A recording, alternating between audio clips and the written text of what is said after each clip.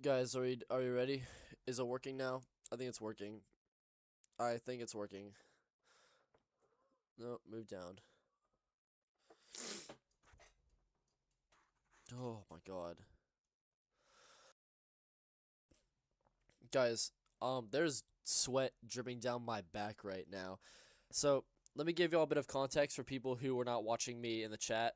So, essentially, I had stream ready, but it was fucking up a little bit, and then my girlfriend texted me, and I had to do something in her apartment. It took about 5 minutes to get there because I had a bike, but on the way back, I didn't have a bike. I had to go on foot. So, I walked, and I looked at my phone, and it said, oh, it'll only take 28 minutes to get back. So I was like, fuck that shit, and I ran in my giant-ass backpack and this dress shirt, which you're not supposed to run in, and I went all the way to this place very consistently running. And I get here, and I'm at this door, right? There's multiple doors to this building, but I'm at one door just because it's the one that's closest to everything. I don't have the key, but there's always someone who goes in and out of that door every 2 minutes or so who does have a key. So I wait there for 10 fucking minutes, and no one shows up. And there's no shade outside that door. You're just standing there in the blistering heat, just hoping that God is going to give you the opportunity to enter the building and get into the safe haven of your dorm. But it did not happen for 10 minutes. And I kept seeing people leave and enter other doors, even though they're not closest to this one, which is the main door. And I was dying out there. And then I finally decided, okay, let me try my luck with another door. The moment I walk away, someone comes out the door that I was just waiting at. And thankfully, I like run back to that door to grab it before it closes and locks itself again. But my fucking sloppy goodness, that was so bullshit. It just invalidated all that running, or most of that running that I had done. Because if I had walked for a giant amount of that, like, duration, I still would have made it in here at the exact same time. So just fuck you to the big universe. Anyway, yeah, so I'm sorry that I'm shirtless, but it's kind of a necessity because I am sweating so much. I'm sweating so much. And at first I was like, is it weird to be shirtless on stream? But then I remember that I see people like iShowSpeed and Kai Cenat being shirtless. So I mean, I'm not black, but I mean, I doubt that's the factor that makes people okay with it. Oh, yeah, I was watching my girlfriend's video the other day. I believe I had the Wikia open for last stream, but we don't need to look at that. And I'll save this for later. Alright, Co-Creation Season 2. Yeah, this stuff surprisingly never resets. Like, it's always like this. Oh, look, he updated this. That's cool. What? Quartz, I believe? Yeah, he updated that. That's really cool. I like that. Yeah, that's really great. It's really clean. Yeah, wow. I mean, Jesus. Okay, well, let's get it all ready then. Let's waste no time. I've wasted so much time already. So, unfortunately, we're going to have to reset this. Oh, shit. We're going to have to put a bunch of levels back because, I have to put a tier list that includes everything up until now, up until the end of 2024. So, let's just get to it. No time wasted. Let's play some music in the background. I just need to make sure y'all can hear me good enough. Actually, no, let me put on some music first so I know how to balance it, and then I'll listen. Demo Radiant. Oh, okay, well, that's cool. Yeah, it turns out in my Poppy live stream, I had no idea that they had a hidden Easter egg thing where if you scan these 8 broken scanners, then you'll just get Pianosaurus dancing in front of you. Dude, I love Pianosaurus. I saw a trailer for him, and I'll play this as a way to test the sound quality. Pianosaurus, please join the chorus. My biggest struggle is starting.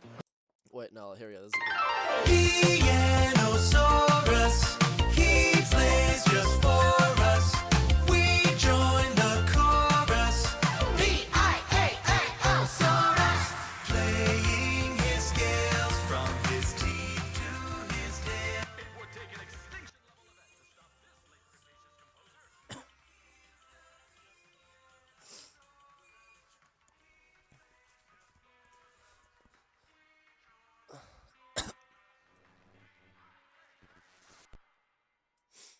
Okay, turns out, it's way louder than I talk.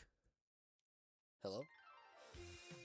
Pianosaurus, Pianosaurus, Pianosaurus.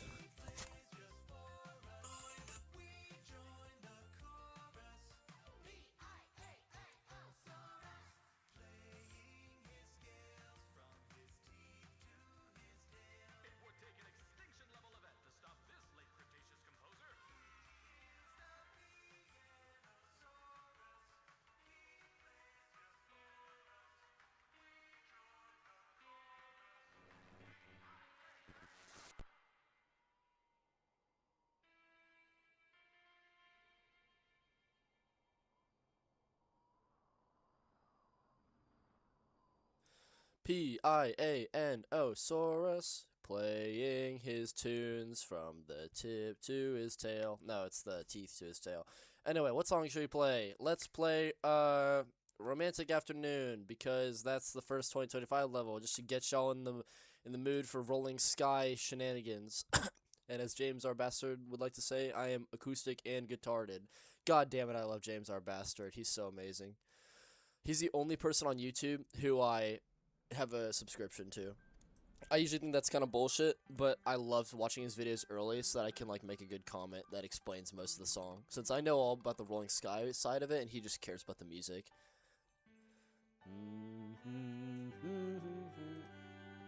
Let me just make sure it's not too loud. Sorry.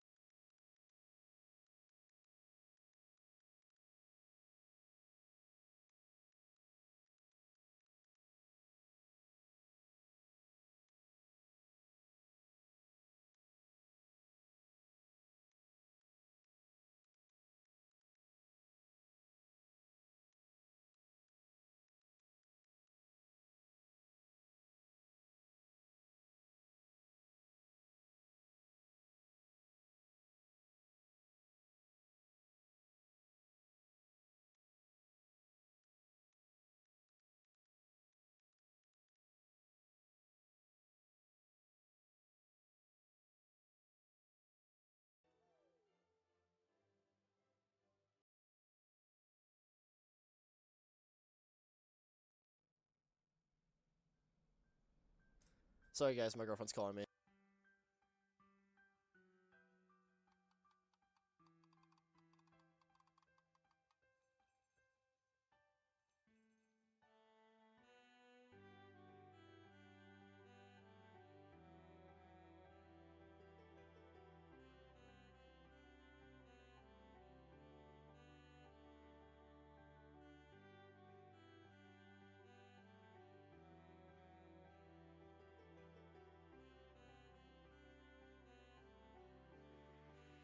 Okay, so my girlfriend called me and she said, "Hey Declan, you're muted."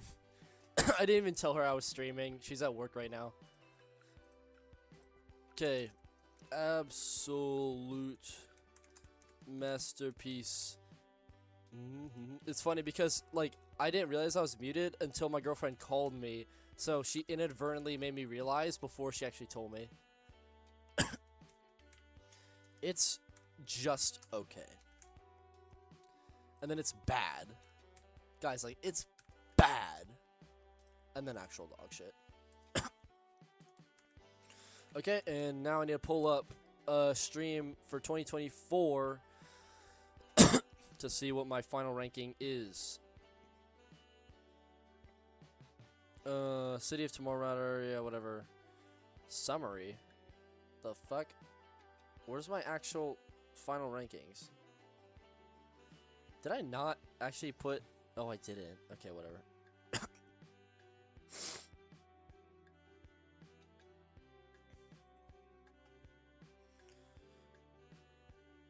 Okay, well, where did I put Revival at? Okay, this seems pretty accurate. So, here we go. This is gonna be a whole bunch of shit now.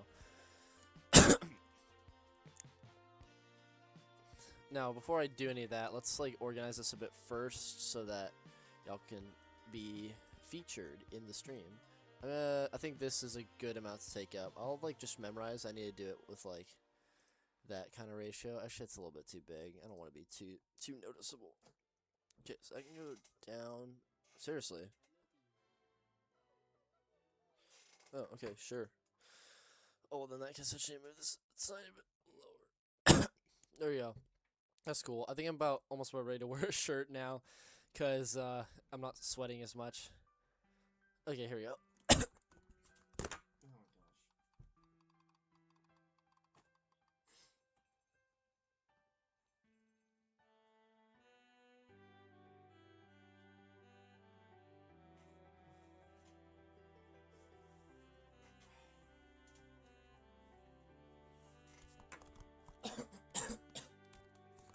Yeah, I'm also coughing because, I don't know, I ran for 15 minutes straight only for all of it to be invalidated by the fuck-ass door not opening. Okay, well, let's see. Castle in the Sky is going up here. Okay, Castle in the Sky is going there, followed by C, Comp, AJR, all of that. The hell's this? Dude, this is gonna take forever. This is genuinely gonna take forever. C, Competition Park. And yes, also, I'm not going to talk about Gen 9. That's just absolute, so don't even bother asking. Competition Park, where the fuck are you? I saw games... How far back? Oh my goodness, bro. Final Grab Wasteland. It's so... I keep getting mixed up when they call it Wasteland versus Wasteland Wildsands. Where the hell am I... Why am I so bad at finding levels, dude? I know it's right fucking there. I don't know why that's slanted to the side, but whatever.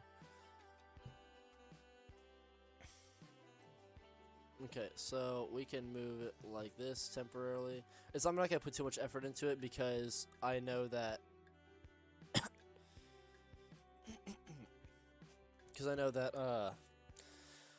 going to have to move it around later, depending on how many levels are stuffed in here. God damn it, bro. It's, like, impossible to find stuff. Okay, Jade Rabbit. And then we have Labyrinth, Microchip, New Year. A Labyrinth, I recognize Microchip from anywhere. And then New Year. Motherfucker, show up. Be here. There you are. Dude, Christmas levels have such a great track record, and Halloween levels have such a mediocre track record. It's so unfortunate how it, like, it's very, very consistent with the quality. Now, Magic House technically was a Halloween level, but we'll get to that later. But, you know, I think Magic House might be the first to break that trend, or not. I think y'all know which two levels, at the very least two, I'm gonna put in Masterpiece. But I have a lot of things to say about this year. This is like probably the most interesting year of official levels. So, yeah, this may not be less than 7 hours. Someone was telling me like, oh, Great, here we go with another 9-hour stream. I was like, okay, it's not 9 hours. It's gonna be like 7. Dude, Kingdom War? Oh my god. Wait, yeah, okay. I can talk about Kingdom War since that's 2024. Kingdom War is the most nostalgic level. Like, it looks so old. Like, it looks like it was made in 2017. I don't know how they, like, recaptured that. Like, the graphics look so low. Like, the fire looks so fake. Everything about it looks fake in the cover. And the objects in the level look so flat. Like, they look like they have no lighting. But it actually works, because it makes the level feel extremely nostalgic. God, my nose wants to sneeze really badly. Dude, that running kind of fucked me up. I already had mild allergies, but for some reason that run made it a lot worse. My nose I cannot breathe through it right now. World Cup. World Cup pipeline. Wait, where's Hub? Oh, there it is. World Cup pipeline Christmas neon. World Cup pipeline Christmas neon. Sorry, I can say that though because I'm Asian.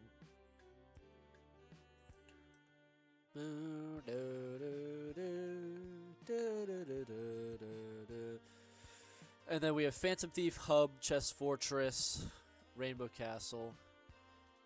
Phantom Thief, look for something exploding. Phantom Thief, Hub. Well, yeah, here's Rainbow Castle. Where's my Chest Fortress? You're here. And Hub. Surprise, surprise. We're actually going to put Hub above Phantom Thief because I think Hub is just that good. It's going all the way fucking up here. I love Hub a lot. Not as much as Pipeline. It comes very close though. But Pipeline and Hub is probably the best duo of all time because they're both just so good. Okay, let's see. And then we have 1 second.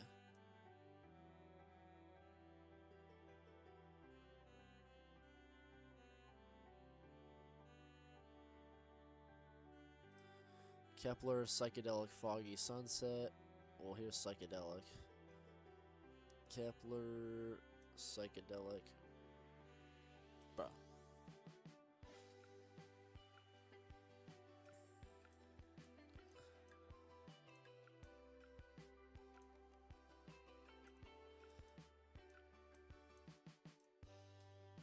Damn it.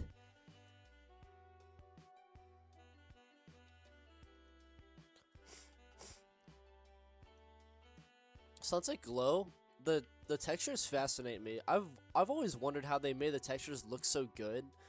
And it's also weird because I think it's one of the few levels to just have straight black jump pads. Poker has them, but it's really rare. And I'm really impressed that the textures look so good on Sunset Glow. It's a weird abnormality. A Wizard of Oz, Wizard of Oz, Dinosaur, Bastion, Fairy Tale. I'm surprised I put Bastion that high. I didn't really care about the level, but maybe it's just because I understand how objectively good it is. Damn it. Where's Wizard of Oz?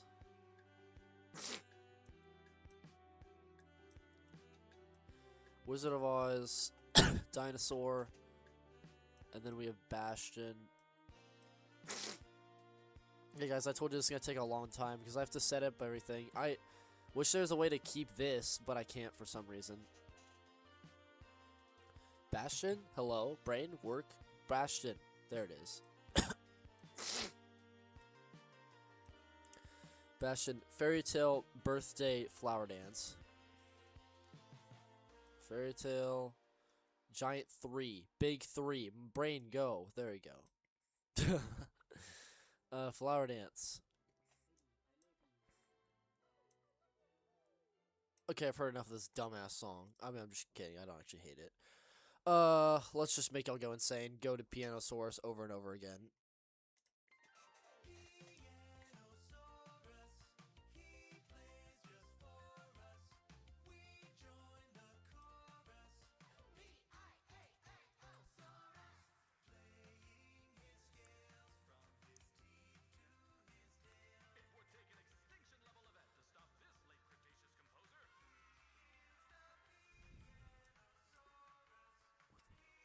Where the fuck is Samba? Oh, well, Samba's here, but Brazil's up there. I still mix up their themes to this day, because the themes look dog shit. Okay, we're gonna zoom out a little bit. Hello? Brain, work. Where's the zoom? There it is. Oh yeah, this is just gonna keep playing on loop, by the way, so get used to it. Day of the Dead. Well, actually, I should probably, so I could see better. Dude, this song actually is like pretty musically good for some reason. So, okay, Falling Blossoms, wait, how much battery do I have? Oh, I'm fine. Falling Blossoms, Fantastic Sweethouse Reggae. Falling Blossoms? Hello?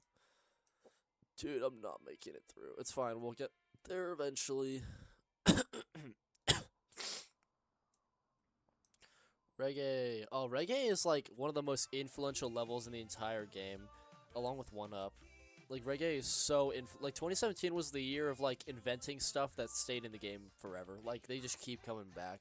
Mostly in Minimax, more so than Cheetah Mobile, but like they're extremely beneficial to the game. City, Halloween, Time Machine, Passionate Love. City, Halloween, Time Machine. Dude, I'm a little bit pissed off with Time Machine for not using the fiery theme, because god damn it, I wanted that theme so bad. That was a good, like, that was such a good theme. Did I also, where did Forest go? Did I not put it up there? I swear I did.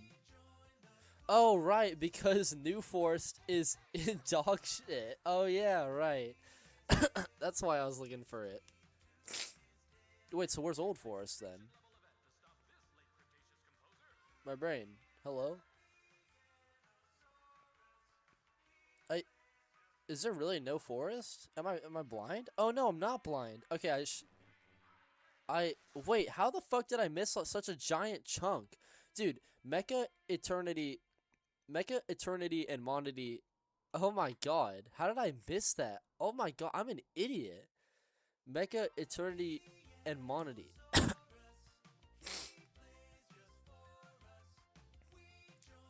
Mecha, Eternity, and Foggy. I can't believe I missed all of that stuff. Dude, what? It's because I thought that Delicacy was Sunset.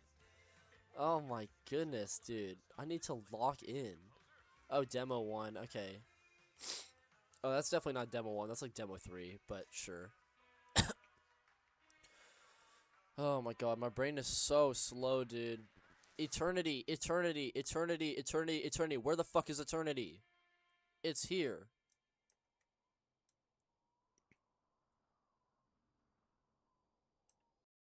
Monody, Old Forest, and that thing. Oh, well, I mean, technically this is Old Forest. Yeah, fine. So we're technically jumping ahead into 2026, but we can put this here. And then Easy is going all the way in dog shit. Yeah, because it's just, like, so offensively bad in every conceivable way. Like, it's like the people... Well, I say the people, but we know it's TSR now. It's just the fact that TSR, like, just butchered the level and disrespected it so much. And this is, like, one of her first, like, ever things in the game. Like, she made Spectre Remix, and then very shortly after, she went ahead and decided, hey, I think I have enough authority to fuck up one of the most beloved levels in the game. Passionate Love, Tetris, but we'll get more into TSR and all that later, because now we know who all of the routers are, most of them, but pretty much all of them. Teeth to his tail. It would take an extinction level event. The piano source. So we have Deep Space, Basketball, and Delicacy. So we have Deep Space. Wait, why the hell did Eternity go all the way there? Deep Space, Basketball, and Delicacy. Tell me if I messed up anything, by the way. First 5 lows are officially 10 years old. That's crazy, dude. I can't believe that. That is fucking ridiculous. It's crazy that I first touched this game. Okay, when it hits March, around March, that's when I first touched the game. That's fucking crazy, dude. I can't even believe that it would have been 10 years since I first laid eyes on this game. Tetris, Midnight Carnival, Circus.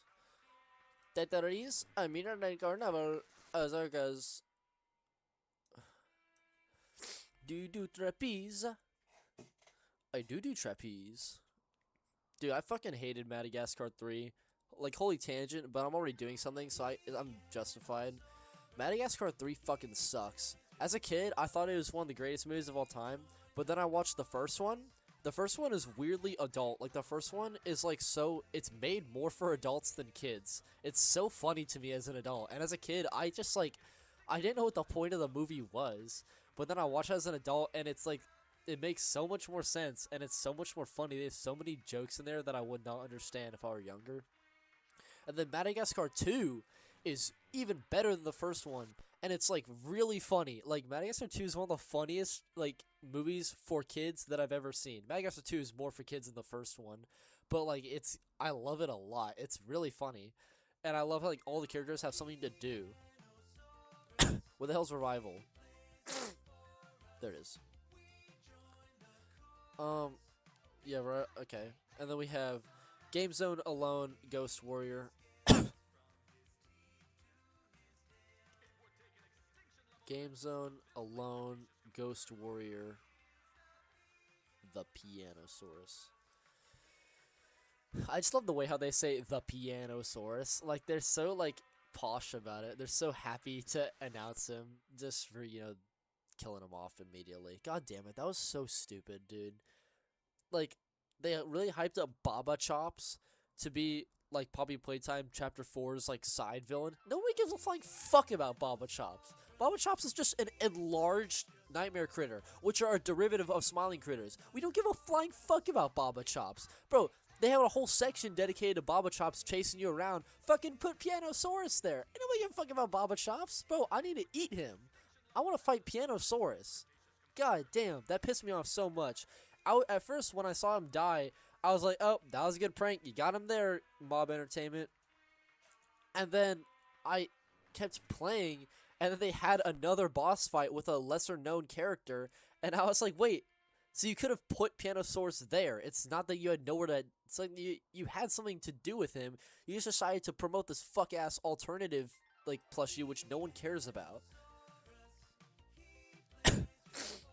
Okay, Spectre Football Beat Party. Playing his tunes from the teeth to his tail.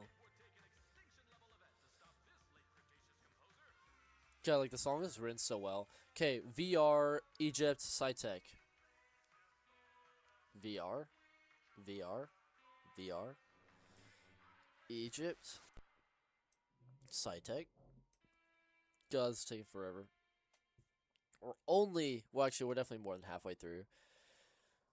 Okay, Nirvana, Fireworks, Mental Rave, Giant Big 9. How could I miss it? Nirvana, Fireworks.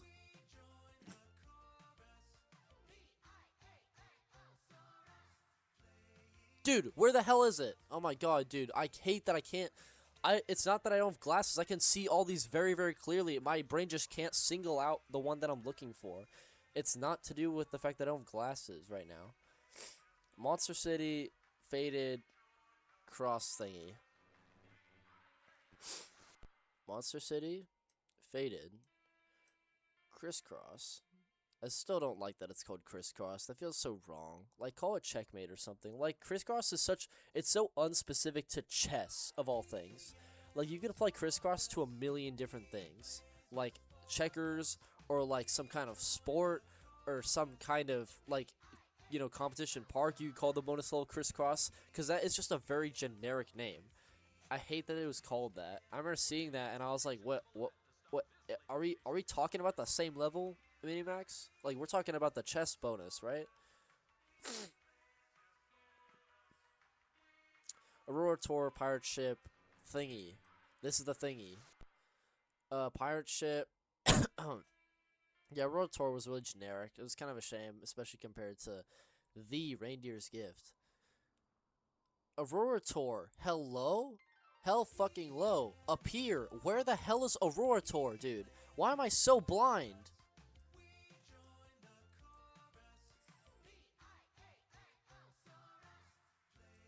Dude, I hate that I can't see. Like, I hate that I can't see these. Like, at first I thought it was because I'm autistic, but it seems to have gone worse slowly over time. Like, I'm slowly not seeing things as much as I used to be able to. Like, my brain just doesn't process fast enough. I might just be getting old, chat, but I know that's not the case because I'm just significantly dumber than a lot of other people.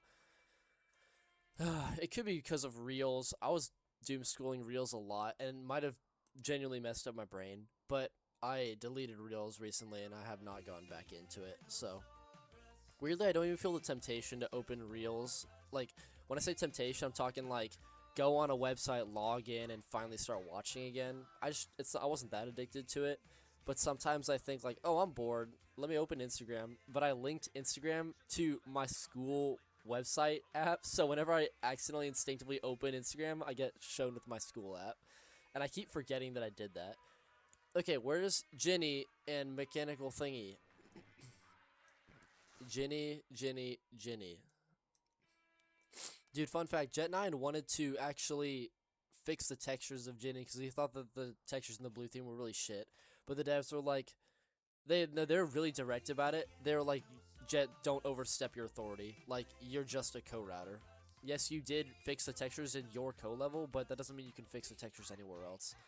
So I kind of respect them for that. I mean, again, I'm bummed out because, you know, it would be cool to fix a bunch of textures. And it's also ironic because then they eventually let other co-routers like WhatWF and LiGaYB and Spheres and whatnot participate in official levels. But, you know, at least they held their ground sometimes. I just, you know, I'm trying to give Minimax the most basic level of respect. God, where even are we? Okay, so Monster Chorus, Enchanted, and Love E. Monster Chorus, Big Giant Bat, Enchanted Lamp with the glass, and Love E.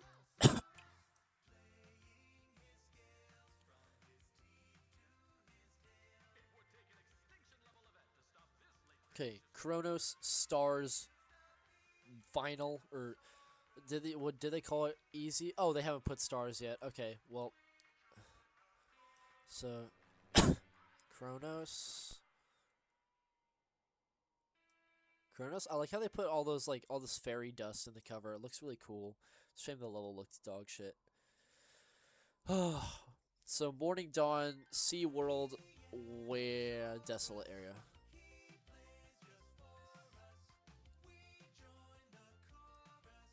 It's funny that right back to back they ended up being. So Desolate, Alone Remix, Snowy. Desolate, guy searching for the thing, yeah. Desolate, Alone Remix. I already forgot the level that I said just now, Snowy. I was about to say Sorority. Okay, I've made y'all go a little bit insane. Let's listen to Canyon Encounters, Fortuna. It's not even gonna give me the song. Oh, it is. Yeah, just, you know, get a bit of backstory, a bit of recap before we get into the season of 2025. Are you just not gonna let me click the video? Okay, there we go.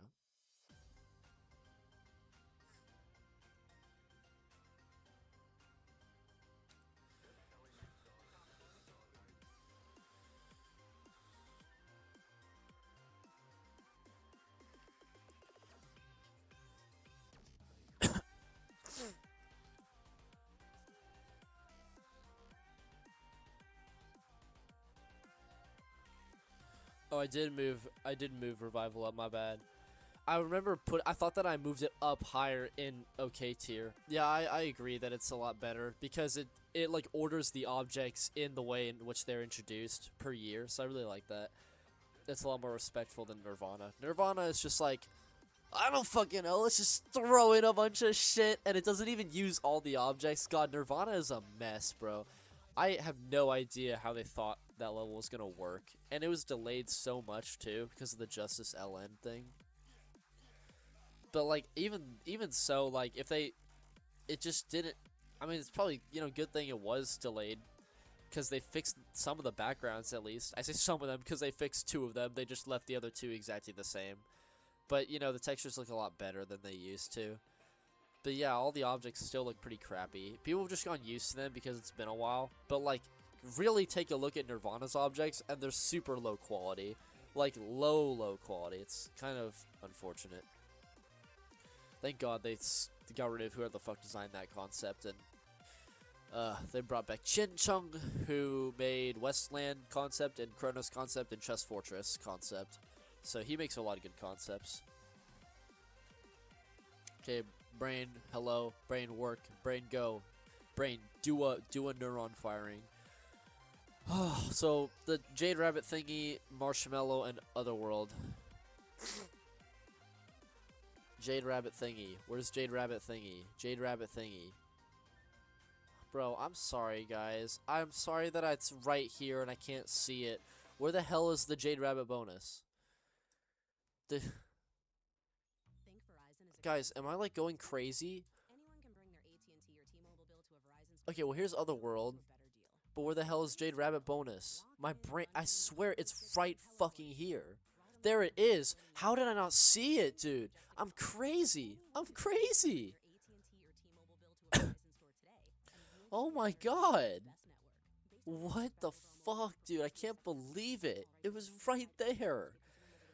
Championship, Brazil, Jack-o'-lantern. Championship, Brazil, Jack-o'-lantern. I think it's also because there's so many levels, so I keep forgetting when all these things came out. So I have no idea where to even start looking. Except now I know where Jack-o'-lantern should be, and it took me way too long to find it anyway. So, football field, eternity, faster.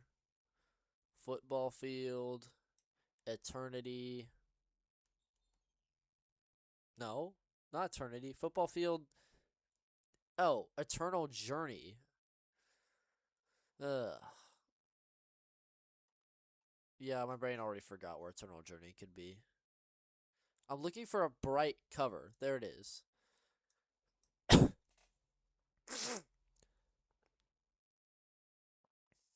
Red Empire is not Russia.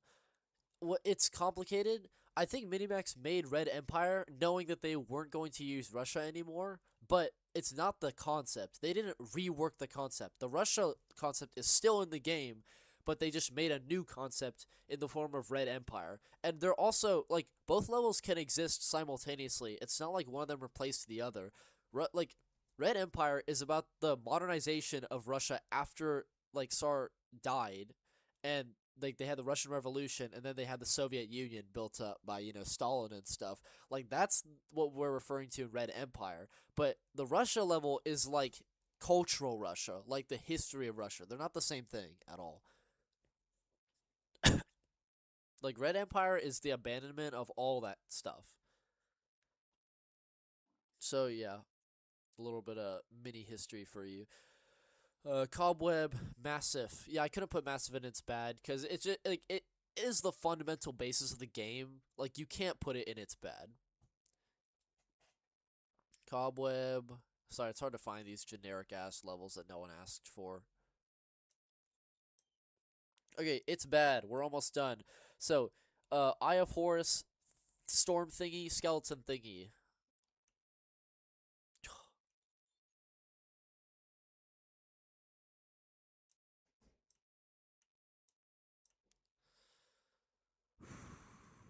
Guys, I'm just as pissed off about this lack of being able to find things as you are. Illusion Kung Fu Cube. Illusion Kung Fu Cube. Well, that was easy. Joker Tactic Canyon. Joker Tactic Core Canyon Encounter. Bingo, bingo, bingo, bingo, bingo. Oh yeah, right. I forgot to loot this one. Dude, Canyon Encounters could have been so good, but it just wasn't at all in the slightest. Damn it, where did I put Abyss Traps? I definitely put Abyss Traps somewhere and I forgot about it. Oh, no. Guys, where's Abyss Traps? I'm trying to find it. Guys, hello? Brain, do a thing. Where's my Abyss Traps? Oh my god, I have to go through all of them, dude. I can't fucking find it.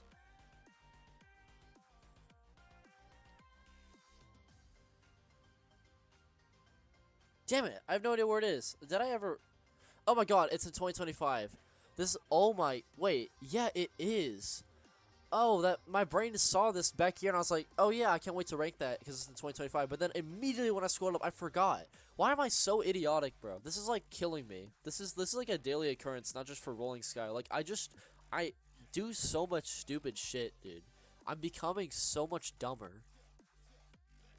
It's really unfortunate. I don't know if I'll ever come back from that. Emerald City, Dynamic Cube, Winter.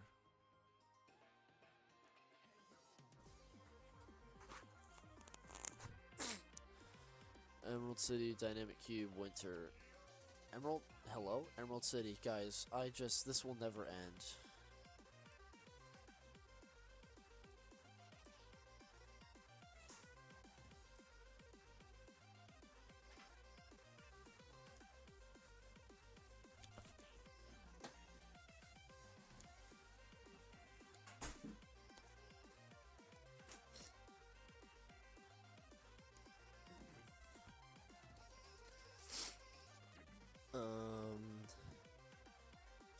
Clown, Gemini, and Christmas Gospel.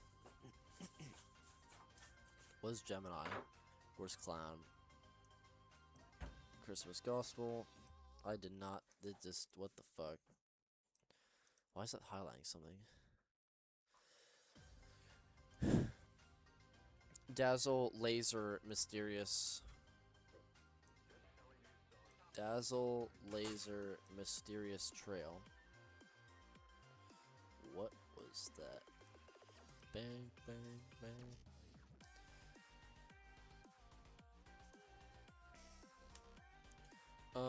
Shadow Warrior, Hoop Dream, both ignites. Wait, really? I put new ignite below old ignite? Oh, we're changing that up right now. New ignite, I realize the song just makes the level so much better. Kind of.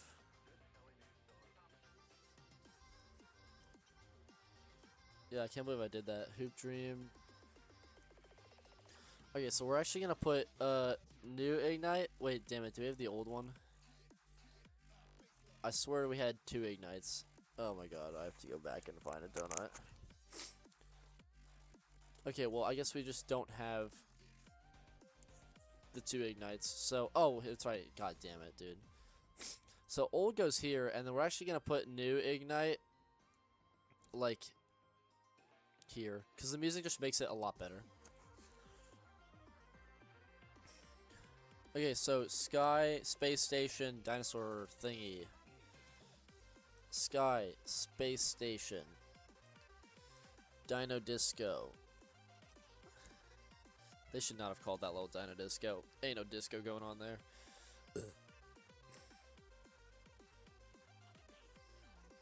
Cloud Candy Spring Festival.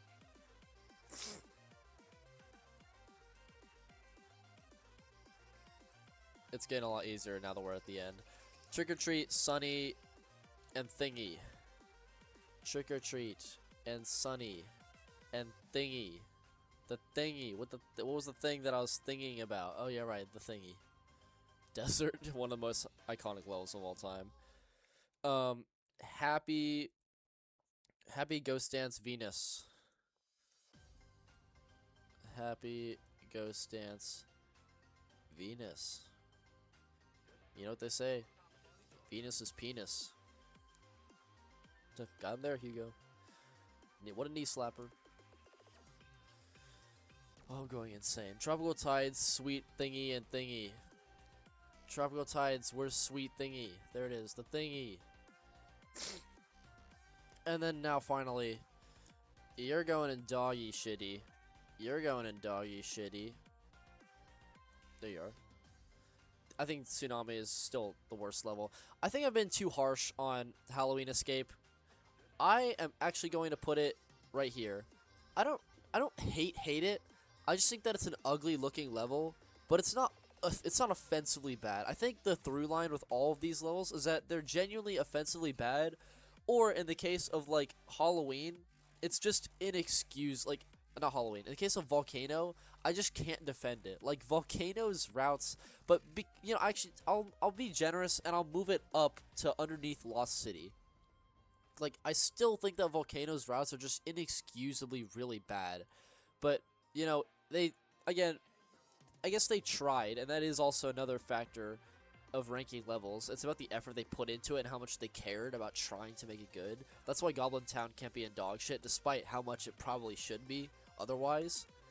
So then we have Golden Christmas. Oh, you're staying all the way down there, little bro. Fuck you, Golden Christmas. Anniversary, it's really cluttered, so it is offensively bad. And then wait a minute, what level am I missing? Oh, right, because I moved up Halloween Escape. Yeah, so this is how I'm gonna rank them, pretty comfortably like that. Now, Christmas. Where did I put Christmas? I somehow forgot to put it behind Pipeline. And then what else did I forget about? Mental Rave. Oh, where are you sitting at? Mental Rave is by Fireworks. And then Monster City comes after that. Okay, so we're correct. Now, let's get all the 2025 levels ready. Dude, I don't even know what canyoning... I don't know what Fortuna is supposed to be. Like, this song is made by Mayuk, who composed Metropolis, which is the parade bonus. Forgot what it's called. Masked Ball. But, yeah, I don't know what the song is supposed to be. In the same way, it kind of fits the level, because I don't know what the level is supposed to be either. But, yeah, the song feels so odd. I guess it's trying to be some kind of oriental song, like a training. Because I hear some, like, you know, fighting noises in there. But then they also have some electronic, like, space station, like T-minus 10 seconds thing. So I have no idea what the song is trying to be. You have all those high-pitched voices, too, that don't really connect either. I didn't talk about the song enough. I was just so focused on how badly they cut it together. Yeah, I'll individually talk about City of Tomorrow and Celestial Vault, because they're never going to be in a ranking live stream, because they got cut off at the end of 2025. Or, you know, hopefully Minimax will just come to their senses and call it Season 3. Then I can include them. Okay, so January, we have Romantic Afternoon, and then RoboToy.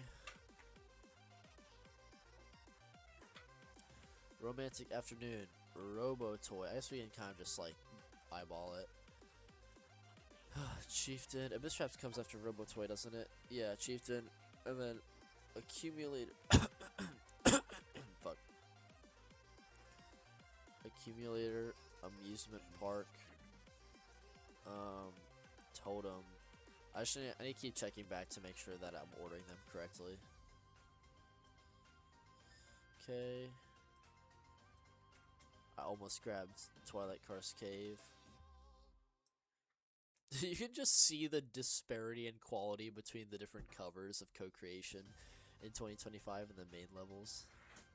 So Workshop comes after Magic House. Okay, yeah, this lines up pretty good. Toy Blocks, Delusion Circle, Cthulhu. Damn it. Toy Blocks. Oh, I have a lot to say about you. Delusion Circle. I don't have a lot to say about you. And Cthulhu. I do have a lot to say about you. And then I think we're just about ready to throw into the birthday levels. Cubic Fission, Ghroth. Cubic Fission. My brain. Hello? How the hell did I lose it? Oh my god.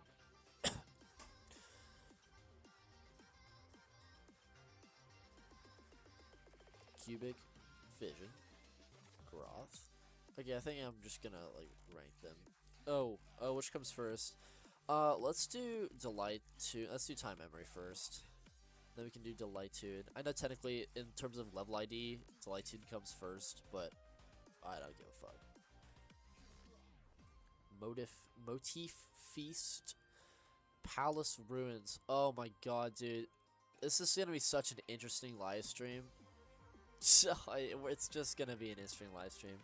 And then I believe we have Red Empire and them. That's it. Okay. So that's all of them. And now I know that in this one I can just drag them in the same exact way. So where's Romantic? There you are. So you go first.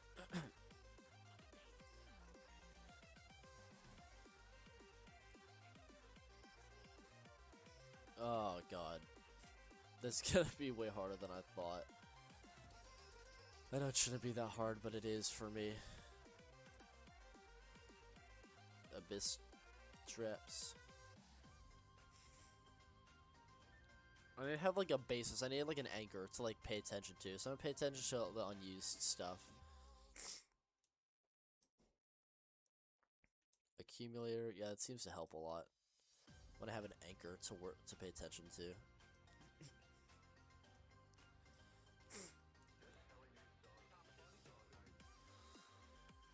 God, there's so many news and olds now.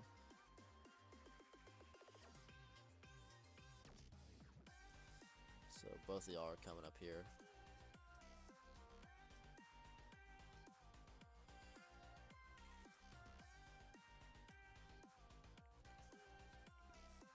Okay, so you're both coming up here.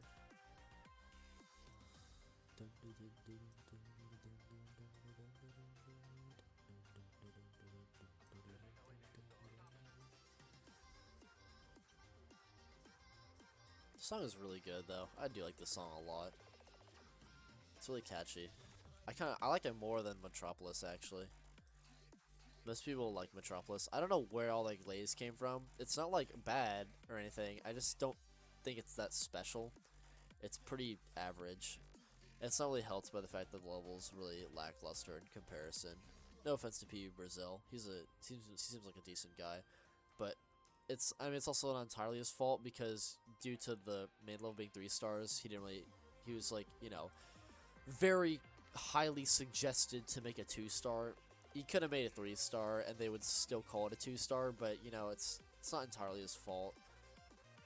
And you know, he made the level a lot more interesting than the main level, so he tried somewhat. And then we have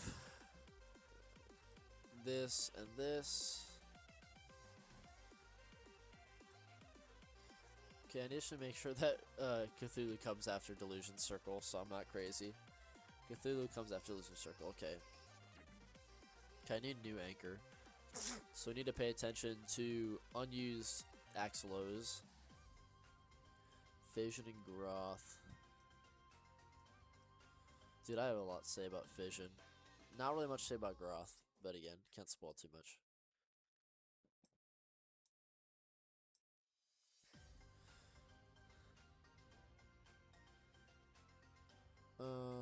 Okay, let's see. Yeah, we can listen to Zone 22.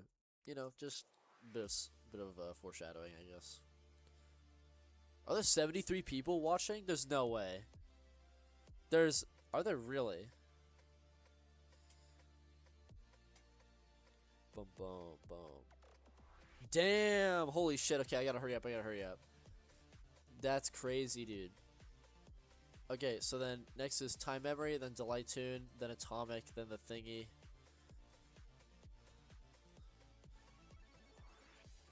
Guys, you're not gonna hear my opinions on this all for a long time, so I'm just gonna say I fucking love Zone 22's song. This song is so catchy. They need to bring this guy back, absolutely. What's his name? He's like a one-time guy for now. This is his first song to Rolling Sky. It's so catchy, dude. It doesn't even have much going on. It's a very simple song, but I just like it a lot. It's such an upbeat, like, catchy song, but also fits the tone a lot. Sounds really scrappy.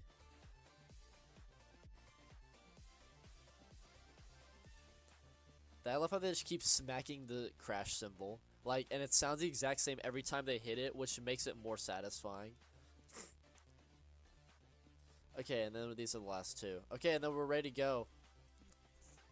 Right now, I'm very confident about this. I've kept my opinions on this very much hidden. No one knows which levels are going in the bad tiers. No one knows which ones are going in bad. No one knows which ones are going in dog shit.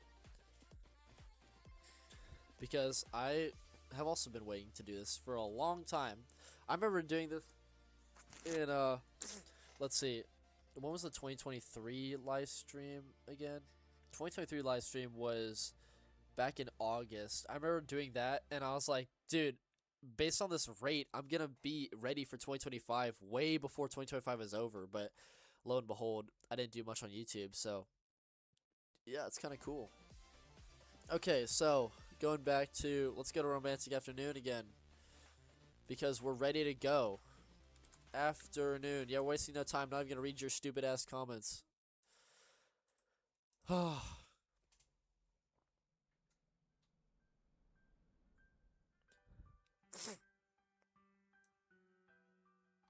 Sorry.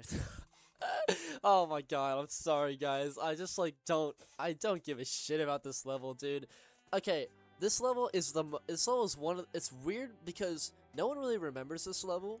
Probably because the main level came in 2024, so people just kind of subconsciously think that this level came in 2024, and they kind of just forget that it exists. It's a weird thing. But basically, like, Romantic Afternoon, it's so attention-seeking.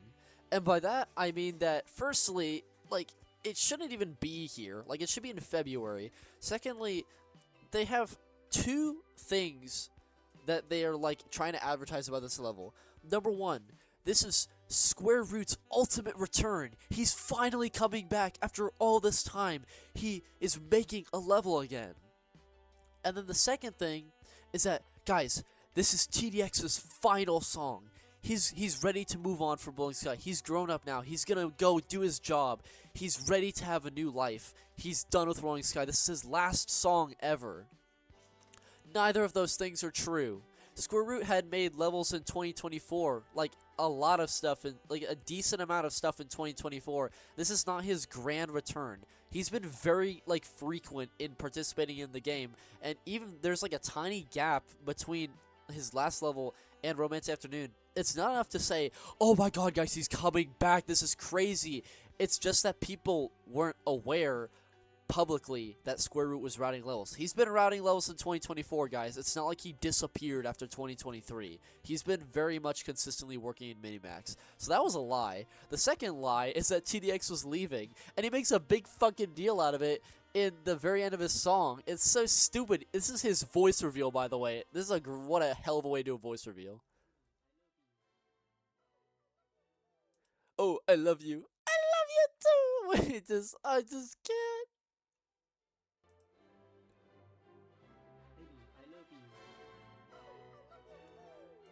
Oh my god.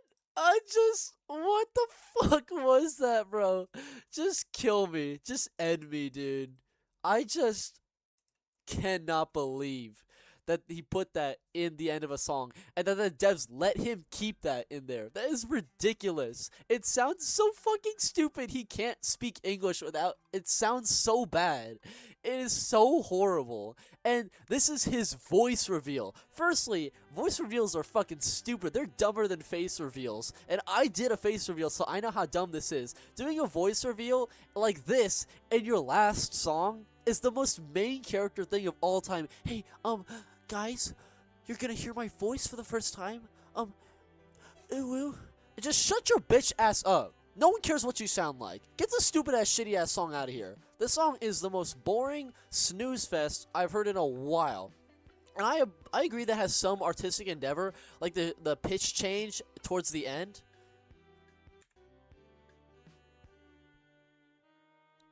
See, right when you get here, this is where the song gets pretty good, but then it gets fucked up by the ending, so it kind of cancels it out. But this song is just such a generic level. It's the exact same drum like loop from beginning to end.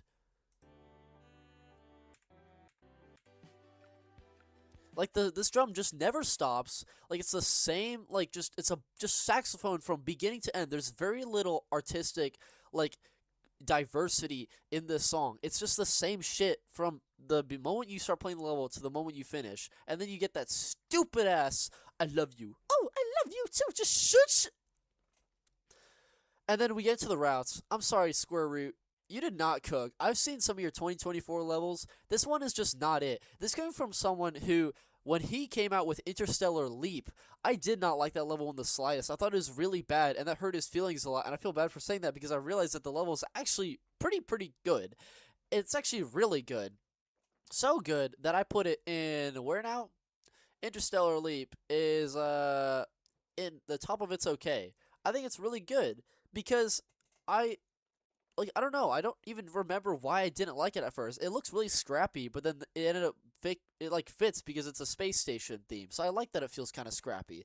And at first, maybe I was opposed to the idea of them introducing another theme in the bonus, but now I realize I kind of like that. That's kind of cool. I'm glad the theme was used more than not.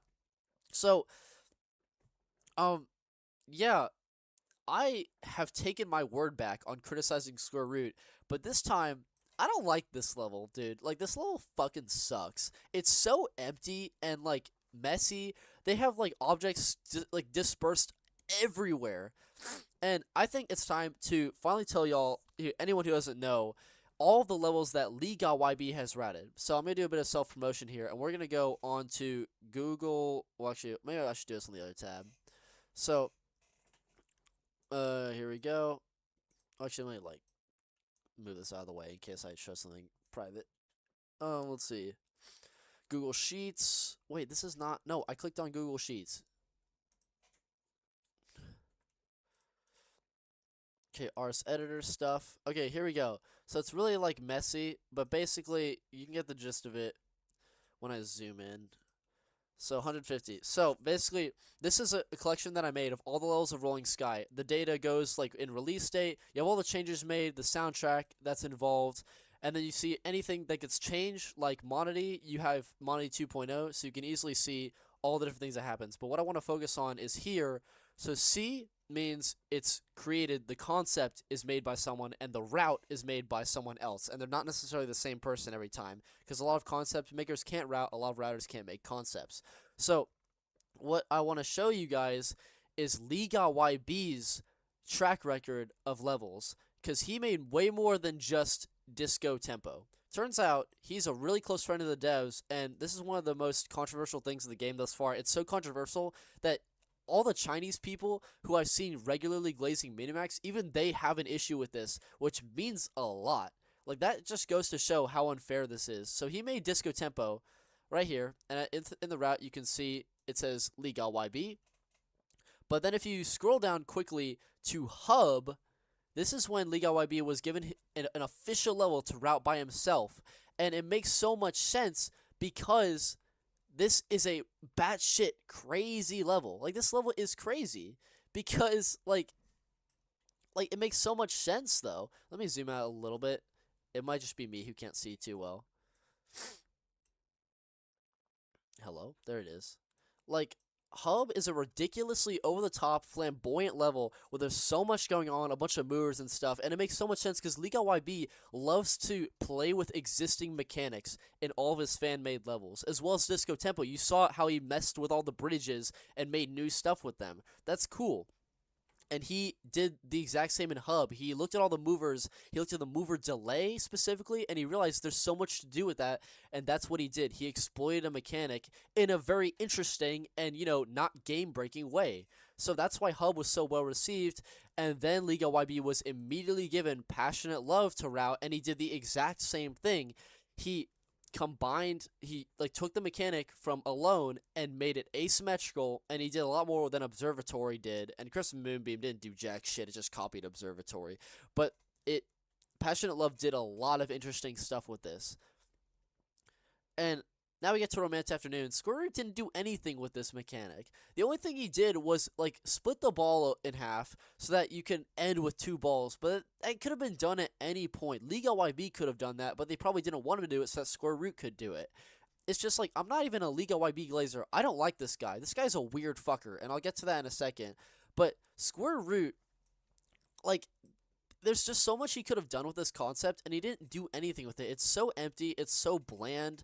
The collectible routes are so messy. He uses the, like, swinging tiles from introduced to Knit Kingdom, but they're so off sync, and this isn't his fault. But again, he used them knowing that they were off sync, and they just don't line up at all. Another issue is that he hides jump pads behind objects in a really annoying way, because, again, like I said, this is a very open level where pretty much nothing is going on. And so when you have a jump pad hidden behind an obstacle, it's just annoying because all of a sudden now something is cluttered. And that's another inconsistent factor about this level, in that it's so cluttered when it uses blocks towards the end, but he never, like, puts objects together in a satisfying way. LiGaYB was able to put objects together in a very satisfying way in both themes in every single section, and he managed to use all of them with a lot of interesting stuff. But Square Root just didn't do anything interesting with this concept at all. And this is Square Root. This is the guy who's made stuff like Jade Rabbit, so he's very capable of it, but this is just not the grand return that Minimax was hoping for. And again, TDX, it's so stupid because, again, I hate it when people are all, like, so confident about leaving. They're like, oh, it's time to grow up, it's time to move on. This motherfucker comes back very sooner in Totem, and you can make the argument, oh, well, he already made the song. This is what this icon means. He already made the song, so it doesn't count. This motherfucker comes back in Magic House. He doesn't actually leave. He says that he leaves. He makes a huge deal of it. He reveals his voice, ooh, but then he comes back immediately after, because turns out he can't move on from the game. Turns out he is not ready to have a life now. And it's just so silly how he made such a big deal out of this in Valentine's and, you know, fucked up the ending of the song just for that, only to not actually follow through with his promise of leaving. That's how a lot of these people function. You have people like Y3G, who's a beta tester and he's the router of breaking, but he always kept saying, okay, I'm done for good, I'm leaving, but then he keeps coming back, and he never announces when he comes back either. He always says he disappears, but then he quietly slips back in. And again, I don't hate this guy, because he actually apologized to me very recently. He was like, listen, I'm sorry the way I, like, treated you with, like, my God group and stuff. My God is, like, the whole Chinese Minimax glazer friend group, who don't actually glaze Minimax as much anymore due to LiGaYB stuff, but Y3G was apologizing to me, and he said he wasn't the greatest guy, so I respect that. But Y3G keeps coming back, and so do a lot of people who say they're done for good, and they're actually not. Now, I think it's time to get into the LiGaYB controversy, now that I've already brought him up in this example. The LiGaYB thing is really juicy, because turns out the first point of contention that a lot of people in Minimax, like co-routers and stuff, don't like this is because LiGaYB was paid hundreds of dollars for working on every single level that he's worked on. And when I say every single level that he's worked on, let's go through this list right now. So I'm going to search up every single level that LiGaYB has touched. What the hell is that? Okay, Control F, LiGaYB. Okay, maybe I should, oh, I can't specify the route. But basically, let's just go through all of them. See how there's 45 examples of this guy contributing to the game?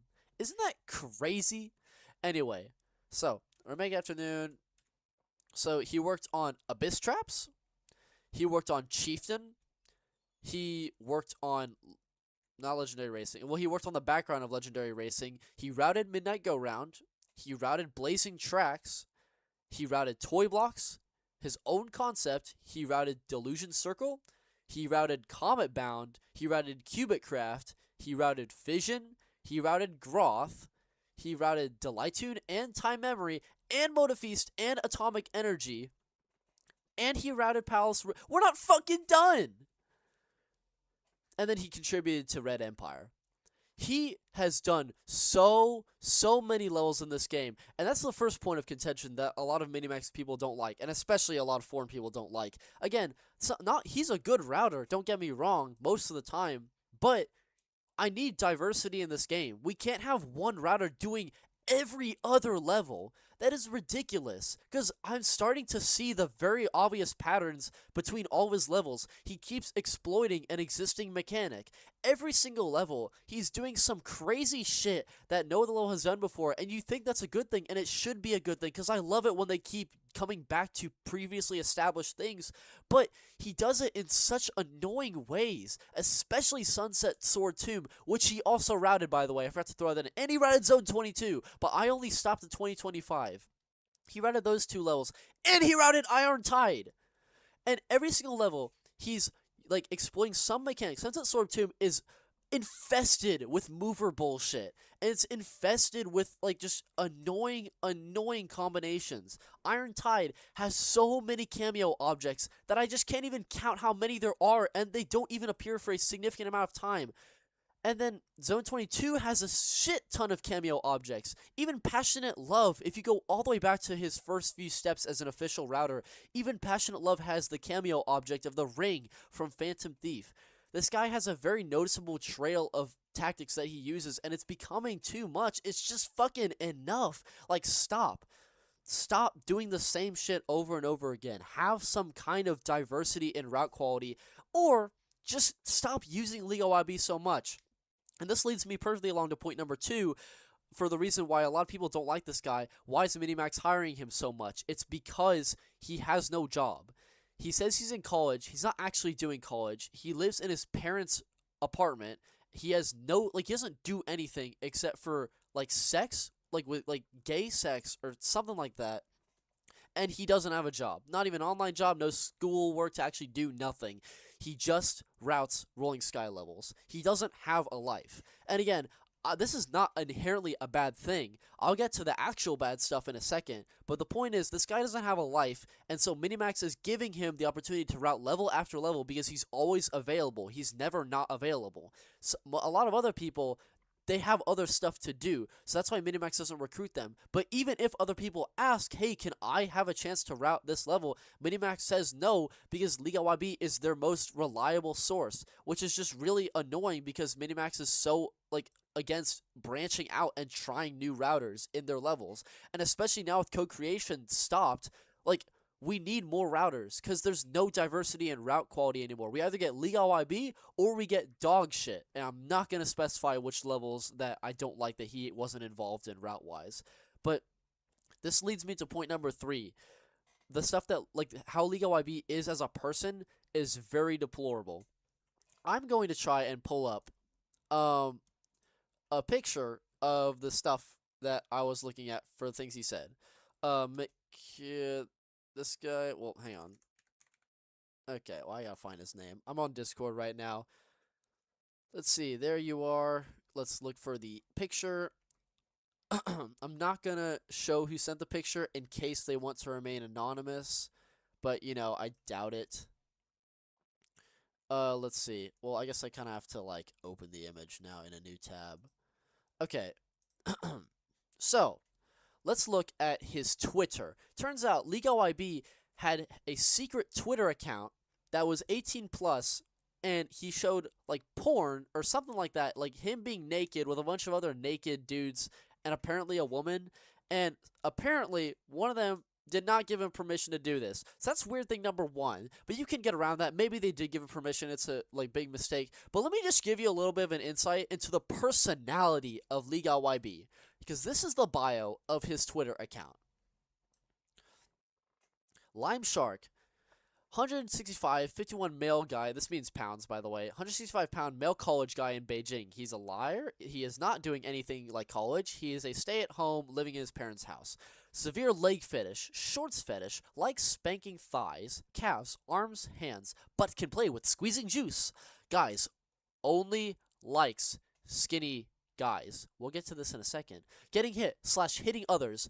Only like main or sub. Both okay. Ooh.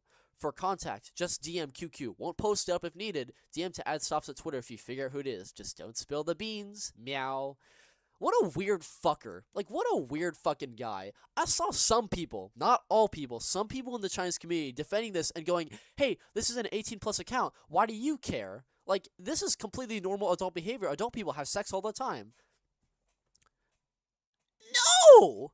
No! This is a weird fucking thing to say, bro. This is not normal adult behavior. Adults don't talk like this. We don't have these fetishes. We don't talk this way. We don't say meow. We don't type ooh woo in the form of all these goofy ass texts. We don't have secret Twitter accounts. We don't post naked videos and pictures of people, and especially not without their permission. So that is something that has happened recently, and a lot of the people, in my god especially, just have realized that they can't even defend this stuff anymore. Like Walker Turkey, he's realized that this is just fucking weird, and Walker Turkey was actively arguing with a bunch of people who are saying, oh, this is normal adult behavior. So this is why I've come to respect my god just a little bit more, because if they're telling the truth, they actually think that this is weird, which is great because they're finally not glazing Minimax relentlessly anymore. And the reason why they're not as prone to glaze Minimax this time around is because all of them are co-routers. All of them made levels without getting paid, and then along comes LiGaYB to route Comet Bound, which steals all of their routes, and he gets paid hundreds of dollars for that, while they get paid nothing.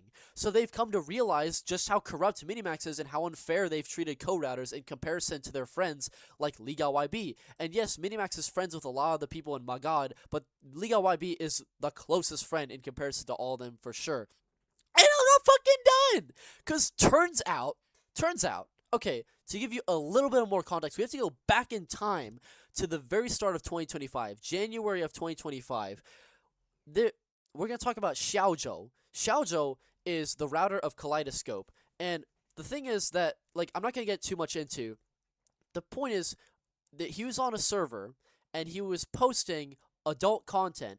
It was not naked anime women as far as I know, but I do know that it was anime women in thongs, bikinis, that stuff, like their ass, like hanging out, like tits right in the face of the, picture. And he was sending this to people who were under 18. He was saying it to a chat that under 18 people could access anytime they wanted. And then he reserved all the naked stuff for his 18 plus channel. But that's still not okay. You still can't show people under 18 when you're well over 18, like pictures of, thong bikini anime girls. That's really weird. He had it in his, banner on Discord. He had it in his profile picture. You could easily see this stuff if you were under 18. And then some people saw that, and they said, hey, isn't that actually a little bit weird? So what does any innocent person do when they get caught? Xiaozhou left the server.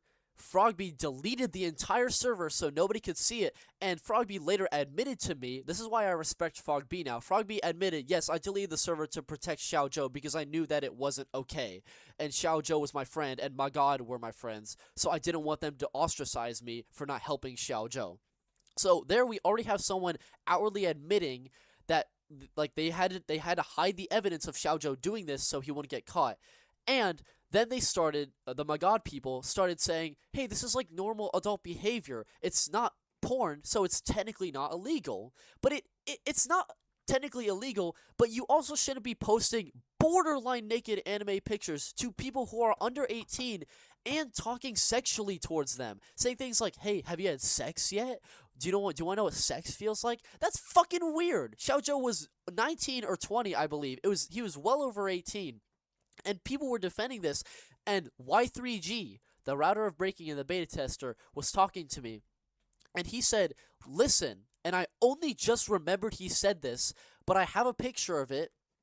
Y3G told me in January of 2025, listen, you do realize that a lot of other people in Minimax are guilty of doing this too, right? LiGaYB has done this before.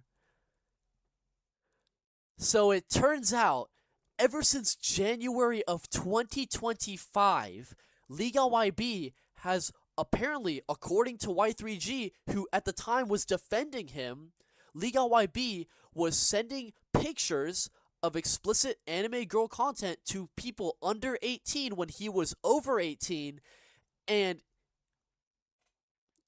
he's been doing that for over a year. So, not only is LiGaYB a weird fucker, not only has he been posting people apparently without their permission, but he's also been talking sexually to minors, and he's also been sending explicit anime girl pictures to minors. So, if that's public, if we know that, imagine what he's done and no one else knows that yet. Imagine what he's done that Y3G doesn't know about. Now, Y3G, I hope his opinions have changed on the subject because, again, my god seems to not really like LiGaYB anymore. But there was a time when they defended stuff like Xiaozhou's actions and hid the evidence and made sure that no one would know about it. So I hope that my god have grown up. But the fact still stands that LiGaYB has been doing what I described Xiaozhou was doing since January of 2025. So basically, we need to get LiGaYB out of this game. And Y3G is a very trusted source because he doesn't like me, or at least he didn't like me. So the fact that he told me that means a lot because he doesn't like to tell me stuff that goes on behind the scenes in Minimax because he knows that I'll actually exploit it and tell people about the bad stuff Minimax is doing.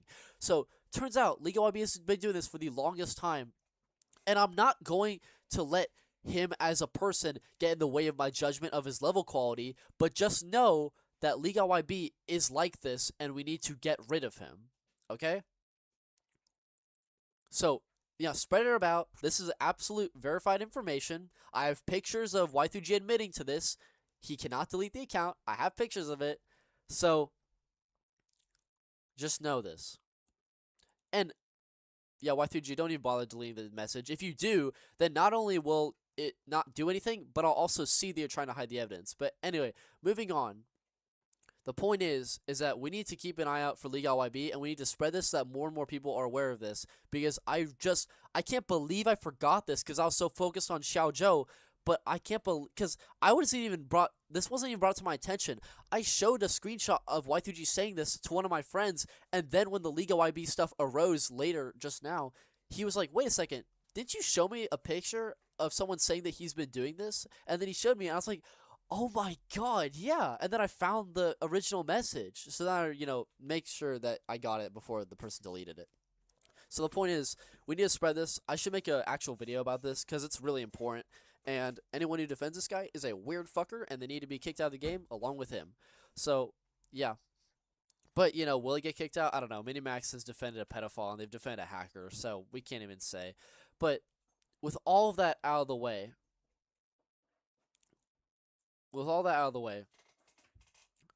let's go rank Romantic Afternoon in the main tier list. So it's bad, but now where would it actually be?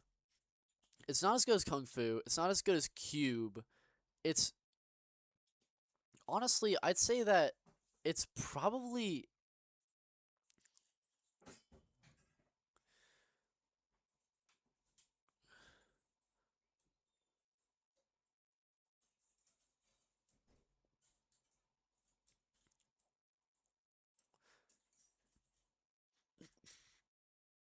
yeah, it's not as offensively bad as Emerald City. Actually, it's not as offensively bad as these two either. Yeah, here goes Romantic Afternoon. Yeah, so fuck LiGaYB. Get him out of the game. He's a weirdo. In fact, just for good extra measure, now that I've already mentioned Y3G by name, maybe I should actually go find the message just to, drive the point home a little bit. So let's go into our Discord messages and grab the thing. Let's see. Okay. Pin message. Oh, perfect. Oh, perfect. You're a genius. Thank you so much. I don't know what that was. I don't know what that did. Let's see.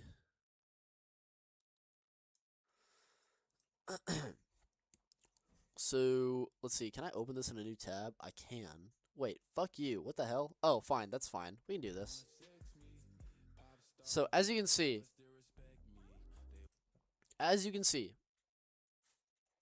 this is Y3G in our DMs, and I'm recording us actively talking about this in January of 2025.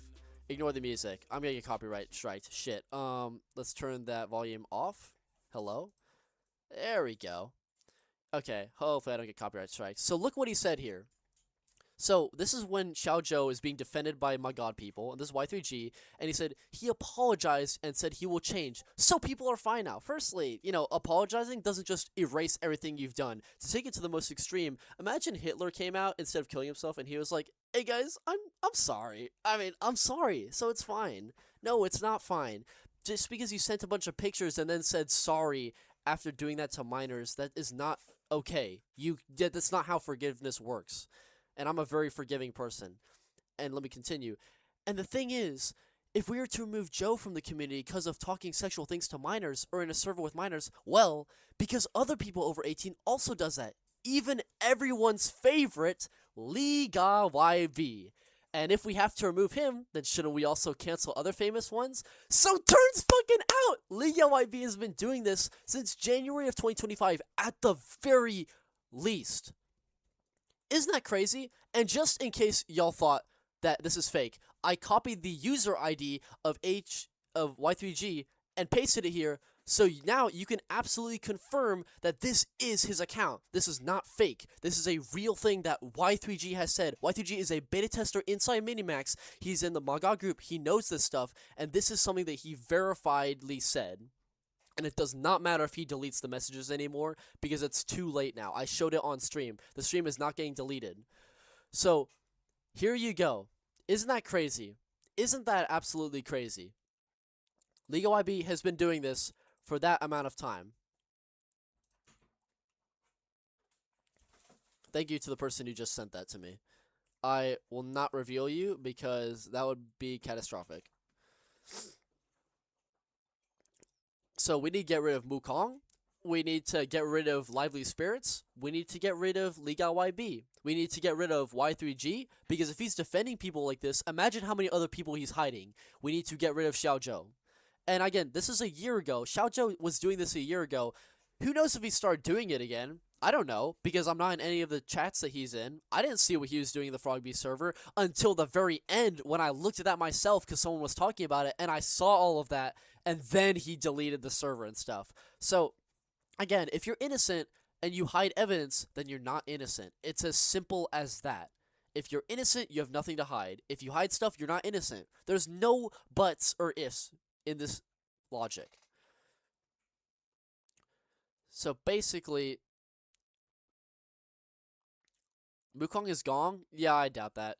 This is just a ploy that a lot of Minimax fucks like to use, where they pretend to leave and then they quietly come back. They leave to get people satisfied, but then they come back because, of course, they would never actually move on. So don't believe that Wukong is gone. He's not actually gone. This is not true. This is a lie. Y'all are just all falling for this thing. I've seen it before. I've seen it with Matt MG. I've seen it with Xiaozhou. Xiaozhou was banned from Rolling Lounge after I brought this up to the moderators. And then I saw a text message between Xiaozhou and the moderators in my god where they said, oh yeah, we're going to quietly slip you back in. They absolutely know what's going on with Wukong and LiGaYB. And they know that it's wrong. And they pretend to do something about it. The people pretend to leave, but then they quietly come back. We've seen this a million times before, guys. He's not gone. Wukong isn't gone. LiGaYB is not going away. Anytime they say that they'll do something related to justice, they don't actually do it, because Jason forbid you don't actually do anything to your friends. Oh, it's a whole extra thing. No, you're fine. Hugo, who is walking behind the background? Oh, that's my roommate. He's also called Jason. Should probably mention that right now. He looked at me when I said that. I was like, yeah, he probably thought I was accusing him of murder or something. He probably meant the other Matt. I'm not talking about DJ Matt or Matt MG. I'm talking about Matt2813, the main moderator of Rolling Lounge. This is a common tactic that they've employed all throughout the history of both Discord and Minimax as a whole. Anyway, that whole tangent's over. I said everything I have to say. LiGaYB is a weird guy. You've seen all the evidence. It's on the stream. I'll make a real video about it later if I have time and motivation. Let's move on. RoboToy. RoboToy is going in absolute masterpiece. You really thought it was going to go anywhere else? No. RoboToy is going in masterpiece. I love RoboToy so much, bro. RoboToy is amazing. I remember. I was looking at the editor ABK. This is in the peak of me digging through Minimax files myself. Now other people kind of do it for me, which is, I feel kind of left out in not being the one to find stuff. But, I still get told a bunch of information, so it's fine. This is retirement Hugo in this stage. But this is at the peak of me looking in the files, and I found all the RoboToy themes and objects, and I put them all together. And fun fact, that's where you actually get the image that I'll show you in a second. Okay, hello YouTube? Okay, never mind. Just fuck me, I guess. None of that. Let's see. Declan, Hugo, Polar, Night, Wandering. Oh, that was the worst typing I've ever seen. Okay, so we just have this right here. So basically, hello? Where's my play button? Where the hell did that go? There it is. So there's a reason why I'm showing this video. When I saw RoboToy, I thought it was so great. and then basically I made an image out of all the stuff that I placed together, just like showcase what the level could look like to other people. And then let's see. Well, folks, it's all here in this snazzy Word document. Okay, let's see if I put the cover up here. No. Well, at least they were clear about which objects I can use. So let me get this straight. Okay, well, Fission has used let's just go try and find it. There it is. I saw it. I saw it just now. Okay, this is what I'm talking about. This is what I got from looking into the game files. I made this cover myself. I didn't put much effort into it. You can see the route trail on back there. But basically, yeah, I saw this and I was like, whoa, these colors look so good. It looks so clean. I love everything about this concept a lot. And then I heard the music, dude. I heard the music, and I had no idea who the music composer was, because in the editor APK, they only play the music. They don't tell you who made it or anything. And, you know, sometimes they don't even attribute it to a level. But I heard that, and I was, like, so blown away by how amazing the song was. It's so, like, it's so emotional. Like, the key and musical note of the song is just so well done. I really hope James R. Bastard reviews it and validates my opinions, because genuinely, there's not been a single time that he's said something that I didn't agree with, ultimately. So, I really, really loved RoboToy's song, and I only listened to halfway because I knew that I wanted to save the rest of it for later, just so I could enjoy it, like, when I played the level myself. And then I finally played the level, and it was even better than I imagined that it would be, because I only saw a few of the objects. I saw the textures of one theme, and then I played the level, and it was so amazing. The mechanic of the 3 lightning bolts that activate a flight power-up, but then you can get 5 of them and activate an even longer one. That's genius mechanic design. It was used so well. Everything about the mechanic usage is perfect in this level, and Minimax is notorious for not using their mechanics to the fullest extent. I think they've done everything they could have done with this mechanic in the first level it was introduced in, which is super refreshing to see. I loved what they did with the mechanic, and I loved how they started with the 3 lightning bolts, and then halfway through, that's when they finally introduced the long one. And it makes so much sense that they did it that way, because, like, you know, you establish the mechanic first, and then you build on the mechanic later. And the mechanic is used so well. And I'm also really happy that they reserved the mechanic for the gems and not the crowns. Imagine how much more boring the level would be if only the crowns got to involve the mechanic with them. But they did the opposite. The crowns are actually more simple, but more, like, arguably, you know, actually they're not really more difficult. They're just more simple, but they're, like, a lot more, like, what's the word, chaotic. But the gems are all centered around this mechanic, and it's so cool. I love that all the gems are like this. It's so refreshing to see, and I love how all the, like, the amount of gems that they put in this level too. It's just really great stuff. Does RoboToy have 10 gems or 20 gems? I forgot. Let's look at the trusty Google sheet. Let's see, RoboToy.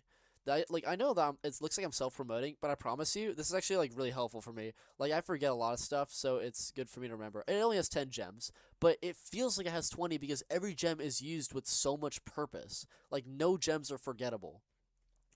So, again, another thing I love about this level so much is the song. The rest of the song did not even, like, come close to disappointing me. I loved the rest of the song, and it was made by Shaun, who I did not expect to make this song. He's been making some songs that are okay. Some of them have been dog shit, but this is the best song he's ever made thus far as a RoboToy. This is such a great song. There's so many lovely little sound effects in the background that complement the digital aesthetic of this level. The melody, everything, the way the chords come together. A big criticism I had of Twilight Karst Cave is that, like, you had the, like, loud melody in the front. James R. Bastard described this perfectly. You have the loud melody and you have the drums, but they feel so far apart. They don't feel like they're connected. It feels like they just had drums and they loudly played the melody over it. But in this level, everything comes together so well. It all blends in this amazingly satisfying way. There's so many different melodies, by the way. I don't know why, but Shaun also has an issue where he doesn't know, like, he can't compose that many melodies in one song. You have, like, 3 at most. But this level has so much going on. There's so many different things. I love that the first drop is different from the second drop, but it's also really similar in a way. And it's so satisfying. And I love the ending, how it, like, just, like, muffles up and it fades, like, to black. and it's really satisfying, and it syncs so well. The syncing in this level is 10 out of 10, amazing. And this level was not routed by LiGaYB, which you think it was because it introduced a really good mechanic and it used it really well. It was routed by TSR, and it had a little bit of help from Chen Chung. Again, context, Chen Chung is the concept designer for Chess Fortress, for Chronos. He also designed Wasteland, and so he also helped in a couple routes later in 2025. But basically, it's mostly TSR, and TSR did a great job with this level. TSR, like, again, I believe TSR might be my favorite router in the entire game. TSR has, like, the best track record overall of level quality, and I think TSR has done great things to move this game forward. I love TSR. She's great. I hope they never get rid of her. I hope she makes more levels in the future, because LiGaYB is too prevalent in this game. I need more routers. I need more diversity in style. We need TSR. And we'll get more into that when we get to other levels that TSR has worked on. But god damn it, RoboToy has like some of the best gameplay in the entire game. You said it so well, dude. Like, it's so good. RoboToy is just so fucking good. The object design. I haven't got to the object design. The object design is so amazing, dude. All the objects, they fit so well in style. I love that, like, 7 of the objects are all coming from this, like, little, like, unit at the bottom, and then out of the unit comes a claw, or, like, the floating ball, or a hammer, or, like, the drill. Like, there's so many different things that they center around this one design, but it's so cool because all the objects tie in together so well, and I love it. And they have flipped versions of all the objects. That's great stuff. The stop gate, the open gate, the hitbox is kind of fucked up, but that's just the tiniest nitpick, because again, it's so hard to criticize this level. And they brought back the swinging hammers. The swinging hammers, I tried to bring them back in my Sugarfall remake that Minimax rejected. But, you know, I'm glad they brought them back anyway right afterwards, because the hammers look so great. And they use them in a very interesting way. They use them at the slow part and the opening, but then at the end, they're just thrown in with a mix of all the objects, and it's so satisfying. And all this goes without to mention the Labyrinth lasers. The Labyrinth lasers are used better in this level than any other level in the game, including Labyrinth itself. The buttons, activation of the lasers is so well done. They have buttons that, like, confuse you in different ways. They have the thing where you just have a bunch of them in a laser grid and you have to deactivate them. But then they mix that with the lightning bolt mechanic that allows you to fly. So I don't know how they did this. How did they think of this? It's so genius. And then they have other things where you have to move an arrow to move the button closer to the laser to activate it, which is so smart, dude. It's just, oh my god, it's overloading my 2 brain cells that are flowing around there. Like, it's just so good. And the textures look so crisp and clean. When I first saw the level, I thought that I had an issue with both themes being, you know, around blue. But then I realized that they're actually really distinct, especially with the glass design. I like how the main theme has simple glass, but the alternate theme has striped glass. That's a really good distinction that's been done in Bouncing City and a bunch of other levels. I love it when levels do that. It's like it helps you slightly subconsciously know which theme is which. Great stuff, dude. It's like really impressive what they did with RoboToy. And here I have to unfortunately get to the tiniest of tiny criticisms, and it's not even Minimax's fault, but they did play into it, so it is kind of an issue, and it arises from a entire section, which doesn't inherently mean that a whole section sucks, but it means that I have an issue with it.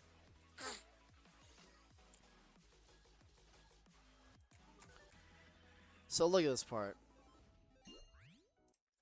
Did you see it? Are you seeing it right now?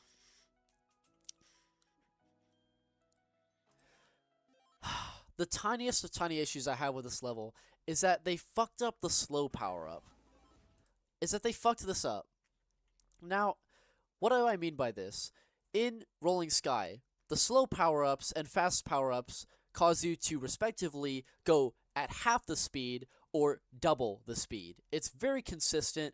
And then, of course, with Lab Confidential, they kind of fucked it up by making the slow duration last half as much in just that theme, which means that any level can decide how long the slow and fast is, which is kind of a problem in and of itself, but it wasn't that big of an issue because as long as it syncs with the music, the player can guess make an estimated guess on when they're gonna start going back to normal speed. Again, I wish this wasn't the case. I wish they just added like a normal speed line so the player would know when they could resume, or they added like a bar that would slowly deplete as the speed ran out.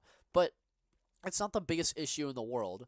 But then they decided in RoboToy to fuck up the slow boost and not even change. They not only changed the duration, but they made it from 20 rows to 127 rows. Like rows is like a line in the level, but they made it 0.75 times the speed. So you're not going at half the speed you were going. You're going at a quarter less of the speed that you were going. So you're going 3/4 of your speed, which again, it seems harmless at first, but when you think about it, now not only can any level decide the duration of any speed or slow boost, but now any level can arbitrarily decide how fast or slow you're actually going.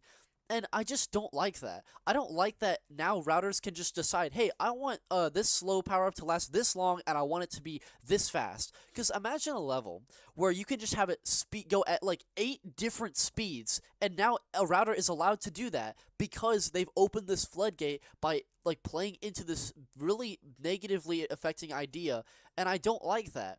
But I have to give it a pass for RoboToy because, again, I like that this part is slow. I agree that it fits the music, and it just fits the gameplay really well, and it just adds to the creativity of the level. But I wish they had just made it half the speed and tweaked the routes to fit that speed. Or a better idea that I've been thinking they should have done for a long time is you see how right here, there's 2 arrows for every tile. You see 2 sets of arrows, which makes it half the speed. So you should have just invented a new mechanic, which is a singular arrow, which makes it a quarter less of the speed. That would have fixed everything. So now routers can choose between half the speed or 3/4 of the speed, and the player will know for sure what's going to happen when they touch it. So it's not going to be unfair to the player and just saying fuck you for not being able to arbitrarily guess how these power-ups are going to affect you, because now with this one arrow, it's going to be really consistent. Again, Minimax would never do that, but they could have easily fixed it that way, or they could have made it half the speed. I don't like that they made it 3/4 the speed. That's just wrong. It opens the floodgate to a lot of issues, and I do not like it. And then, of course, they made it even worse by introducing 999 rows in Trailblaze, which I believe I listed right here. Oh, no, they introduced it in, Trailblaze for 999 rows for 0.75x the speed. So Trailblaze did the exact same thing that RoboToy did, and I don't like it either, and I talked about that in Co-Creation Season 2 ranking livestream. You can look at that. I put a timestamp for Trailblaze, so you don't have to watch the whole thing. And then they did it again for Atomic Energy later on.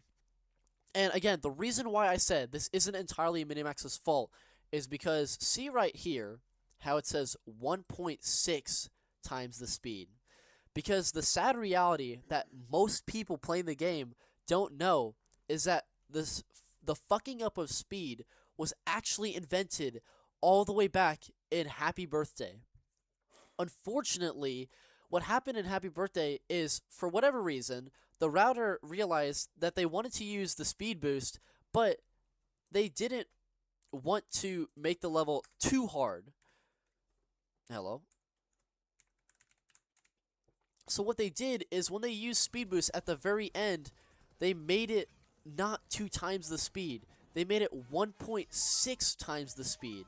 So this that you see right here, this is not actually twice the speed.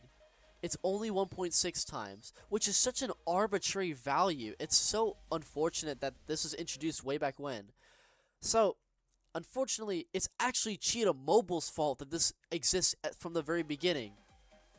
But it's still Minimax's fault for exploiting this even further and not just letting people forget about this one atrocity. Or Minimax could have fixed this by tweaking Happy Birthday's routes to incorporate 2x speed. Or just, again, like I said before, instead of using double arrows to indicate like 0.75 changing the speed, just here we go. Just have one arrow, not 2 arrows, so that you would go a quarter times faster. So you'd be going at 1.5 times the speed. So that would have fixed everything. But again, Minimax doesn't like to patch issues. They just like to put a band-aid over a giant Grand Canyon. So unfortunately, That is the reality that we're stuck in. And I do not like that. But again, RoboToy still did a good job with this mechanic exploitation. It still looked good, so it's still going in S tier, absolutely. This is the only actual issue I have with the level. It's otherwise really great. The textures are a 9 out of 10. The routes are a 9.5 out of 10. Everything about it is 9 out of 10, 10 out of 10. It's just so good. Shaunzer's best song. This is the best concept made by this person. This is probably one of TSR's best routes. It's so great. It's so good that I have to put it, I think, above all of these.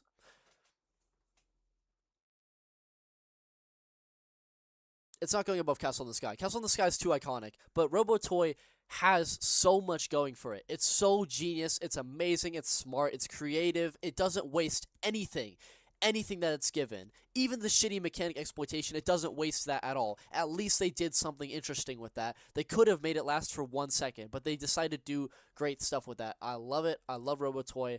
I love everyone who worked on this level. Great shit, and thank God it has no contribution from LiGaYB whatsoever. I can't say the same with Abyss Traps. And now it's time to rank that one. So where are we going to put Abyss Traps? Again, I have to clarify this right now, that I've told you what I think about LiGaYB. I think that he's a terrible guy. And you can form whatever opinions you want of him. But when I rank these levels, I can rank them based off of textures, music, route quality, like cohesion, sync, sight readability.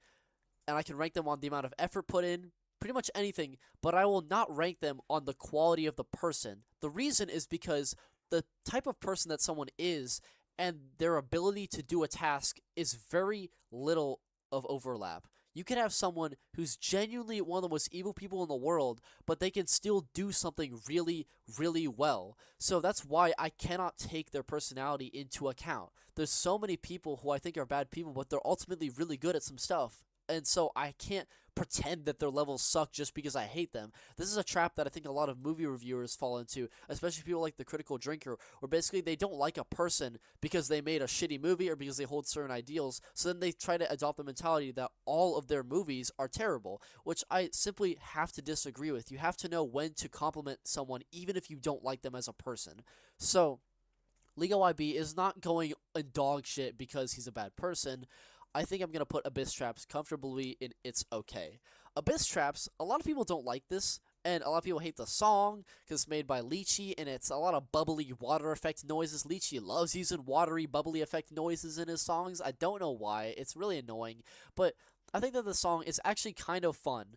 I think that the song is so weird and quirky and ridiculous and over the top that I just can't help but feel it's kind of endearing. Like, it's kind of funny how this song sounds. It's really weird. It's a weird ass song, and it has a lot of variation, and so I actually kind of like it. The build-up is pretty good. Both build-ups are pretty good, actually, and I like how this is a weird musical thing. It's hard to describe this, but the beginning and the end, the melody is slightly offset, and so the song starts faster than you'd expect it to because it's inverted. It's hard to explain this, but basically there's a lot of good musical composition knowledge going on in the background, and I think the song is really good. I did give Canyon Encounters bad tier because I think that the concept is just kind of nothing. Like, there's nothing going on behind this concept. Like, there's nothing to do. Like, I have no idea what this concept is trying to be. If it's a canyon, then why the fuck are all these colorful toys sitting around? What do even half of these toys mean? Why is there boxes? What the hell is that thing? What the fuck? Why are the rollers half black? Like, again, there's another issue. I don't like the black in the textures. I talked about this last stream. It's not that I'm racist. It's that I think that the black in the objects blends too well with the background. So in a way, it creates this weird illusion where you can't tell if the object is actually close up to you or if it's just a hole in the tiles or the background behind it. And that's not a thing that people actively think about. It's just a subconscious thing that makes the level look way more ugly than it otherwise would be. And another reason I put Canyon Encounters in dog shit is because, oh, not dog shit, and it's bad, is because the routes are so bland and empty and meaningless. And this, fun fact, Canyon Encounters was routed by TSR, who then immediately went on to route RoboToy. How the fuck did someone who routed Canyon Encounters immediately start routing RoboToy of all levels? What was TSR doing in the time period of routing the 2024 level as opposed to 2025? I have no idea how this happened. I was shocked when I found out that TSR routed canyon encounters. In fact, I actually just have to confirm that right now. I just know that I'm not going crazy. So we have canyon encounters right here. It is routed by TSR. That's crazy. I can't believe that. I cannot believe that, dude. Let me get rid of the search option right here. Oh my gosh. Fortuna. Yep, wow. TSR. That's crazy. That's crazy stuff. So with that being said, I need to play Abyss Traps. Traps Ruling Sky.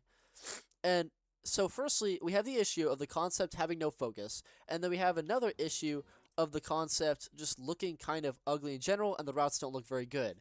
Now, I think LiGaYB did a good job of fixing this issue by A, making the routes a lot better in general, and B, the routes are centered around traps. That's why I like this level a lot more than Canyon Encounters, because it's called Abyss Traps. You're in the abyss. Again, it's still really vague as what that is, but at least now we know that these objects contribute to traps. They're meant to look visually pleasing so that they can lure you and trap you. And see, I don't think that was the original intention. I think the original intention was, hey, I want objects that look like this and a bunch of bullshit. This is the level of bullshit, okay? They had no idea what they're actually doing, but they fixed it with the bonus level. And a lot of the routes are centered around traps. For example, you have a jump pad that you go straight into a bunch of floating objects and you can't escape. It's a trap. And that's why I really do like this level. They have a lot of glass traps, a lot of great stuff that calls back to levels like Massive. And it's really impressive what they did with this level. I like how they jump up to the sky and fall back down. It's really satisfying. Everything syncs really, really well. I don't like the theme changes too much in particular, but it's passable. It's fine. The sync is perfectly on point because LiGaYB, another factor of his levels, they always sync for like majority of the level. LiGaYB loves syncing, and there's only one known instance where the level doesn't go at the speed of if you were to continually jump, it would be in line with the song. Every level he routed does that because the level router can also choose the speed. There's only one level that he didn't do that for, and I'll get to that in a second. But a very consistent factor about LiGaYB is he's really, really great at syncing levels, and Abyss Traps is no exception. I think that he did a great job reinventing the concept of the Canyon Encounters dogshit fest that we had before. The routes are a lot better than the predecessor, and I think that the song is not as good as Fortuna, but it still has a lot of interesting stuff going on. Like, listen to this. Isn't that so, like, it's just so happy? Doesn't it just make you smile? I just love that. Let's see what chat's saying. I've never looked at chat up until just now. Canyon Encounters is better than Abyss Traps. I just have to disagree. Abyss Traps is so much more organized than Canyon Encounters. Yeah, I think, again, at first, I thought that syncing really well was a great thing with LiGaYB. We'll get more into that towards the end. But the thing is, this level syncs really well, and it's very fun to play. I like it. So let's see.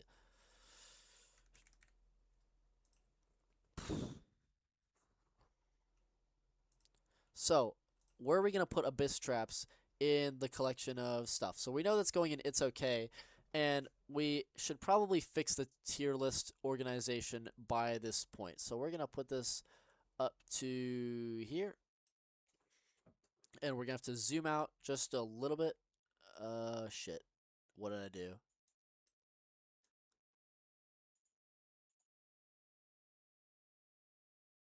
Okay. Then we can click this, zoom out a little bit. Yeah, so this is obviously like we can't like look at the entire thing. Actually, we can. I'll just have to zoom out every time I look at this. So we can move this all the way out to incorporate that stuff. Unfortunately, yeah, it's not gonna work, is it?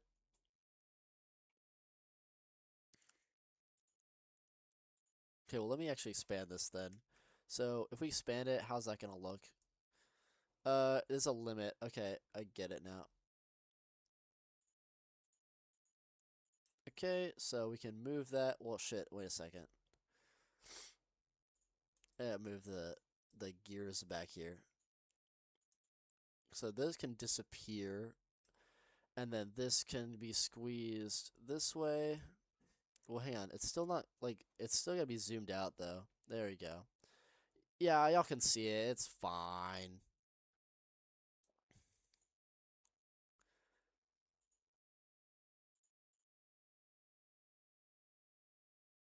Okay, so that's good, locked in place, and then I can move this to be like this, and then we can scroll this up to cut that part off.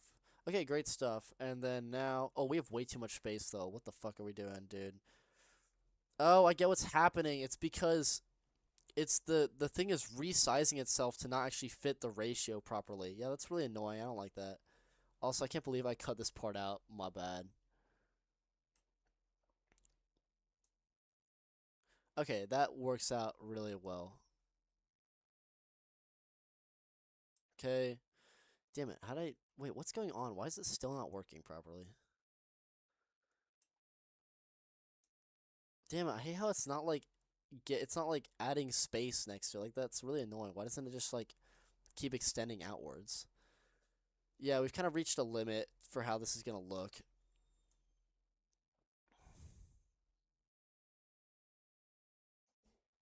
See how this looks like later down the line. What's the maximum? Okay.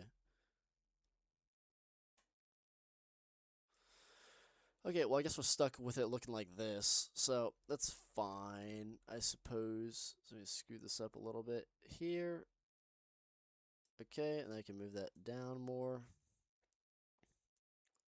Okay, and then chat, you can go... Well, hang on. I can drag you out just a little bit.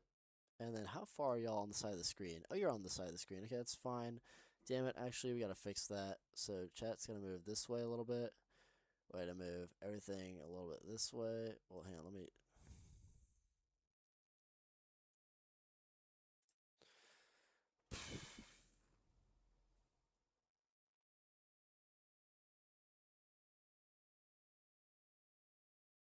Wait, what the... Oh, right. My fault. Didn't know I didn't realize that. Okay. Absolute Masterpiece goes here, and then chat can be dragged outwards to fit the ratio. Wait, how the hell... Wait, what just happened? Wait, what's going... Wait, I swear I just fixed all this. Wait, what the hell just... Wait, I'm so confused what I just did. I have no idea what just happened. Did I cut that off? Oh, I did. Damn it, what was I doing? Oh, right, okay. So then as long as I move this out, where this gets fit in here. Okay, yeah, I didn't forget. And then that can stay in line right about here. Okay. Okay. It's going really well. Chat can be scooted up to about here. And then they can be scooted up till about here. Then chat can go lower than the limit of the screen. And the top of chat can be...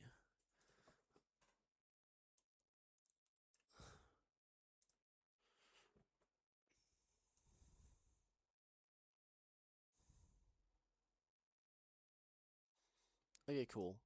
Cool, so it's all looks pretty good now.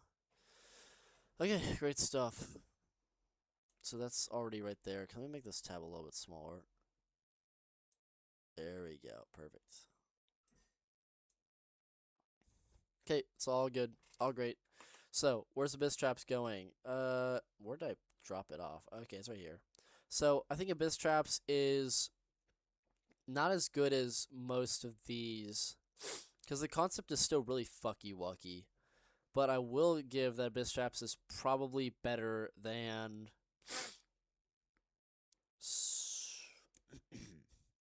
I'll give it better than Stars. I think the rats are a lot more interesting than Stars, and the sync is a lot better. Okay, so now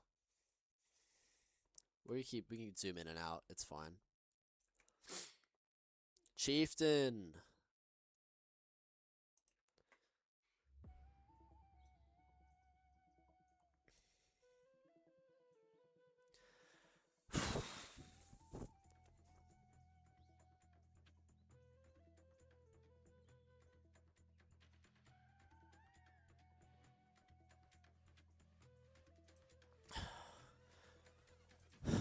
I really want to put Chieftain in It's Great. Here's the reason.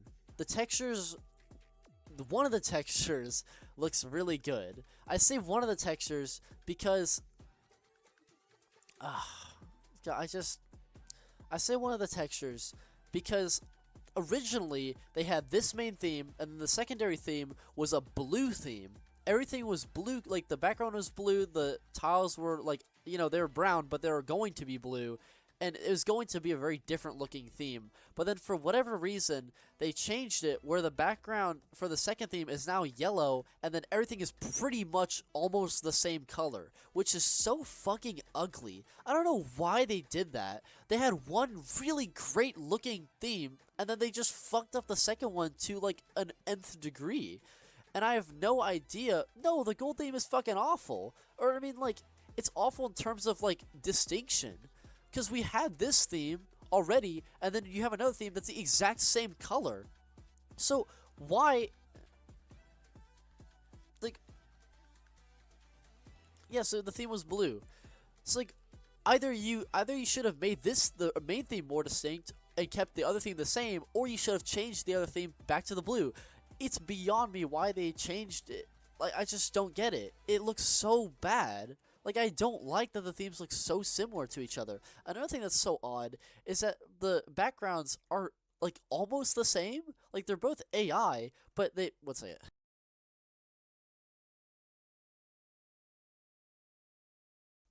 They're both AI, but they're slightly different. Again, I like it when backgrounds are different, but not when they're almost the same. That's just weird. Like, the mountain shifts ever so slightly to the side, and it gets a little bit bigger, and it's a slightly different shaped mountain, but it's still the same slant and everything. And it's so odd. It's like, why? Why did you do this? It just... There's so many creative decisions behind the second theme that I just don't understand.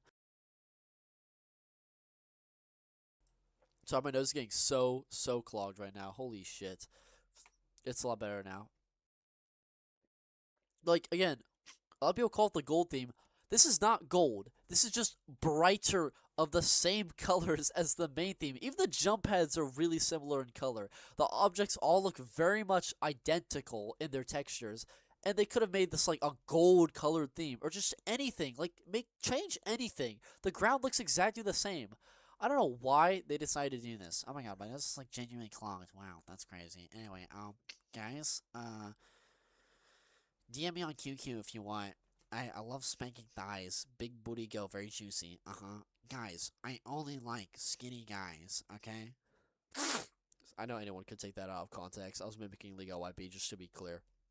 But basically my nose is like clogged up, so I instantly thought of him.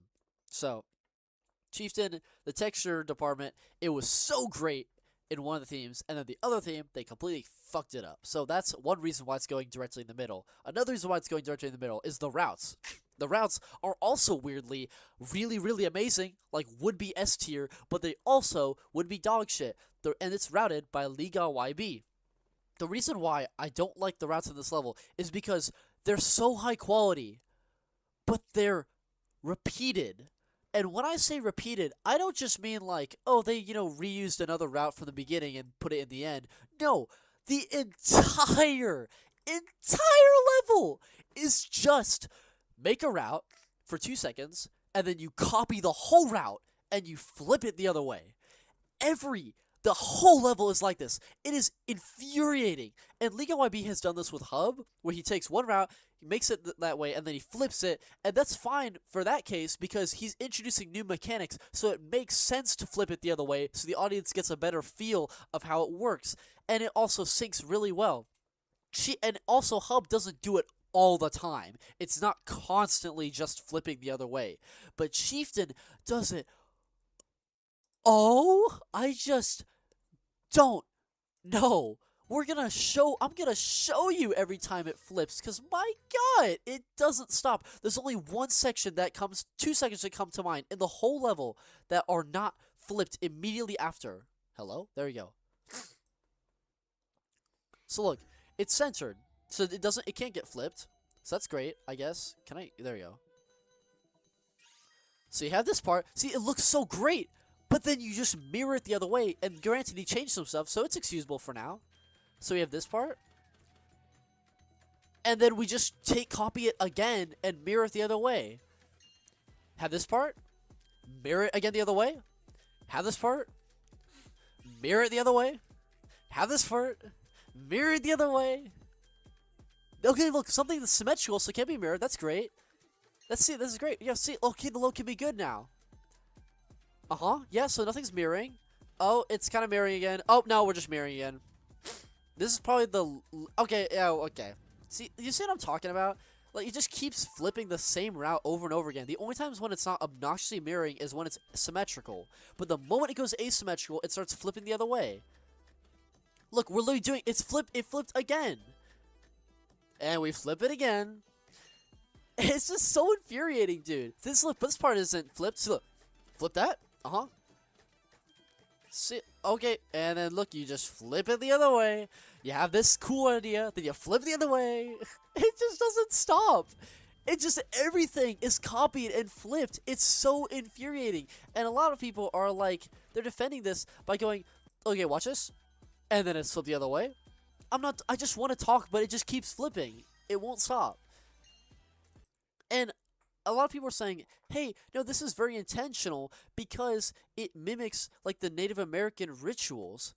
Firstly, that's hella racist. They don't just, like, Native American rituals are not summed up with doing a thing and then flipping it and doing it the other way. That's fucking stupid. Secondly, LiGaYB has done this in other levels, so you know he's not doing it to honor, like, any kind of culture. That's just his route style. But this time, he decided to take it to the absolute max degree. Every second is flipped. It's just so crazy. Look, finally, it's not flipped. So, but this is what I'm talking about. This is the kind of S-tier routing that I'm referring to. See how when it's not flipped, it actually is kind of fun? Sorry, it's flipping. I picked the wrong section. See, if the level looked like this, with all this glass detail, and this kind of diversity in object placement and all that stuff, and the sink, and this stuff that doesn't repeat, it would be a masterpiece. I'm not exaggerating. With these textures and these routes, and it would probably be in the masterpiece tier, because these have so much potential to be so good, but then... Genuinely, if you removed all of the repeated sections, this level would be 60% of its length. That's how much repeating there is in this level. It just doesn't stop repeating the same things. And this is pretty cool, but it's not enough to bring this level out of the dirt, dude. And the symmetrical parts are just uninteresting. They're so much more interesting when they're asymmetrical, but then they get flipped and it completely kills the fun in the level. But the asymmetrical routes are just not good. They're just, like, really boring. But again, everything down to the low camera effect, and I like how he consistently makes the ground shake every time these things smack down. Fun fact, these objects don't actually cause shaking. He adds a shake effect that causes the camera to shake at the same exact time. So it's really well done. And in the times when he can't use camera shake, he'll use the stompers to complement that. See, watch this. See, they smack down, but he's not able to place down the shake effect because you're touching an arrow, and you can only place the shake effect on regular tiles. So that's why he uses the stompers to also shake the camera and make you think that these are causing the camera to shake, but they're not. So it's a lot of genius route making. Another thing is that he uses psychedelic blocks. You know how much I hate that shit. Psychedelic blocks have become so overused and so bland and boring, and they serve no purpose in this level. He should have deleted all of them. I just hate that he uses psychedelic blocks. They're so overplayed now. I'm so fucking sick of seeing these. Like, there's... And LiGaYB, again, another common thing that you can tell if he route the level or not, if he uses psychedelic blocks. He uses psychedelic blocks in every level he touches, so it's very, very obvious when he's involved. But my god, it's just like, this level could have been so beautiful and so amazing, but it just... half of the themes are dog shit, half of the routes are dog shit, and it's just... The music is something that I have not touched on yet. Is another thing. Why is everything in this level matching up so perfectly with the exact same criticism every time? The music would be S tier if it weren't for the repeating. the music is routed. The music is composed by Wooden, who composed Kingdom War. Kingdom War is the highest of A tier. I think Kingdom War is a great, amazing level, just falling short of Masterpiece because it's just not there yet. But the song is absolutely S tier. The song is so well made. He mixes all the different sound effects together to make an interesting concoction of a song. There's so many different melodies, so many different like organization of instruments. It's great. It feels so atmospheric. You can hear all the echoes, you can hear the depth of the song. Everything blends together so well, and it's satisfying from beginning to end. Chieftain, the opening of Chieftain, I heard that and I was like, oh, what? Let's just fucking go. This song is so good, dude. Like, I heard the opening and it sounds so atmospheric. Shut up, Hopper. No one cares about you. Listen, there's so many different sound effects. There's the birds chirping. There's like this instrument playing, like the Native American instrument. I don't know what it's called, but it sounds so atmospheric. And then it slowly builds up more and more. Like it's like at this point, it's better than Kingdom War. I heard this and I was like, "Oh my god, this is so good." And then he has the electrical charge. This is what I'm talking about. Wooden is really good at taking like common instruments in real life and blending them with like synthetic material. And it right at that exact moment I paused is where my opinion of the song went from amazing and it went down and it just kept going down. One thing that bothered me about the drop of this song was that it keeps tripping over itself with the beat. So in a song, if you want to have a consistent rhythm and make it feel like you're constantly traveling, then you just have a beat like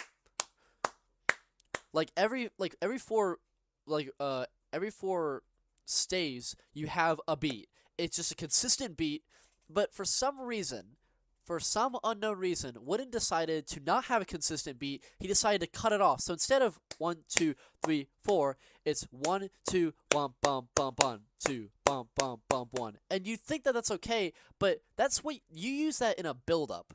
That is a thing that build-ups use. They have that because it builds anticipation. It's not a consistent rhythm because it's meant to trip over itself and it's meant to like edge you in a way. That's a weird word to use, but that's actually what the music is doing. It's not giving you that satisfying catharsis by giving like 1, 2, bum, bum, bum, 1, 2. It's not gonna like fall into the straightforward line, and then finally when the drop hits, that's when it starts doing consistently like 1, 2, 3, 4.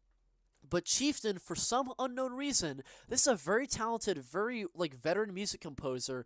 He decides to kill it with this.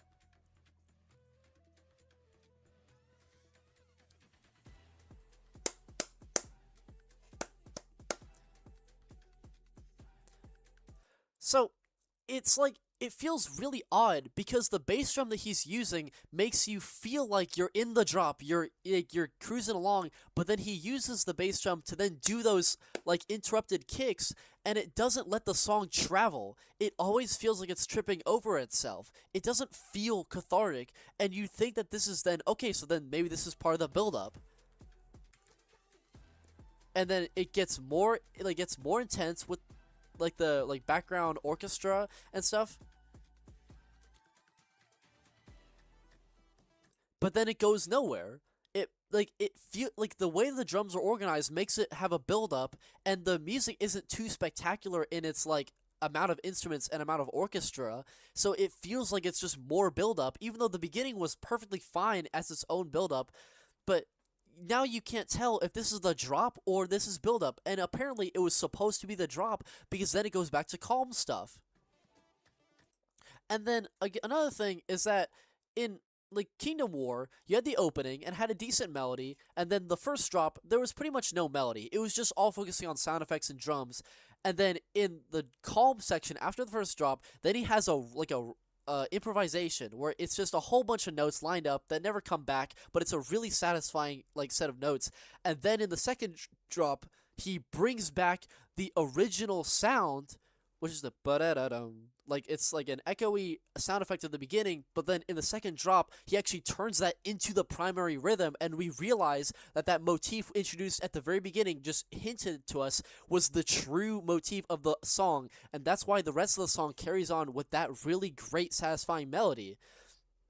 Like, let me show you what I'm talking about, just so y'all have an idea. Kingdom War Rolling Sky. So listen to the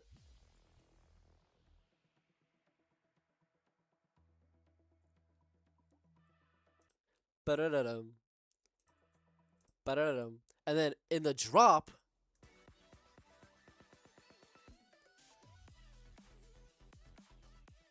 ba-da-da-dum, ba-dum. See, look, he takes this original sound effect and makes it the true motif, the drop of the song. And it's really, really satisfying and cathartic because not only is the beat now carrying, see, look how it's not tripping over itself? See, like, it's a very consistent full rhythm, but for some reason in Chieftain, he doesn't give you that catharsis. The melody that he introduces halfway through ends up being the melody that just keeps going. It just keeps going.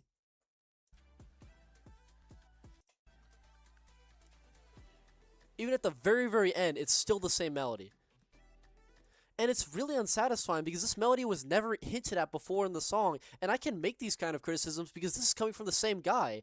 And again, the effects are so great, and the song should have been S tier, and this melody is okay. It's not that great, it's kind of annoying, but then he keeps playing the melody 3 more times. This melody is played 4 times in the song. That's half of the whole song, and if you look here, it's even more than half, actually.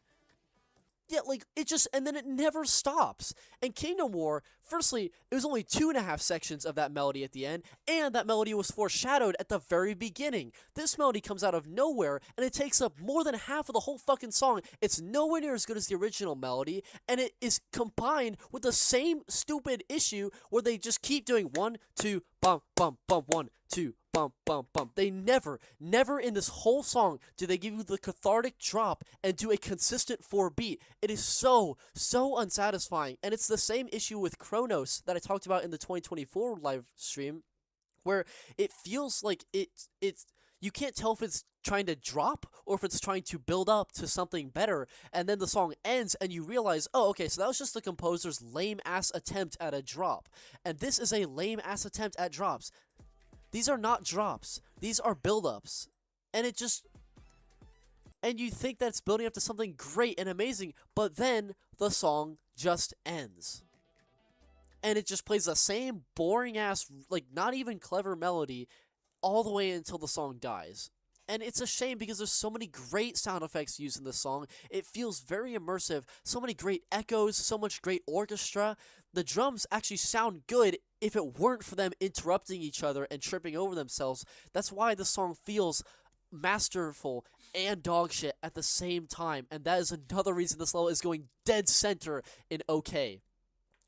And again, the objects look all amazing. I mean, that's one thing that's pretty much consistent. The objects are great. Some of the objects look off. Like, I don't know why we have a rock that's just standing up on its corner and not falling over or whatever. That's really odd. But this level, the textures are really great. So it's going to go in the higher half of OK. But due to the routes, due to the themes, and due to the song, it is going straight in the middle because it has some of the greatest and worst, most deplorable, disgusting things, but it also has some of the most amazing things in the game. And it's a shame. It is a shame that it was just befundled in this weird way. God damn it, Chieftain could have been so good. It's not as upsetting as Chronos' downfall, but it is upsetting that they could have done so much better.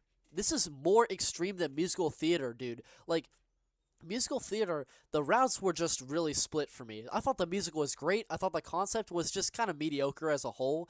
But this level has just, it's so polarized in the way that it was made. And it's so fascinating how it ended up that way. I don't know. So now, in order to demonstrate what I'm talking about, we're going to plop Chieftain directly. We're going to put Chieftain, right about, let's see. So it's obviously going to go higher up because of the textures, like the object designs being really, really great consistently. Like, most of them are pretty good. So, wait, why did I grab Faded? No, put that back. Wait, shit. I need to make sure that I didn't move anything. Yeah, it seems to be good. Okay, so. Damn it, I need to check. I need to check to make sure I didn't mess it up. Damn it, my touchscreen is not working. Oh, it's YouTube being all fucky wucky. 1 second, chat. God, my iPad is being really shitty right now. Okay, can I drag myself backwards in stream? 76 people watching is crazy.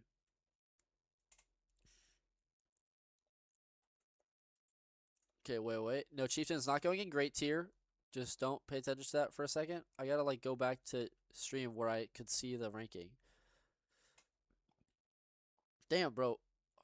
Why is it not? No, come on, dude. Like, why is my stream being so fucking annoying? I'm doing pretty great. A little bit pissed off about the LiGaYB situation, but it is fine. Okay, what is happening? Where's the list? Oh my god, like I need to make sure that I put Faded in the right place again, but the stream history won't let me fucking see it. It's being annoying. And I have no idea where in the stream I was looking at the whole collection of levels. Oh my god, I'm just like, I can see like sections just below. Like I'm seeing stream from this angle, but I can't see where the fuck Faded was. Dude, oh my god, it's infuriating. Just, Declan, hurry the fuck up. Put a level up there so I can see. Yes, okay. Oh my god, this is before I put Faded there. Damn it. Okay, yes, come on. Yes, Hurry up. Okay, so Faded goes right there. Jesus fucking Christ. Anyway, so Faded is back where it originally was. Now, we're going to put Chieftain in...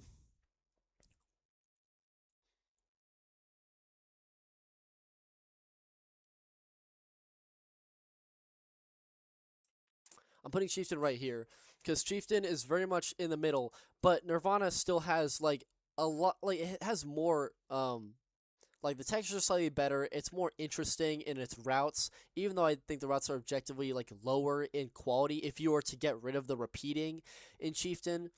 But the objects in Chieftain are really good though, and the music is really shitty though. And the music is way worse than Nirvana's music, so I think I'll comfortably put Chieftain right here.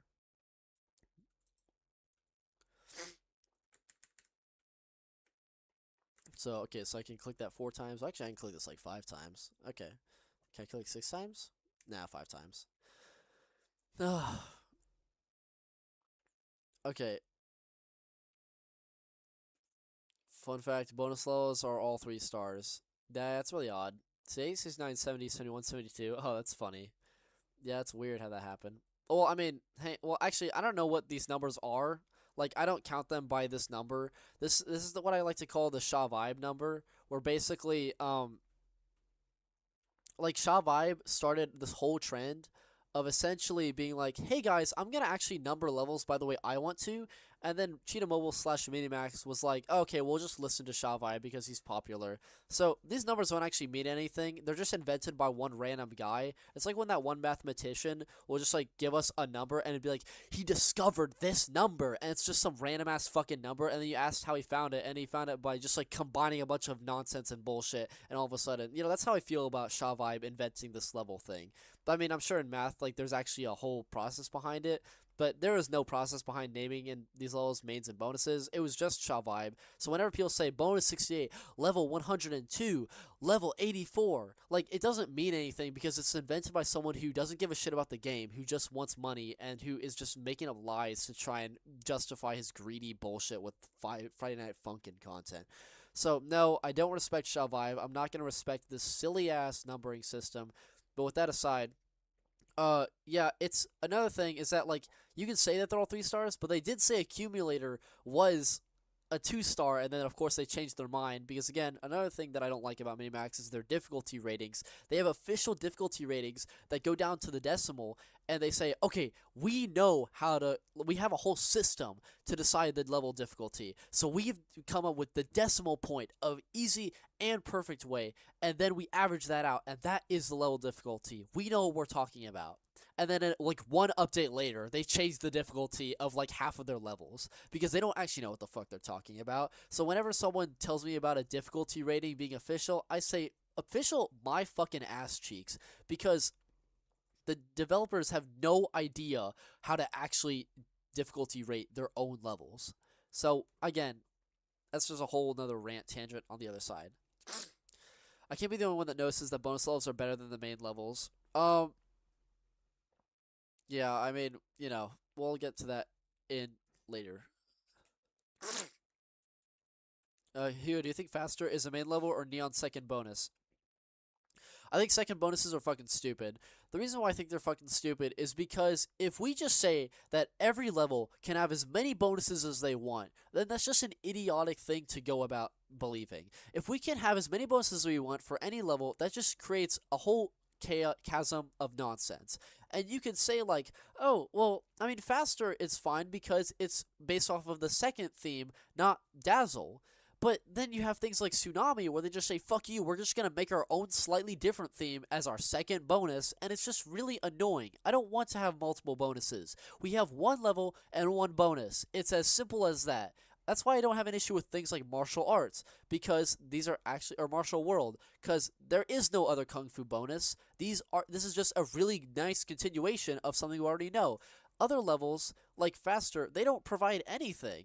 Levels like Cobweb, they don't provide anything. Sweet Paradise, I mean, again, we don't have a candy bonus, but we don't care about that either. Space Station, no one gives a shit about Space Station. Pretty much every time they decide to create a new extra second bonus, or Venus, no one fucking cares, because those levels are really dog shit and bad. So, I don't think Faster is a second bonus. Faster is just another, I call them extras.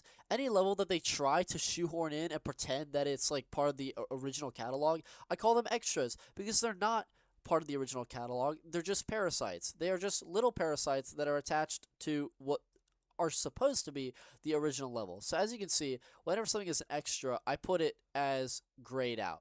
So anything like Space Station is grayed out. Anything like Venus is grayed out. All these nonsense levels.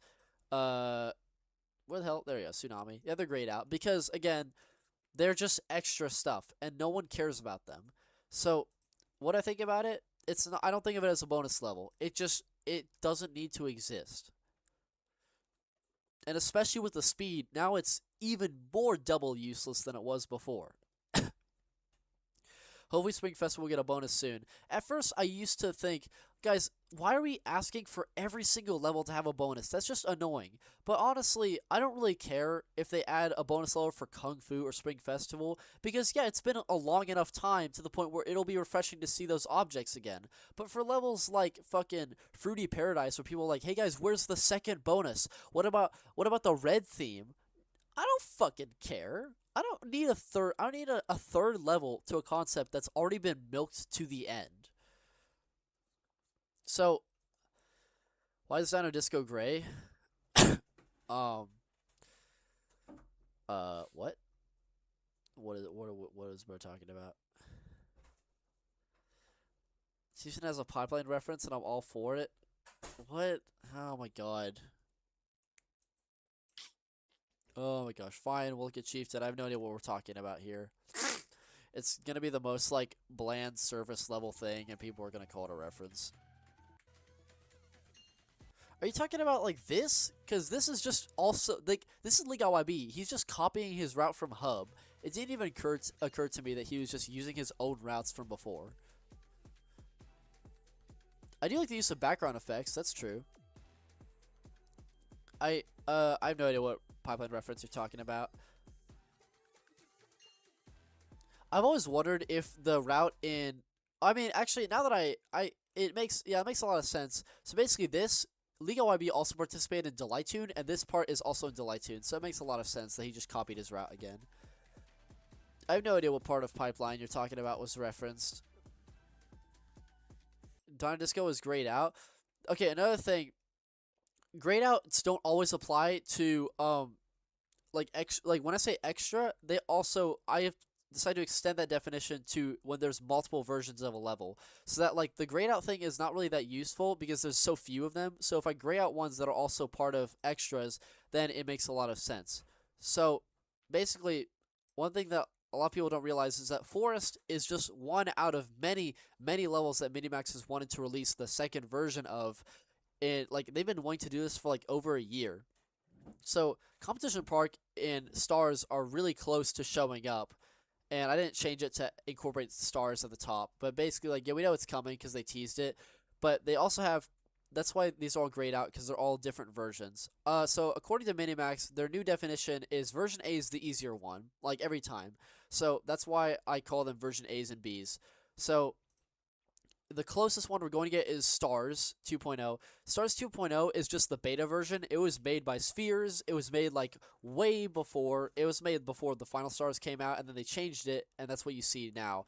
So they're just going to release the beta version, and it's not that important. It's slightly harder than the final one, and I think it's slightly better, but we can talk about that when it actually comes out. Then they have Competition Park Hard Mode. Basically, this level was routed by Square Root and TSR. Square Root routed the so he routed the second section. So I divide sections by themes in this case, so now you know which ones I'm talking about. Square Root routed the second section. It's the first blue theme. And then he routed the second half of the drop, which is the fifth section. And then he routed the sixth section. So he routed the green, like the first blue theme, he routed the third green theme, and then he routed the third blue theme. And then TSR routed the rest of it. So Square Root routed all of these parts, and they were really, really difficult. They were in the 6-star range, and so he was told to decrease his difficulty, and TSR's routes were pretty much 5-star already, so only Square Root had to nerf his routes. But now they've said, okay, well, let's bring back Square Root's routes since they're actually pretty fun, and TSR, your job now is to make your routes 6-star. So that's where Competition Park Hard Mode is coming from, and we will see that hopefully early this year. And yeah, it'll be 6-star apparently. Then you have Hoop Dream. This is another thing that Minimax wants to do in their version B's, where they want to extend levels.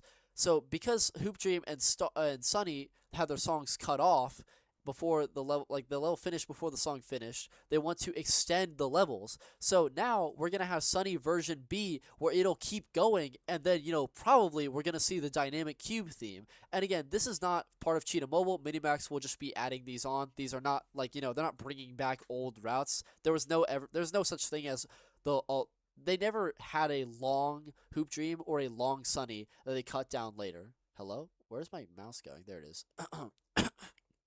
So we have, like, Hoop Dream is going to be extended, and then Sunny is going to be extended. I'm assuming Hoop Dream is going to go back to the purple theme, which would make a lot of sense, because we didn't get to end on the purple theme in the bonus. And then we also have Dino Disco Short Mode, where they're just going to cut it down and not make it as agonizingly long. Square Root's going to work on that. And then you have Pipeline 2.0. The story behind Pipeline 2.0 is that it's actually going to be considered version A, the easier version. Because what happened with Pipeline is routed by WhatWF. He routed, listen, I'm actually just going to go over this right now, just so y'all have a clear idea of how much WhatWF has been involved in the game. WhatWF is a beta tester, and he was naturally brought in to then route the very first co-creation level. So, as you can see right here, he's credited for Lab Confidential. Hello? Oh, right, it's like, oh, 1 second. Let me zoom out a little bit. 100%.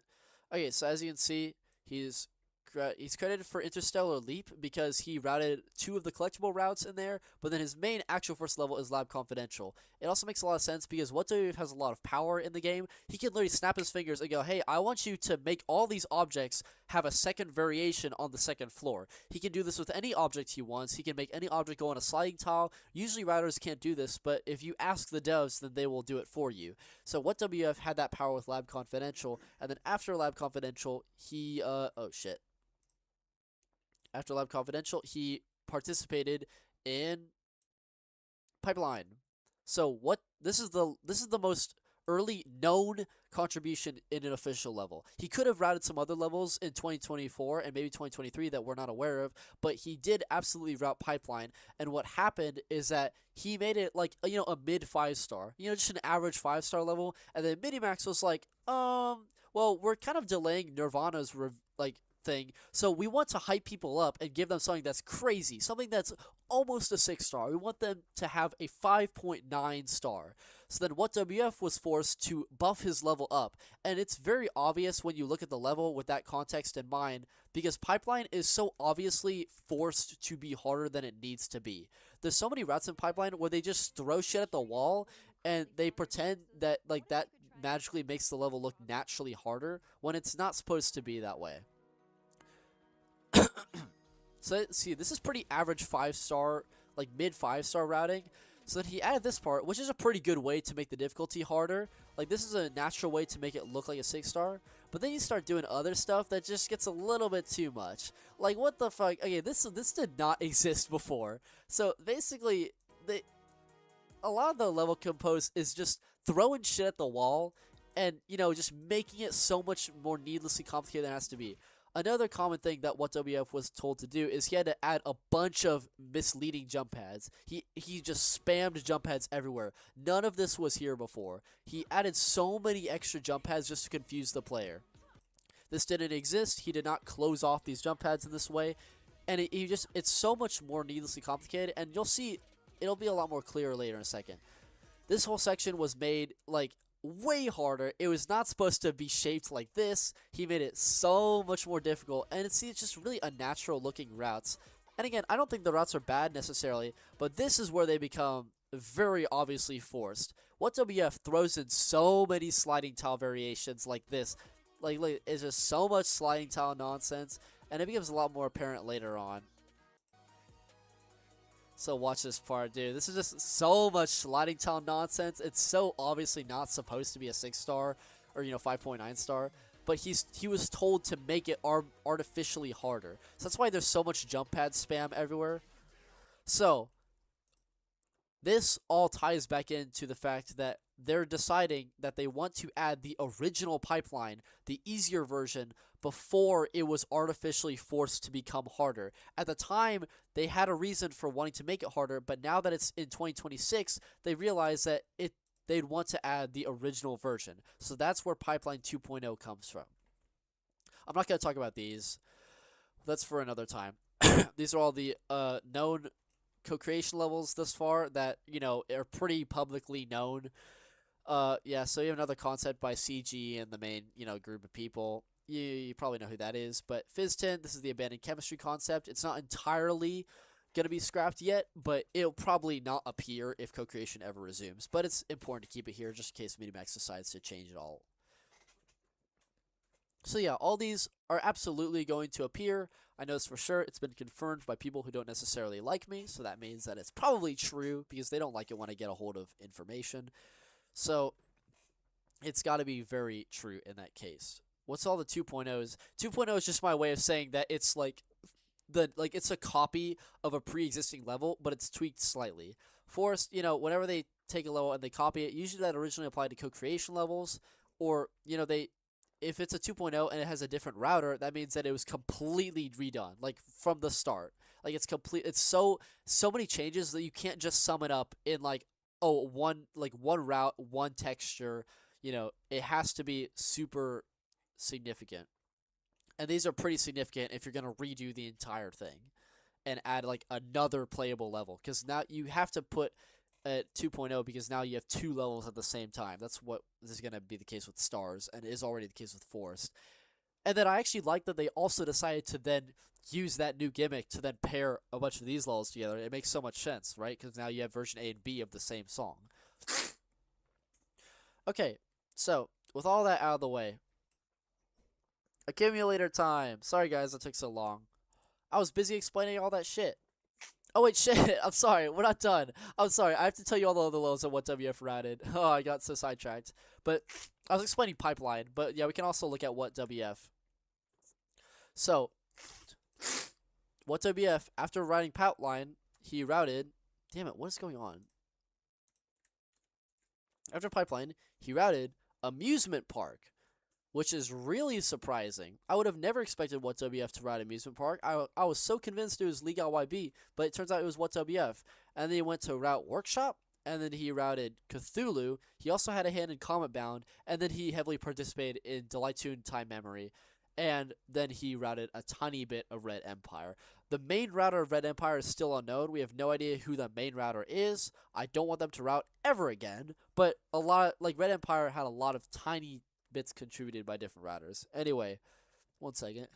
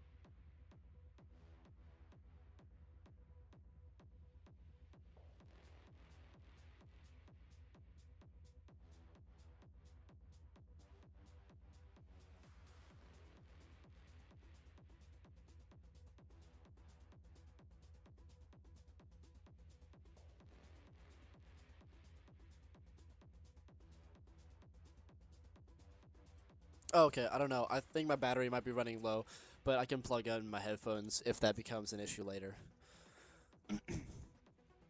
Feel the electric. Feel for days.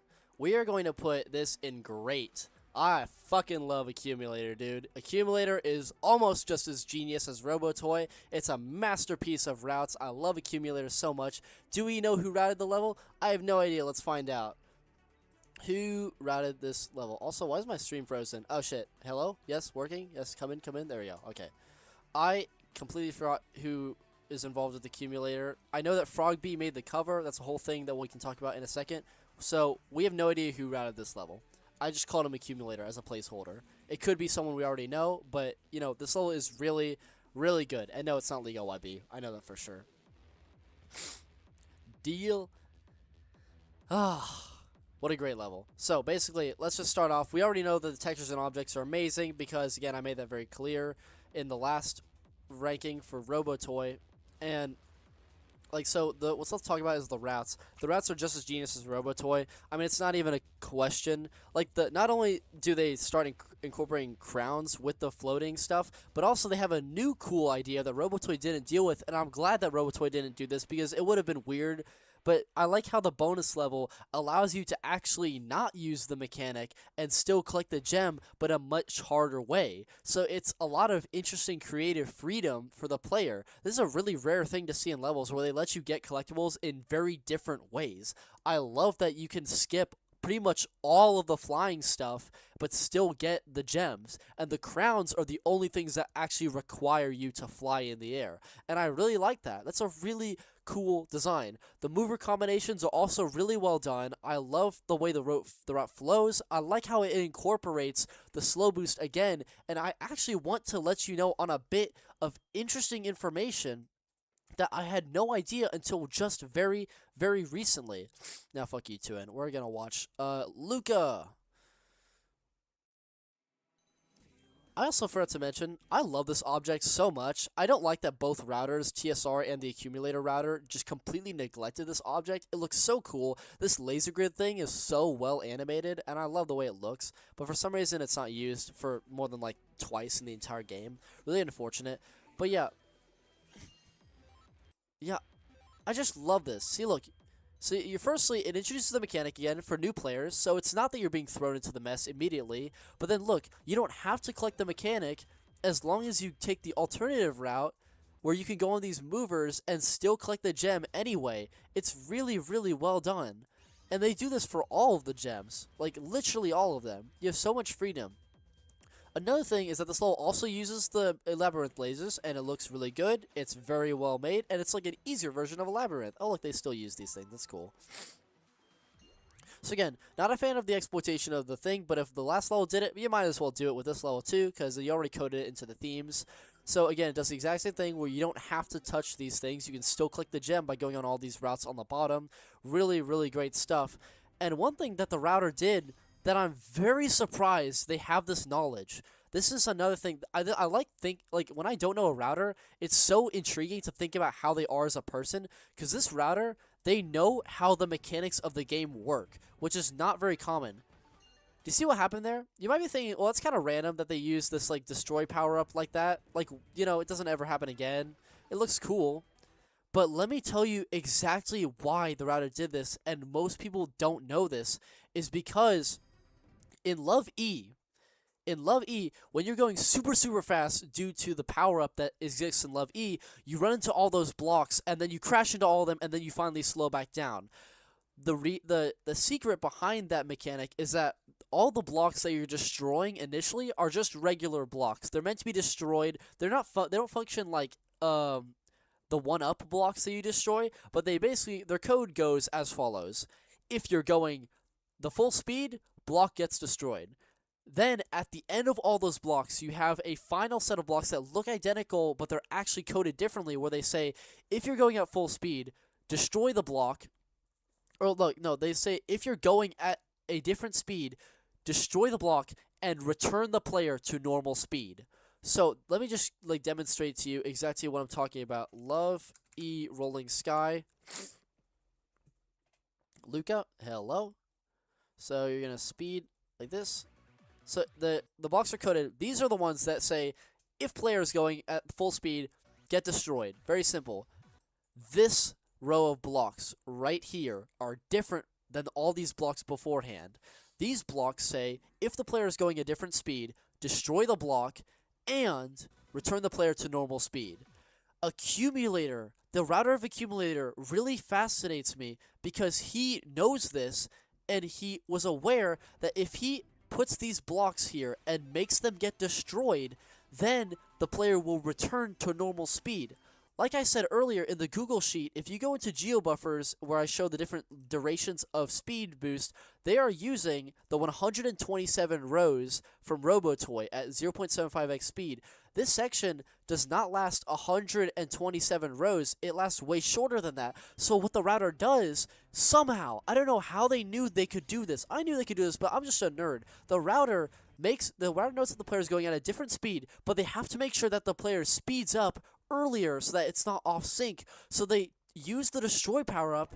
Well, these are regular 247 blocks. These are from 1UP, but these blocks are the blocks from Love E, where they say if you're going at the different speed and you're destroying things, then return to normal speed. See, look at this. See how they hid these arrows right here? That's because this is full speed. This is the speed at which these blocks will allow you to destroy them.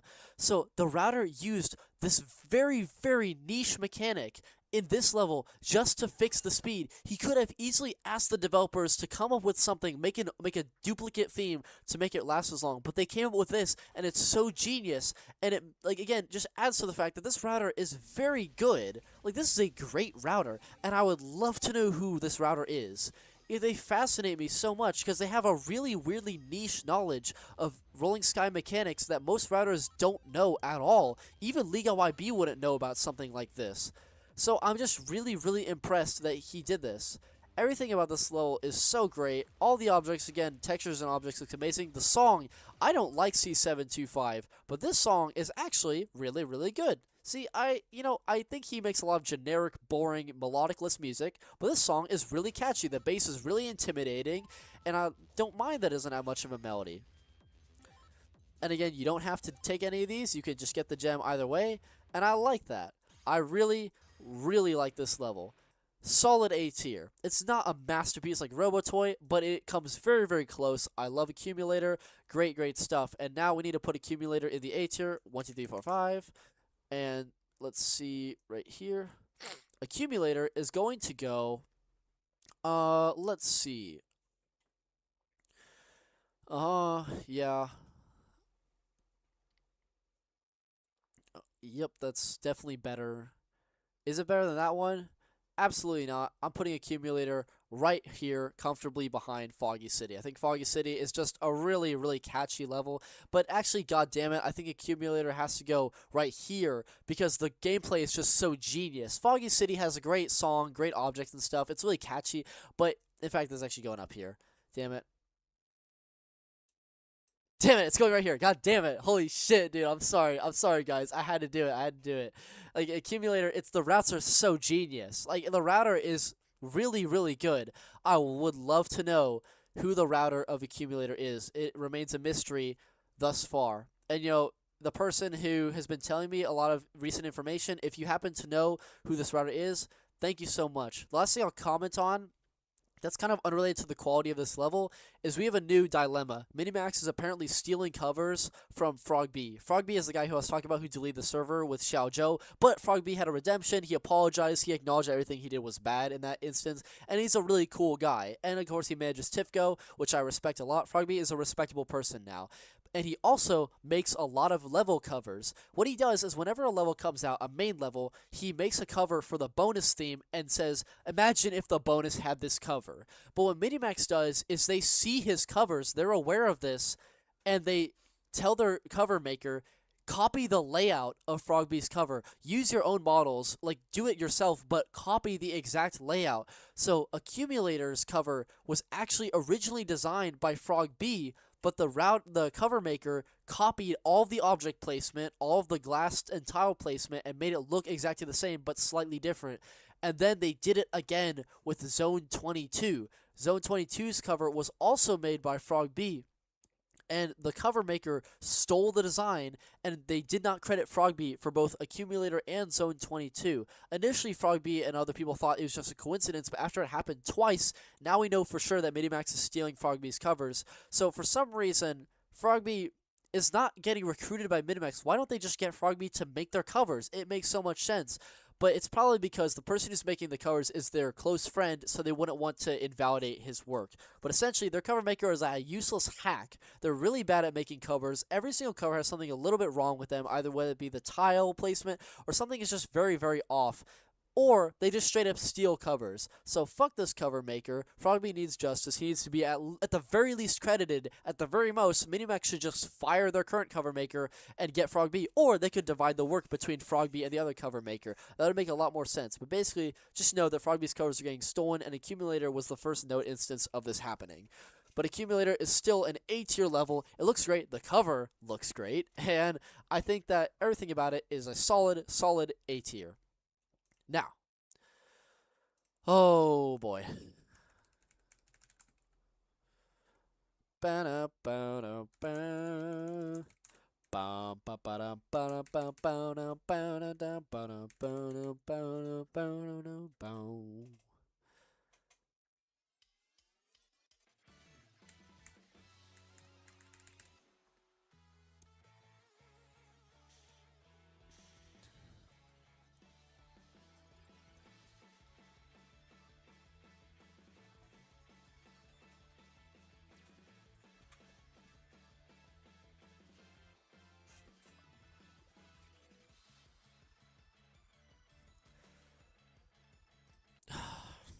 Oh my god, this level is so good, dude.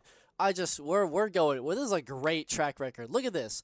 We start off pretty sloppy, but that was only because this is a remnant of 2024. We don't care about this level. Every level has consistently at least proven, at the very least, that they can do great, great stuff. It's really weird that LiGaYB is not. It's like the weakest out of all the levels made thus far. But, maybe that might change later. We don't know. But everything has been consistently really, really great in 2025 so far. I love Amusement Park a lot, and I just mentioned that it was routed by WhatWF, who's the Lab Confidential router, and that's so weird. Like, excuse me. How the fuck did the Lab Confidential router make Amusement Park? Amusement Park looks nothing like anything WhatWF has ever made, and it probably comes down to the fact that it uses the backward mechanic so much to the point where the routes just look so unique. But everything about this level looks so great. Fun fact, this song was originally going to be used as like some kind of like anime fight scene level. Like, but that was way back in 2024, and then they decided to repurpose it because I mean it fits an amusement park way better. I believe the original level was called Slade or something like that. But basically, this level is like this is a much better repurposing of the song. I love the song so much. I used to think it was really repetitive, but then I realized it actually has so much variation, and I don't know what the fuck I'm talking about. This song is really great. It's so lively and fun, and it just how do they think this wouldn't be anything but an amusement park? It's just such a fun song. And the routes are so great, dude. I love all the firework usage. I love the background effects. They make the level feel so alive. So much is going on in the level. It just feels like an amusement park. It's packed to the brim. This is the most packed level in the entire game. There's so many objects, and they're all used so well. I love how all of them are used. Maybe aside from that one object at the very end that the third crown is hiding behind, where it's the swinging side-to-side amusement ride, but other than that, everything is used really well. I love the objects. They look so clean. All of them look so great, dude. I know that they are in Rollercraft, but they look so good in the game. They're so colorful, they're so vibrant, they all fit together in style. And I love how they're all placed right. This cover looks so great, by the way. The ball's really weirdly small, but everything looks so good in this cover. And the textures, again, they look so distinct. The two themes look amazing. Perfect. 10 out of 10. I love the way the themes both look. Everything about this looks so crisp and clean. I love it. The song isn't as good as RoboToy, but it's great. And I think it wouldn't go without saying, we have to look at the routes of Amusement Park just to drive home how great the routes actually are. Amusement Park, yeah, Luca, you're getting a shit ton of shoutouts. The reintroduction of the backward mechanic is so great. The very beginning, it lets you know this level is going to be center focused around this mechanic, and it's just everything. Every time they do this, it's genius. So you go under the floating gem, and then you collect it back again. It's so well done, dude. And like, it's just yes. Oh my god, and there's so many flying tiles, and it syncs so well. Oh my god. And somehow the speed, if you were to jump consistently, the jumping would not match the song at all. But WF still managed to make the song sync with the level so well. And I love how the themes change too. Oh, just the fireworks make it look so alive. The colorful lights. Yes.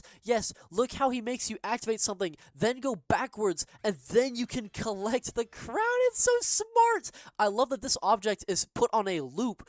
Here's the thing with most pretty much all modern objects have a thing where when the ball is a certain distance away from the object, they begin their animation, and the animation finishes, and that's it.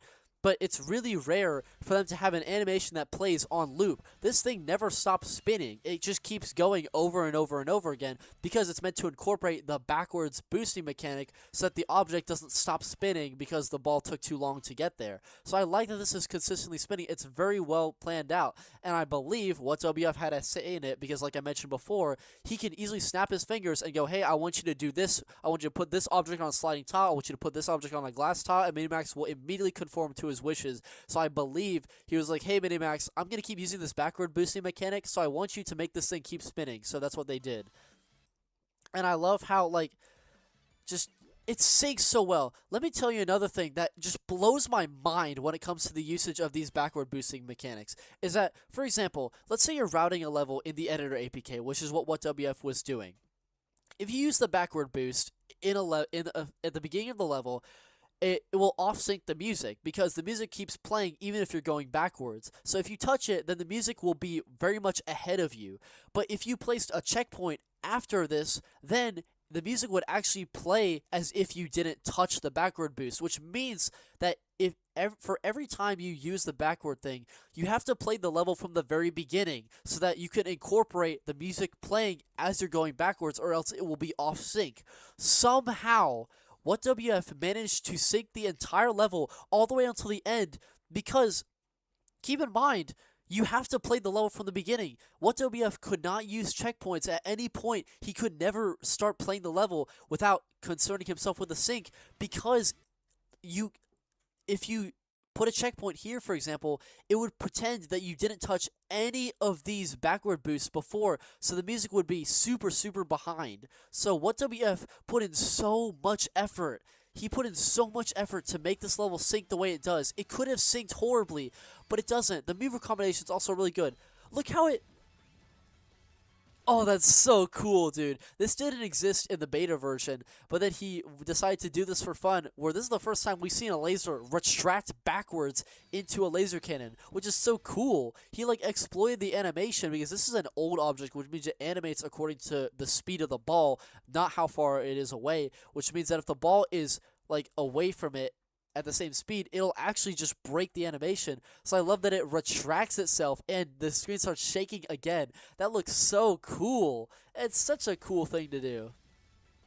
And then he brings back the same idea from the other crown, except it's slightly tweaked where you go to the other side. And this is the one object that I feel like was neglected, but at this point, who fucking cares? The level is just perfect from beginning to end. And just, you know, just on top of it, he decided to bring back reggae things just because, you know, it looks so cool. I love that. I love that so much. Yes, yes. Hands off. Just everything about this level is so great.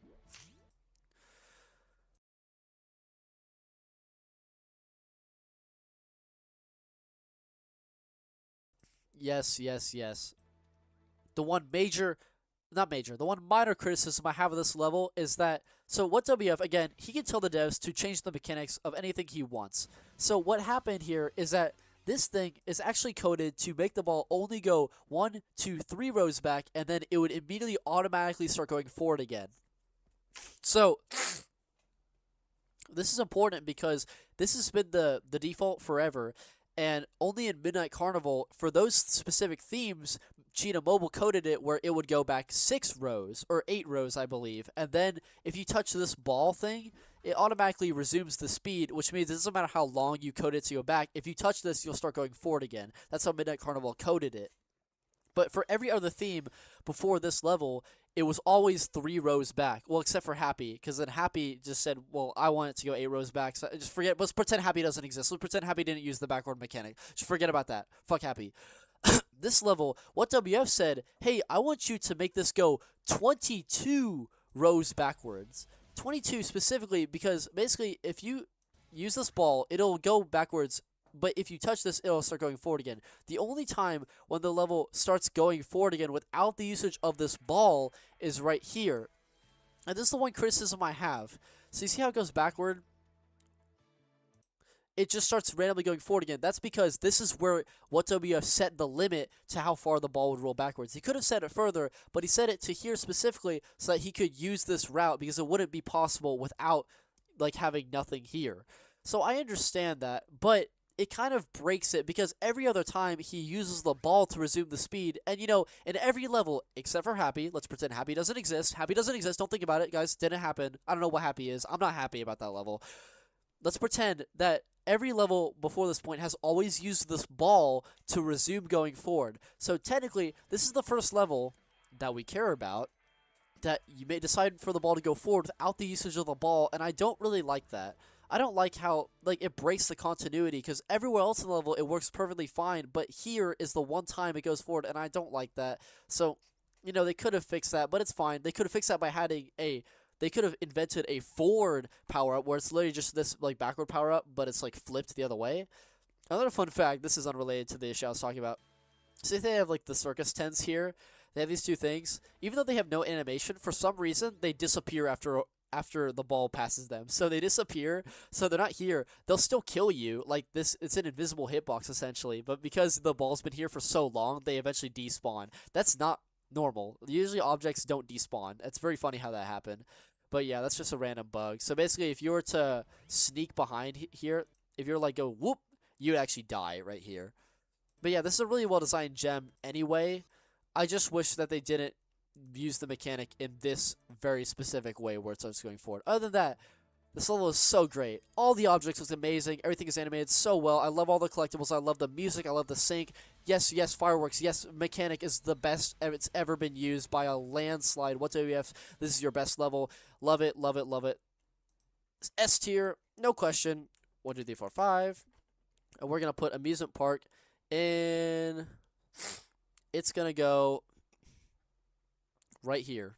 I think it's actually solidly better than all of these levels.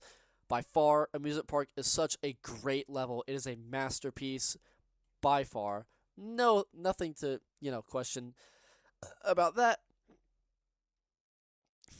It feels like a revealing part of the mechanic rather than breaking it. I don't agree because every other time the mechanic has been used in a certain way, and this is the one time it's been used in a different way, and I don't like the discontinuity.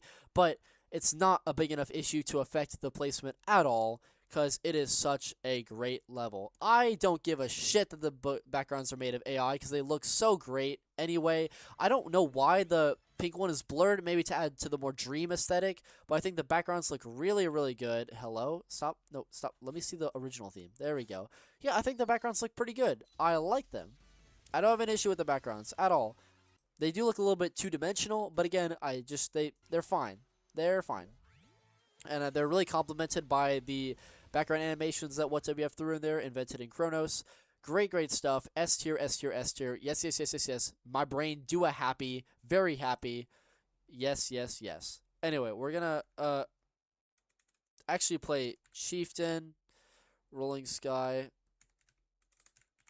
because Totem is not, wait, what the hell? There you go. We can actually play this.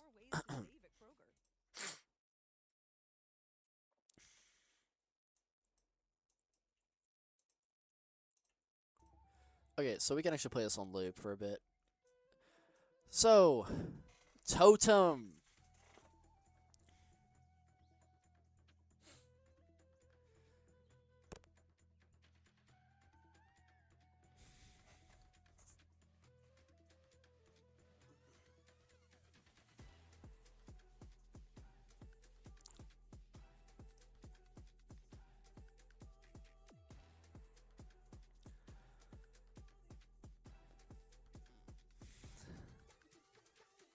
Fun, just randomly, I'm gonna decide to put this up here. I think it's better than Cobweb and Faster. Just throw that in there. God, what do I do with Totem?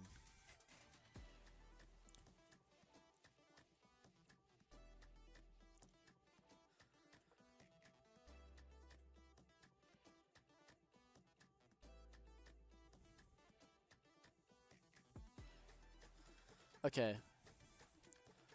Totem's going here. It's not bad. It's just really mediocre. It's very low on OK tier. And I'm going to put Totem about, I was looking at where I'd put it specifically. I think I'm going to put it right here. I'll put it here actually. Again, I think the objects are super high quality, so that brings the level really up. I think the textures of the original theme are good. I hate this alternate theme. It's dog shit, so that, again, explains the disparity of them being in the middle. But I don't like the song. I'm sorry, I don't like the song. This is another thing. They picked TDX's old song that he made before this level came out called Congo Forest, which is about, Africa. And for some reason, the developers thought, oh, okay, native people, let's pick a native song. So for a Native American level, they picked an African song, which is so silly to me. Like, that's just so goofy ass. Like, how did you not think about that for more than T-1 second? So the song itself is also just not good. It's really obnoxious. I don't like how they have horns in there. That does not fit Native American or African song style. I have no idea what the thought process behind the song was. I don't even know if TDX wanted it to be like African themed. Yeah, I mean, he did call it Congo Forest, so I guess he probably thought that this sounded African. It does not. So it's such a weirdly conflicting song in its tone. It has so much like jazziness to it, but then it throws in a bunch of like flute noises, so it just feels wrong. Like, why are we pairing flutes with horns? Like natural flutes, natural ones. These are not synthetic, by the way.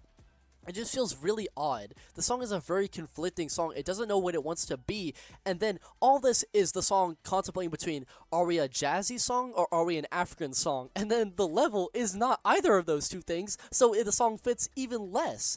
And I just don't even like the song in general. It's not even about the tone of it. I just don't like the melody. It's kind of annoying. It's not... It doesn't have much good of a build-up. It's not much good of a drop. It's just a very mediocre song. I don't even remember the entire thing. I just remember that, like... some sections that are just so mundane and boring and repetitive that I just don't even care about the entirety of the song. And then, of course, you have the routes. Again, I was tempted to think, what if this level is better than Chieftain? And I will say that it's more original than Chieftain. At least the routes don't repeat themselves every 2 fucking seconds. But the routes themselves are just so much lower in quality that they just can't bring the level high enough. So it's an unfortunate case where I'm glad that it's more original than Chieftain, and it doesn't just mirror things over and over and over and over and over again. I could have said over 10 more times because that's how many times the level did it. But Totem's routes are just not good. The third crown is one of the most generic crowns I've ever seen. Super mundane and boring. I'm glad they kept consistent with the axes. When they hit the ground, then they create the artificial shake effect. I'm glad they kept consistent with LiGaYB's level. But I don't like how they use the blocks. The blocks look really, really fucking ugly. The seesaws look normal sometimes, but most of the time, they just look really shit. Like, let me show you... Let me show you one section that I just did not like, dude. Oh, we're actually going to keep playing Chieftain's song because I do not want to get copyright strikes because I know Totem is not officially part of Rolling Sky. Okay, so Totem, Rolling Sky. So we're actually going to have to mute this. Okay. So again, I like this. This feels pretty atmospheric. It's pretty cool. But the moment you leave this section, the level just goes downhill from here. It just looks so formulaic. Like, oh, just click that, click that. It's just so boring, dude. Like, look how empty this level is in comparison to Chieftain. And it just looks so rigid and ugly. Like, why is it so basic in its design? And I also don't know who routed this level, so I'm not even criticizing anyone in particular. But yeah, this level is just not spectacular in any sense of the word. This is a pretty clever crown.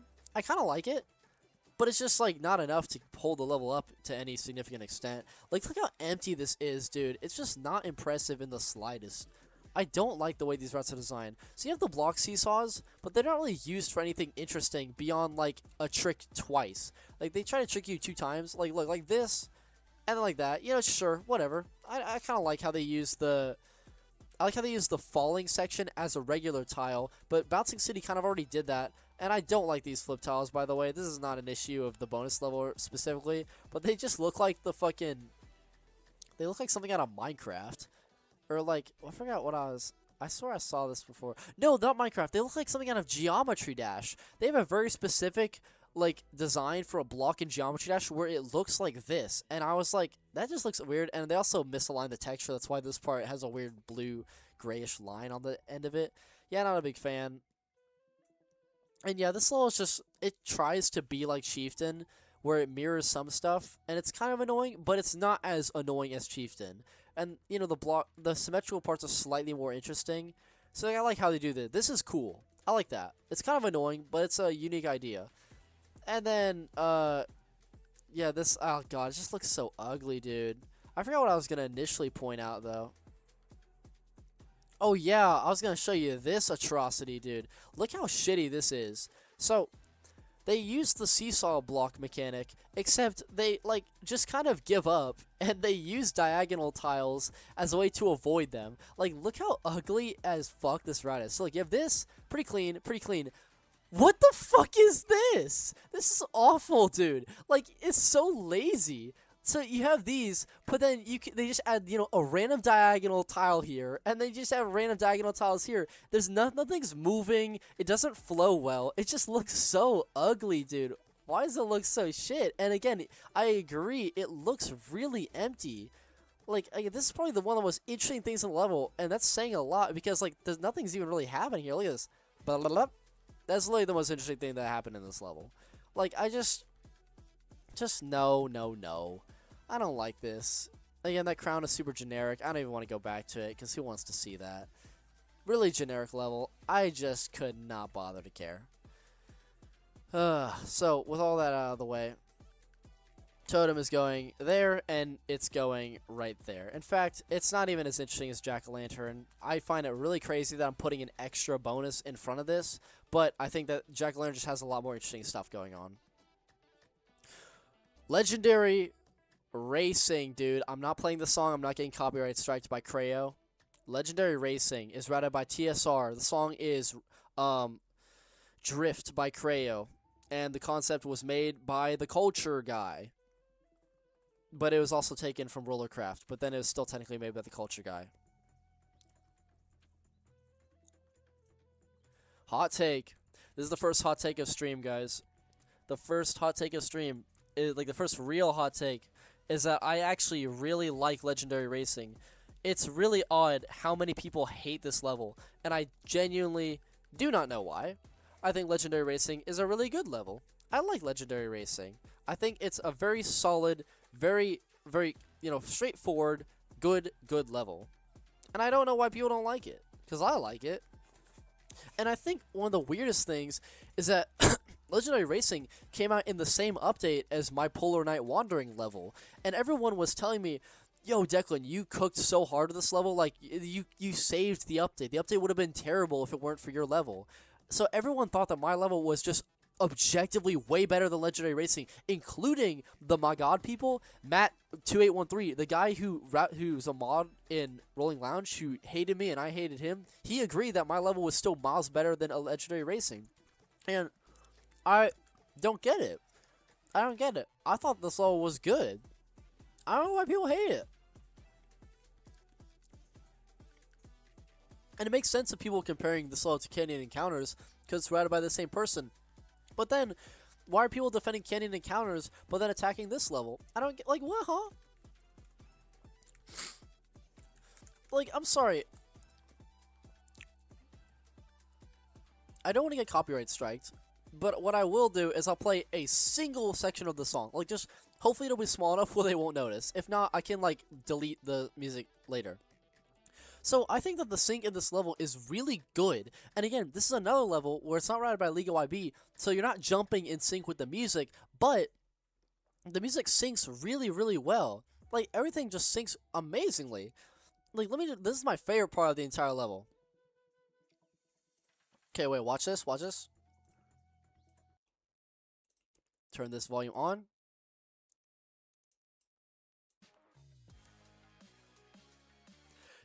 What? Like, how does that not make people smile? Like, look how well synced that is, dude. Like, what?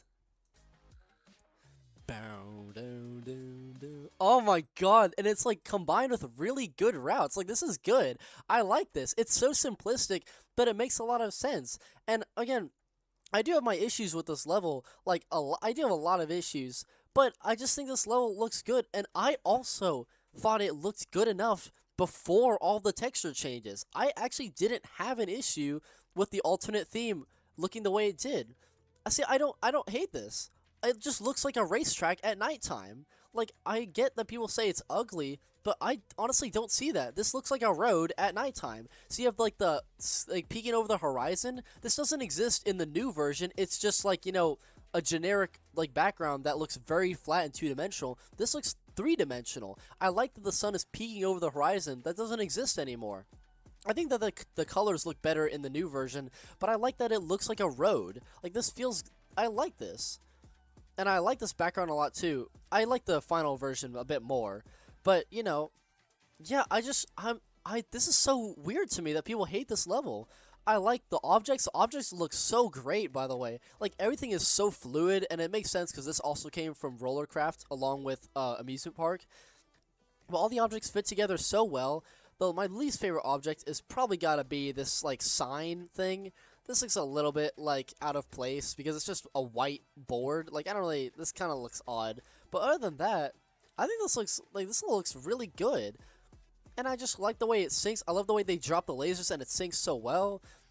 Like, just, yeah, I don't hate this level. There's so much going on. There's so much fluidity in these routes. This doesn't exist in Canyon Encounters. Canyon Encounters is so bland and empty. Like, this is empty at some points, but, like, this is not empty at all.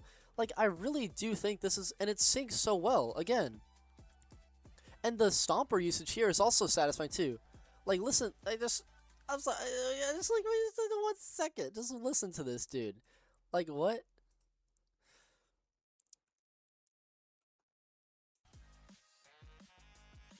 Like, what? Like, how does that not make you smile? Like, how it just, like, smacks down at the exact moment, like, the beat hits that. And the routes are kind of basic and generic here, but again, I just don't have an issue with it because I just think that it syncs so well with the music. And I like that there's just so much, like, random stuff going, like, these don't exist for pretty much anywhere else in the level, but I like that they're here. And it feels like, it just feels like a racetrack. Like, I feel like I'm actually, like, doing stuff. I like that reference to Love E. That's cool. I don't like the green here. That's one thing I'll say. I wish they got rid of the green. The green looks really ugly. But other than that, I don't have an issue with the alternate theme at all. Another issue I do have is that A, the level ends too early, and B, so many objects go unused. Because there's so many objects that this level did not use. They had an object where it was like a pile of rocks that fell over. They had 2 giant walls with, like, you know, hash lines on them, you know, danger walls. And then they also had this level did use the trophy at the very end here, which it's never used anywhere else in the level. But it also used, the level also did not incorporate the racing flag, which is really odd because the racing flag is in the cover of this level, but then this isn't in the cover. Another missed opportunity is they should have brought back the Nirvana, like, flaming ball. The ball that, like, is, like, on fire and it melts all the tiles that it rolls over. Because that would fit so well in this level, especially in the cover, how you see the flaming trail. But just a bunch of little missed opportunities. I love this car model, dude. I am in love. This is one of my favorite models in the game. I love the way the car model is made. It looks so clean. It drifts into frame in the most satisfying way possible. I love these objects so much, dude. They look so clean to me. And the level ends a little bit too early. I wish they had another, like, an extra bit to it. I wish they used the objects. The routes can be kind of generic at some points, but overall, I think this level is, like, I think it's better than everything in OK. I do think Legendary Racing deserves to be up here. And so I'm going to put Legendary Racing.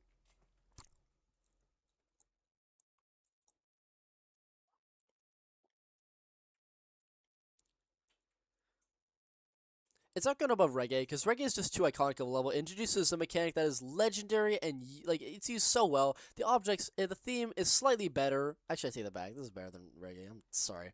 Yeah, Reggae, it doesn't use its mechanics too well. It's just responsible for inventing them, which it does get credit for that. But I think the routes in Legendary Racing are more interesting. They're not as interesting as Fantastic Sweet House, but Legendary Racing is definitely going in. It's great. I love it. It's a great level. I'm very, thank you. Opal does stuff. Thank you. For some reason, I find myself attracted to Legendary Racing because it's refreshingly simple. Like, RoboToy and Amusement Park are so out there. Like, they try so many new things. There's so much going on. But Legendary Racing is just like a back-to-basics type level. It feels nostalgic in that way. Where the routes, there's nothing crazy about them. They don't try and do some crazy new mechanic, or they don't try to use a pre-existing mechanic throughout the entire level. It's just really, really simple. I wish they did more with the speed boost and didn't only use them at the very beginning. But again, I understand. Like, I think TSR did a pretty good job with this level. It's really cool. I like this level a lot. So, yeah. Oh, hey, LiGaYB. Hey, LiGaYB. How's it going? Oh, no.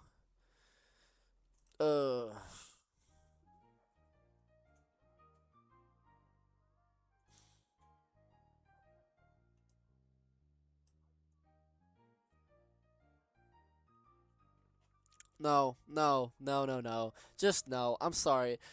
I promise you, I'm not doing this because I don't like LiGaYB as a person. In fact, I made the point that you need to distinguish between their skills and their personality, but this level is just not good. I'm sorry. It's not good. Like, no, I don't like it. I don't like this level.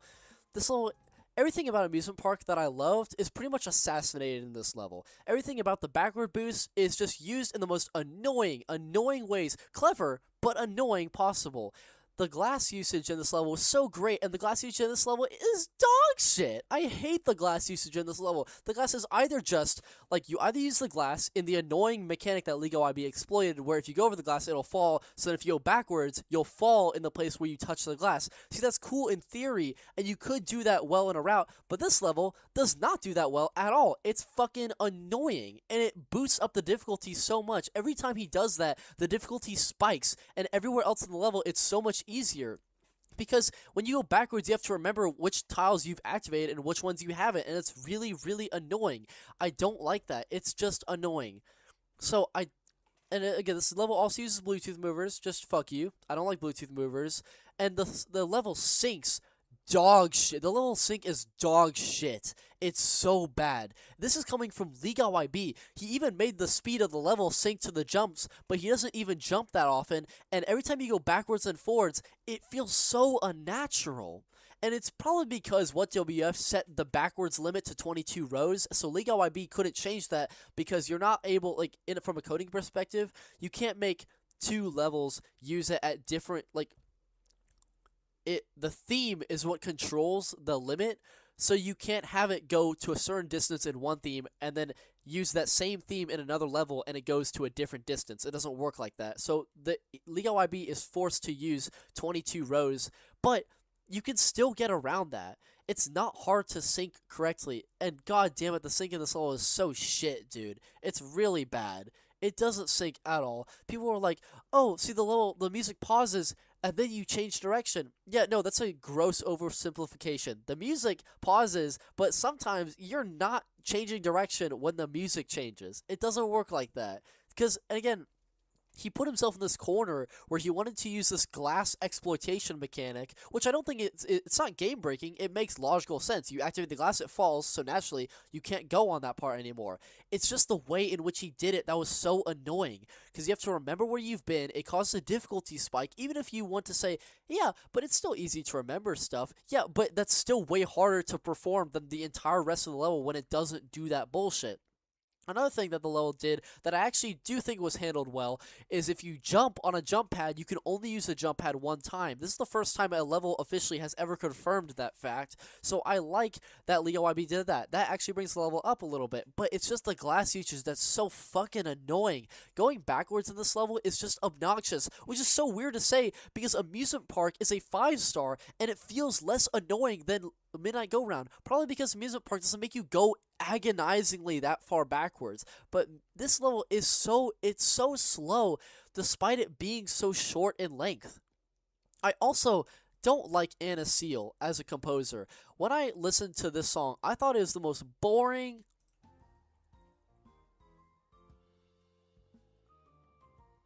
What happened to fucking Amusement Park? What happened to that lively, amazing, heartfelt, just, God, it was such a good song. It felt alive. The song feels dead.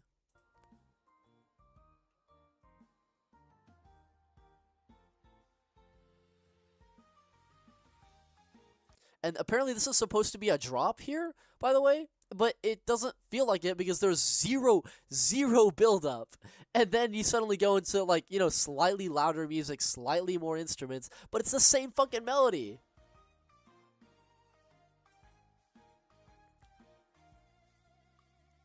And listen how, like, at the beginning of the song, the melody stops, and then you change direction, but even in the drop, the melody keeps stopping. This is the same issue as Chieftain, where the melody, the song should be going. It should be, like, going 4/4, but it keeps tripping over itself because it slows down like this. Like, it just doesn't let the song flow naturally.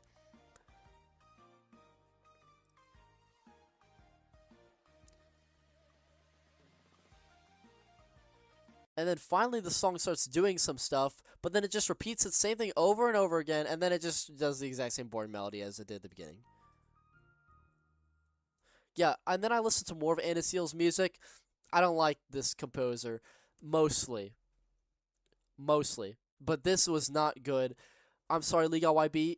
he makes some great routes, but this is not one of them. It's annoying. It's really bland and empty, by the way. In comparison to Amusement Park, barely anything moves. None of the objects are used in any interesting ways whatsoever, except for the jump pads and the glass, which is not what you should be focusing on in a level about an amusement park, which is a really creative new idea.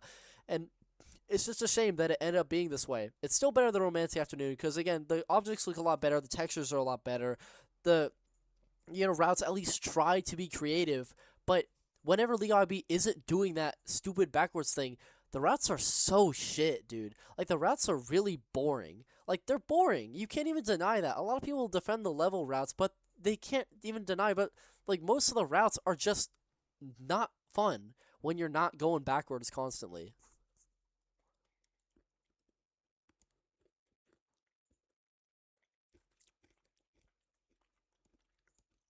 I love how everyone's already predicting all those things 'cause I'm going so fucking slowly.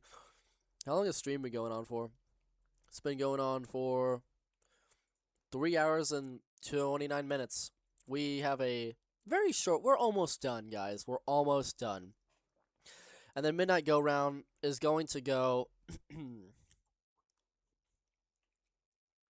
I think I would put Candy above Tactic Core because Tactic Core's music is so fucking obnoxious. The theme change spam is awful. In fact, this is going below that. The objects still save the level, and the textures, they save the level. But it's going down. Midnight Go Round is going to go pretty comfortably. It's not as good as Cube. Cube has better, like, the routes somehow. I don't know, I can't believe I'm saying this. The routes in Cube are better than the routes in this level. Because at least Cube's routes, you actually know what you're doing. This level you're going backwards, and it's just annoying. Cube has difficulty spikes only in the collectibles, so it's fine. So if you want to play the level, it's not that you're forced into difficulty spikes. This level forces you into difficulty spikes, and it just says, fuck you. Sorry, I'm tripping over myself because I've been talking for too long about this level. Okay, let's just get this over with. Anyway, time for some generic dubstep. Yeah, boom, dash, boom, dash. Oh, yeah, we all love this song, don't we?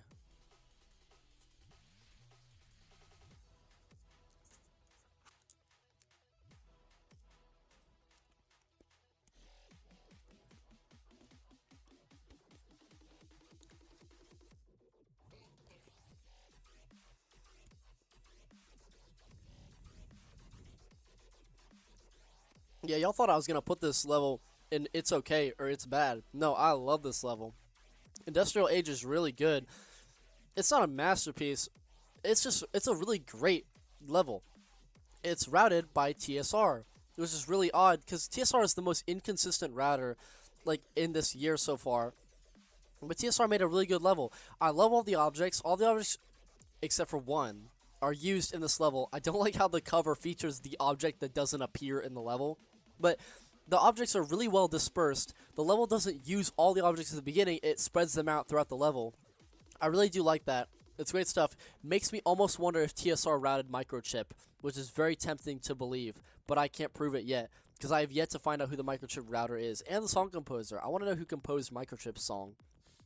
And I know that everyone's going to say, oh, Somatone, but no, Somatone isn't a person, and the team of Somatone doesn't all work together. They just pick one or two people to work on each song. Like, for example, G16 was in Somatone, but now he came out as his own composer, and they credited the levels specifically to him.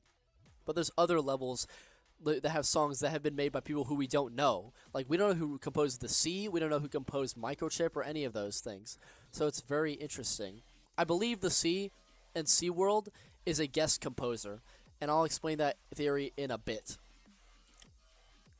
But yeah, so I call this a generic dubstep song, and it is at first, and it kind of is like even after you listen to all of it, but it's still a really catchy song. And let's pretend that we're not in, Tifgro world where every song is dubstep for a second, because this is a really good dubstep song. I like it. It's really intimidating. And it's really refreshing to hear Litchi make a song like this and not his, like, cutesy, ooh, quirky, water droplet nature music. Like, this is a really fresh change of style for Lychee as a song composer. So I like it. Yeah, these are the same people who made fucking Out of Control. Like, this does not sound even remotely the same, and it's impressive. I don't like the AI backgrounds, though. That kind of sucks. And there's also this weird cut right here. Listen.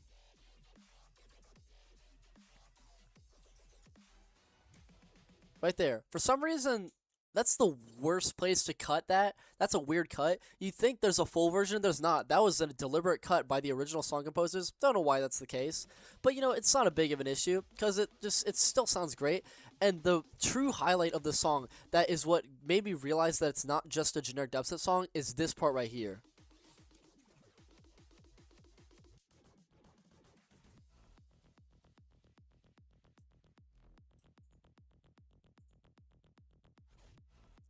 See, like, this is the part where I was like, yo, wait, holy shit, maybe they actually, like, they were hiding some great talent behind this song. Because right after all this dubstep nonsense is over, then they start going into, like, it feels a lot faster. And it's not actually physically faster. When I say faster, it means that dubstep is a really, like, slow thing. It's like, boom, clap, and then it finally transitions into and it's like so good. I love the simplicity of the bass. I love the kick. It's so clean. It's so satisfying. It's like ear candy. It's so nice to listen to. And it's just it's such a refreshing thing, not only to have these composers make dubstep, but then they do this, which they've also never done before as far as I know. And I'm not talking about just in Rolling Sky. I've listened to a lot of their music because they fascinate me, but I've never heard them make something like this, and it's so good. They need to do more of this. Like, it's so good. Like, it's so clean. And this, again, the sync is always on point with this level. Did you hear that drum build up? That drum build up is so good, dude. The way the drums start like mixing around and they start building so intently and quickly, it's so good.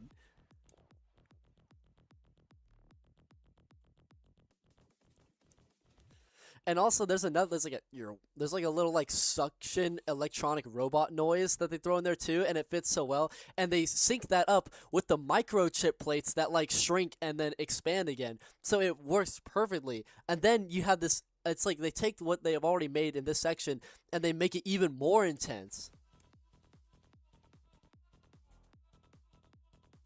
And another thing is that this is another weird thing that they're really good at for some reason. I've never seen them do this before, where they keep switching between 4s and 3s. So in the opening, it's 4s.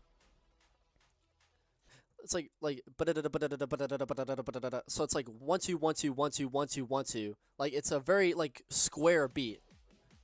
1 2 1 2 1 2 1 2. And then here they transition into triplets. 1 2 3 1 2 3 1 2 3 1 2 3. You know what I'm talking about? So it goes from square to a triplet beat, and then here in this section, it's still triplet. But here they like throw a hint at it, so you listen to the drum part. So it's still in 3s. 1 2 1 2 1 2 1 2 1 2 3 1 2 3 1 2 3 1 2 3. So like it's so weirdly satisfying because they throw in a hint that they're gonna transition into 4s, which they do later. See, listen. 1 2. See, like how now it's back to 4s. 1 2 3 1 2 3 1 2 3 1 2 3. See, like it's really satisfying. And then of course it goes back to 2s in the build-up, and then it goes back to 3s. 1 2 3 1 2 3 1 2 3. Yeah, okay, I just like the song a lot, guys. I'm sorry for nerding out about music stuff, but like basically the main point I'm trying to get across is that they know what they're fucking doing with this song. They throw in foreshadowings of different triplets. The instruments fit really well together. There's so much variety in the song. They have great build-up, great tension. It's a really good song, and it's more than just generic dubstep. And that's why I like to pretend that I think this level is generic, but it's not. And that brings me nicely along into the concept. I actually don't think that the concept is too generic. We've had a bunch of high-tech levels, and we did have Industrial Age, but that was more of a dystopian Industrial Age. This is more like a random warehouse in the modern day and age, so it doesn't feel too different, and I think all the objects actually look really cool. I like how they blended the idea of cartoonish eyeball stuff with the objects. It's like a futuristic, but also kind of quirky. It's like a really like 1970s type aesthetic of a workplace. I do like how they did it with this level, and I also like how TSR spread the object usage out so that it doesn't feel like it's getting repetitive. The saw blade object looks really good, and it syncs well with the music too. Every time the music has some kind of like electronic zapping noise, they always use the saw blade because it fits really well. I like it. I like it. I like it. Me likey. My brain do a happy. My brain do a big happy, big happy.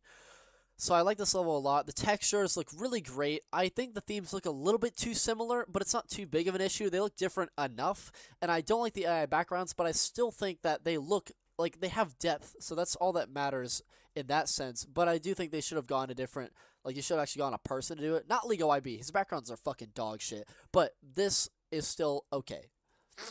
So, where are we going to put industrial in the main one? Let's see.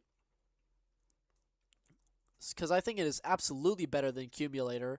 And so I'm going to put industrial.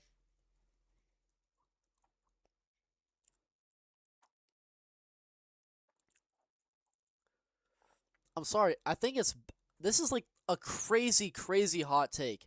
I think industrial might actually be better than neon. Not in the song. Obviously, neon would absolutely destroy industrial in a song competition. But the routes in industrial are just really good. They sync so well. The objects look so much better than neon. They have so much variety in the music. And I think that it's just a really intense, it's a solid 5-star. So I just have to put it above neon. Like, that's probably that's one of the craziest things I'm going to do. I'm sorry, dude. Like, neon is just over. Neon, people have too much faith in neon. Neon has great textures, and the objects are cool, and the music is obviously a 10 out of 10. But the routes are just not good. The routes are really spammy. They're really diagonal heavy. They rely too much on moving tiles. The sync is pretty bad, and the theme change spam, it's like cool, but it doesn't sync very well anyway. So neon is just overhyped. Even though it's iconic, I just don't think that it actually, in and of itself, has enough to do in comparison to industrial base. And I usually call the level industry base just to differentiate it further from industrial age. It's so weird that we have industrial age and industrial base. That's just really odd. So I call it industry base. So yeah, if I ever said industry base, that's why I do that. So I think it's a solid, great level. I love industry base. Again, 2025 is super, super strong. Like, again, nothing has been dog shit. And like the most we've gone is it's bad, and like one of these is just on a conceptual level. Like the routes are actually still somewhat okay, but it's just a bunch of other factors that bring them down due to emptiness or bad sync or whatever. But 2025 is really solid, dude. Well, like right now, it is absolutely my favorite year of Minimax. It's going great. And now we have Blazing Tracks, which is routed by LiGaYB. And it's after they changed the textures in Legendary Racing. So this level actually did not undergo any changes. It was only Legendary. And where are we going to put Blazing Tracks? We are going to put Blazing Tracks in. It's great. I mean, yeah, to no one's surprise, I think Blazing Tracks is a really good level. Do I think it's better than Legendary Racing? Actually, no.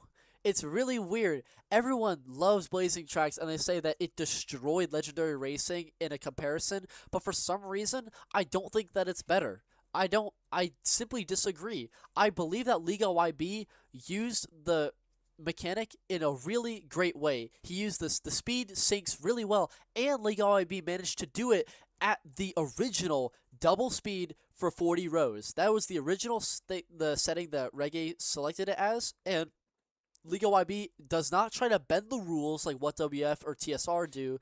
He doesn't try to fuck up the mechanics. He uses the speed mechanics as they were originally designed to. He uses the slow mechanic and the speed mechanic in really, really great ways. It fits so well with it being a racing level. It just expands on the idea that TSR presented, and I think that the sideways speed boosts are used really, really well. In addition, there's way more things to do with them. I think LiGaYB surprisingly actually underused them, but I think he did a great job. However, this level is not as good as Legendary Racing. The first obvious aspect I think we can all agree on is the song. The song, F777, he makes the most repetitive shit, and sometimes the music it's good, but it just keeps going and going and going, and there's no sense of build-up, there's no sense of, like, calm sections. It just, like, he has the opening, Then he has crazy stuff, then more crazy stuff, then more crazy stuff, and then the song's over. He doesn't even have like a closing. Like most of his songs are the same formula and they're not interesting. They have very little variation. They have one melody, maybe, or it's just a bunch of high-tech slop noises. Again, I know I sound like I'm hating on F777. I'm not. It's just that people have a view of F77 that is inaccurate to how he actually is as a composer. People hear F777 and think, oh, he made Deadlocked, he made Airborne Robots, Viking Arena, he made the Seven Seas. He's a great composer. He made One Up. And to that I say, I agree. I think those songs are really, really good. They're his best songs ever. But that being his best songs, that means that most of his songs are not good. That is the reality that a lot of F777 fans hate to admit, and that they don't actually know the majority of his songs because they only focus on his best ones, because F777 makes so many songs. He has so many songs under his belt, so many remixes, so many VIPs, so many different versions, but he's made so many songs, and I'm not surprised because most of his songs don't have that much going on melodic wise or like creativity wise. They're very generic, very formulaic, very copy and pasteable, so easy to mix up. And I don't think that this is one of F777's good songs. I don't like the song. Gamer Rage, it's not good. It's really boring and repetitive, and it has no good melody. It's really generic. It doesn't fit a racing aspect either. Legendary Racing feels like you're in the desert. You're in the heat. That's where you have all like I call it like an empty drum, or it's like a tonk noise. You can hear like it echoing within the drum. But this just feels so like forced. It's so high-tech slop. I don't like this song in the slightest.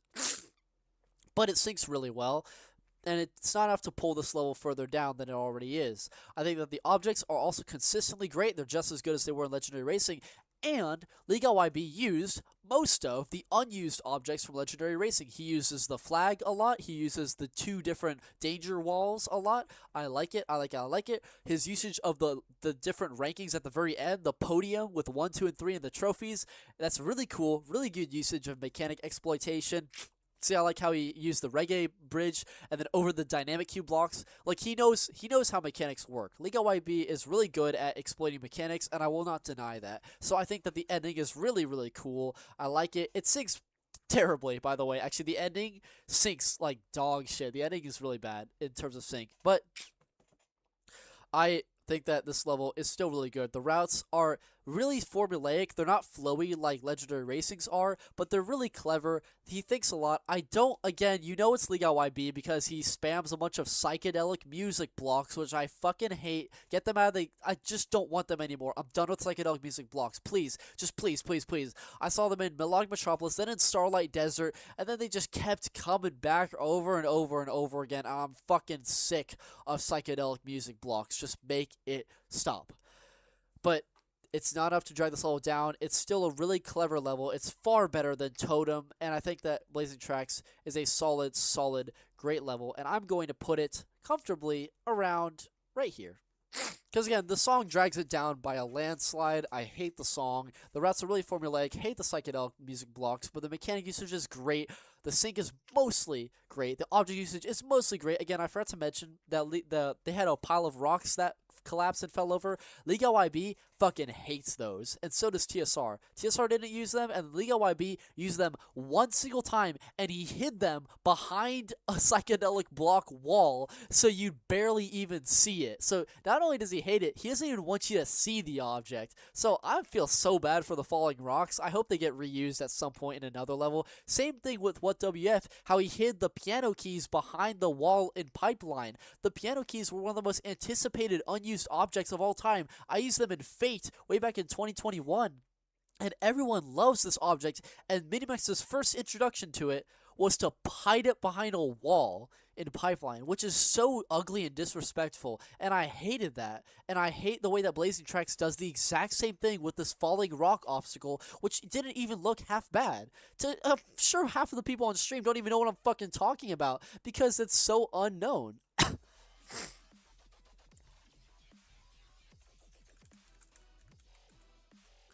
Like, it's crazy that, like, because that's just how much they hated this object. I think, yeah, we haven't gone. Okay, we're right about here. So look, right here, this thing, it's hidden behind these blocks. This is the only time it's ever used in the game, and then it falls over, and then it's already gone. You can't even see it, because it's just, they hate it. Let me see if Luca has the widescreen. Oh, he does, dude. This is why I love Luca. Yes, yes, yes, yes, yes. I'm assuming it's here. Yeah, it's right here. Yeah, I'm not gonna play it because it's copyright claimed. Oh, we could put this on a loop.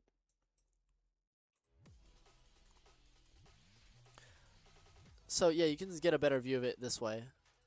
See, look, it's like a rock. It falls over. It doesn't even look half bad. It doesn't really fit with the clean man-made aesthetic because there's no other natural objects in this level. That's why I think you could have easily used it in any other level, like Chieftain, because again, this object existed before Chieftain came out. You could have used it in a bunch of other stuff, but you know, it's still possible. But it's a shame that it was introduced in this really sloppy way. Yeah, I don't like that they did that. But again, it's not offensively bad, so Blazing Tracks can comfortably go right about here, bruv. But no, it's not better than Legendary Racing. I'm sorry. I have to disagree. I feel like I'm one of the only people who believes this, both in the foreign and Chinese community. People seem to hate Legendary Racing, but they love Blazing Tracks. I never really got behind that. I don't think Blazing Tracks is bad by any means, but it's really overrated, and Legendary Racing is really underrated. So, great stuff. Yeah, exactly, dude. No one fucking knows that it exists. That's what I'm saying, bro. Like, what the fuck? I hate that. Oh.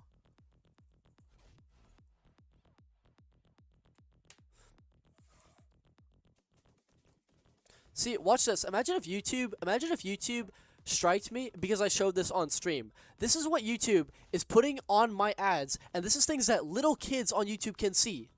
This just appeared. This is an ad that just appeared on my stream as I was having it on the side.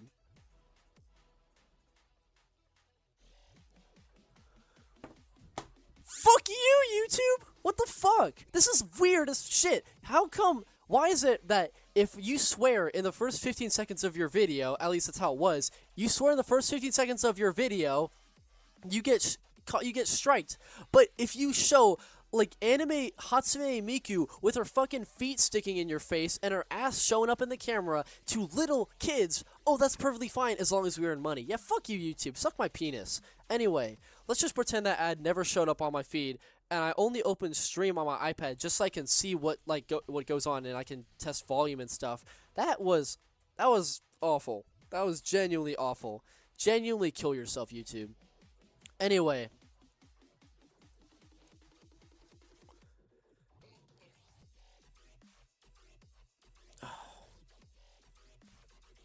LiGaYB sub. Yeah, I hate this so much. Oh wait, you can report ads? I didn't even know that. I shouldn't even want to like interact with it because I'm worried that if I do, then they're gonna give me more of that stuff. That's how my Pinterest works. It gives me so much garbage, dude. Play Magic House in the background. Well, yeah, what? Shut up, my Magic House. 1 second. I'm still I mean, that's what I'm saying, dude. I can't believe it. I need to look at something in this real quick. Okay, plop that in there. Recent. Let's see. Where's my things? Videos. Wait, seriously? Oh, that's annoying.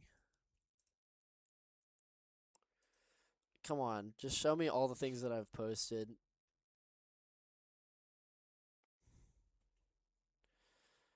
This is really annoying, dude. Just show me. Ah, okay, fine. I'll just go to YouTube Studio then.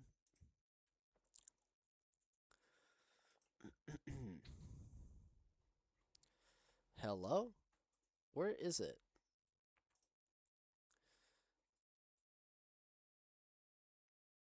What? Dog, come on. Stop being stupid. YouTube, stop being idiotic. Just give me what I need. That's really annoying. God damn it. Maybe it's in here. Yeah, I knew it. Okay. There we go. It's absolutely not.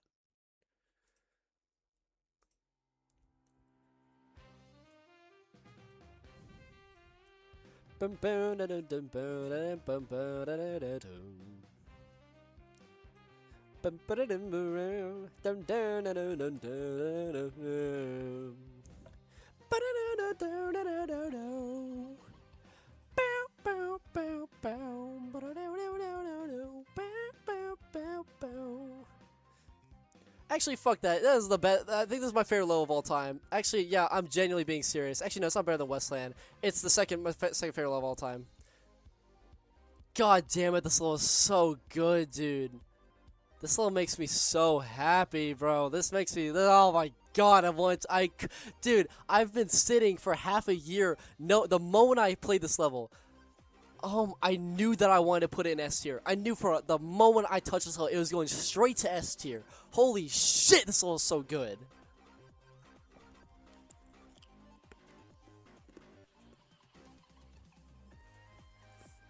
God, masterpiece of level. Oh my god, I'm generally about to ejaculate. Sorry. So Magic House, I was in Croatia on vacation, okay? Really depressed because I was working on Axlo Waltz, and then Minimax fucked it up, rejected it. I was just like, damn it, bro. Because I had spent so much effort on that level, and Minimax rejected it due to the dumbest reason, and so I was really bummed out. And so at the very end of my Croatia trip, we had to make a pit stop in Scotland because we had a layover. So we were just sitting in a random Scottish hotel, and then I looked at my phone, and I was like, oh, there's a new Rolling Sky level. I was not paying attention. I was so locked in on Axlo Waltz that I never bothered to even look at any leaks for Rolling Sky. I didn't listen to the music for Magic House. I didn't know anything about it. And I opened the update. I just, I was like, I saw this. I was like, why do we have a Halloween level in like June or July?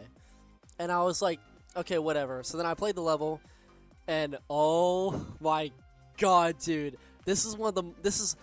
I talked about Chronos being so disappointing. I thought it was going to be one of the greatest levels of all time. It was going to be the level to hold up the game. And then I played it, and it was so disappointing beyond immeasurable quantity. This level was the complete opposite. I thought it was just going to be just a generic random level that was going to be forgotten in T-1 second, completely out of time frame for when it was supposed to come out. No, I had never heard of it, didn't care about it, and it became one of my favorite levels of all time in an instant, a fucking instant. I knew that it was so good the moment I started playing it. Just, oh! Sorry. Magic House, we're going to look at it right now. Magic House Rolling Sky. Firstly, the objects are just really great. The models are animated so fluidly, more fluidly than any of the other models in this year thus far. They look so smooth and so clean. I love the way they all look. The owl looks so cool. Look how cool this is. It's so well detailed. The wings and everything, it looks like a real owl that's made of wood. The little toes, just everything. This flame. Look at this flame, dude. Look how good this is. And the music hasn't even started yet. Look how huh? Dude. And then this gate looks so clean, and they combine it with the bats, and then, oh my god, look how good this is. Look at all the bubbles, and the tentacle. The tentacle looks so good. And the sink. Oh, the sink is so good, dude. And it just looks so clean. Everything looks so clean. And when I first played this level, I had no idea what made it look so good. I just couldn't pinpoint it. I knew that something was super clean about it. Look at these books, dude. Look at the way they spin, and then the hat appears on top of them. And it's like so fluid. It looks like it's almost made of jello. And it just adds to the cartoonish vibe of this thing. And I love these gems. They look so pretty. Look how pretty that is. They captured the shining essence without even having any shine effects on it whatsoever. Really impressive stuff. And then look at these. Look at the book. Look at the book. And I guessed this before I looked at them inside Blender. These books are armatures. What an armature is, it's like, think of the girl from Flower Dance. Like, she's an armature. But basically, it's a model, and they have to animate every limb, every, like, head movement, everything very individually.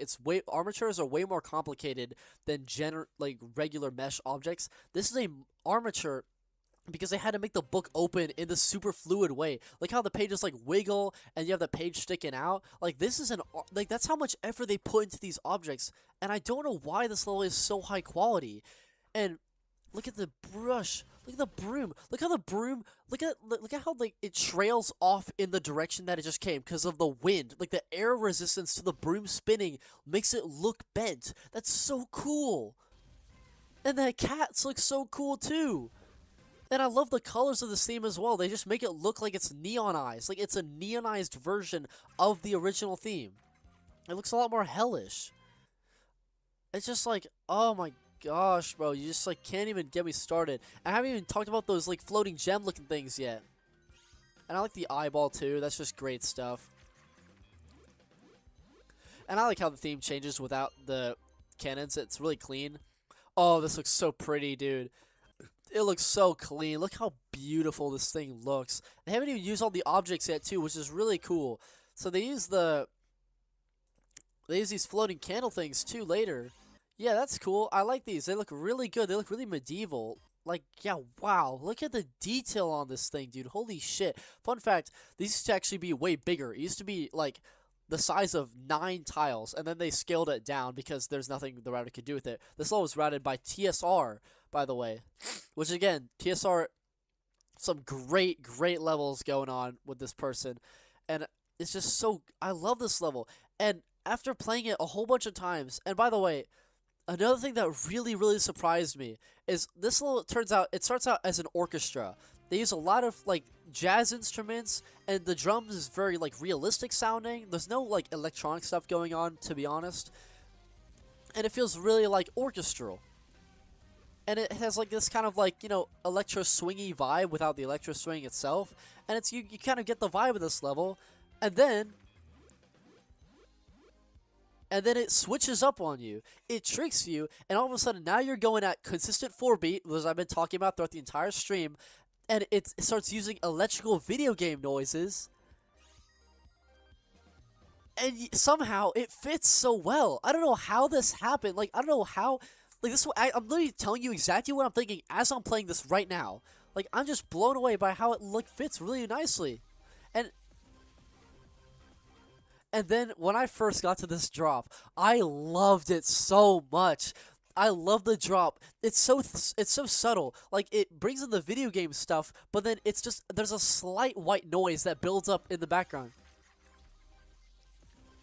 Oh my gosh, it's so satisfying. Another thing is that this song was composed by R-Feather and TDX. Again, I told you about TDX making a return even though he said he was going to be gone, but let's ignore that for now, because TDX made this with R-Feather. R-Feather has always been known to be the orchestral composer. He's the one who makes songs sound really realistic, something that you could play in an orchestra. And TDX, he's really well known for electronic music, Lab Confidential, trap, like disturbing, you know, high-tech music. So you would have thought that these two going together is a recipe for disaster, and you can very much tell which parts are made by R-Feather and which parts are made by TDX. This is R-Feather right here, and then TDX is what all this electronic stuff comes from. But somehow it fits. It fits so well. Another thing that's interesting is that TDX, this is another like really niche music composition technique that I've never seen before. TDX has a crash cymbal. It's like, you know, just a regular white noise sound. Listen, I'll like show you on stream. See like how he does, like he has a crash cymbal noise, but then there's a part where he right before the drop, he hits the crash cymbal, but it doesn't dissipate. It doesn't go away like it actually stays, and then it builds up, and then it cuts, and then you have the drop. Just these little subconscious things that the composer did to make you know that it's a drop without even, you know, without doing the generic drum build up. Like, listen. I'll try and visualize it on the screen. See how it like builds up, and then it cuts, and then you have the drop. And then this part is also clearly made by TDX. But it's so good. The house, dude. It's called Magic House, and it fits so well. It's a magic house. It's house music themed. It's neon colored. That's why these objects are so radiantly colored. A lot of people criticize the second theme, but I think it works perfectly because it looks like everything is glowing. And it works so well. And then they have the orchestral part, then followed by the electronic part, and then they combine the two right here.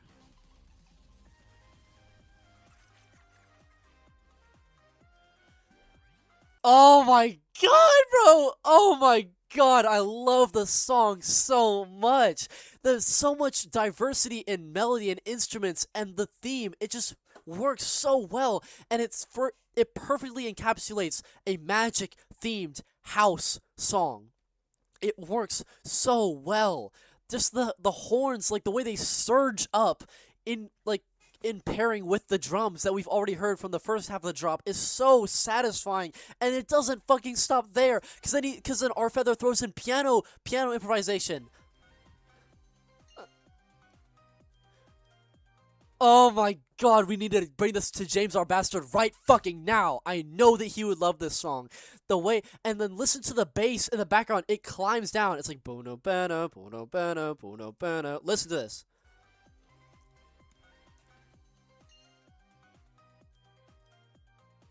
Oh, there's so many off notes, so many half notes, so many you're climbing up and down. It sounds so charismatic. It's so good. And then we're not done. Oh! Holy shit. I love this song so much. This is probably my favorite song in the entire game. Like, it's so good. And I love listen to the guitar riffing on this. Well, it's not even guitar. It's like bass. It's bass riffing, but it's like high note bass. It's like oh my god. It's like so. It's like a completely different genre. We've had orchestral, then we've had they've had house, electronic house, and now we just have this other style, and it all just works in tandem so nicely. And then the drums go back into this really jazzy type thing. The improvisation is so good, and this is what I love about our feather. Our feather is so good at improvisation. He's really good at making orchestral, natural, realistic music, and he's really good at improvising. Our feather is a true great musician, and TDX is a really good musician too in this song. He does great stuff. He complements our feather so well. Our feather is great, but he's so much better when he's paired with a bunch of other people, and that's why you always see him paired with Shaunzer or TDX or your SCZ. Anything just makes his music so much better. And then you do another cut. That's so good, dude. The anticipation, it just it makes it dopamine releases your brain in this really satisfying way. And then you go back to the same gamer video game music sounds. But the melody is slightly different, but the horns have already surged up because you know what to expect now, but then that's why they give you parts of the drop before the drop has even happened. And then you have the ending. And you have the riff, the organ riff is so good, dude. It just scratches my brain in the greatest way possible. I'm so glad that 74 people are here to see just how much I love this song. And the one tiniest, tiny pieces of nitpicks I have with the song is that it ends too early. Isn't that just the greatest thing when the biggest critique people have of your product is that it finishes too early? Isn't that great that the only issue people have with you is that they wish you were there for longer? And they're not even fucking done with making me so blown away, because in the first drop, the bass is pretty in the background, but in the second drop, they have the boom, do-no, do-no, do-no, do. It climbs down. This is what I'm talking about, the climbing. They make things descend and ascend in so satisfying ways. Boom, boom, boom, boom, boom. It makes it sound even more intense than it did before.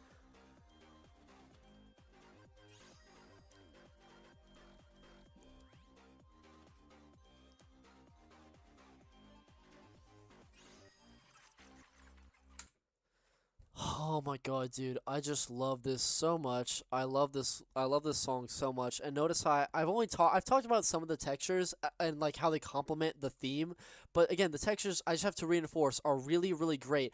I like how they finally decided to at least try to intervene and use human stuff in AI backgrounds.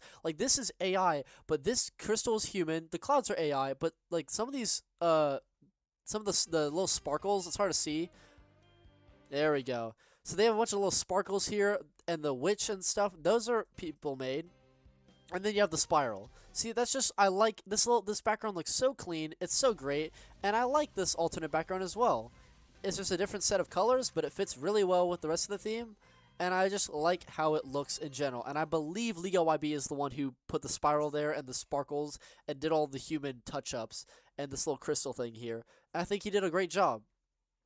And I just love how everything is in this level. All the collectibles. Oh yeah, I forgot to mention, I love how this level doesn't have crowns. If you don't need crowns, don't use them. Chronos did not learn from that. This level did learn from that. And it just, you kind of forget the level doesn't even have crowns because it doesn't need them. Like, the level's just good enough without them. The flip tile usage is also great. Sinking is perfect. 10 out of 10 out of 10 out of 10. Love it, love it, love it, love it.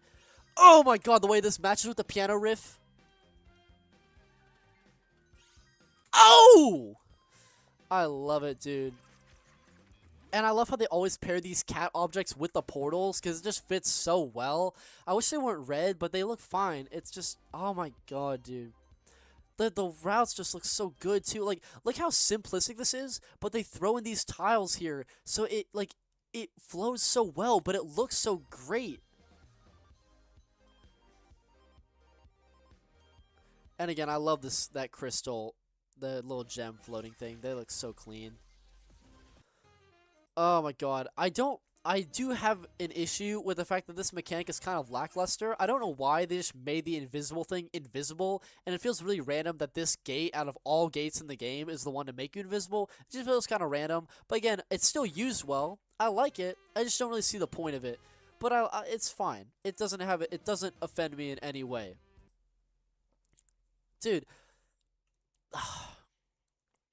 But this level just, it can't go above Wasteland, because I do think the objects are great, and I think the themes are great, the music is great, and I think the music is definitely better than Wasteland's music, but Wasteland's textures are just too good. The extra theme with the minecarts is too unique and amazing of an idea. The objects just look better in both themes. I unfortunately have to keep Wasteland at the top. I think Wasteland is just, it's just objectively a little bit better than Magic House.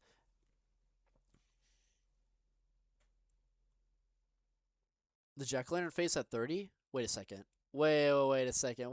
There's no way. Is this like an actual thing?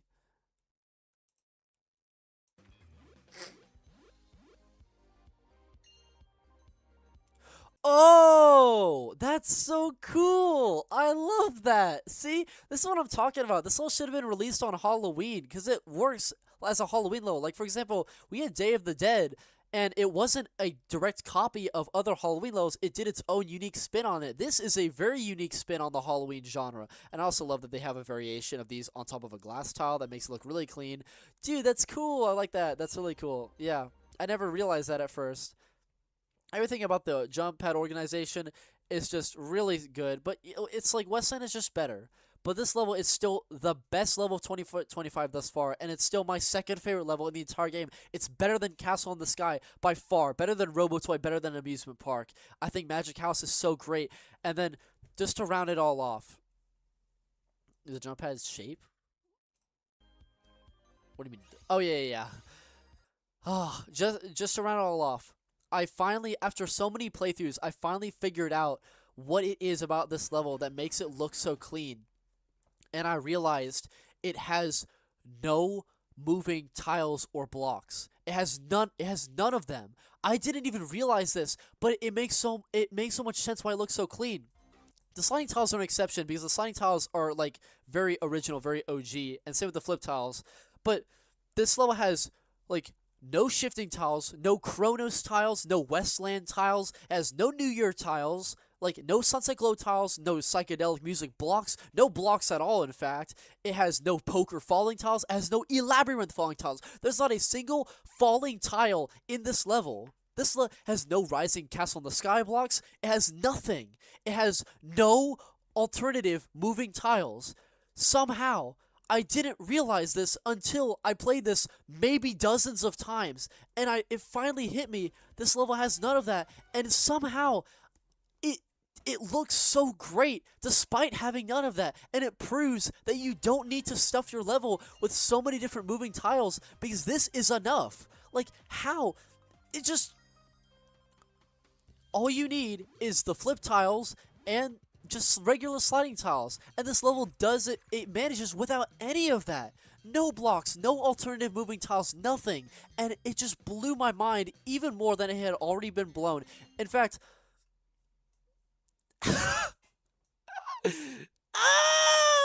yeah, it's going above Wasteland just because of that. Just because of that. Because even on top of being so great in every department, that it proved that you can accomplish the best, most creative, most interesting levels with the most simplistic ideas. This level does not exploit any mechanics. It doesn't have grandiose craziness of like minecart stuff. It doesn't have any new tiles. It's a very, very simple level, and somehow it just works so well. And I think that just the little extra bit that it tried to do to not involve any other moving tile nonsense or any block nonsense just makes it above Wasteland, because I've realized that I actually do like it a lot more than Wasteland. I have to just come to that realization now. And again, Wasteland, the two themes are really good, but all the objects are still colored the exact same in all the themes for the majority, and Magic House has that difference where these objects look like they're glowing in the alternate theme. So I just realized that Magic House is actually better, in my opinion, than Wasteland, and it is the best level in the entire game thus far. I think Magic House is so great. TSR should be the queen of routing. The queen of routing. Genuinely, TSR, I do not glaze people this much this often. TSR, genuinely, I have not known TSR to do anything morally wrong. TSR has consistently made at the very least, entertaining somewhat levels that at least some people can enjoy, and at TSR's best, she makes the best of the best. She can use pre-existing mechanics, but she can also know how to dial back and be extremely simplistic and not rely on exploiting mechanics and exploiting this and that and making crazy mover combinations, because this level is so great in what it does, and it does this without any of that nonsense whatsoever. Hats off to you, TSR. Hats off to the concept maker of this level. Hats off to rFeather and TDX for making all this possible. This level is a masterclass where everyone decided to lock in and everyone decided to participate and make a great level. And I think I'm going to go on a little bit of a tangent here now that I'm done with ranking Magic House, in that there are actually there were two, and now there's 3 groups of people who make the objects. There are different modeling teams. Originally there were 2. There's modeling team in, I believe, Nanjing, and then modeling team in Beijing. So basically you had like half of them do some of the you had half the levels were made by one team and half the levels were made by the other team. And I think we can kind of see which team is making which things. One team is making stuff like Wasteland, RoboToy, Magic House, and the other team is making stuff like Canyon Encounters or fucking what are some other 2024 levels? Like Passionate Love, they're making those models that are not necessarily dog shit, but models that just pale in comparison to the level of detail and depth in these models and amazingly textured stuff. So that probably explains why there's a disparity in model quality. Then they added a 3rd team, which I believe is in Shanghai. I'm not entirely sure what they do or how they're distributing the workload now, but they have like 2 main teams and then 1 tiny team. But basically, like I do respect Minimax for organizing it in that way, because it creates a lot of diversity in object quality. So that is just great, great stuff.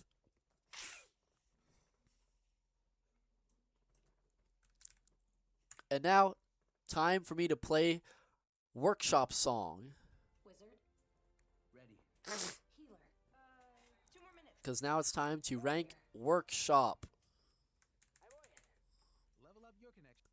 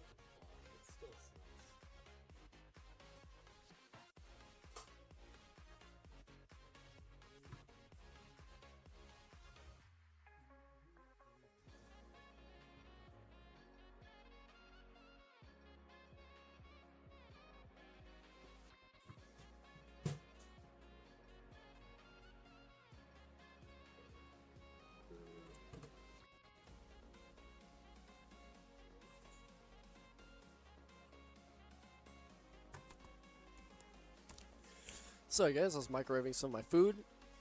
Oh, what's that y'all are saying? This song is Hub. Oh my god, wait, this is Hub. This is Workshop. Yeah, sorry, I didn't realize that because they sound exactly the fucking same.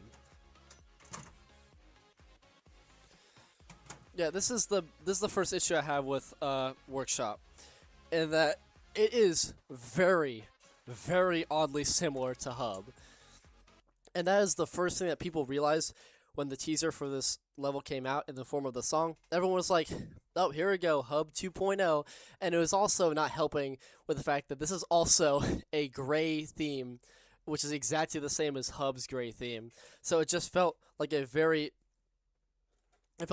generic copy, and this was really disappointing because this came from Fuyu Studio. Fuyu Studio came out with Foggy City, which Foggy City is in great, mostly because of the song. The song is so good in Foggy City. It's an S tier song, but the rest of the level makes it a great only because of that. But the song is so great, and Fuyu Studio was a masterclass in that work. And then they came back with Lighthouse Alley, which I thought was just very mediocre, very short. I didn't like the song. It was very disappointing. And then Fuyu Studio came out with Workshop. And Workshop was such a generic, sloppy, boring song. The melody is just a watered-down version of Hub.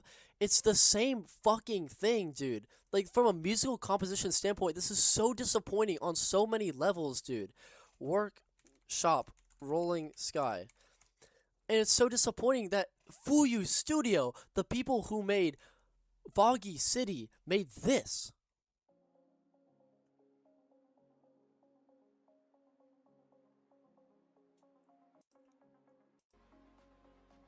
The same build-up, the same exact background electric flute noise, the same bopping bell noises.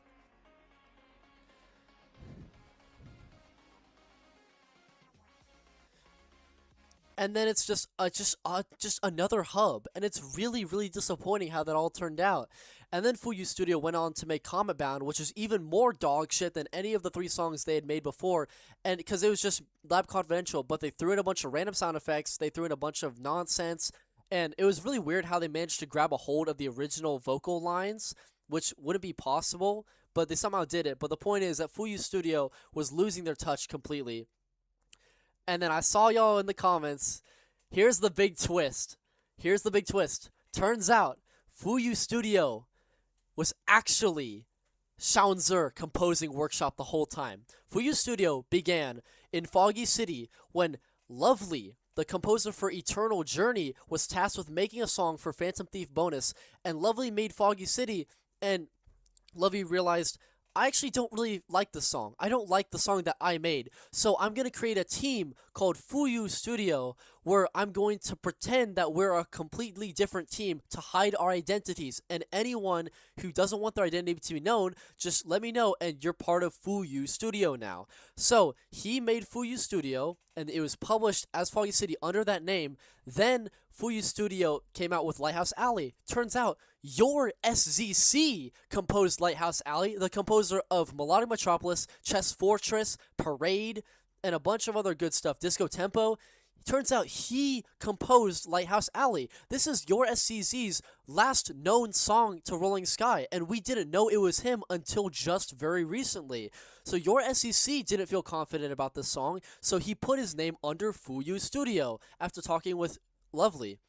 Then Shaunzer didn't feel comfortable with his song of Workshop, so he also put it under Fuyu Studio. So this Fuyu Studio is not a group of people focused on making songs. It is a group of pre-existing song composers who don't want their identities to be known, which is so unexpected. I had no idea ever. The only hint was that Workshop sounded really similar to Hub, but that was no evidence at all, and B, that Comet Bound was able to somehow get the original audio recordings that were used as sound effects in Lab Confidential to be used in Comet Bound.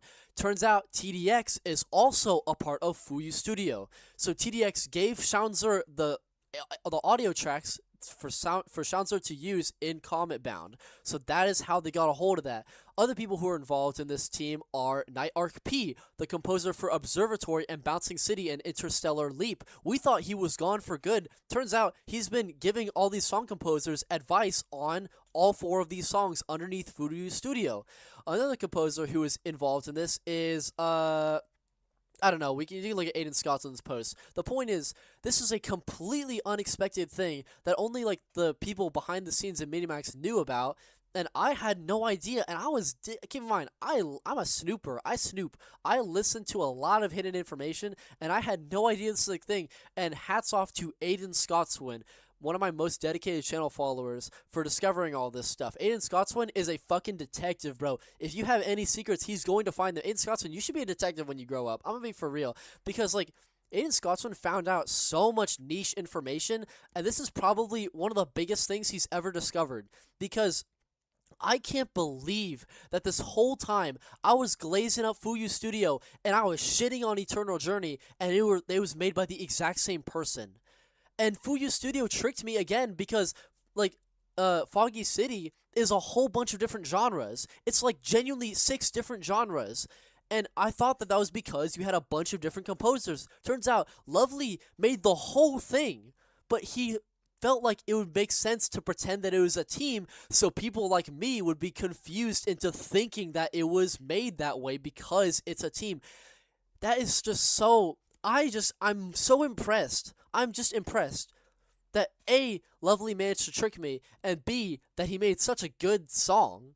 And your SCC, I'm sorry for criticizing him for Lighthouse Alley, but it makes sense because he didn't like the song either. That's why he posted it under the Fuyu Studio name. That's why Schaunzer posted a workshop under the Fuyu Studio name, because Schaunzer knew that this sounded too similar to Hub, so he pretended that it wasn't him. That makes so much sense. And then, of course, Schaunzer also didn't want to be responsible for remixing someone else's song, so he put it under Fuyu Studio. That I was so confused when they picked Fuyu Studio as the team to make the co-creation birthday song. I thought they would have picked Zach Streifel or someone actually important, but they picked Fuyu Studio because TDX was in Fuyu Studio, and he was the one who made the original song that the remix was based off of. So it makes so much sense. So with all of that being said, this is just so genius of a... Like, I just can't believe I fell for it. I fell for it. I had no idea. And I'm just really impressed that Lovely made a great song. I'm impressed that he formed this team without me knowing. I'm surprised that Night Arc P is still around. I thought Night Arc P was gone after Observatory. I guess we could, like, please, we need to get Night Arc P back. Bouncing City is, again, S tier. The song is an S tier level. It's a 10 out of 10 song. I love Bouncing City's songs so much. And Observatory and Interstellar Leap are also really good. So Night Arc P has to come back now that we know that he's still, like, popping around and doing stuff. So Comet Bound, I can talk about this since we already covered it in the season 2 live stream for co-creation. But now after learning about the truth behind Fuyu Studio, turns out TDX was the one who contacted Minimax and said, "Hey, I made the first level song, so can we please base the bonus level off of my song?" And Minimax said, "Yeah, sure." So then they're like, "Who do you suggest to be the song composer?" And of course, TDX picked one of his closest friends, which is Schaunzer. So then that's how Schaunzer got the part. And then Schaunzer remixed the song, but either it was a mix of they didn't like it, like Schaunzer didn't like it too much, or he just didn't feel like it was right for him to take the credit for someone else's music. So he put his name under Fuyu Studio. So the idea of Fuyu Studio being picked is false. It was actually going to just be Schaunzer, and that's how it worked for all of these other examples, but then they decided later on to call themselves under Fuyu Studio. So it makes so much sense now. And I don't think Comet Bound is a good song. I'm sorry, Jar fan, but I understand why all of these composers hid their names. And again, I feel kind of bad that they're now exposed. Like, it's not like they did anything bad. It's just that they didn't want people... They felt insecure about their songs, and it's a shame that now everyone knows exactly which songs they made. But it's only 4 songs. And again, since everyone loves Foggy City, I mean, Lovely is fine.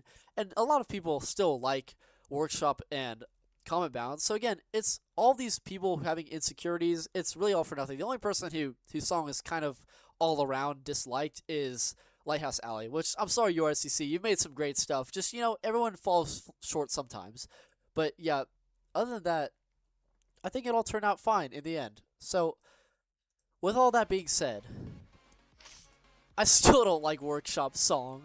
I still think it would have been okay if it had been before Hub, but now knowing that's after Hub and now knowing that's made by the same guy, it's just not good.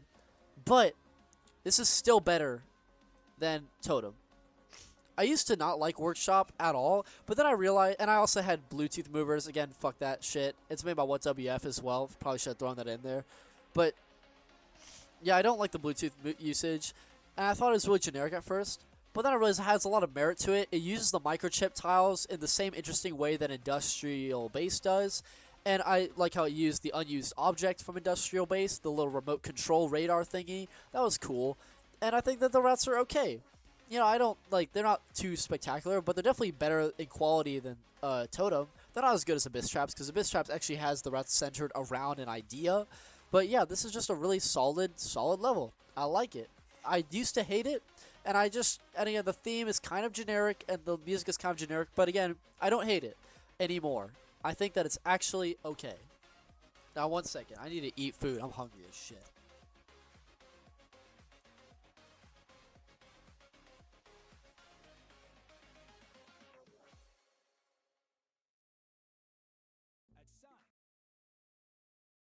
And, just keep y'all busy. I guess I'll show y'all Stars Beta, since I'm not talking at all. Rolling Sky Stars Beta. I'm pretty sure that Aiden Scotsman posted it. Because, I mean, we all know what it is. Hello? Aiden? He called himself Mick Cattle. I kind of forgot his name. Hello? Sorry. Let's see. Rolling Sky. Damn it, I need to go into Discord to find out what his channel is. I keep forgetting how to spell it. It's not Aiden Scotsman anymore. Let's see. McCaddle. Oh, I wasn't wrong. It is McCaddle. Now let's see. Oh yeah. How did I not friend him already? Anyway, view for profile. Aiden Scotsman. Oh, is he still called Aiden Scots? Oh no, he's called McCaddle. Okay, never mind. Anyway, so we have this. Okay. McCaddle. Let's see if he posted Stars Beta. It would make a lot of sense if he did. Oh, the unused song of Emerald City. I need to tell y'all about that too. Yeah, he has a lot of betas. The Stars Beta. No. Demo, Sunshine Ocean.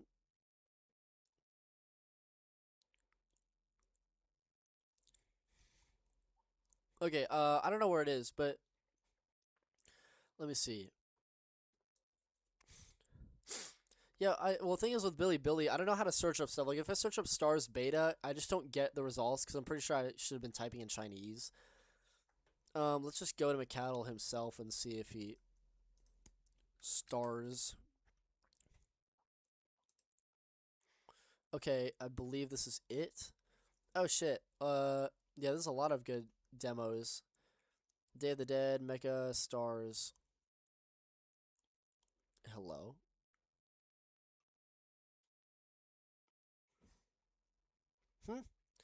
Okay, whatever. I'll just play a random one. Let's look at Romantic Afternoon demo, because I've actually never seen this before. Oh, it's dead. Okay, it's gone. Someone deleted the video. I believe most of these were posted by Midsummer. Oh shit. What is this? Oh, this is Mutation Crisis demo. Yeah, sure, we can look at this. Why not?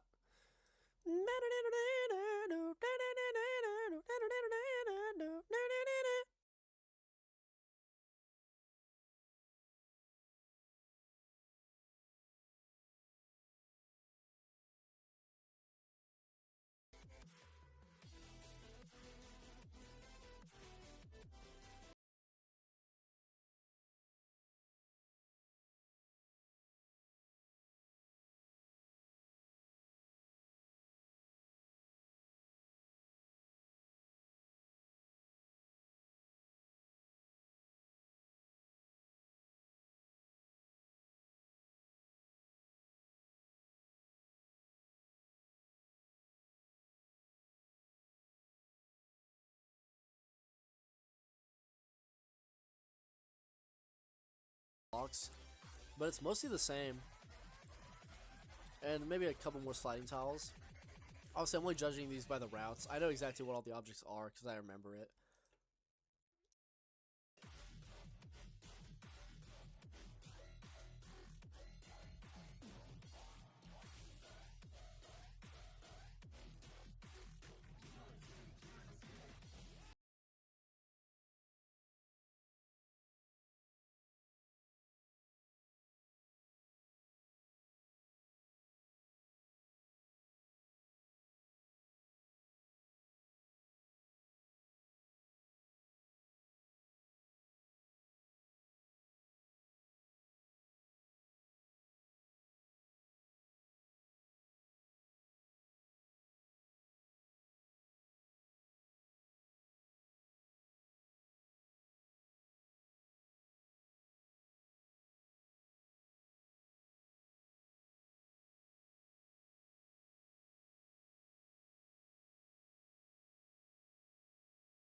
Anyway, I'm sorry.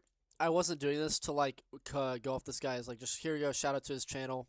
You know, I don't want to steal his content. So here you go, having all this. I still commented on it, so it's not like against terms of service or anything. But I say that because there's this dude who sometimes see on Twitch, Hassan Piker. Fuck this guy. This guy is a horrible person. He's an evil man. And he also constantly, on his streams, he'll literally just play someone else's video, hide the name of an icon of their channel, and then just get up and leave and just let people watch something for like a genuine, like 10 minutes. Like, he'll get up from stream and let people watch someone else's edited content, and then he'll sit back down and he will literally offer no additional commentary. That's against terms of service, by the way, which I don't know how he's not been banned yet. But basically, you're not allowed to steal other people's content. That's why, like, you have to, at the very least, credit them outright in the open, or like provide any kind of additional meaningful commentary. So yeah, fuck that guy. Fucking hate Hassan Piker. He literally only exists to piss people off or to create an echo chamber. I'm not even gonna talk. This has nothing to do with his politics, by the way. He's a really political guy, but he's just like he's a really like evil person. It has nothing to do with his actual political beliefs. Anyway, with that little tangent aside, let's see. Wait a second.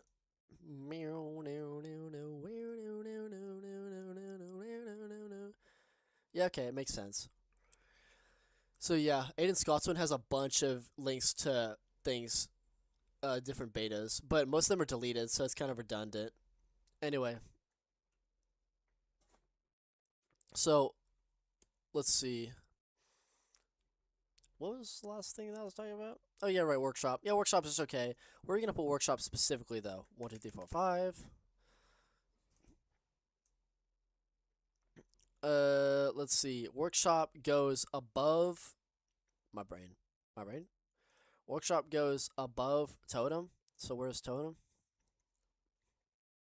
And then it goes below whatever the other thing was. So it can go anywhere from Abyss Traps to Totem. I'm gonna put workshop in.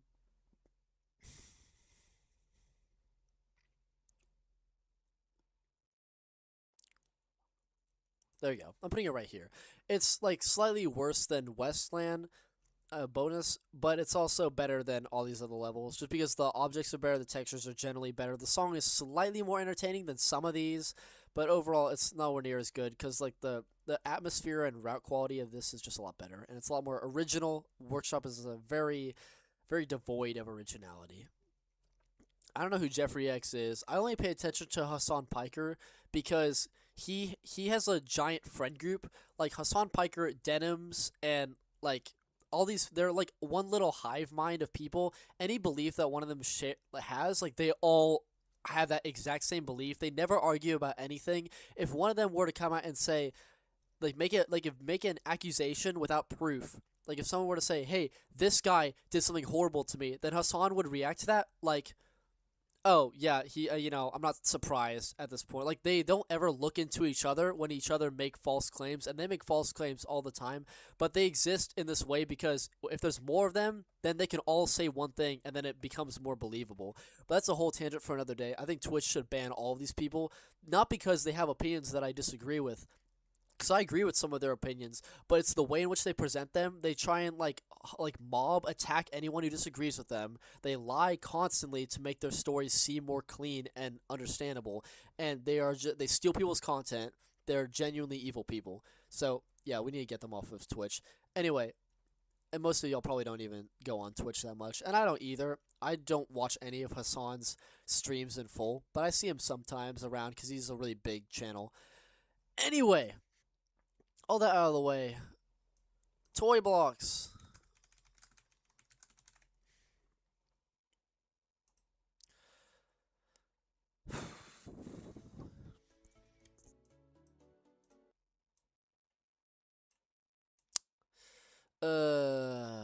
Toy blocks, bro.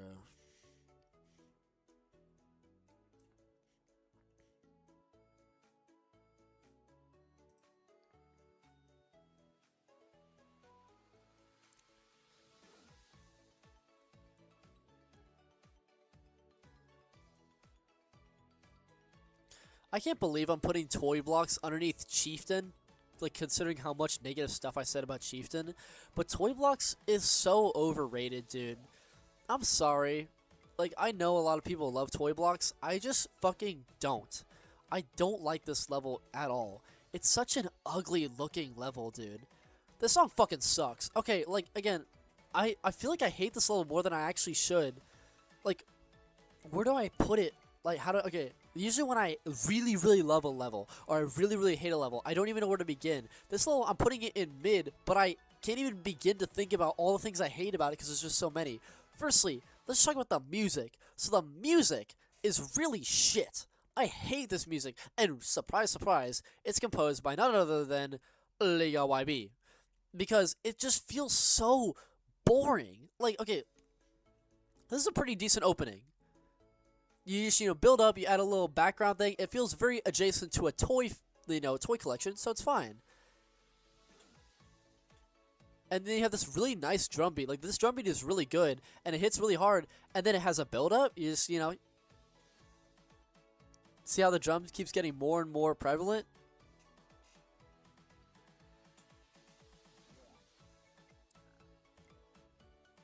Motherfucker, where's the drop? What? I'm sorry. We were building up to something, but now we're just gonna keep the same level of energy as the build-up was. Like, this is not a drop. It's the exact same drum loop. What happened to, like, building to something better? Like, why does it just keep going? Like, this is such a terrible, terrible composition of music. And he used the exact same drums, exact same instrument, everything is exactly the same as it was in the section just before. And the drums, at least in the build-up, were good because they hit really hard and they felt really impactful. But these are just little bump, but click, bump, bump, click. It's just like, it feels like it slows it down to a pulp. Like this click, bump, but click. I feel like genuinely mentally stupid. Like, this song reminds me that I have autism because this song is so annoyingly boring and simplistic. And see, it has so much potential because some of the melodies are okay, but imagine if this melody was the build-up and they had an actual ascension of drums, an ascension of synth, and other things that could make this feel like a build-up. See, like, listen how, like, builds up. Like, that could have been good, but it's combined with just this generic click-click song. It's just so boring. And I don't always hate on LiGaYB's music. I really did like Fruity Paradise's song because it has a build-up and then it has a nice, like, consistent drop for the drop. Like, it feels like it actually builds up to something and it delivers. This, like, has a build-up and then has another build-up and then it's just, like, on the verge of another. It's like a build-up that doesn't actually build up. It's so weird. It's just like Chieftain's issue. And then it just keeps going, just changes the melody a little bit. The same fucking click, bump, bump, click, bump, bump, bump, click. And I just, like, feel so bored listening to the song. And for some reason, they have these little sound effects where it's like, what? Like, it's like a weird troll noise. Like, it doesn't sound normal. It's like, what? It just doesn't sound normal at all. How the fuck does that have anything to do with, like, toy stuff? And there's just like the same exact opening, but just the melody is changed a little bit differently. See, it's literally the exact same composition of drums and orchestra and everything.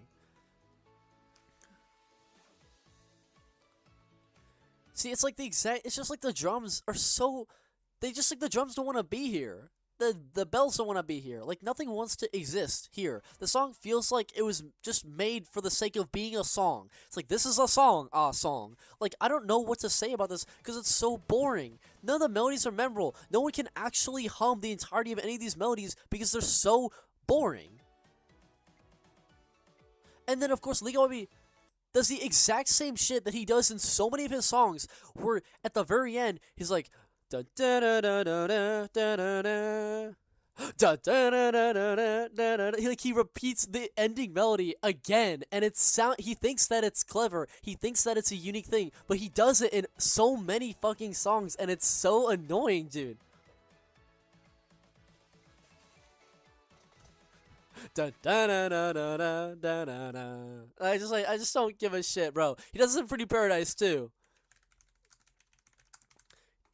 And like, again, Fruity Paradise is at least good, but he does the same fucking thing at the end.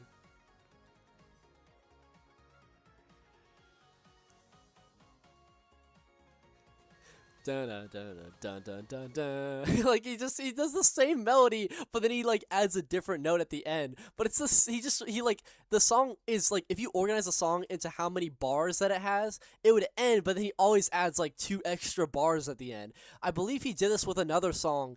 I completely forgot. No, Firefly Valley, I don't think it did that. What was another song? Oh yeah, Sugarfall. Sugarfall, Rolling Sky. I know it's fine. We'll figure it out. Oh yeah, there you go. But I think this one actually ends normally. But I just hate this. There's another song they did this to, and I forgot. I say did this to because this is an inherently negative thing. It's not clever. No, this one doesn't end that way. But still, it's just so annoying, and it doesn't sound clever. It just sounds fucking stupid. So, let's not endorse that, please. And then, again, the objects have been gone through numerous redos in this level. This level has been in production hell. Like, I did know about Toy Blocks. I did not know about Magic House, but I knew that Toy Blocks, the models were being changed over and over again because they couldn't figure out how to make them look good as, like, low pixel, low poly models. And, again, I like how they went for the Lego aesthetic. I like how these form into place. I don't like these stars. The stars look extremely weird. They look like they're weirdly cut out. Like, this doesn't look good. They should have just deleted that whole star thing. And they should have also paired this with some Nirvana objects, which they do in the bonus, but we'll get to that later. Another thing about this level that I really, really hate is for the guy who syncs levels more so than most other routers I know, the sync in this level is dog shit. Again, LiGaYB does the same thing that he does in almost every level, -1, where the jump is in sync with the music, which it is. That's why this level is so agonizingly slow. But then for some reason, he never syncs anything correctly other than that. Well, listen.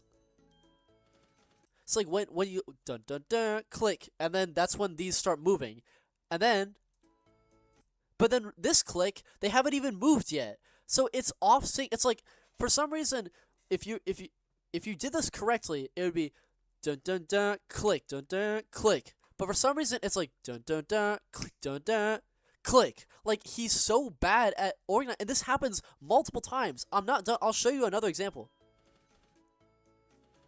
Like, the click already happened a beat ago. Like, why is it like why is it 3 beats away and not 2 beats away? Again, this just syncs horribly. And the theme change is 1 row behind the song.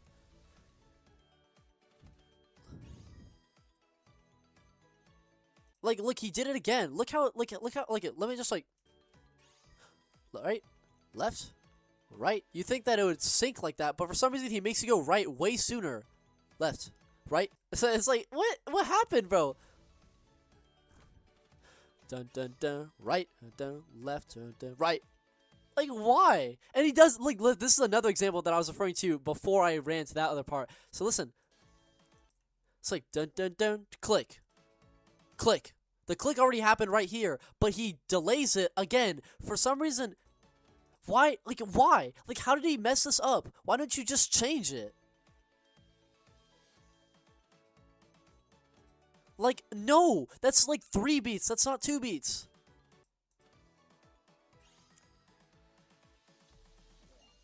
Everything about this level just syncs horribly. The sync is just shitty. The sync just fucking sucks, dude. And you'd think that it would sync well, but this is what happens when your level goes so slowly, because you can't just jump consistently. So what's the point of even making the level this slow if you're not going to use the jump pad sync that way? Just, this looks so dog shit, dude. This is what I'm talking about. This is what happens when you don't listen to TSR when she says, hey, sometimes you shouldn't use a bunch of moving tiles. Because, like, what the fuck even is this? Alright, firstly, this just looks like a mess. Like, what even is happening here? Like, what is this? So, like, you have, like, this tile only appears here for a little bit and never anywhere else in the level. And then you have these other disappearing tiles, which also pretty much never appear anywhere else in the level. Then, immediately after, you follow it with the poker falling tiles, which appear at, like, very minimal parts of the level. And you already have sliding tiles and these other appearing tiles. And it's too much, dude. And then he throws in the castle in the sky rotating blocks. And, like, if you're gonna use all of these moving tiles and all these blocks, at least use them consistently and do something interesting with them. But he doesn't do anything with them. He forgets that he even used them to begin with. The same applies to the psychedelic blocks. Look how he uses these things here. Like, why are they even here? Why are we using psychedelic blocks? I'm sick of these fucking blocks, dude. Just stop using them. It's killing me. Like, no one needs these anymore. They're so overused thanks to you. LiGaYB is the main perpetrator in this psychedelic block overuse. It's so annoying. Just more, there's so many tiles, dude. There's so much moving shit that's only ever used like 1 or 2 times and then never again. Oh, look, he has these appearing tiles. These never appear again. Just so much nonsense, bro. And then he uses Wasteland tiles now. I thought we already had poker falling tiles. Fine, we can use Wasteland tiles too. Just why not at this point? Like, and then he uses New Year tiles, which at first, before I got to this part, I forgot that this part existed, and I was about to say, well, at least he doesn't use New Year tiles, because so many levels in Minimax use New Year tiles. Never mind, he uses New Year tiles too, because he has no idea how to be consistent. And I'm not done. He then throws in VR Fairyland tiles out of nowhere, which have never been used anywhere else up until this one moment, and then they never get used again. Look at this. So why does this exist if you're never going to do anything with these VR Fairyland things? He never uses any other variation at all. It's just so infuriating. Just more block and, like, tile spam. It's just so much. It's so annoying. And that if you ignore all that, the routes still look ugly as shit. Like, what even is this, dude? Like, it's the glass detail is awful. And he also doesn't know how to balance objects correctly. Look how he uses an open gate, then another open gate, then another open gate, and then he finally uses a closing gate. I have a question. If you wanted to balance them out, why don't you use a closing gate, I don't know, right here where it's not necessary? This looks ugly as shit when you don't close the gate. Like, am I supposed to do an obstacle diagonal? What the fuck is even the point of doing that if I don't get a collectible? I just, like, why does that even exist? Just close the gate. All these little things that I'm criticizing apply in so many different corners of the level that it's just infuriating to watch. I don't want to play this level anymore. It's just so annoying. It's such an ugly ass level. And I like the idea of these blocks, like of these obstacles coming together from these tiny little pieces, but it's just executed so horribly.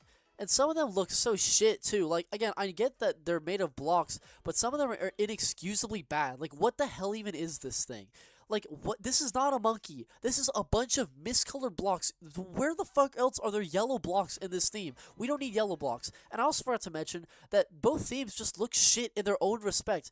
Either solid white or solid black look horrible. Like, they look so low quality. Like, something is just wrong. Like, make them green, make them yellow, just anything, and then change the jump pad color, obviously. But having solid white and solid black is exactly what Melodic Metropolis did, and we all know how people view this. In fact, this is a very disturbingly similar looking theme to Melodic Metropolis's main theme, and it doesn't look good at all, dude. I think this is slightly better than the first theme, but it's not good enough to be like a main theme either. Both themes are just super low effort and low quality, especially the textures. They're so bad, bro. They're really inconsistent in their colors. And for some reason, I don't know how they fucked this up, but this is not a good circle. This is like a very wobbly, deformed circle.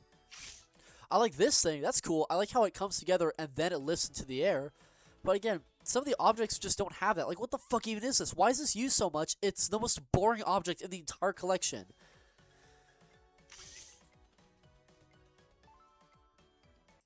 And this object has no purpose. Like, I say both routers, but LiGaYB routed both this level and the bonus level. He never knows what to do with this thing, because I don't blame him. What the hell do you do with this thing? It starts out on the side, and then it comes together, but, like, it's so big. It takes up so much space. Like, how do you incorporate this into a gameplay?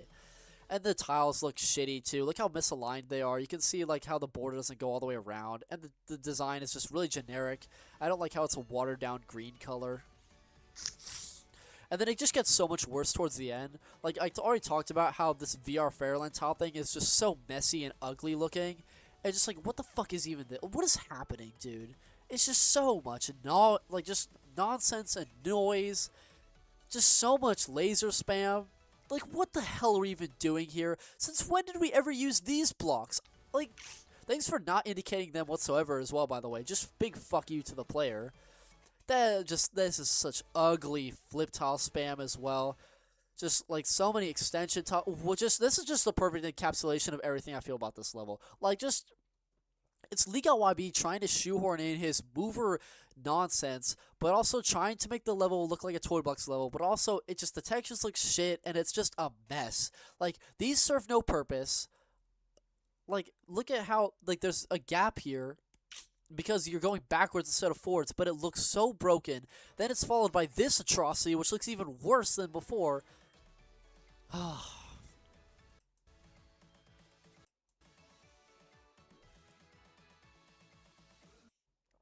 I just don't like this level at all. This level is like not even like objectively quality bad, but it's bad enough to give me a stutter, and it's just offensively bad. It's offensive to me that he did all of these things and thought that it would be like acceptable in a level. The sync is the worst.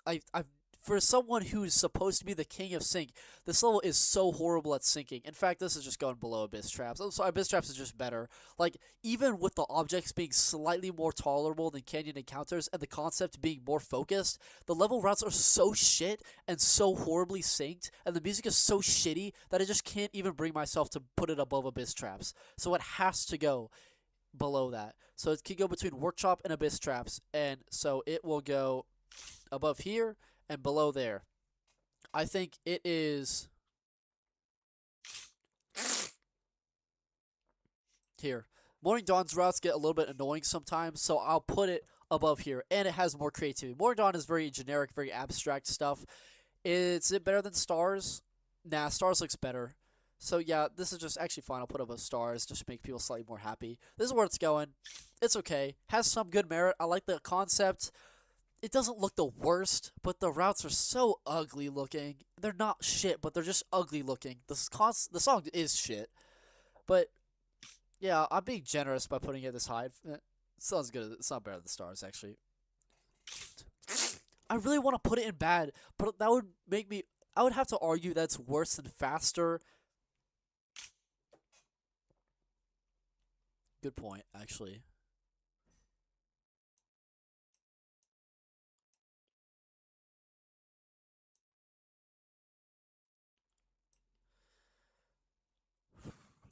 Yeah, okay.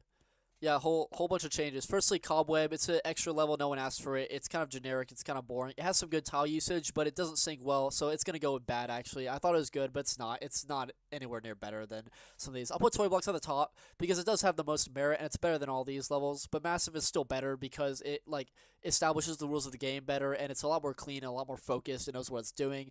So Toy Blocks is going to be the top of its bad. There we go.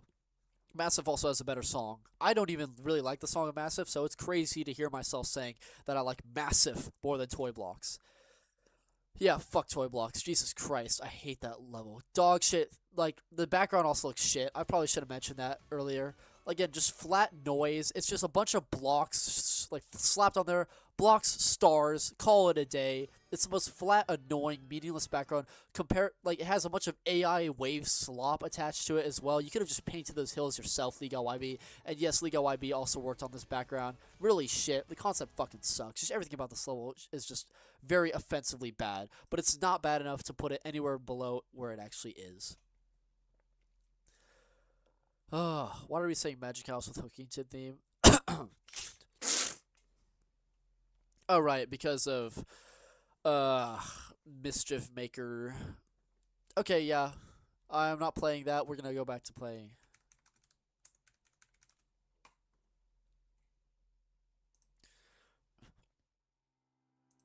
Well, actually, hold up.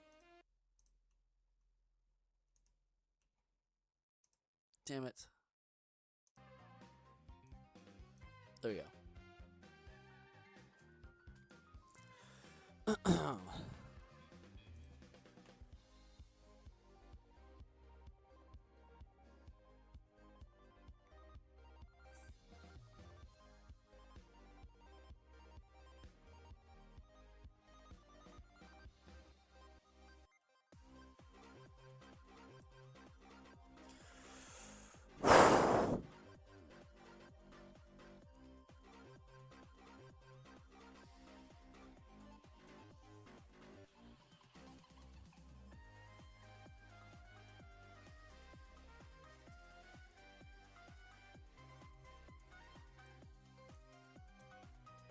Okay, that's where it's going.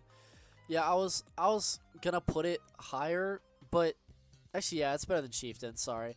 Okay, so Delusion Circle is pretty okay. It's a solid level. It's routed by LiGaYB, and it's just okay. Like Magic House, firstly, the best way to go about a bonus is first talk about everything you did with the main level. I think that the themes are still great. Obviously, the objects are used just like, you know, the objects still look fine. The textures are good, but the glass detail is slightly worse. And this level is really slow. Like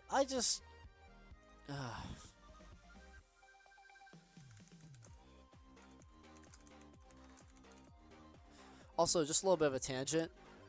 I used AI to extend the song because the criticism I had is I wish it went longer. So again, I don't condone AI. I don't think that they should ever use this song, but just to give you an idea of what I'd like the ending to sound like.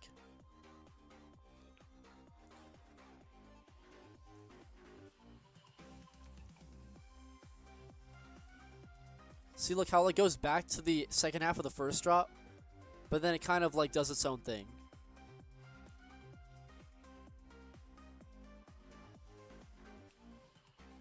Yeah, I think AI did a good job of making, like, encapsulating what I wanted to hear out of it. But let me just play that part again so, you know, you can hear it without me yapping.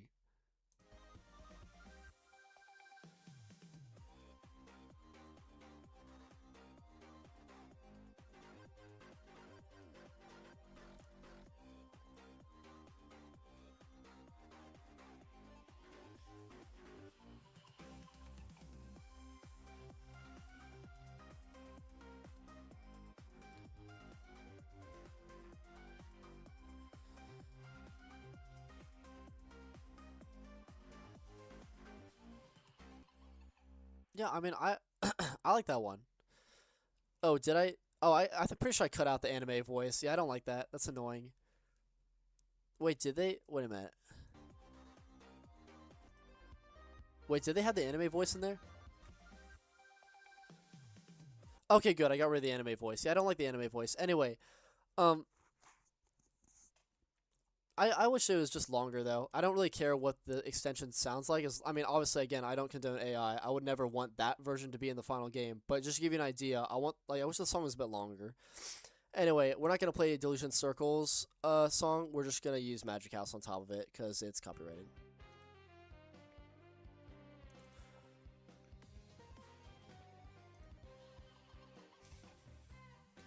So, I don't know. Okay, firstly, it's again because it's made by LiGaYB.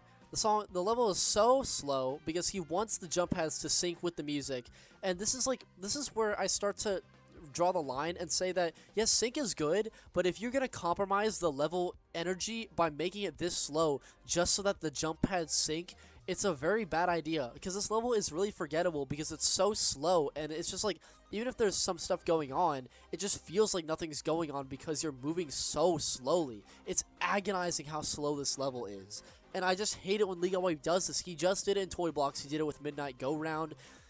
Every level, except for one, he always tries to sync every jump with the song, and sometimes that's just not what you need. This is a bad idea. I don't like how slow this level is. And then again, the gameplay is just very mediocre. There's nothing like LiGaYB does some kind of, he has some of his original, stuff going on here. Like this, where's the crown thing? He had a weird crown thing earlier. I swear he did. Oh yeah, right here. It's like, this is cool. I like this. This is really cool stuff. I don't really like how he uses stars. That just feels really random. And again, the thing that was kind of inevitable if TSR didn't route the bonus is that the bonus router would then use a bunch of tiles and blocks that I gave Magic House so much praise for not doing. And, it's no surprise that LiGaYB just can't help himself, because he's not as reserved as TSR is. So, he uses lifting Castle in the Sky blocks, he uses falling labyrinth tiles, he uses disco lights. Like, it just, I'm expecting too much, because Magic House is one of the only levels that's ever done this before in the modern day and age. So this level is just doing what every other level does, but it just could have been better. And then of course he uses fucking psychedelic blocks, because LiGaYB never doesn't use psychedelic blocks. God damn it, he has to throw them in everywhere, every fucking time he routes a level. It's so annoying. God, I just hate it when he does that. And yeah, it's just no.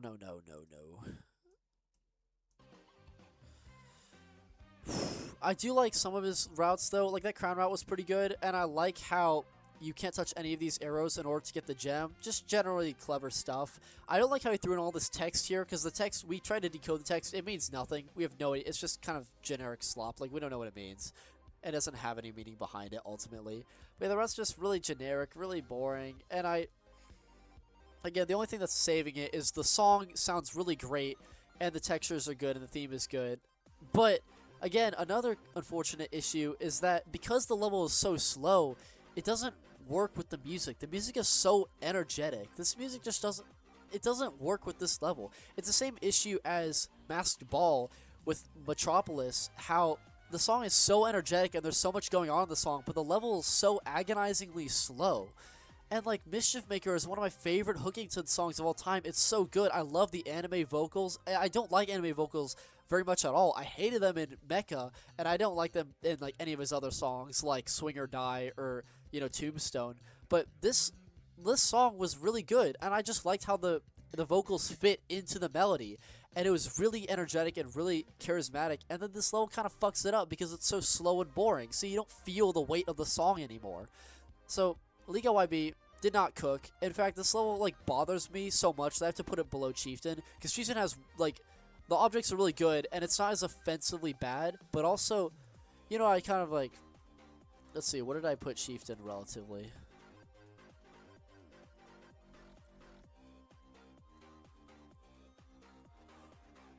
Yeah, like Chieftain, it's held up because it has some good musical qualities. So I think I have to put this below, because LiGaYB, the main perpetrator of this unfortunate case, is LiGaYB. Like, LiGaYB dragged this level down a significant amount. Despite being a decent router, these routes are very boring. Like, the music is held down by the fact that he wanted the song to sync every jump, but he didn't end up syncing the jumps very interestingly, so he should have made the level faster, but he didn't. He wanted to commit to his stupid syncing stuff. The psychedelic blocks I fucking hate. He didn't stick to TSR's impressive feat of not using all of these moving tiles and blocks.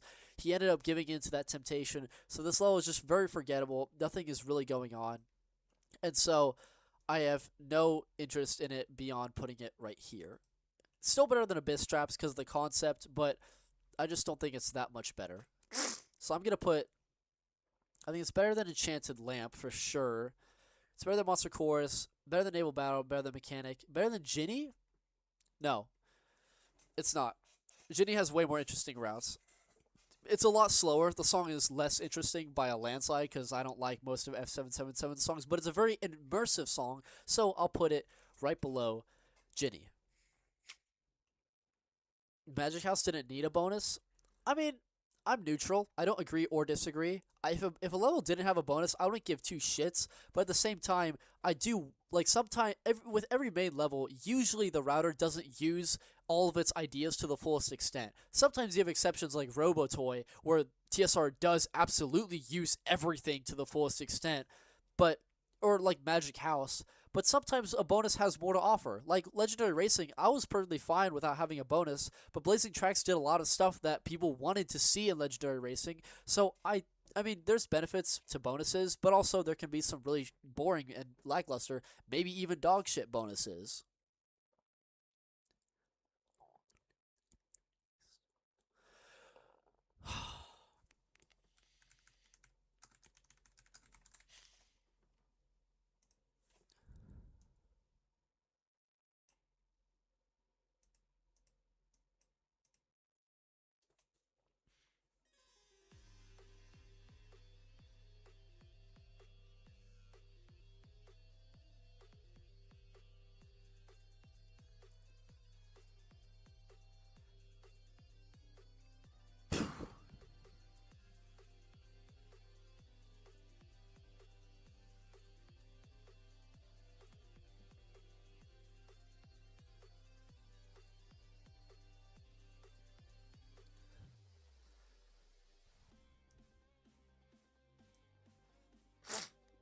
Yeah, I think it's okay.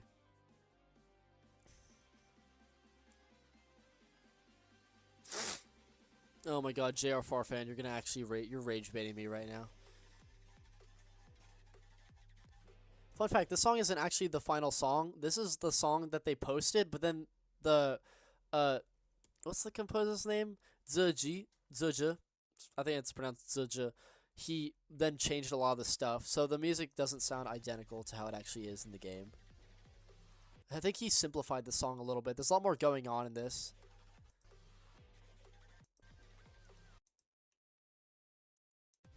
Yeah, I think the final version is a bit better. Anyway, when I first saw this concept, I actually first saw it through Trailblaze. Basically what happened is they were modeling Trailblaze models for the first time.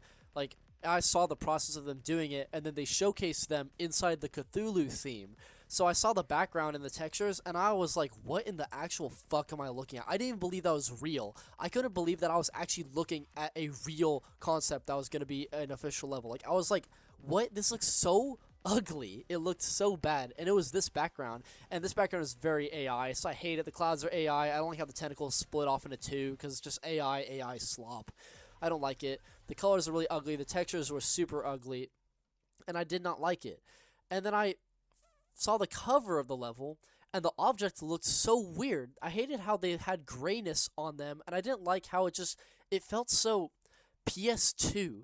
It felt like I was playing a PS2 game or a PS1 game. Like, the objects looked so low quality in a way that if they were pixelated, they would fit. Like, they would fit if they were super low poly and everything. They just looked really weird in their colors and everything. And then I played the level, and I realized, like, after I kept playing over and over again, it started to actually fit. I don't know what it was. I started to actually realize that I kind of like Cthulhu in a weird way. I think what mainly won me over was the routes by WhatWF. WhatWF routed Cthulhu, and his mystery boxes are really good in Cthulhu. A lot of people don't like that there's mystery boxes because it like makes the level more difficult. But again, if you like, I don't know why people use difficulty to judge a level's quality. Like, that makes no sense.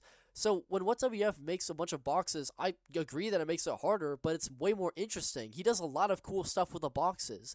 Like, I really do like that. And it's also kind of funny how he never uses a mystery box inside the alternate theme, which I really kind of like. It's really refreshing how, like, you can very much tell the difference between the two themes. One theme is, like, heavy with the eyeballs and the blocks, and it's a lot of smoke, and it's a lot more, like, ancient looking. And then the rest of the level, like, in the main theme, is a lot more organized and stuff. I like that disparity. I don't really like the alternate theme. I think the colors are super ugly, and I don't like how it only has blocks. I wish it did something else with it, like literally anything else. And But I've kind of just realized that I actually don't hate the textures. It's weird because I used to think that they're terrible, and now I just think that they're okay, because the objects, it has a very unique atmosphere to it, and I can't definitively say that that atmosphere is bad. So I actually do kind of like Cthulhu as a theme. And again, the routes, I do kind of like the routes. Again, a lot of people have an issue with it using a bunch of mover stuff, and that's what made a lot of people think this was made by LiGaYB. Surprisingly, it was actually made by WhatWF, but he later said that he was inspired by LiGaYB. That's why there's a lot of mover stuff. But his mystery boxes are really solid. I like his gems sometimes, and I think the sync is okay. It's just like a pretty decent level. Now, the two main criticisms, one, I've already gotten them out of the way. The textures and the alternate theme are not very good. The second issue I have is the eyeball mechanic. The eyeball mechanic sucks. Here's what you need to know about mechanics that kill you. When you have a mechanic that kills you, or any obstacle for that matter, you have to add a little bit of extra code. This is automated for regular obstacles. When you make a new mechanic, you have to do this yourself. You have to make it so that if the player touches the object, they don't immediately die. They have... Like if they have a shield, then they're allowed to live, and you have to code for the thing to delete the shield and let the ball keep going. That's kind of like, no shit, right? Because when you have a shield, you should code everything so that it accepts you not dying as long as you have a shield. However, there's two things that kind of piss me off about this mechanic. Number one is that they didn't code this. So that means that if the mechanic kills you, it doesn't matter if you have a shield, you just instantly die, because they didn't bother to code in the extra bit that allows you to survive. Why did they not do this? I don't know. But then, what pissed me off even more is that the developers then said, hey guys, in this new mechanic, we're going to explain to you how it works on Discord, and then we made this mechanic so that it has a cool new feature. It kills you even if you don't have a shield. Isn't that so great? Isn't that so inventive? So the developers not only were too lazy to add that bit of extra code that allows you to survive like every other death thing does, but they were also the fucking sheer audacity to go out in public and say that that was a deliberate feature is a bold-faced lie. They didn't make that a deliberate feature. They just didn't bother to do all the work that you're supposed to do to create a mechanic. And then, if you ignore all that, the conceptual idea of the mechanic is also really idiotic, because why is it 6? That's the biggest question I have. Why does it kill you on the 6th one? Is it because, 666? Is that really the reason? Why is this an arbitrary thing? Or at the very least, let's go along with this 6th thing, make it so that I know when I'm actually going to die. Because if you spread these out over an entire section, which both Cthulhu and Ghroth do, the player can easily lose track of how many they've touched. And sometimes they touch them accidentally. So why don't they make it where after you touch the 5th one, then all of the remaining eyes transform into an obstacle, or they turn into a block, or something that indicates to the player, okay, now you can no longer touch these, or else you're going to die, or they turn red, anything. But they don't. They don't animate. They're just regular textures on the old enemy sheet. They don't animate. They don't have anything. They don't change color. They don't move at all. And it's such a lazy mechanic. It is a infuriatingly, insultingly lazy mechanic, and then they just had the audacity to pretend that they spent so much effort on it. This mechanic was made at the last fucking second. They made this mechanic well after all the objects and models were completely finished. This mechanic is a last-minute addition, and just in case you don't believe me, you can go into the objects where every single ID is added pretty much in the order of them creating stuff. So this was created before this, because the ID, every time they make a new object, they attach an ID to it, and they have a bunch of free IDs in the future, but that means that every time there's an ID that's bigger, that means that it's probably newer. So, if you go all the way down to Cthulhu, so you see, you have all these Cthulhu objects from here to here, and then it ends, because these are all the Cthulhu objects they have. Then, they also decided to, basically, they made Trailblaze, but then they also decided to add this object at the last second. So that's why this object is separated from all the other ones. So that's why it's not included with all the other Trailblaze stuff. Then Cthulhu invents the eyeballs way later, after City of Tomorrow is finished. So it just goes to show that this mechanic was so lazy, it had no thought put behind it. It could have been somewhat interesting, but it would never be as good as something like RoboToy Mechanic or Basement, because it was literally just made for the sake of, I'm a mechanic, mechanic. So it just sucks. But it doesn't pull the level down too much. It could have been like it's great, or could have been higher in the okay tier if they did this, but they didn't. But this is still better than Chieftain because it doesn't repeat its routes. The collectibles are really good, and I don't think it's worse than any of these. So going back to JR Jarfan, I literally talked about this like an hour ago, or maybe 2 hours ago, in that Minimax does not know what they're doing when it comes to difficulty ratings. They do not organize all of their levels by easy way. That is fucking ridiculous. That is not true. If that were the case, Cube would not be as high as it is, neither would Cthulhu, neither would any of a bunch of these, neither would Poker. There's so many levels where the easy way would make them way lower, but they're higher because Minimax tries sometimes to average them. At least that's what Cheetah Mobile did, and that's what Minimax used to do. But now they kind of just, it's generally an average, but sometimes they just move a little up and down because they want it to look pleasing in that spot. Minimax never rates a level. They never place a level because, oh, it's because this is the easy difficulty or this is the hard difficulty. They always look at the average, but sometimes they just ignore that and they put it wherever they feel like it looks best in. That's why Revival is a 3-star, even though its average is a 4-star. So that's why Cthulhu, I believe Cthulhu is a 5-star. That's not what I was being rage-baited about. I'm rage-baited because everyone always used Minimax's official difficulties to make arguments, and it's fucking stupid because Minimax doesn't actually know what they're talking about. Because they will always say that a level is rated this easy, this hard mode, and then combine them into an average and say this is the official difficulty rating. This is we've done calculations beyond calculations, and then they move the level a couple updates later, thereby proving that they didn't actually make calculations that are final and make a lot of sense because they just do it based off of their just off their intuition and their instincts. They don't actually have a plan for how to rate these levels. So when people say, oh, they're rated with easy way, they're rated with hard way, no, they're rated with the average of the two, and then Minimax puts them wherever they feel like it. I believe Cthulhu is a 5-star because the mystery boxes are just that much more difficult, and the eye mechanic is really misleading in the way it works. Again, I should probably also mention the eye mechanic is made so horribly because the player is never told that touching 6 of them kills you.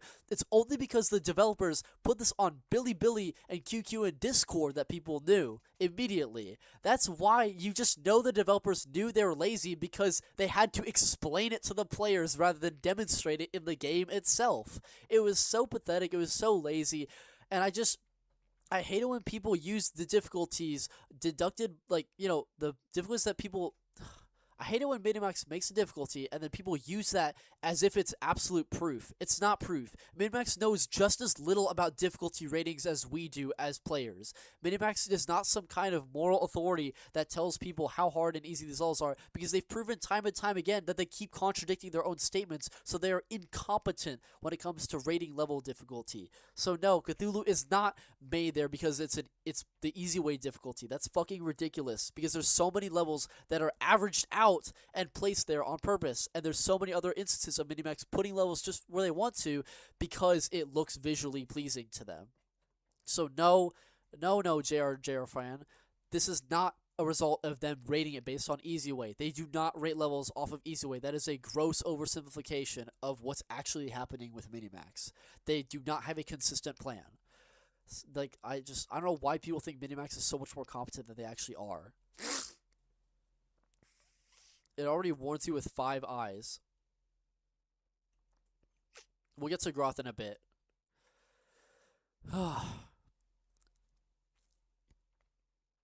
People on the wiki still talk about difficulty ratings all the time. Yeah, I know. Again, people you could think oh, well then I wonder what Hugo rates different levels. I don't have a rating. I don't have a difficulty down to the decimal of how hard I think a level is because I know that no matter what I say or I do, there's so many different factors that people will always disagree with me and I could always be wrong. So to say that absolutely a level is a certain difficulty is just idiotic because there's so many factors that different people take into account, and people have different screen ratios, different brightness levels, so anything could change how people view a level in terms of difficulty because it's very limiting and it's very different. And again, it's just really hard to quantify difficulty in this way beyond just star level and not the decimal. The decimal is where things get really fucky wucky. For me, I thought it was based on the median difficulty, but more lenient on easier way. Well, no, then Cube would not be that high. Minimax is they just rate it on the average, but then they move stuff based on how they think it'll look visually. That's why Crescent Moonbeam is a 2-star. That's why like Twilight Cars Cave is a 4-star. That's why Revival is a 3-star. That's why Deligh-Tune is a 1-star. They know what the average is, and they only care about the average overall in the end, but they'll still move levels around based on how they feel, not what's logical. Like, instead of saying Wasteland is a 4.0 and Pause 5.0, I say Pause is way harder than Wasteland Wildsands. Yeah, you can go about difficulties in whatever way you want, but never, never, ever use Minimax's difficulty ratings as proof of anything, because it proves nothing.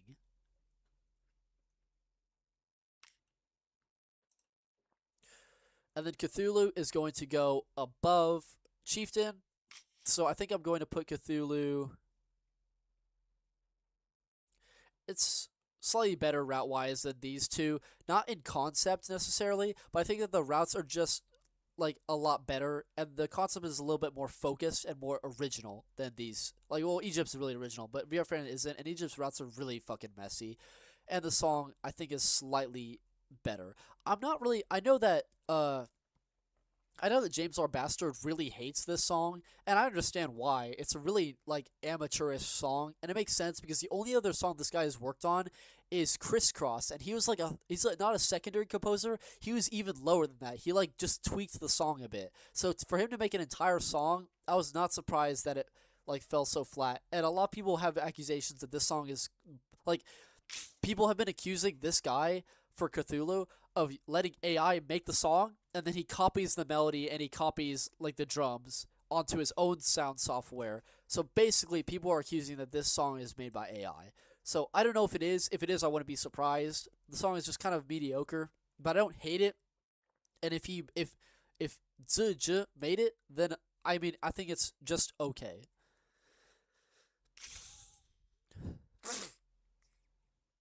Declan, are you so confused on when Buoyancy Field is coming out? Like, why is it taking so long? Well, because of Stars Beta. They originally were going to release it this Friday, but then they decided to push it back because they wanted to throw in Stars Beta into the update. So, yeah, that's what we're waiting for. Well, let's see what happens after the 10th anniversary. It's like how Battle Bastion and Ghroth magically got harder. Exactly. Minimax, they'll say, like, oh, Battle Bastion is, on average, it's a 3.8 star. We're correct. And then look, it's a 4-star. It's like so inconsistent, and it's just they keep moving shit up and down. It's really annoying, and that's why I don't give a shit what Minimax thinks about difficulty. I don't give a shit about where they place levels because I know that they're just incorrect. I know that they have no actual objective basis on what they're doing when it comes to rating levels. UIL, holy shit, UIL. Wait, which one is UIL? I have no idea. Is that... Oh, Composer UIL. Space Station at the lowest ranking? Well, hang on, hold on a second. UIL. Okay, hang on a second. Okay, well, we have to, like... Okay, hang on, I might get copyrighted for this, but if that's the case, I'll just mute the stream so I don't get copyrighted in that section. I want to just, like, give a shout-out now that UIL is here. UIL... is that gonna give me his stuff? No. There's a song that he made that I think is really good, and I want Minimax to use it. It's a really good song. Motherfucker. Composer UIL. Damn, they just hate UIL. Yay, there you are. Okay. Wait, what the fuck? Where are your songs, dude? Bruh. Okay, well...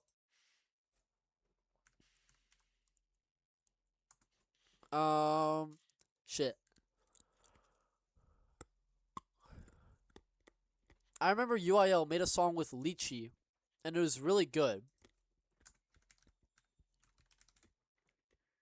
Yeah, here it is.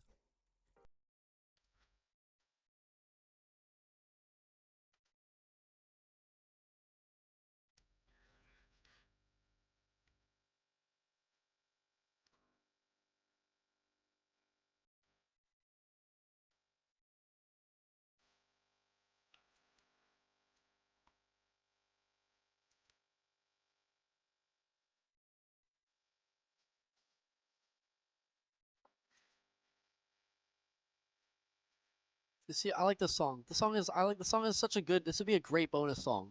I like how it feels like a hotel. This would be a good song for a hotel level. And hopefully Tifco can use this or something. I just think it's really good. Anyway, UIL, welcome here. Okay, well, to defend myself a little bit, Space Station is down here for a lot of reasons related to the level. Ain't nothing related to your song. I do think this is one of your weaker songs, but again, I don't think like their songs are bad. I think that Eternity is one of your best songs, and your best song, as far as I know, is a level which we will come to very momentarily. But enough of that. Anyway, it's nice to have you here. That's cool. Yeah, I didn't know you were trans. My fault. Um, what do you think of the star difficulty changes in the level list? I just talked about that. I'm just fucking done. I didn't know UI took part into the song when I first heard it. Well, I don't fucking look at Billy. Also, that's okay. Yeah, the writing fucking sucks. I mean, no, the writing doesn't suck. Actually, I defended the level, but then everyone was like berating me for it, so then I moved it a little bit further down than I initially did. But yeah, they never changed the theme. I don't know how much you play Rolling Sky UIL, but yeah, they didn't change the theme at all, which is kind of bothersome. And the routes are just really slow, and they don't really do anything unique. So I just think the level is kind of lacklustering. But yeah, UIL, your best song is very much coming up, and I have no idea how you composed this because it's so good. It's like really good. But you might not be on stream because I'm gonna be yapping for so much longer, and I do these in order mostly, unless there's like a main and a bonus. Sometimes I'll flip it, but yeah, I'll get to your song later. Just so you probably know which one I'm referring to anyway. So with all that being said, cool stuff. I already put Cthulhu in its spot. Now, time for Craft Rolling Sky. Fun fact, I was actually hanging out with my friends, and then I saw the update as I was driving a car on the highway, and then I started playing the song. Because this came out in Comet Bound, I was really looking forward to Comet Bound since I worked on it a lot. And so I wanted to play that, but then I couldn't play since I was driving. So I listened to this song instead. And it's okay.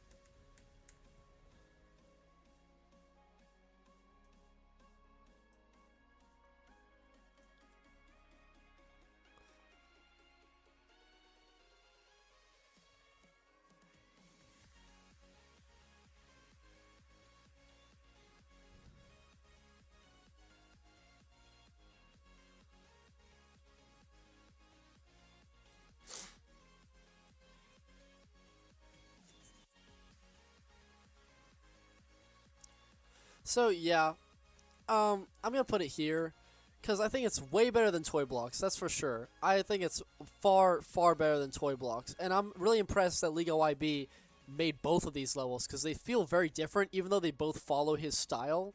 But he made a huge improvement on Craft over Toy Blocks. Firstly, I want to talk about the song. I don't like the song, dude. I hate that the song uses the exact same fucking instruments and the same exact like melody warping, the same everything as Sunshine Ocean. I used to love Menghe. I thought Otherworld was kind of mediocre, but it was a breath of fresh air in terms of music style. Then Menghe made Rainbow Castle, which brought that song all the way up to great. I think Rainbow Castle is a really good song, and Menghe proved that like he could do some really good stuff. And let me I kind of forgot all the things that Menghe was involved in. Let's see. So, hello, where's my level? I want to see there it is. Okay, I know people say Menghe, but that's not like you're not really supposed to. That's not how I pronounce it in Chinese. Menghe. Not that I pronounce anything that well, but I try. So they made Otherworld, then Fireworks. Forgot about that. Fireworks is okay, but then Rainbow Castle was Menghe's magnum opus. Then Menghe made Beach Party Rock, which I actually thought was really good. I thought that it felt a little bit AI, but it had a lot of really unique instruments and a lot of great diversity in its style and whatnot. And then Menghe made Sunshine Ocean, which I I don't like. I'm sorry. I don't like Sunshine Ocean because it's the most generic level. Like, it's the most generic song. I mean, the level is also super generic, but the song is a big part of that. The song is so overdone, dude. Just think of like 2016 Unity the Fat Rat type music. Like, Sunshine Ocean is a song that would come out during that era when like little kids growing up who are now adults in like my generation, you would listen to all the time as little kids. That's what Sunshine Ocean sounds like, but because it's coming out in the big 2025, it felt so generic and overdone. There's no interesting melodies in that song. It was just like a bunch of different synths of different notes, but they don't have a distinct melody. It's just whoa, whoa, whoa, whoa, and then they just replay that over and over until the song is over. And then you have like the calm section, then the drum build up, and the drum build up sounds very particular. It's like da da da da da. So let me show you exactly what I'm talking about right now. So I'm gonna pull up Sunshine Ocean, Rolling Sky. My mouse is tweaking out right now. Sunshine Ocean, Rolling Sky. And the song is just so generic, dude.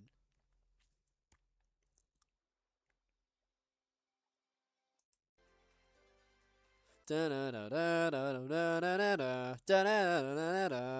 then it just repeats the same fucking thing over and over and over again. And it has a generic build-up, a generic drop, and it's not atrocious like the drops of Toy Blocks and Chieftain, but it's just so generic. And then it has a calm section.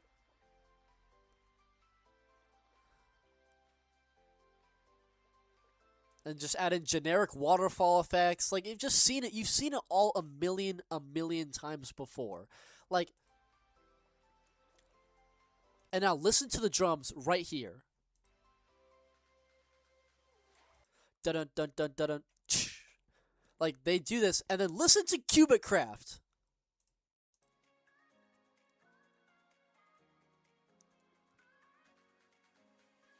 They use the same fucking drum loop. How unoriginal can you be? Where you not only just copy the same sloppy, generic, EDM electronic music from 2016 style, but you use the exact same instruments, the exact same drum loops, everything. Like, that's so lazy. The song is a lazy ass song. Listen to this. Ba-dum bum bum ba-dum shh. Like, it's just so, we've heard it a million times before, dude. I just don't care. And it has a generic build-up with a, like, building up electronic synth. I just don't give a fuck, bro.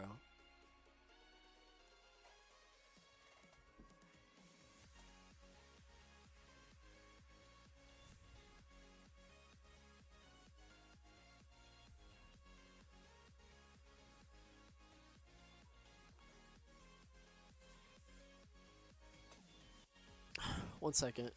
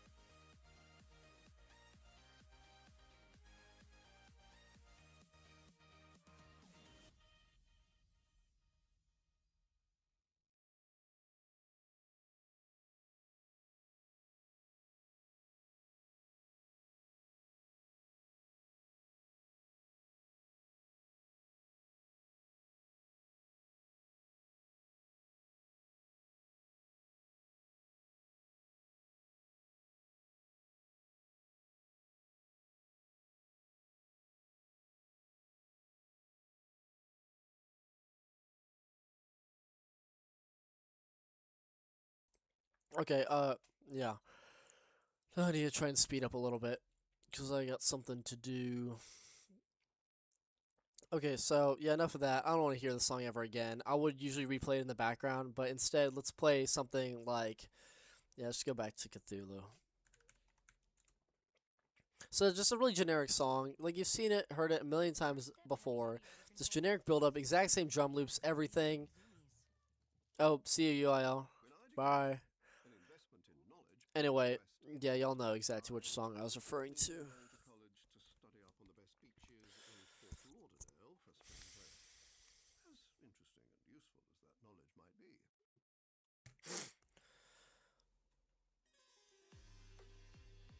Okay, I need to like find a way to make this smaller.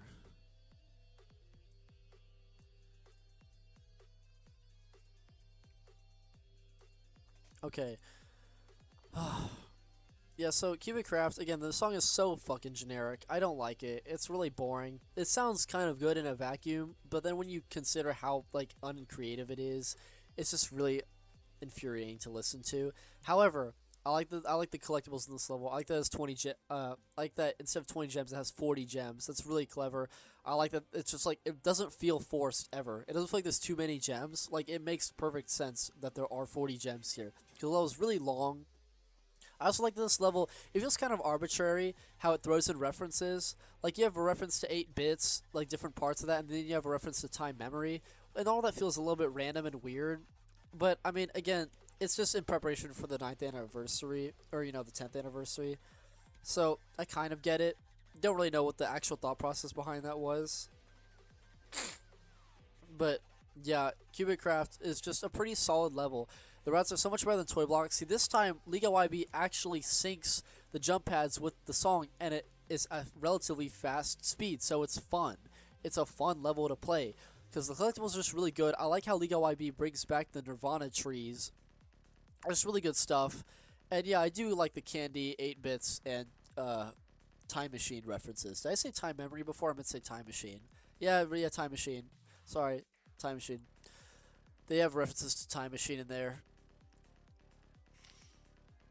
Yeah, no, guys, he didn't reference Time Memory. I mean, hang on a second. Let me think about Time Memory.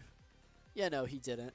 You can technically reference a level in the future if you're also going to be the router for that future level.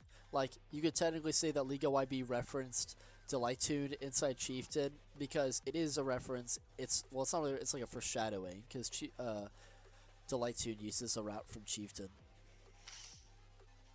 Yeah, I think the glass detail in Cubic is really, really good. LiGaYB, probably the thing that he needs to work on the most is glass detail. He kind of sucks at glass detail. No offense to him. That's probably his weakest thing out of everything that he does. Again, I can talk about the overusage of mechanics and how much he cares about sync to an obsessive degree where it actually harms the enjoyability of the level. But at the same time, it like the biggest issue for me that kind of is consistent throughout all of his levels is glass detail. It's not that great, but Cubic is really cool. I love that the glass mimics the objects in the beginning, and the glass is pretty consistently great all the way until the end. So that's good stuff. I like how at the end, like one of the gems is just inexplicably way harder than all the other gems. I kind of like that. It's just fun because I mean we don't have any crowns, so it makes a lot of sense. But I think the objects are used a lot better than they were in Toy Blocks. The route is so much cleaner and it doesn't feel convoluted. Yes, it does use rotating blocks, but at least they're used more evenly throughout the level. And yeah, Cubic Craft is a huge, huge improvement over everything else.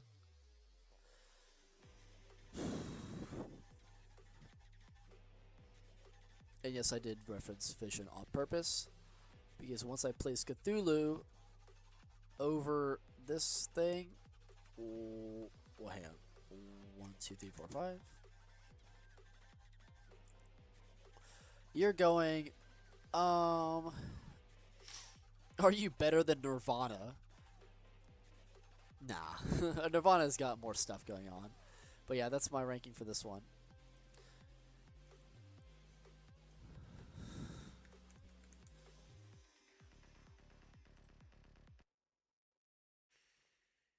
In fact, let's actually go backwards and show you what's recommended to me.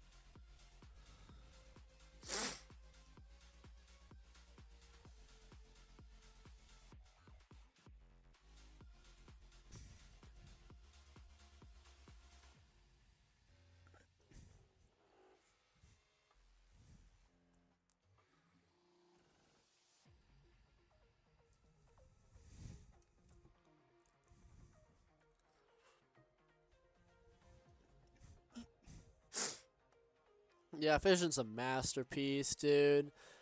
I love Fission so much. I didn't listen to the song before the level came out, didn't look at any of the concept or anything. I knew that it was coming out, but I just saw these gears and I was like, okay, generic, you know, mechanical level, whatever. And then I played it, and I thought at first, oh, okay, well, this level's a little bit better than I expected. And then it just kept getting better and better and better. Like, every single section, as the level progressed, I became more and more intrigued by the level. There's something about it, so, like, subtle. Like, genuinely, this level is probably the most nonchalant level I've ever played. Something about Fission just excites me. Like, the way the beginning opens, with all of the laser cannons blowing apart all of the objects out of the way, is just it's so simple, but it's so satisfying, and I'm surprised that very little levels have done this before. You sometimes have it where laser cannons used by movers, like, are the cannons themselves are moved out of the way, but I've never seen a cannon fire and then everything else moves out of the way instead. That was super satisfying, and I like that he did it 3 times in perfect sync with the music. And then, of course, to no one's surprise, it was routed by LiGaYB. And I just, and the little, like, the archaicness effect of that's put on this music to make it sound older than it actually is, it really works well. And it's made by this guy called SNXSN. He's never made another Rolling Sky song before, so this is his first contribution to the game. And at first I heard this and I was like, oh, that was a really strong opening, damn. And they had a crown at the very beginning, and I was like, oh, that was unexpected. I appreciate the boldness to do that. And then the level just kept going.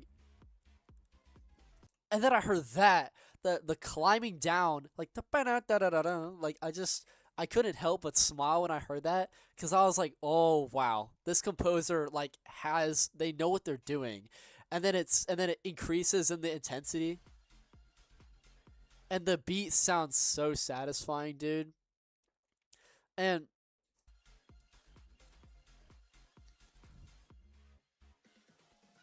then there's something about all of the sound effects in this level that just scratched my brain, my autistic brain. Like, I don't know. Like, I just love how the James R. Bastard calls it off the ramp. It's basically right before you enter a new section, you have a pause, and then you do something weird and crazy, and then you move on. Like, so you're, like, stopping for just a second. And then you go off the ramp into the next section. So I really like that. It sounds so satisfying. And this composer constantly, like, stops the song with all these sound effects, and it's so satisfying to me. Also, that's a nice, like, minor note right there. It has, like, a real dark undertone to it. And then it can, like, that little pause is so good, and then it just continues on.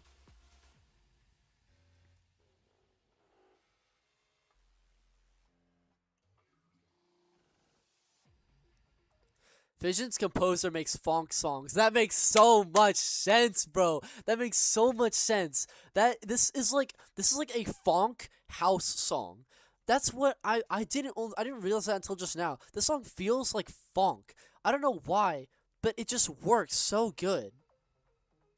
And I love how you have this intermission, like this little bridge that never appears anywhere else, and they just have a bunch of mechanical sound effects, and it feels like a giant gate is opening or something. And I just love all these weird, like inhuman noises. Like, how did they make these sounds? Just little thing like, did you hear that, like looming threat above?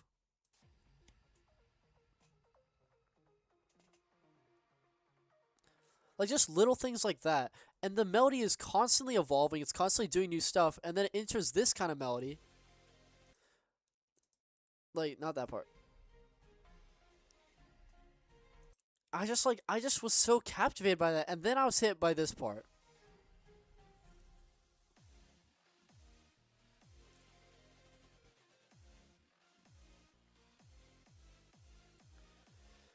It's just so good, dude. it just keeps dipping the toe into a minor key, but it stays in major key for most of the time. But the dips into minor key add that little flair to it, like the little spice, the zing, that makes it feel so much more charismatic as a song. And it like feels like it has an undertone of evil in it, but it's just so well done. A little bit off the ramp, and then you get into the drop. And it's not even really a drop in a way. It's like a continuation. It's like you've gone through this part and then it just keeps carrying on the song, and it's so satisfying to me. And like the little white noise crash symbols in the middle there. Do you hear that little wipe sound effect? It's just so good, dude. That's so satisfying. And I love how they just keep the melody, but they have so much more orchestra now. And it's so much more intense.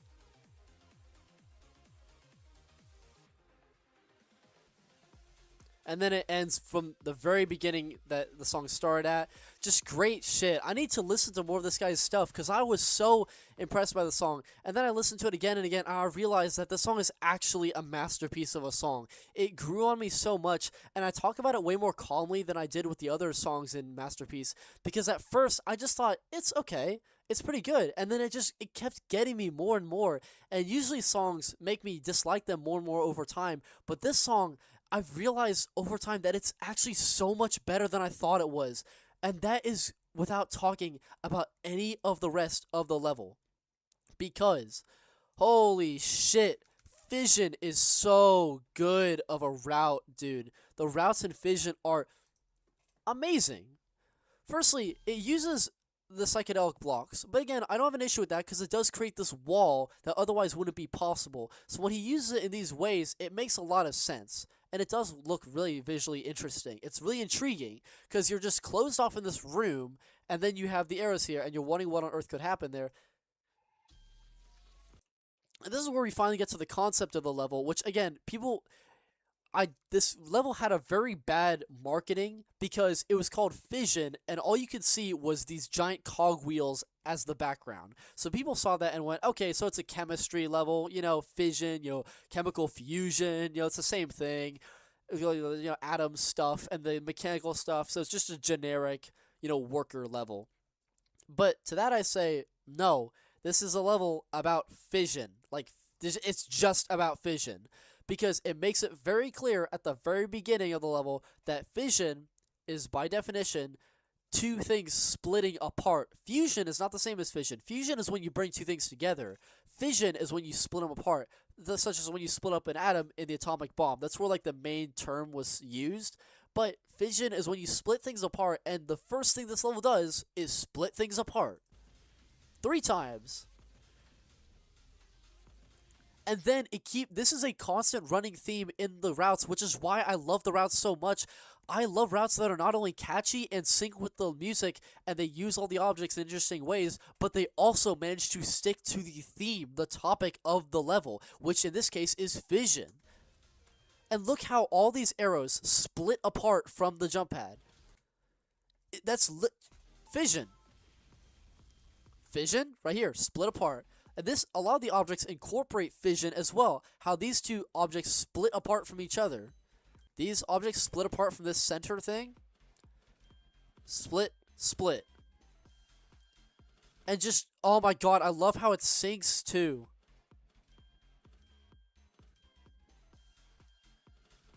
I just love everything about this. The sliding, I love how the arrows sync with the background, eerie noises, but the movements and the jumping themselves sync with the beat. So LiGaYB managed to sync with 2 completely different rhythms at the same time, which is so satisfying. And I love it the way these objects cover the arrows. Oh my god, dude, look at that. You know how I mentioned off the ramp, boom, and then it goes off? Oh, I love the way the movers sync with the off the ramp. That's so good. I love these whole things as well. I love how he has these chambers, these sections where it's just all decor and you're going straight. He does this multiple times in the level, and it's so cool to see it every time. And again, more splitting apart. And then right here, another example of splitting apart. Split. I love how that syncs with the section of the music. More splitting, and then more splitting. See, again, I don't really like the psychedelic blocks, but at least they're used in more interesting of ways. And then, of course, you get to the gray theme. I love this theme so much. It's just like, it fits with the music so well, because this part of the music never comes back, so it makes sense that this is the only time you see the gray theme. And the background effect makes it look even cooler. Like, just how does this not impress people? And this is such a unique thing, too. I've never seen a room of blocks be transformed into, like, I've never seen it be open like this. Again, more Fission, but, like, just look how cool this is. So if you don't go to the side and don't land on the arrow, it's literally just an enclosed space. But you can move the wall out from that space, and I'm telling you, from a router, like, that's really hard to do. It's hard to, like, make routes have multiple purposes like this. That's so cool. And then you get the gem. And of course, you have another example of what I talked about, how you go straight through all this decor, and you have all that, and the smoke makes it, again, so much more atmospheric than it otherwise would have been. And also, I should just mention, these objects look so good. Oh yeah, this is another example of Fission, where you split this apart. It just keeps happening. See, like, look at these tiles right here. Look how they split apart in that way. Isn't that so cool? That's just so fucking cool to look at. Split apart right there. So again, all the objects look so high quality. You could argue that they don't have a theme. Like, this doesn't really mean much. And initially, I thought that this is a level about Norse mythology. But then, again, they all have a central design where they all have cogwheels associated with them. Like, the rollers have a cogwheel. Pretty much everything has a cogwheel on them, including the background. But the primary focus of the level is about Fission. And I love that so much. This gate also looks really cool, dude. All the little tiny doors, like, opening and closing. And this just, like, simple stuff like this is really clever. And also, another example of Fission is this atom at the beginning. How they, like, split apart from the main circle.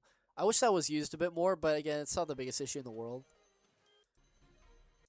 Another complaint I have is that they use Castle in the Sky blocks right here, and they never show up anywhere else in the entire level. That bothers me. I wish they just didn't use those.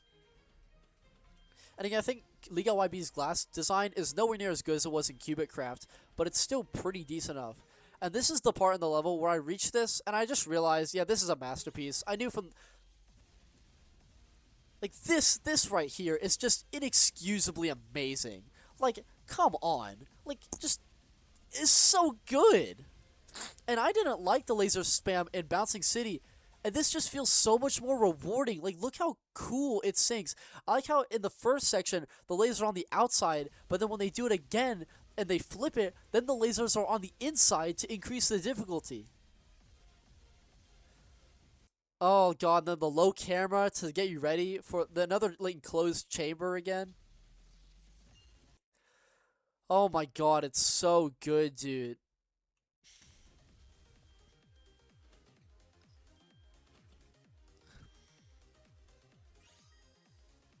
And again, this is an example of where I like it when it mirrors, because it matches the music. But when it mirrors too much, it becomes agonizing. But this is just this is the perfect amount of mirroring. And just look at the how do you think of this, dude? Like, so you can only get the gem if you move this forward, but in order to do that, you have to go through all this other stuff. These tiles move out of the way before the movers move. So it's just, and then the easy way is actually the easier way. That's so fucking cool. And then the routes feel more energetic as the music gets more energetic. Like, this is such great glass design. Look at, this is so well done. The split, like, matched with the music there. And this is a really cool crown design too. I love that. And then, of course, you have more, like, Fission splitting stuff. Like, this is, like, it's just consistently so solid. But it's, like, extra good. There's something about this level that's so satisfying to play. And then of course you have this thing, which is like, again, everyone knows how cool this crown is. This is this is so fucking cool. Like, this is just so fucking cool. Every time in the level, everything has split apart automatically. But this is the first time you cause something to fully split apart. You can activate a mover that'll automatically split apart other stuff, but this is the only time in the level where you actually control it, and it's so cool. I don't like how these are touching, but if one of them moves, the other one doesn't move. Because again, if it was touched, then they activate each other. So this logically shouldn't work. It's a coding bug that's exploited from LiGaYB. But at the same time, who even gives a fuck? Like, this is just so well done anyway. I love that all 4 of them are required to be activated in order to survive. Or, you know, most of them. I mean, I'm pretty sure it's all 4 of them now that I think about it. But the point is that it just looks so good, dude. And then you have more of these sliding tiles are used so well in both the post grayscale theme and at the ending. And I don't know if the backgrounds are AI or not, but honestly, just everything about this level is super solid, super great. I don't like how this one lamp is used way more than all the other ones. It's kind of annoying. But again, it looks like a cool object, so I get why LiGaYB used it so much. But just everything about this level is so good. The music is a 10 out of 10. The concept is like 9 out of 10. The concept could have been really bad, but because they stuck with the Fission thing, it ended up being so much better than expected. And I think LiGaYB did a really great job. I think this probably is one of his best levels by far. It's so good. And he didn't exploit mechanics. That's so great. It's so refreshing to see a level that LiGaYB doesn't just abuse a mechanic into the ground with. So I love it. It's not as clever as RoboToy or Amusement Park, but it's just a really solid level, and I think it's super, super underrated. And so this is going to go into Masterpiece. Not bad, not okay. It's great, but it's also better than that. I think I'm going to put Fission right here. It's not as good as the sea, because the sea is just so much more visually pleasing. And again, it's an actual way more original concept than Fission, and the music is slightly better, but this song is still really great, and I do need to listen to more of SNXSN's music. That's a mouthful. I need to know if he has an alternate name so I can say that instead.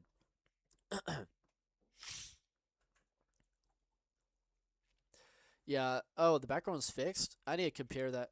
I need to compare that later. Well, yeah, because most people don't really care about Fission. Most people just like say, like, again, 8 out of 10, I still think that's underrated. People don't give Fission enough credit for how good it is. And like, all this is despite it otherwise being a really generic concept, but because they called it Fission and they centered the level around Fission, it makes the level so much more interesting. And even if it wasn't that, the routes are still just really, really good. So yeah, this is a masterpiece level. Love it. I love it so much. I love it. I love it. I love it.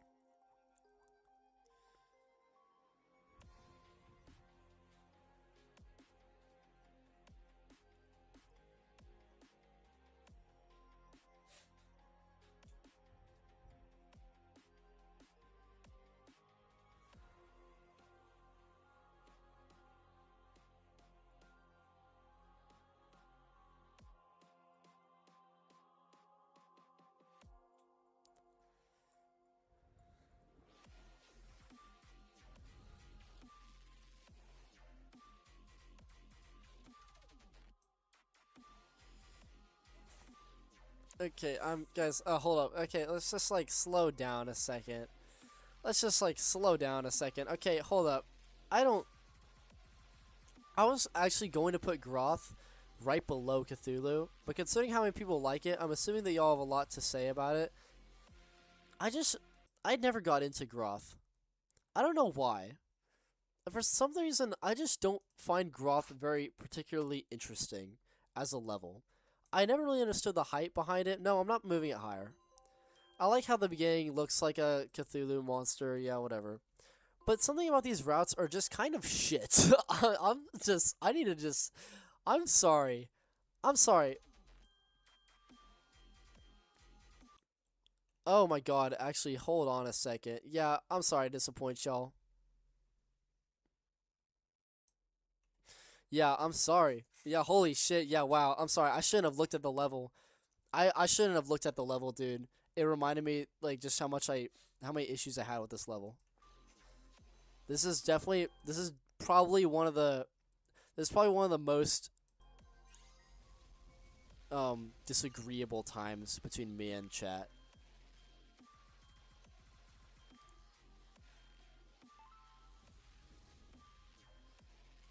Okay, let's just I'll let someone try to explain, like, write, a mini paragraph on what makes Ghroth so good. Just write a mini paragraph. Anyone. It can be on Discord or in chat. I mean, I'll try to look in messages. Just so anyone write something that explains why you like Ghroth.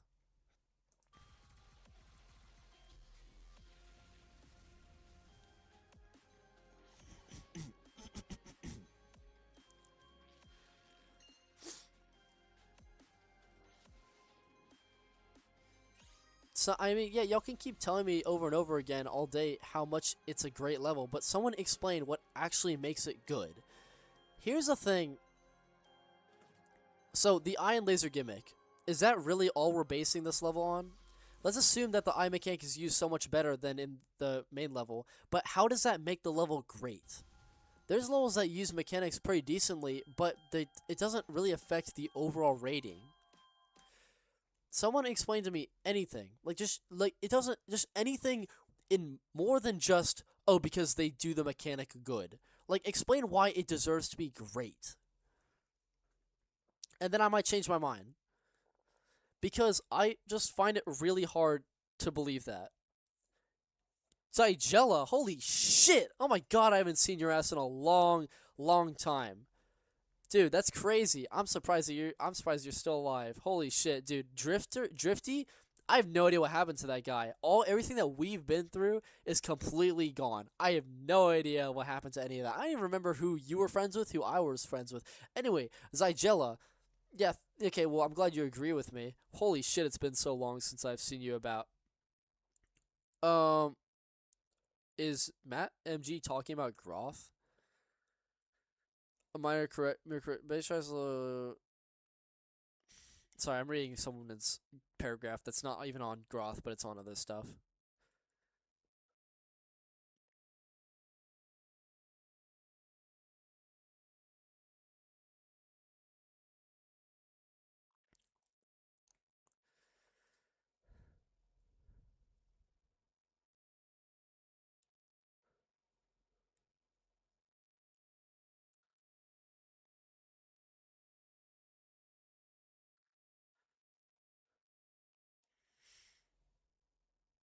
Oh, okay. Madam G made some good points about Delusion Circle, how they only use stars around the crowns, and they only use the lights around the gate, which I kind of understand. And I mean, yeah, that kind of improves my opinion of the level a little bit. So I guess I'll scoot it up a tiny bit, so it feels slightly less random. So we can scoot it up. I'd say this is the most I'll scoot it up, because I still do like the concept, but fine, I'll move Delusion Circle up a little bit. Yeah, Matt MG made some good points. So, I agree. Okay, here we go. Okay, let's just go.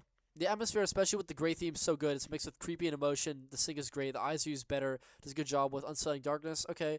Usage of the evil eye mechanic. Ambient song, grayscale theme works perfectly. Levels block usage. Feels like hell. Level chooses new themes. It's a nice long level. Uses mechanics far better than its main level.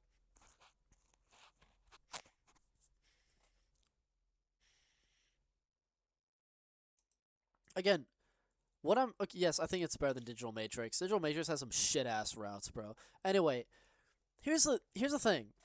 Cthulhu's eye mechanic is a very minimal part of the level. In fact, it makes a lot of sense because the eye mechanic was made after everything else.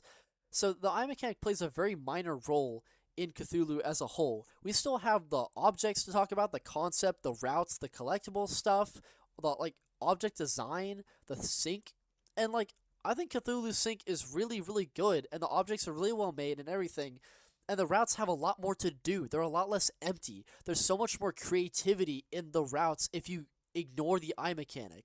the only thing I keep hearing about Cthulhu is, oh, the eye mechanic is used so well.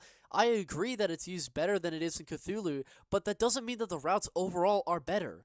The routes, in fact, sacrifice quality to make the eye mechanic more purposeful, but that doesn't mean that the routes are of higher quality.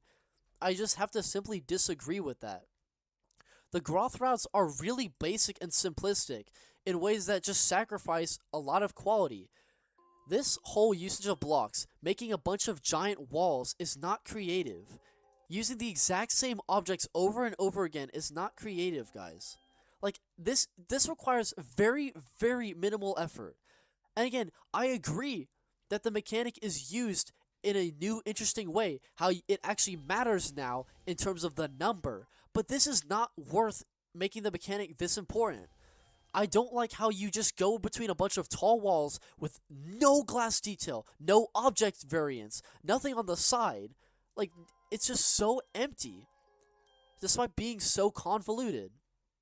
The glass detail is just pure shit. Like, the glass detail is awful. I simply cannot agree to put this in great, or even above Cthulhu. The glass detail is just genuinely awful. And like some of the movers is just, they're kind of annoying. I like that you have to skip this one so that you're again forced through all the other ones. But that doesn't mean that this level is great. For example, let's suppose that this mechanic only requires 2 eyes to kill you. So you touch one, and then the next time you touch one, you're dead. So you avoid this one, and then you could remove all these eyes, and then you'd have this eye right here before the gem, and people would see that and go, oh, that was pretty underwhelming. But it's only because we've seen how horrible the mechanic is used, now we suddenly overrate this level because it uses a mechanic so much better, even though the mechanic in concept is still very mediocre and very lazily made, and it's not that much better. There's still way better ways to do this, and I should also probably mention the sync is actually not good. Okay, hold up. So, click, click, click, click. That is horrible sync. I'm sorry. It's not. This is not nitpicking. You could easily fix this. But another thing that actively goes against the rules that the developers established is that when they explained how the mechanic worked, they said that it resets every theme change. LiGaYB says, hey, no, just fuck you. We're not going to reset it every theme change. We're just going to reset it whenever a laser goes off, which is not what the developers initially said. So no, LiGaYB is not doing the best he can with this mechanic. 1, 2, 1, 2, 1. Bob. See how horrible that sync is? I'm sorry, are we like watching the same level right now? Like 1, 2, 3, 4, 1, 2, 3, 4. It does not fit with the song. 1, 2, 3, 4, 5. Like what? I'm sorry. Firstly, 3 and 4 were not on sync, and this one is absolutely not on sync. Like, are we? What is happening? Why, why is everyone being mind controlled into glazing this level? I don't understand.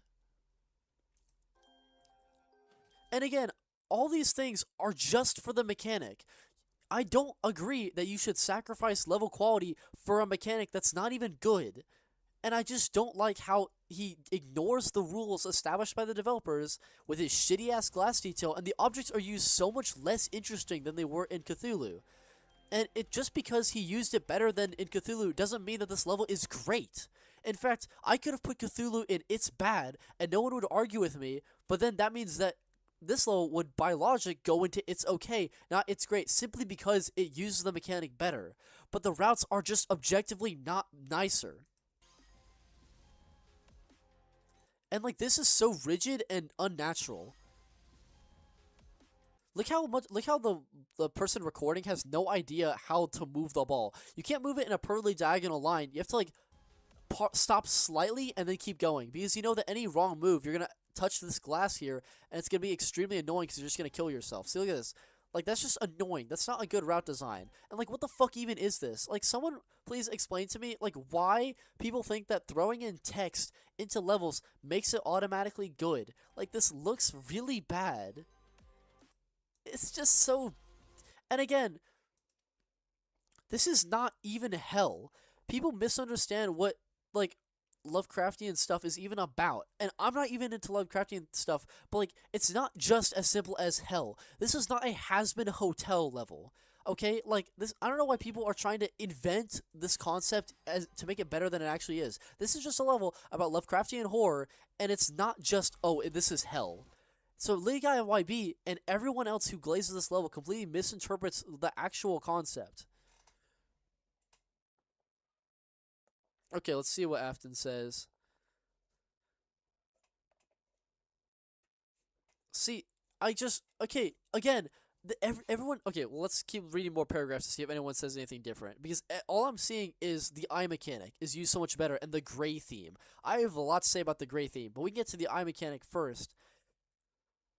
It made the absolute best, and made the general gameplay not that pleasant. Yes, thank you. This is how I feel about Ghroth.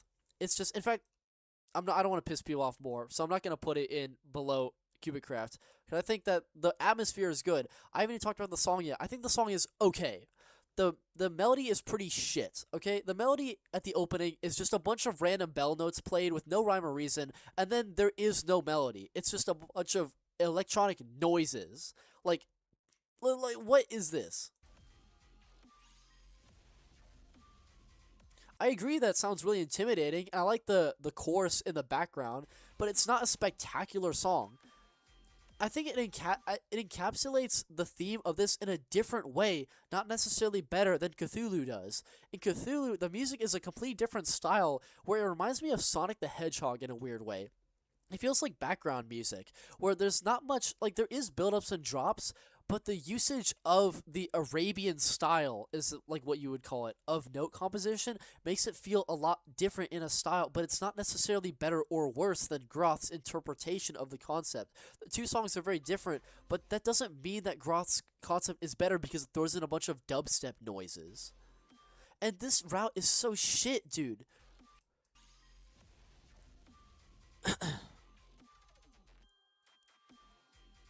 Like, what the fuck is this, dude? Why? Like, this is so ugly. Why does LiGaYB not know how to use glass properly? And I agree that this sink, it looks pretty cool. Oh yeah, that sink was awful. Here's another issue, is that this makes very little sense. Like, you can still... Let's see, let's suppose you get one of them. Like, it's just really unnecessarily confusing. Like, in an easy mode, you would never want to ever activate that. So, all this mover combination is kind of useless because the player would never want to touch that, no matter if they're going easy way or the collectible way. And I agree, this part syncs pretty well. That part's satisfying. I'm sorry, this is not good sync. Listen to this. Bum, bum, what? It's not synced, guys. Stop hallucinating that it's synced properly. It's not synced. The sync is actively killing the level because LiGaYB thinks that it's syncing, but he keeps mislining it over and over and over again. And this is just ugly as shit, dude. Again, when you take into account the flashing, that doesn't sync. That does not sync at all. Stop saying this level syncs good. It doesn't sync good. This is a hallucination. It's a collective hallucination. Oh my god. Okay, who has anyone talked about? Oh shit, we can't see the level. My fault. Well, basically, there's not really much to go about this. Basically, to summarize everything, this is kind of useless because no one would ever touch this if they're going the easy way or collectible way, so it's completely pointless. It syncs horribly. This part has somewhat okay sync. See? That does not sync. This is horrible. This looks awful. Like, what the fuck even is this? Firstly, let's go. We can't even ignore the fact that there's zero glass detail in this whole part. Like, there's no glass detail. And this is the most generic looking thing I've ever seen. And then this doesn't sync. And now we're in this stupid wall thing. This doesn't sync. The glass detail is horrible, by the way. He just uses glass in the entire thing. No detail on the outside. Just giant, tall walls. No sync right there. Bop bop. Does not sync. Looks really ugly. You don't even need both of them.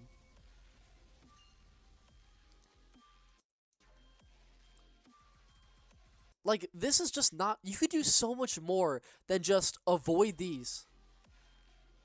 That syncs awfully. Does no one even acknowledge this? The fact that this just... I love how the music just doesn't even acknowledge. It's like the music actively... It's like the routes actively hate the music sometimes and try to go against what the music wants.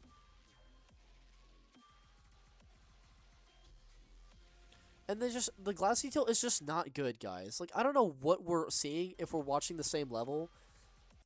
But this is not good. Anyone could easily come up with this. It's either just, like, a giant collection of glass, like here, or it's lines of glass. You could do so much more with that.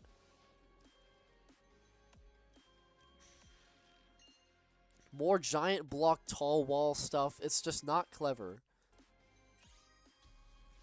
That's just more... That just looks awful. Jet spam his Discord. Oh, JST. Oh, there's the message. Oh, shit. Okay, I almost accidentally deleted it. Okay, here we go. Hey, this is finally a juicy paragraph of information to read off. So, from Chartreuse. I'm sorry if that pronounced that awfully. Dude, this is my favorite level in the whole game, and nothing will probably top it.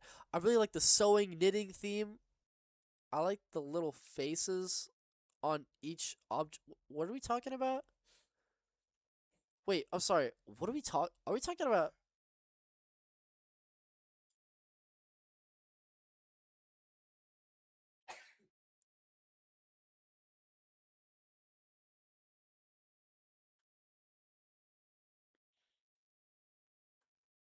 Oh, this guy's talking about the fucking... He's talking about Nick Kingdom and Sewing Factory. Oh my goodness.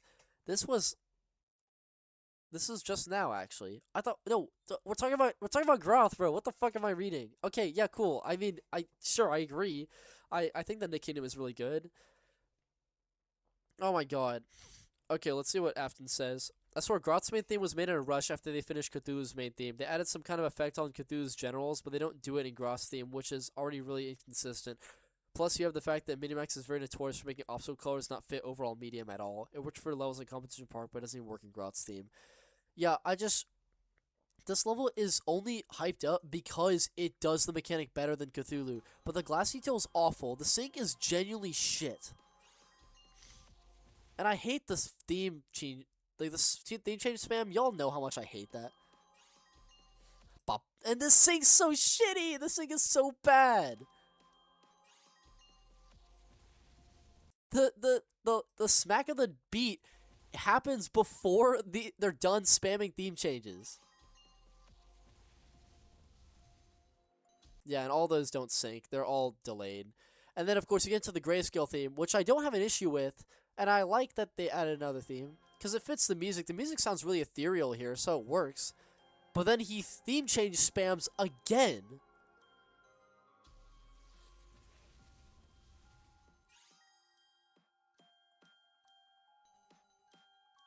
This is just horrible syncing, by the way. See, okay, so there's an awful theme change spam. So technically, now we have 4 themes. Because now we have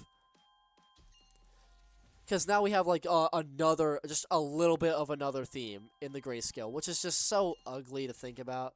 Like, they look basically the same, and I just hate that. I hate that he theme changed spam with grayscale on. It would have been bad enough if he did it without grayscale, but now they did it with grayscale. We have a new theme, but then we also have another tiny theme that's basically the same thing but slightly different. It's like, why would you even theme change spam in the gray theme? I like how the eyeballs make the gray theme more sepia colored. Like, that's cool. See, this is cool. This looks cool. I wish this was just a third theme. I wish they made a third theme that just looked like this.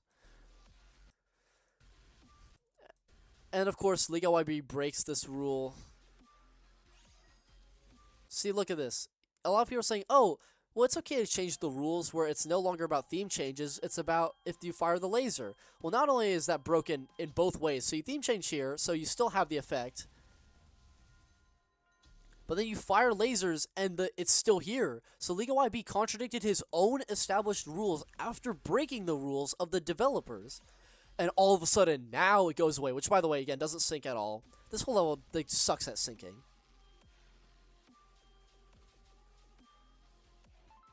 Bop, bop. Yeah, like, what the fuck is this, dude? Again, more terrible wall usage. Bop, bop, bop. Bop, bop. I just know, guys, please stop trying to gaslight me into thinking that this is good. Oh, so now it's because it's a block laser. Oh, yeah. Yeah, okay, of course. But that's just fucking stupid because, again, in Cthulhu, they also disobey that rule because it's used with regular lasers. And again, it's such an arbitrary thing. So block lasers stop it, but not regular lasers. Like, why? Like, genuinely why? Someone explain that to me.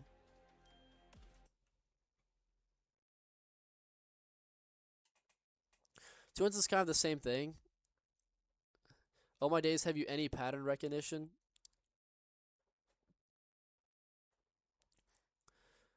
Oh my god, somebody find a video that actually syncs in the way that people want it to. This is like the most I've disagreed with my chat. Is this it?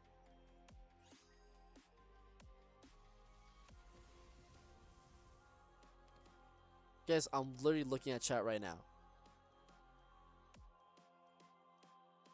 Oh, that was horribly synced. So yeah, so is someone gonna confirm? Okay, this seems like it's synced. It's okay. This is good. Now let's just go over this again. Y'all thought that you got me. I'm very confident about this. I've played this level a bunch. Again, this is bop bop bop bop bop. Look how it's slightly faster than the actual beat of the song, and this is coming from someone who really cares about this, so the fact that he fucked this up is kind of embarrassing. Yeah, it still hits before the laser does the beat I'm referring to. Bop, bop, bop. So does that sync? I don't think that was the video's fault last time.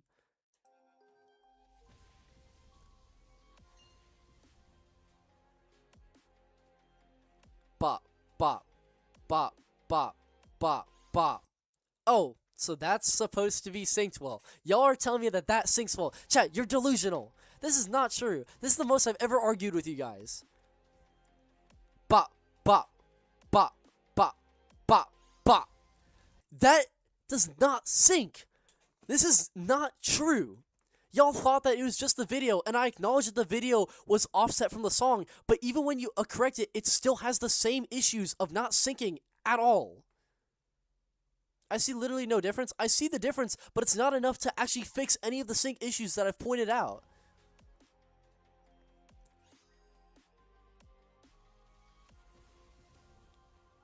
Bop, bop.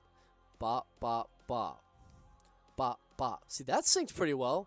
Bop, bop. Bop, bop, bop, bop, bop, bop, bop, bop. Fine, you can argue that it's synced in the easy way. So, guys, again, let's assume... Guys, I have an idea.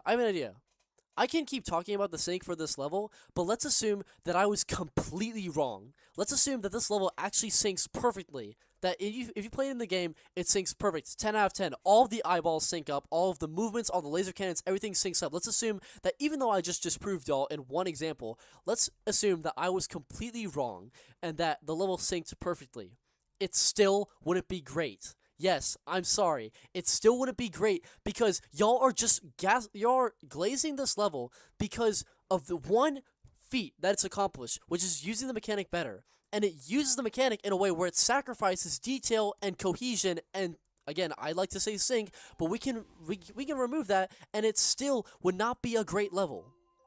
And I'm literally saying it's good. I think that the song is okay, the object's okay, the theme is okay. I hate the addition of the grayscale theme because he uses theme change spam in a way that introduces not one, but two new themes. One of the themes which is completely neglected and looks basically identical to the gray theme. But if you get rid of all of that, the routes are still shit. You cannot defend that this level is great because it's not. The routes are not good. They are very, very basic. Anyone could have done so much better with this mechanic. LiGaYB could have done so much better with this mechanic. And again,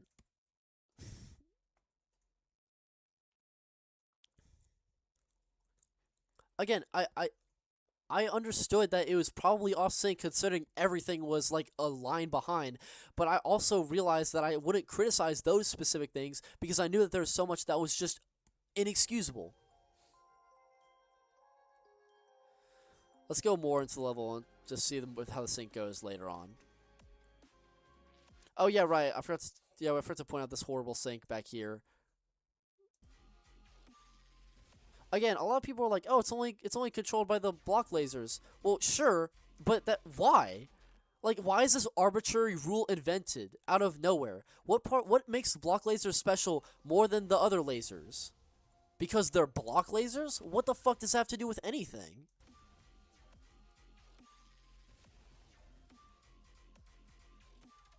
Bop bop bop bop bop bop bop bop bop. What the fuck was that? I'm sorry. I mean, again, if you play the level, it syncs better than that other video did, but it's not good enough to say that it's synced well. Bop bop. What the fuck was that? That doesn't sync either.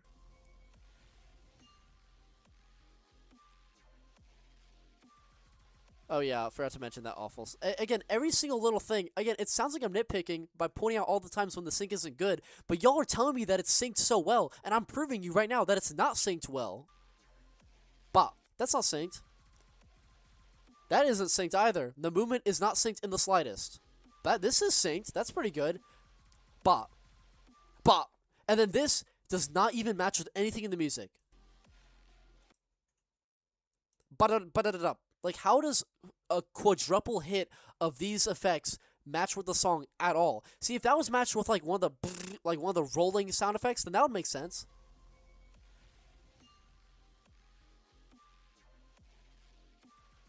See, like, see, like the machine gun effect sound, that would fit, but unfortunately, the route never actually lines that up with these.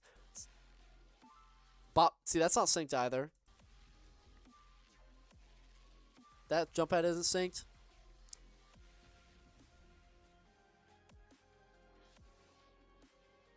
And again, let's assume that the sync is still perfect. These routes are still not good. They're very mediocre routes. The glass detail is fucking dog shit. The objects are so spread out. The level is extremely empty. The objects are not used evenly in the slightest. He keeps using this stupid wall thing, which doesn't look good at all.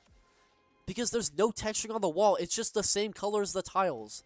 See, in a different level, they'd have blocks that are colored slightly differently, but they don't. Because the concept designers didn't anticipate someone use blocks in this way. Oh, that's some awesome full sync right there. Ba, ba, ba, ba. Wow, guys, we're so good at syncing. That doesn't sync with anything. There's, like, literally nothing happening in that part. And a lot of people are saying, I think Fission has spoiled him. Like, that's such an idiotic argument to say that because the last level was very good, I expect all levels to be like this level. If you go by that logic, that would be like me putting a bunch of other levels in dog shit because they weren't as good as RoboToy. I'm being very generous with Ghroth. I think that the routes should go in It's Bad. The routes should make it go in It's Bad, but because the concept is okay, and because the music is pretty interesting, and because the mechanic is used better than it is in Cthulhu, I'm putting it in okay. And y'all are just not satisfied with that at all. Y'all cannot make the argument that I'm simply criticizing Ghroth because the last level was good, because I've disproven that pretty much every single time I've put a level up here in Masterpiece or It's Great. So again, y'all are just not, y'all making it, I'm not saying you're wrong, but y'all are making a horrible defense for Ghroth for why it should be in It's Great.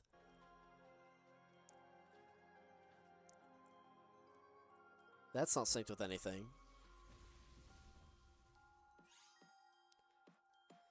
See, he's got singing with the drums here, I'll give him that.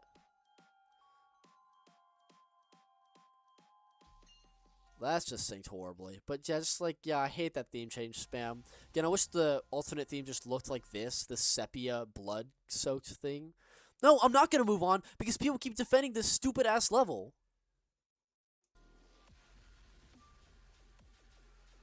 Horrible sync. That doesn't sync.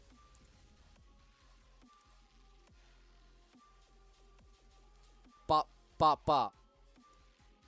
Bop, bop.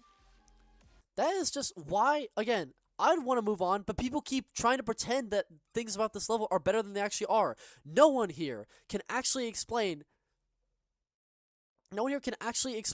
why the Ghroth level should be great. Because every time they make a defense, whether it be, oh, they use the mechanic better. Yes, but the mechanic is still horrible in concept, and the mechanic is still not used as good as it could have been. And B, that the sync is great. No, because I'm going through the entire level proving y'all why the sync is not, in fact, great. See, that was cool. I wish they used more of those tiles. Unfortunately, they don't. Those tiles are never used anywhere else. At least not before.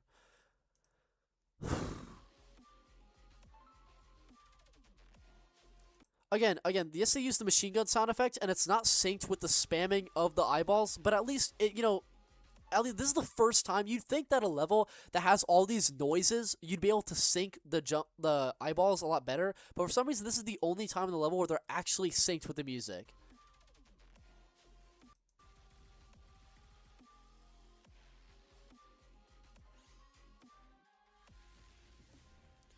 One thing I did notice about this level that I never noticed before is that LiGaYB actually asked the developers to use the alternate lasers, how they're not colored like blocks, but they're colored by the enemy texture, which is really interesting. That's why they're red instead of this color. But again, the object usage is horrible. The glass detail fucking sucks. This is not good glass detail. It's very repetitive, very flipping back and forth. That is not synced well with the music at all. Bop. Bop. That does not sync with the music, guys. Stop hallucinating. So many objects are underused.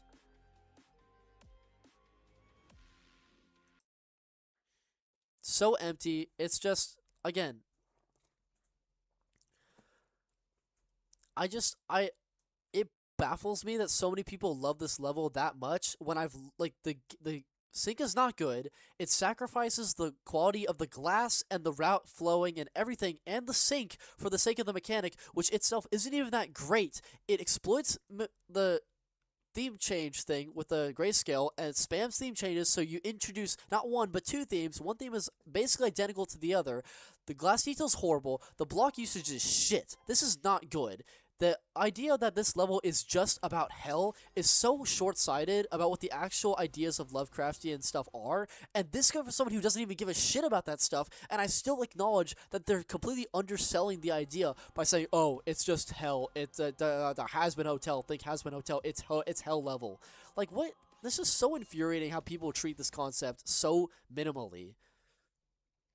Oh my god, yeah, I want to move on to Time-Memory. Jesus Christ, I hate this level. I don't hate this level. I hate that people love this level so much. Time-Memory. Wow. We're done. Well, I mean, damn it, we need to put this level, we need to put this in the ranking. We're not done with. Okay, so we have Cthulhu, then we have this thing, and then it can go anywhere between here. It's going right here. Fuck you guys. It's not better than Nirvana. Nirvana has so much more stuff to do. The gameplay looks so much better. The objects look better by a little bit.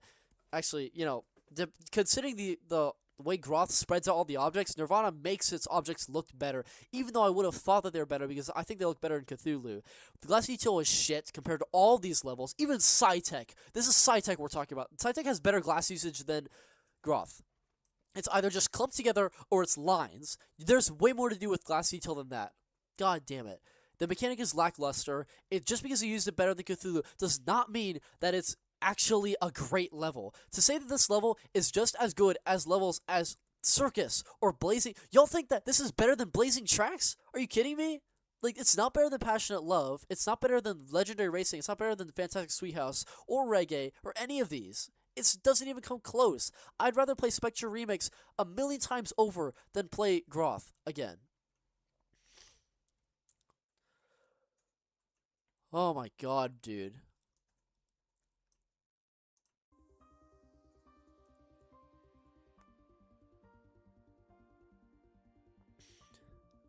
I've noticed that the initial chat started out completely agreeing and loving Ghroth, and then slowly, as I've talked more and more about why I hate it, they've left, and people who like Ghroth have people who don't like Ghroth have spoken up more.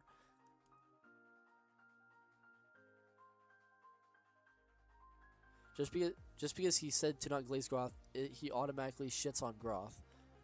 Well, Don't me be honest, I want to put Ghroth here. I enjoy toy blocks more than Ghroth, but I'm putting it here because I like the concept more, and I think the music is better, and I think that the sync is better than it is in toy blocks, but I think that this level is very, very bad in route quality, and I'm only putting it here because I'm giving y'all the benefit of the doubt, and y'all are still not happy enough with that. You want me to put it in great above one of these, which is ridiculous to me, and so no, it's not going higher than it is now. I would love to put it lower, but because of y'all liking it so much, it's going right here. Be happy, please. Okay, anyway, let's do TiMe-mory again.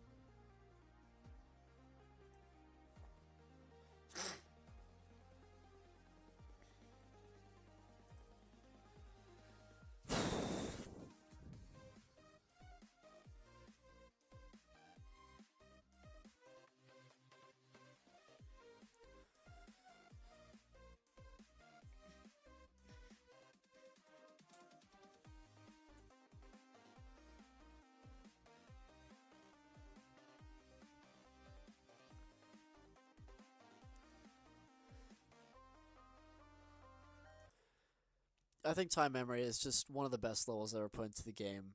I have no idea where all the hate comes from with TiMe-mory. I think people expected a level to be like 3 minutes long. You know, it cycles through a whole, like, you know, the music teaser, they have all these themes right here. Like, they were like, oh, how come we couldn't have all of these themes? And then they just thought that, like, these themes were underutilized. And I kind of agree. These themes lasted for a really short amount of time, but I still understand that they used all the objects in both of these themes.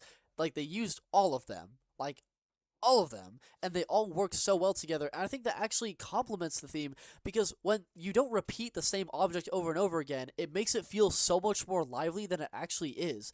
In the purple theme and the castle theme in TiMe-mory, every single second you're seeing a new object that you've never seen before, and it's so cool, and it makes sense that these objects aren't so crazily featured throughout the whole level, because they're just references to other pre-existing objects. You have, like, the Relics fireplace, you have the Jade Rabbit thing, you have the neon triangle, like, you have the competition park Chompo robot. There's so many things that are, like, you understand why it's not prevalent throughout the entire level, because it's just a reference to a bunch of other levels. This is your reference. This is how you get references to a whole bunch of levels right here.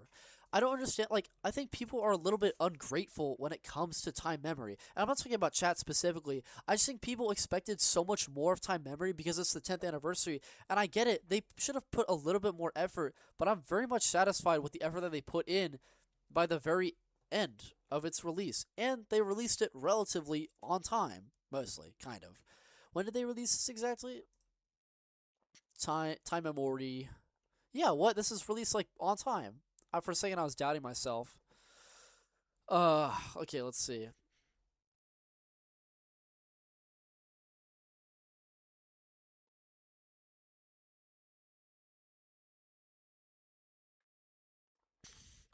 How long has stream been going on for exactly? It's been going on for 6 hours and 42 minutes. Yeah, well, we're definitely crossing the 7-hour mark. Anyway, I think that both themes are really well done, and I don't have an issue with the fact that they've never appeared in the level before, because it adds to the wonder of the level that we wouldn't have gotten if they had used only those themes. And again, if you compare it to the other birthday levels, Happy Birthday was a slodge fest where they just threw in a whole bunch of stuff, and a lot of people liked it at first, but then they looked back on it and they realized, okay, this is just kind of attention seeking. It's very low effort, and I don't hate Happy Birthday by any means, but the point is, this level will age the best. And I mean that because these other levels, firstly, Love E is, like, probably the worst level when it comes to, like, celebrating the achievements of the game. Love E is just an electrical themed level where they added the flip tile with an 8 on it, and then they threw in some like random shit about thank you and fireworks and stuff, and then they threw in a bunch of extra object models that they copied from before. Like, that's not how you celebrate a birthday level. And a lot of people were like, oh, it's because there's a bunch of hearts everywhere, so they're saying thank you. No, but like, just because you're loving something doesn't mean it's a celebration of the game. The disconnect between that is so large that it could be any other concept. You could say passionate love as long as you add in like 3 or 4 objects from the history of Rolling Sky and call it passionate love and then say thank you. That doesn't mean that it's a birthday level. It's still a shit level.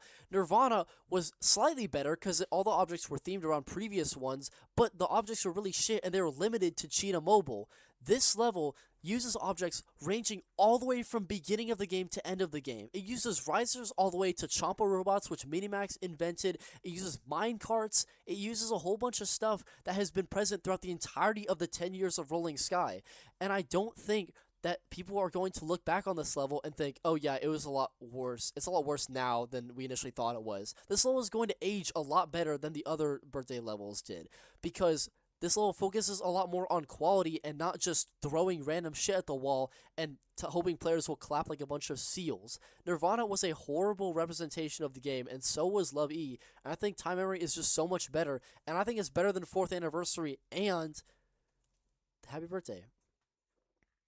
And again, I also just have to love and appreciate how TiMe-mory opens with the Massive theme. Like, what better way to open your 10th anniversary level than to open with the first theme of the game? Like, why does nobody appreciate that enough? Like, am I, like, crazy? Like, hello? What? Can you not bug? Can you not lag? Excuse me? Well, that's horrible. There we go. See, look how cool this is. How it references Massive, and it references the glass traps as well, which Deligh-Tune also does, but we can get back to that later. It just looks so accurate to how original routes used to look. And then you have the second theme ever put into the game. Oh my god, the sync is so fucking good in this part, dude.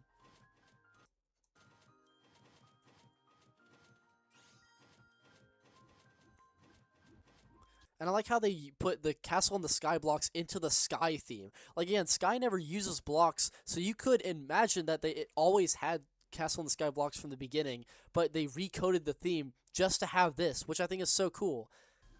And the envelope thing is really cool as well. I love that. I love the envelope mechanic. I wish that they didn't regenerate the envelope automatically. See, look, in a second it'll appear again. So like how the envelope reappears. I wish that you had to touch the envelope again to activate the next few set of gates. But I don't really mind. I like this mechanic a lot. It's really well utilized. And like the routes here are just really good. And I love how they changed the style the moment the original themes are gone. Because it's like you're not trying to represent Massive or Sky anymore. Now it's time to actually focus into the 10th anniversary theme. And god, the sync here is just so good.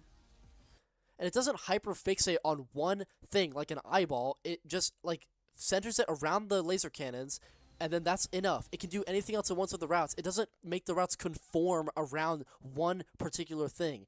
And that's LiGaYB's biggest weakness when it comes to syncing. He tries so hard to sync one thing that everything else just kind of falls out of quality. And I love how it brings back the Jade Rabbit firework thing. That's so well done because it actually does something with it at the very end. And I don't really, this is kind of I have mixed feelings about this. It's kind of spammy, but I do like how it's really, you know, upped in difficulty. And I like the consistent factor how you keep going back up to the second floor to transition to a new birthday theme. And this is kind of a thing that I can't specifically talk about with this level in particular.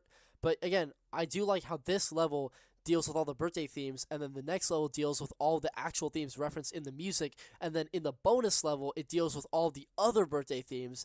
And again, they don't reference anything else, so it makes a lot of sense that there is no, you know, second level to MotiF-east.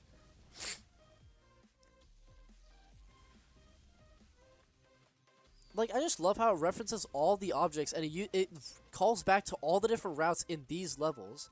And it's not going to be outdated because they're not just spamming random shit left and right. They're actually trying to make good quality routes and focus on what made all of these individual themes so important.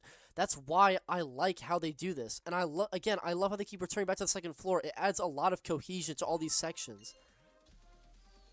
That's just so cool. And I love how they sometimes use the portal and they sometimes use the floating things.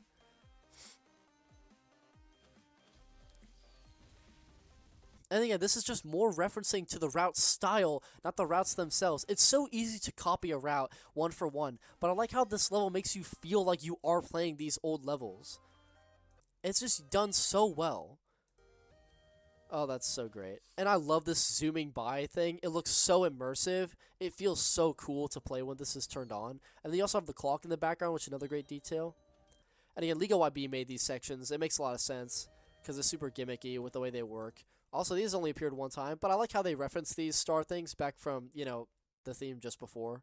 How we had these flip tiles. That's cool. I like that. And again, yeah, everything. I like how you have to activate both things. See, just like, these routes are so high quality, though. And I like how they ramp up in difficulty over time. Like, this starts out, like, you know, it could be 4-star with a couple spikes. Then, like, it goes into all this stuff, and now, as it gets harder each time, this is, you know, was where it starts increasing significantly in difficulty. And I like that. I love it when levels start out simple and get progressively harder over time. I don't like it when they get easier over time because it kind of makes the level feel lame. But I also don't like when they have spikes. But this level feels pretty consistently increasing in its difficulty. Again, this is just more genius LiGaYB route design. I love how you have to activate both sides to get the box. That's really cool stuff. And I really like this mechanic. I like how this resembles the sci-tech gate, but then it evolves into something that's more resembling of the actual theme of this level, which is a bunch of starry stuff. And I also like how they mirror this by putting a button in front of this gate and a button in front of the other gate, except that button is for the fireworks. So it just adds a little bit of extra difficulty. I also didn't realize that this is over a glass tile. I didn't realize that they used this in the first TiMe-mory. And again, I love how they introduce this scene so late into the level because it just adds to the magic of it. Like, you never get bored of this level because it doesn't go back to the same things like Nirvana does or LiGaYB. Like, it just constantly stays original.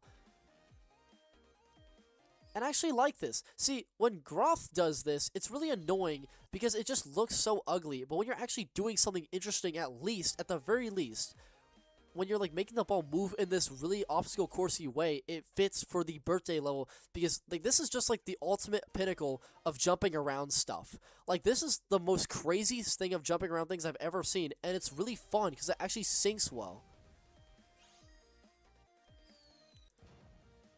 And again, I just love the look of everything. All these objects look so clean. They look so crisp.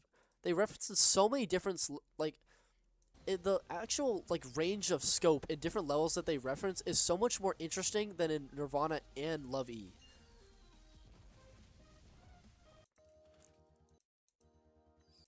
I like these. That looks so cool. I like how they all have a consistent thing. I like the RoboToy robots as well. They look, honestly, a little bit better than in RoboToy itself, which is really weird to say. I love how these look. They look so cool. The Starbot things. Oh, wait, shit. Were those on glass tiles, too? They were, weren't they? Oh, yeah, they were. Cool. Yeah, again, I just love everything about this. Fun fact. Look at that 10 obstacle. See how just memorize what it looks like, and now look at the sliding tile variations. I want to show you what they look like when they're on a sliding tile. Do you spot the difference? Look at this yellow chunk.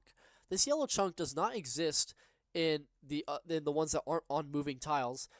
The reason this is because this is a little weird gimmick where basically this is actually the VR Fairyland riser.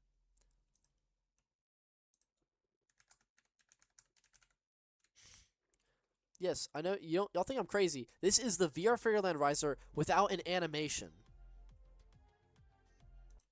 This thing that you see right here, this little flat thing, is the VR Fairyland riser merged into this object. The reason that the VR Fairyland riser is only present in all of these sliding tile variations is because of what happens at the end of this level.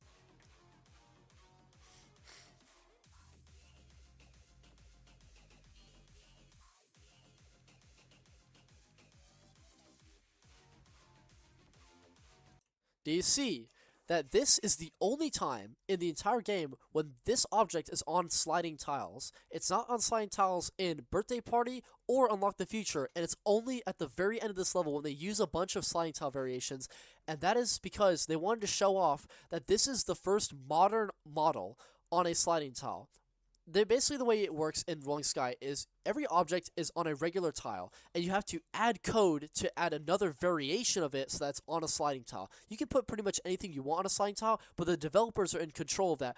The routers cannot do this. In IIE, it's different, where you can put anything you want on a sliding tile as a router, but in Rolling Sky Official, the developers have to specifically code this into the game. When I say modern model versus old model, old models, I talked about this a little bit with Amusement Park. Old models animate based off of the position of the ball at every single instance of the game. Every frame, it takes the position of the ball and it animates the obstacle according to wherever the ball is relatively. If the ball is going slowly, the obstacle animates slower. If it goes faster, the obstacle animates faster. If the ball goes backwards, the obstacle tries to undo the animation. Sometimes it breaks like it does in Amusement Park, but the point is, the obstacle always animates at the exact speed of the ball. So only sliding tile variations there were at the time were the ones that were animating off of the speed of the ball. And they managed to break that code with the sliding tiles of poker, which are the poker towers where there's the four symbols and they're spinning. They broke that code, but it didn't work when it came to new models. And the new models began right after Happy Birthday. And this is the first time that a new model was ever made on a sliding tile, which means that every time they added a sliding tile for a new model, this is the basis. They have to take this model, delete it, and then place down a new model. And sometimes, if you're not careful enough, the code will respawn the model back into the original position, even if you thought you had deleted it. So the developers overlooked this. They didn't realize that this wasn't originally part of this model, and so the model respawned in. The devs can still fix this, but the point is, it was just a little bit of an oversight. But this is the original new model sliding tile, so that is why it's the default when it comes to sliding tile variations. So, anyway, with that random tangent aside,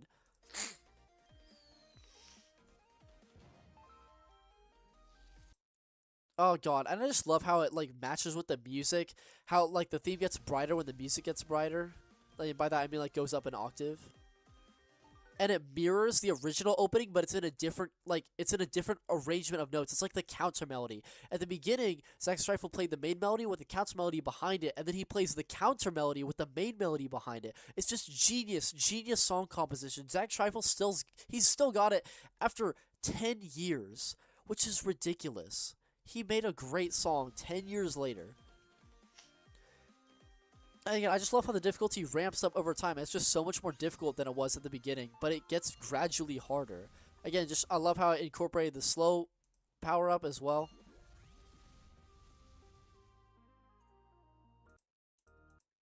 And then, of course, if you get all the fireworks, then you get the cloud theme, which is the tutorial theme of the game. Don't like Bluetooth movers, fuck you. But, you know, it's still technically referencing a lot of the levels in the game, so you could argue that it's good. I just don't like Bluetooth movers. Big hammer. Love that. Yes. A really unique ending here. And I love just how it centers around Massive.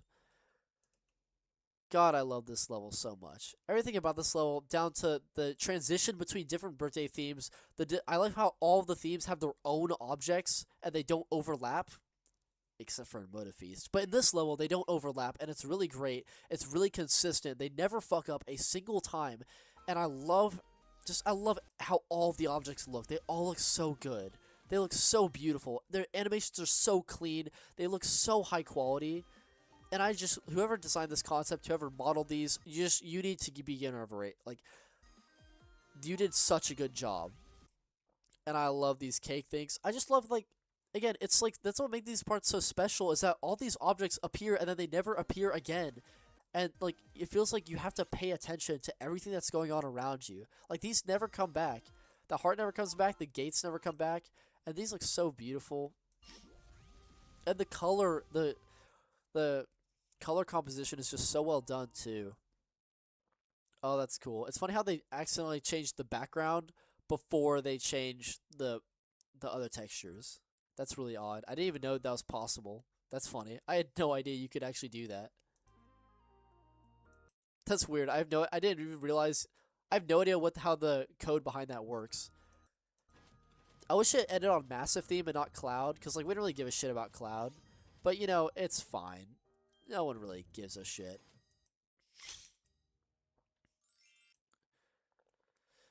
And again, I do love how the song references again, like that guy just said, like key moments in Rolling Sky history. You open with the beginning of the game, then you get into the end of the first era of the game, and then you get into the beginning of the first era of the game. And it's just like, it makes so much sense. And then, of course, it goes into its own melody, and then it finally calls back to Massive, being like, you know, thank you. Like, thank you for starting this game. And this is how you make a level feel like a nice tribute to the game without just explicitly saying thank you. Like, this is how you make a level feel like it's actively thanking the rest of the game for existing.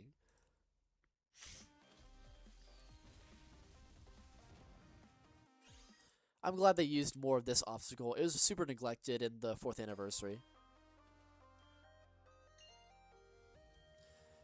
God damn it, I love this level so much. Again, this level is routed by mostly Square Root, TSR, WhatWF, and LiGaYB. I think all of them did a really amazing job. I'm sure Square Root was the one who routed the first, second, and ending theme, because it feels like his style. This part feels like TSR, for sure. LiGaYB was the blue theme, and then WhatWF, I'm assuming he's the bright theme here. When it comes to the cameo themes, I have no idea. Like the birthday themes, I don't know who routed which one. This seems very WhatWF adjacent.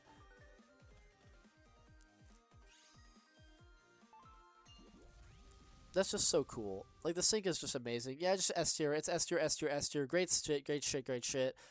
I was talking with Gold, and he told me that he initially hated TiMe-mory because it was too short, and then he liked MotiF-east way better, and then he changed his mind the next time I got on call with him. And I didn't even explain TiMe-mory that much. But I think TiMe-mory is a great level. It's like Magic House just has that extra bit of, like, ultimate creativity, where it's not boosted up by the fact that it's the 10th anniversary and that it has access to all these objects and stuff. So I still think Magic House is objectively a higher quality level than TiMe-mory, but TiMe-mory is just such it's just the most TiMe-mory is the best tribute to the game ever. It's the best birthday level ever made thus far. It's so good.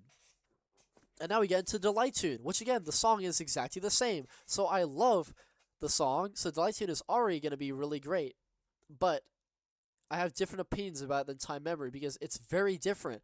And another thing, I like how they slowly diverged in the A version and B version over time.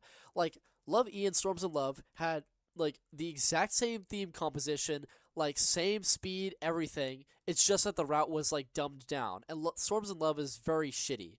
But then in Nirvana, they at least went the extra mile of changing the theme arrangement a little bit so that's slightly more original. It uses different, like, uses some objects that Nirvana didn't use, and it feels a lot different. For example, Revival organizes the objects in release order, which is completely different from how Nirvana organizes the objects. So I like that. And then finally, with the 10th anniversary, Deligh-Tune is just so much different than TiMe-mory. Has completely different theme composition, ends and starts on different themes. It just does so much more interesting stuff.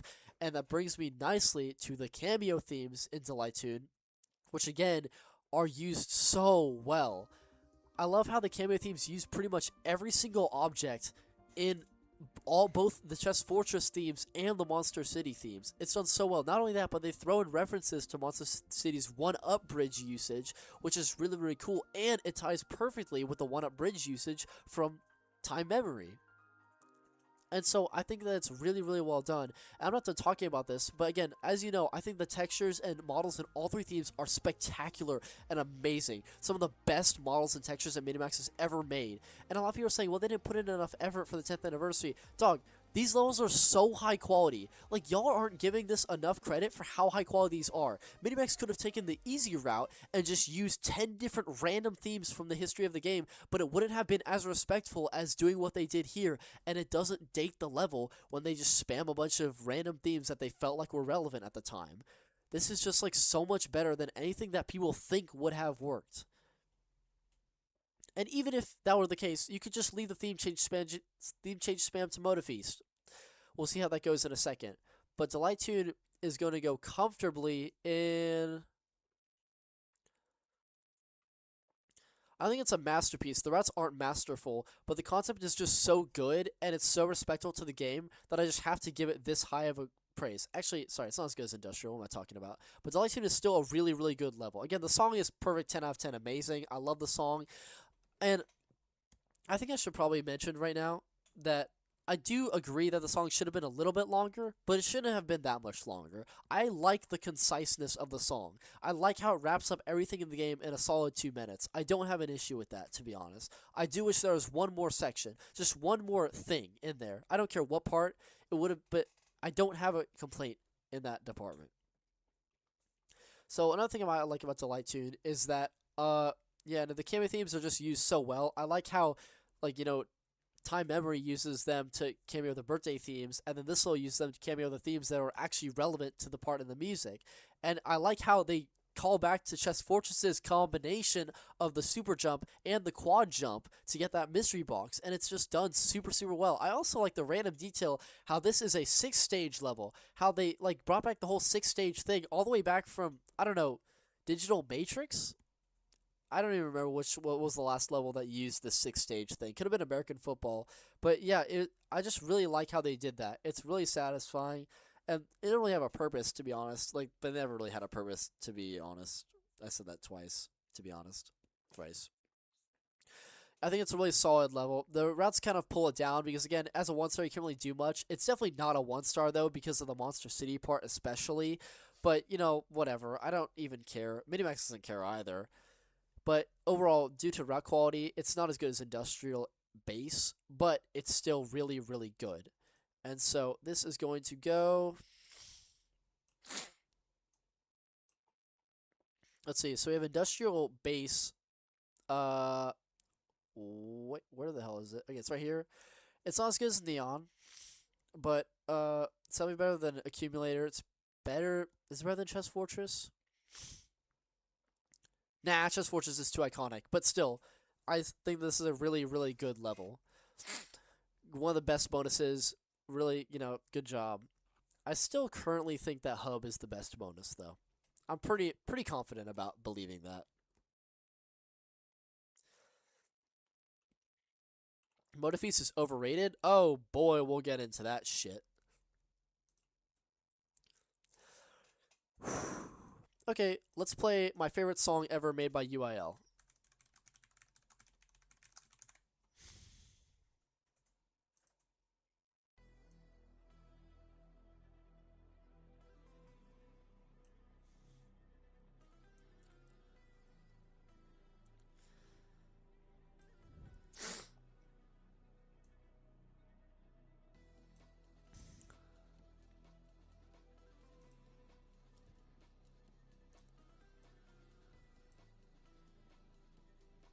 Wait a minute.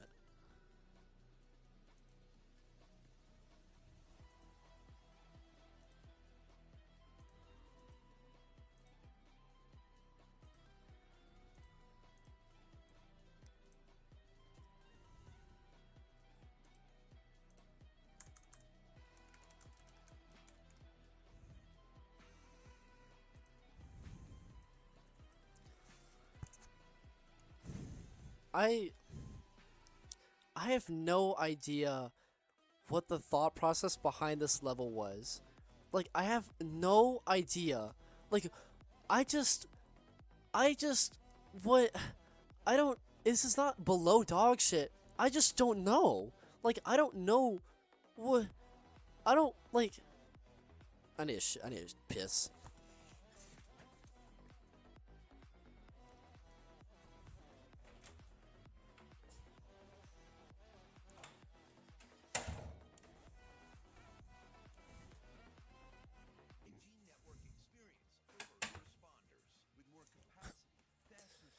Shut up about your 5G network.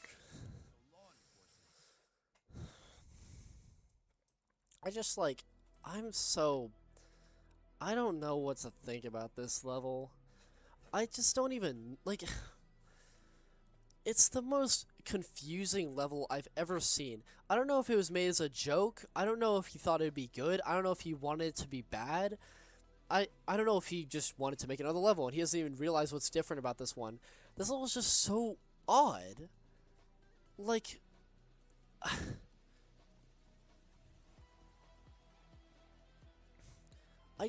I'm sorry. I'm so confused. I don't want to watch Resi Jer and his childish content. Okay, let's just go through everything. Let's go through everything about this level. So, firstly, we start off with the fact that we're not jumping out of a portal. We have nothing, okay? And then immediately you're hit with the slow power-up. Already, two weird things. Another thing, this level uses these objects so much. That's weird thing number 3. I have no idea why this level is so obsessed with these particular block objects. Yes, they're only used 4 times in Fission, which is the exact amount of times it was in the cover, which is crazy. So yeah, they're underused, but they never stop appearing. And then this gets us to the weirdest part of the entire level, is that all 10 gems are forced. A lot of people are saying, oh, well, no, they're not forced. You can avoid some of them. Or, you know, if you, like, go around the edge here, you can avoid it. Like, yeah, but the game gives all of them to you for free, and it's easier to get them than to not. So it's essentially forced. They want you to get it, and they will punish you if you don't. So I don't understand why they did this. The reason why this kind of bothers me in a way that extends outside this level is because Minimax has changed almost every level since the beginning of the game to fit their new rules. Look at this. See how every level has a release date and then they have changes. Massive has changes from 2019, but then most of these are from the era of Minimax. SciTech has changes. All these have undergone a bunch of different changes underneath Rolling Sky. And sometimes I don't mention them, but that's only because I can't spot any of the actual changes they've made. But they still try to change them in a lot of different ways. And a lot of these are route tweaks. And the only time they finally stop happening is when Minimax shows up. Now they're not happening as much anymore. But they went back and they changed so many Cheetah Mobile levels to fit a bunch of arbitrary rules. One of these arbitrary rules is the idea that when a laser cannon fires, the laser is not allowed to touch any other objects. If any block is in the way, the laser is not allowed to fire into that block. If there's a riser in the way, anything, the laser has to fire into an open space. So they changed a whole bunch of levels, most notably 1-up, but they changed a whole bunch of levels where now they deleted all the objects in front of the laser, or they put all those objects on glass tiles so that they'll fall before the laser fires, which looks ugly as shit, but they wanted to follow this rule. And so, just keep that in mind, okay? Another reason they changed a lot of these levels is because they don't want objects to overlap at all. For example, Poker was the first tweaked level Minimax ever underwent in 2023, and they made it so that the poker guards can no longer phase through each other. Again, they kind of ignored that by making them, start combined and then split apart, or they make flip tiles pass through each other, or they make New Year tiles pass through each other. But again, it's based just, whatever the fuck they want. The point is, they're not really following their own rules, but these are the rules that they claim to be following. These are the actual public reasons why they change levels. And so, number 1, nothing is allowed to overlap. Not laser cannon lasers, not objects, nothing. 2, gems and collectibles are not allowed to be forced. Many changes that have been made to Rolling Sky have been very noticeable in levels like Kepler's Dream, for example. Kepler's Dream, where basically this gem right here used to be forced, where when I say forced, I don't mean that you have to collect it no matter what. I mean that if a collectible cannot be forced in relation to another. If you want to get a collectible, Minimax will change a level so that you're no longer forced to get another collectible right before it. So you're forced to collect this gem in order to collect the crown, and Minimax didn't like that. That was mainly perpetrated by Square Root. Square Root didn't like the idea of forcing people to collect things before collecting another thing, because it kind of invalidates the purpose of that gem. Like, again, if you're going to go through all the effort to get the gem, then you're literally forced to get the crown right after. You can't go back to the easy route, so the gem is useless. So Minimax went back and fixed this. So now if you go back to this part of Kepler's Dream, they added a way to escape, essentially. So basically, that Minimax, they they fucked up a bunch of these old levels in order to follow these new set of rules, and then Atomic Energy completely ignores them. So now collectibles are forced again, which means that all of these changes that we've made to other levels was for nothing. All the sacrifices that made these levels look slightly less visually pleasing than they used to in order to fit these rules was all for nothing, because now we have a level that outwardly disobeys the rules that Minimax set to. What they changed the Gen 2 now, I don't know. I'm not going to be able to find a clip because, like no one talks about this enough, so it's not like popularized.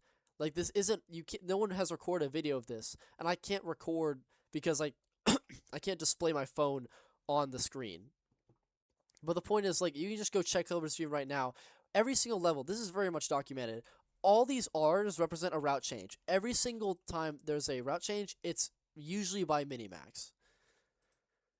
So they had these rules where objects can never overlap and the gems can never be forced, or it can never be forced in correlation to other gems. But, you know, they also want to get rid of, like, for example, if you look at Ghost Dance forced a lot of gems before, but if you play Ghost Dance now, they moved a lot of the gems so that now they're mostly not forced. Some of them still are, but again, that's just Minimax being really shitty and actually following the rules. But those are the actual laid out rules that they, if you can ask Square Root, they actually try to follow these, and that's why they change a bunch of this stuff. But now all these gems are given for free, and some of them actually are seriously forced.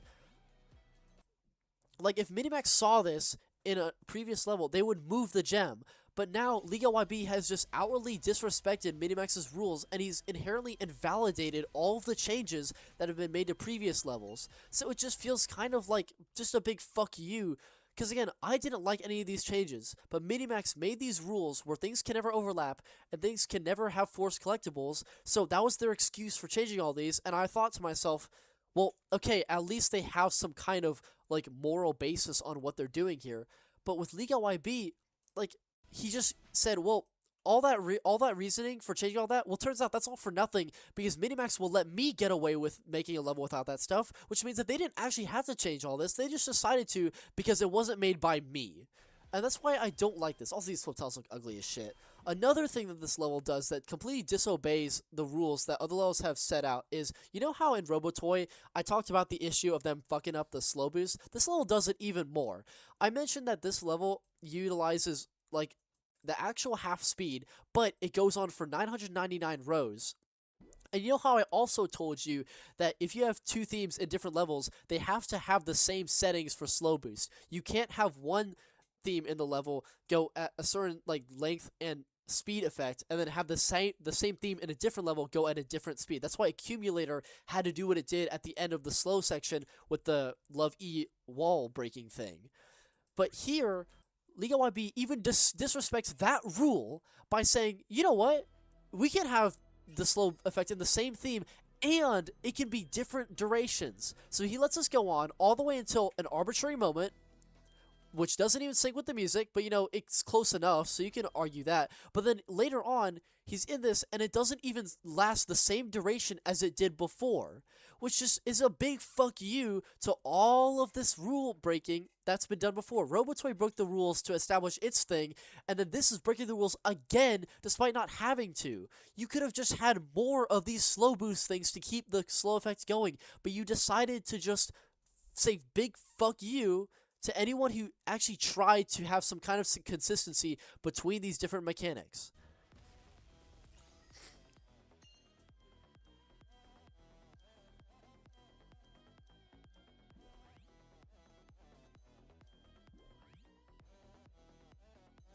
And you thought I was done there. So for some reason, LiGaYB, this is not an inherent rule that Minimax has gone against, but basically, you're not really supposed to put a laser where the ball is fucking located. You don't put a laser where the ball is. And you can say, oh, it's jumping, so it's fine. But no, he deliberately does this because he wants to play around with all these rules. This level is the epitome of LiGaYB trying to bend the rules to his will as much as he possibly can. He's done so many abnormal and weird things just to say, hey, I can get away with whatever I want and Minimax will not do anything against me. I can make the laser go through a ball. I can break their merging rules. I can break their gem gem rules. I can have a theme last as long as I want. I can have a slow effect last as long as I want. I can decide if we have a portal at the beginning or not. It is just perplexing to me that this level is just such an arrogant display of power. I've never seen a level router boast this much about how much power they have in the game than through this level. I have no idea how Minimax allowed this guy to get away with what he did in this level. This level is so perplexing to me because it's not even dog shit. It syncs really well in some parts, and it's not offensively bad in terms of actual route design, but it disobeys so many pre-established rules that Minimax has set up and gone through the effort of desecrating a whole bunch of these old level routes just to follow these rules. And LiGaYB says, well, it was all for nothing. And that goes without mentioning the Bluetooth movers. I don't even need to be the one to explain why they're dog shit. Even the most glazing of glazers when it comes to Bluetooth movers, like BroXGamer, have admitted that these Bluetooth movers are just ugly as shit and pointless because they don't even affect the route. So what's the point of even having them? And what the hell even is gameplay like this supposed to be?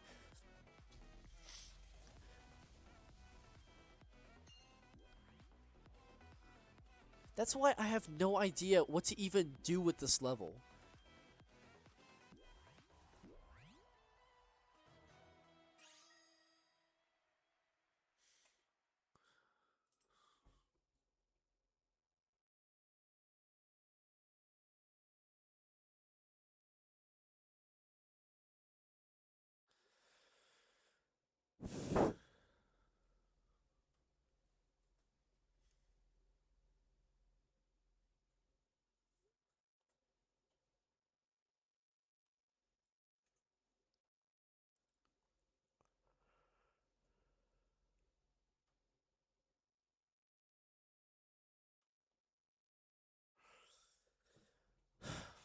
So and I agree that the song is really good. I just think UIL, this is the best song that UIL has ever made. But this level is just so, I'm not even offended by it. I'm just baffled by how, like, arrogant LiGaYB is in this level. I'm just baffled by the fact that they decide to just disrespect Rolling Sky right after the most respectful tribute to Rolling Sky I've ever seen in the game. The contrast between these two levels is so strong, and it just blows my mind. And that's why I just don't even know what to do with this level. It's like, I can't even put it in any of these tiers because it's not even trying to be a level. It's just a display of power. It's just LiGaYB showing off how much he can break the rules and how much weird shit he can do with a level without Minimax interfering. It is just so weird what happened here.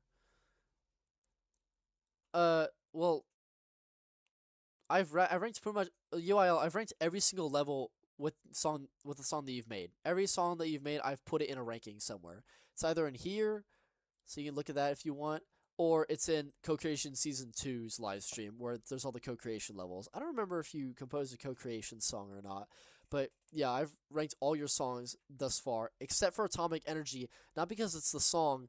I have no idea what to even do with this level. Like, the song, if I were to rank it just by the song, I put it in It's Great. The song is so good. Like, the song is really, really well done. I love the Arabian touch to it. I love the echoing. I love how it constantly builds up and up and up. And it just feels really suspenseful and really atmospheric, and it's a great song. It's a shame that it got combined with whatever the hell LiGaYB decided to do. I don't have hatred towards this level, even though I should. I should hate that this level just disrespected the, like, desecration of so many different levels previously in the history of the game, especially in the Cheetah Mobile era. And I hate that it just outwardly goes against Minimax's rules that they've set up that all other routers have to follow. But LiGaYB can just do whatever the hell he wants and gets away with it, and he's just being arrogant in this level. And that just bothers me. So I don't even know what to do with this level, because it's not a level. It's just...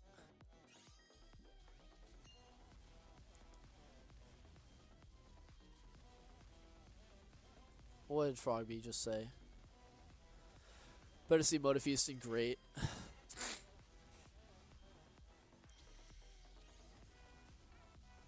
Again, from a route quality standpoint, it's pretty good. but I'm just baffled by how, like, how malicious the intentions behind this level are. Like, he just thinks, oh, I can just do this and no one will care. Like, you know, it's just, he's just drunk on power. Like, he's not even trying. It just blows my mind that, like, this is a level that actually exists in the game. This should have just been a April Fool's level. It's just, I have no idea what to even think about it. So,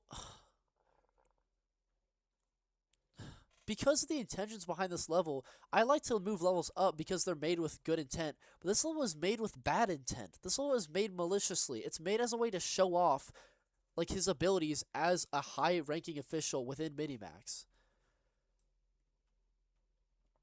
So I think, like, it's only fitting that because of the way this level is made, and because it's still a really empty level, and all this stuff, even though the song is good, UIL, this is not your fault in the slightest. Your song would be in great, but I think because we can't have this tier, because this would never apply to any other level, because I've never ever seen a level like this one before, ever, in the official game. And this doesn't even work in a fan-made, because in a fan-made, you can do whatever you want. But in the official game, there are rules that Minimax has established. Do I agree with all those rules? Not necessarily. But the fact is, they exist, and Minimax will go after anyone who disobeys those rules, except for LiGaYB. And this is him saying, guys, I don't care. Minimax they won't do anything to me. I'm invincible. So I'm saying, LiGaYB, fuck you and your invincibility. I fucking hate the fact that you decided to make this level. I don't think your level is dog shit, but I think that your intentions behind this level make this level a parasite onto the game. This level is offensive in the way that you think that you could possibly dominate the game like this and do all these crazy weird things, disrespect the reasonings for all these level changes beforehand, and you desecrated UIL's attempt to make the best song that UIL could have composed in the career. So this is going in actual dog shit. I'm sorry. It is now become offensive to me as I've realized this and vocalized this to other people in public, that I've realized how offensive this level is to me.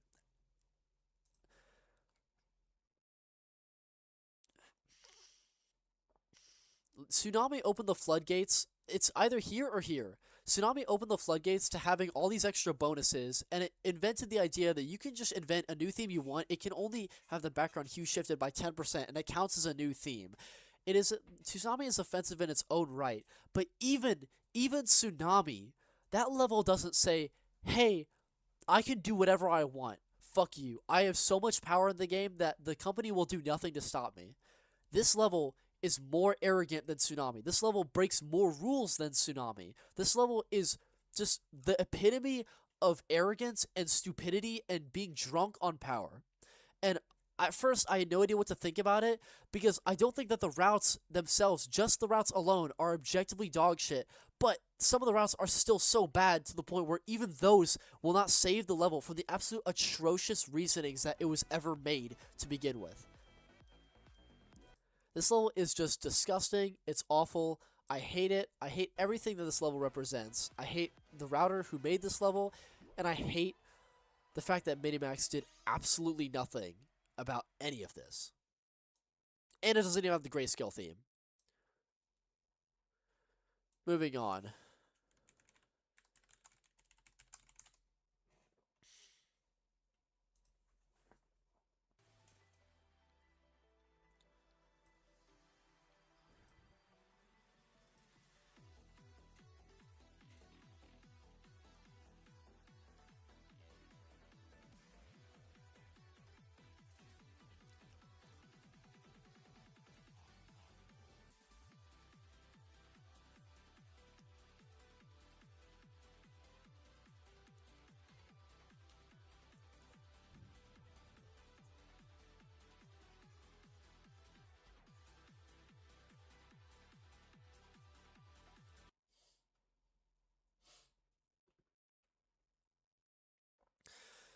So, let's actually go in here. The reason is because MotiF-east is really overrated.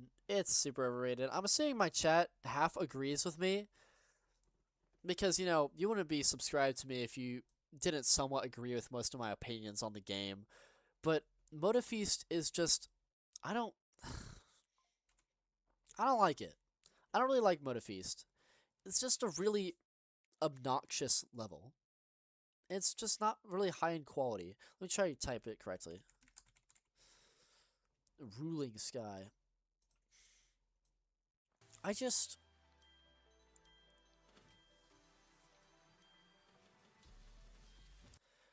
It's just the routes... the routes in the first 2/3 of the level are really low quality. Like, this is just so basic. Anyone could route something like this. The checkerboard design is lazy. Everything about this is just lazy. They didn't even use the variation of the closing gate that existed. They just used the unanimated one, which looks ugly as fuck. Let me show you the version that I'm talking about. Deligh-Tune Ruling Sky. Fun fact, Deligh-Tune uses the closing gate from the cake theme, but TiMe-mory does not use this closing gate. It only uses the rising gate. The closing gate is used right here. See, look how that's animated. It like drops a thing. It says 10 years on the top. It's really nice and satisfying. And then MotiF-east just says, oh, fuck you. We're going to use these generic gates that have no animation. They're supposed to be activated by the button, but there are no buttons there. And it looks like you can pass under them, but this model fixed that by dropping the sign in the way. So, yeah, I just don't like this. Before I do that, let me check to make sure I don't have any homework that's due at 11:59 tonight. I believe I have some homework due. I don't have an essay due. Don't worry, it's not like that serious. But I do need to check nevertheless. Do I have... How the hell is my... Oh, there it is. I don't want y'all to see my homework. Because my girlfriend just told me about doing homework. So I was like, wait, shit, I gotta make sure. I'm not going to stop stream to do homework, but I just need to make sure that what I have is not too much, if I have anything. Oh my god, hurry up. Let me see my homework. Stop giving me all this stupid coding stuff. Yes, I want to stay signed in. Dumbass computer. Okay, what's due today? Shit. Okay, I can squeeze that in an hour. That's fine. Actually, maybe I might need 2 hours for that. Okay, so I know how much time I have left now.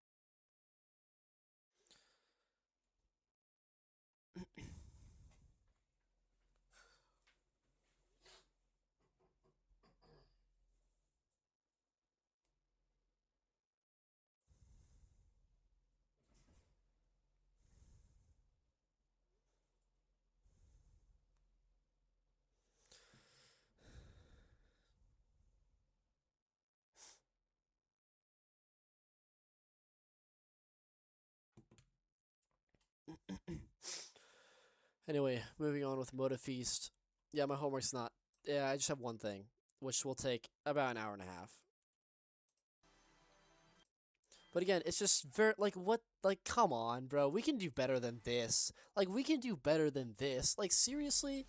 Come together, and then they fire the laser cannons. We've just seen this a million times before. For some reason, they do these weird organized block things, which never look good. They do this, like, 3 different times, and it looks really shitty. And again, it's just not... This is not good route design. Like, having, like, glass spamming, and then you put 2 sliding things, and then have just giant open gap of nothing, followed by more of this stuff, is just embarrassing. And people will say, oh, it's fine that it does this because this is 5 stars. It can't be too complicated like TiMe-mory. Are you fucking stupid? There's plenty of 5 stars that have great detail in their glass and whatnot. RoboToy, all that stuff. Amusement Park has great glass detail. Fission has good glass detail. This is probably the best detailed glass level that LiGaYB has made, aside from Cubic Crafts. This level has shit-ass glass detail. This level was made by Square Root, WhatWF, and LiGaYB. And it shows. And just everything about this looks so amateurish.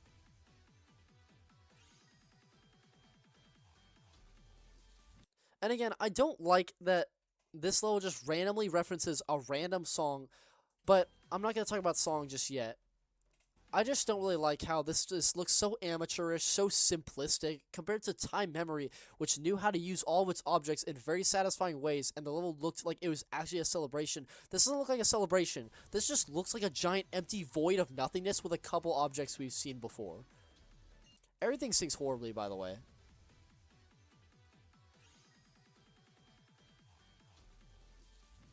And I also don't like that they do this thing where the tiles come out of the super jump. Like, look how they, like, expand outwards.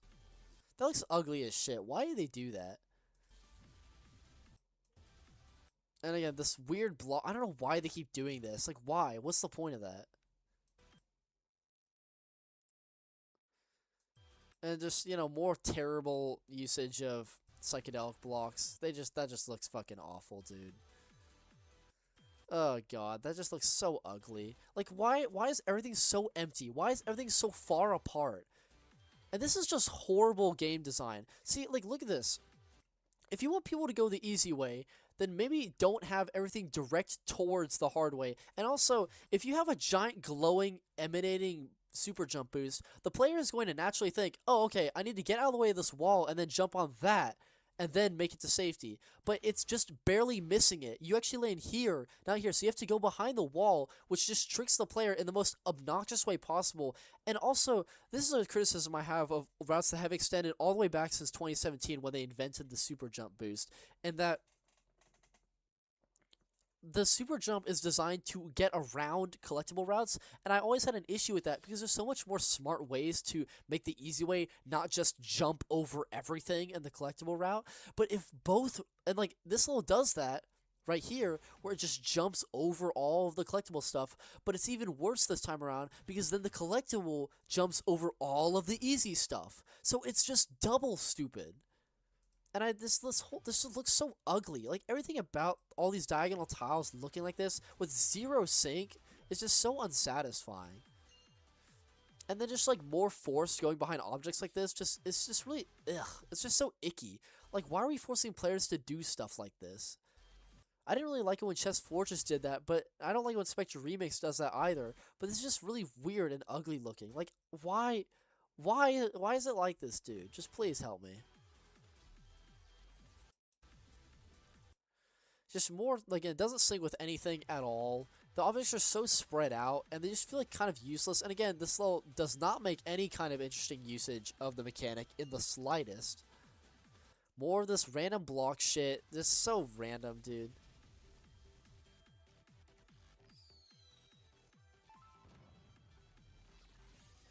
See, that's cool. I wish it didn't last for, like, 2 seconds. But, you know, that's cool. Also, is this the pink? Is this the gold? Is it like the pinkish theme? Or it is the pinkish theme. Okay. Yeah, so it's not the usual theme. Let me just make sure of that. Jade Rabbit Rolling Sky. God, this keyboard is impossible to type correctly on. Yeah, I believe this is not the... Yeah. So this is the Golder theme. I don't really like that because, you know, that's supposed to be reserved for the buttons. But, you know, it's fine. It's whatever. Because it's the level that marks, like, the return of the game. So I don't have an issue with that. But again, I just hate that it lasts for so long. And again, you know, don't you just love it when the gem route is completely pointless because you can just go this obstacle diagonal. It's way easier than doing all that extra nonsense. I love when the routers just don't even consider what they're building for a single second. And I just hate how this looks so empty. And also, I didn't even mention how ugly this part looks too. This is ugly as fuck. Look how fucking ugly this is. Like, why? I was like, it didn't even occur to me. I remember when I first saw that, I was like, what the hell am I actually looking at? This just like looks straight out of Happy. That looks so ugly. The way all the tiles come together, and you can see the very obvious incorrect design underneath the glass. Well, those generic roller usage imaginable. Oh my god. Yeah, that is a Steam era type gem. Yeah, I just, no. Just fucking no. And this theme is so underutilized. The first time it appeared, they did fuck all with the rats. The rats are awful. They didn't use any objects in any interesting ways, and this theme does something slightly more interesting, but it lasts for such a short amount of time. Like, let us enjoy this theme for a second. And no, just we have to go back into the noisy noise that is all this extra stuff. More sliding tile nonsense, all this. It's so empty, dude. It's so empty. You're either just spamming a bunch of jump pads everywhere, or it just feels so void. So much theme sim for no reason. The route trying to make it hard enough. 5-star. They use purple theme to make it wait. And again, I just hate. Like, what the hell even is this, dude? Like, why are people defending stuff like this? This is just awful. And finally, this is where the level starts to get somewhat better. So now I think it's time to talk about the song. This is one of the biggest misconceptions I've ever seen, and the community seems to believe all this, and I genuinely feel like I'm the one person standing against the crowd, because I'm the main fucking character right now, when I say that MotiF-east has no motif. MotiF-east, which is supposed to be a feast of motifs, has no motif. It has no actual focus on any kind of musical idea at all. Nothing is focused in MotiF-east. And I don't know why I brought up an extra tab, but it'll come back to me in a second. MotiF-east is not referencing any other Rolling Sky songs beyond Unlock the Future and Nirvana. This is I don't know why this is such a hot take. It's not referencing anything else other than Unlock the Future and Nirvana. It could reference the tone of something, but when you get into the tone, it's just so wishy-washy that there's no way to actually defend anything. So let me explain what I'm talking about. Everyone will say, dude, this song has Unlock the Future, it has Jade Rabbit, it has Nirvana, it has Love E, and then it has Nirvana again. And I know this because in this section of the level, it has Love E. Therefore, this is referencing a part of Love E's song. Oh my gosh, guys, and then this part also references a part of Nirvana's song. See, don't you hear it? This is just a reference to Nirvana's music.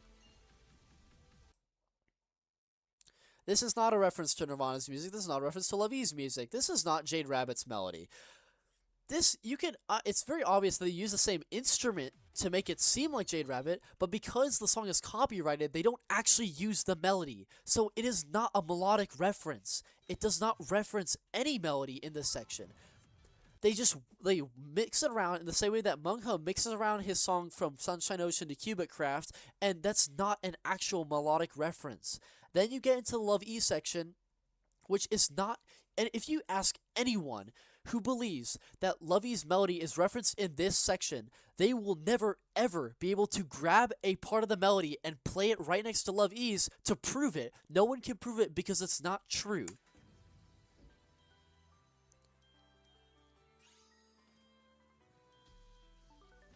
See, a bunch of people will say, hey, that part, you do hear that melody in Love E, but if you ask them, they'll never ever find it because it's not actually the melody.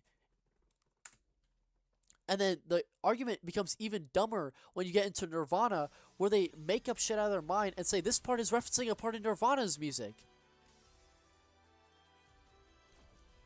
But I know that's even more bullshit because this part of the music is actually a reference to earlier in the music, which is also a completely original melody.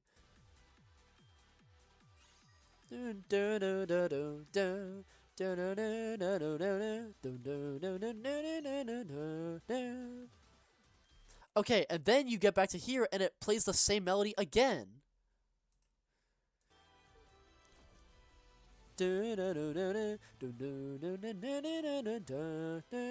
Okay, so it's the same melody as it was in this section, but both of these are original melodies.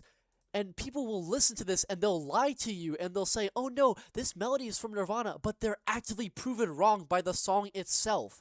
The opening melody, after Unlock the Future, this whole Pink theme is completely original in its melody. This doesn't reference anything. And people will lie to you and pretend and hallucinate that the song references more stuff than it actually does, and it doesn't. And that is why people drag this level way higher up, because they're like, oh my gosh, it does more references than TiMe-mory does. No, it fucking doesn't. It absolutely does not.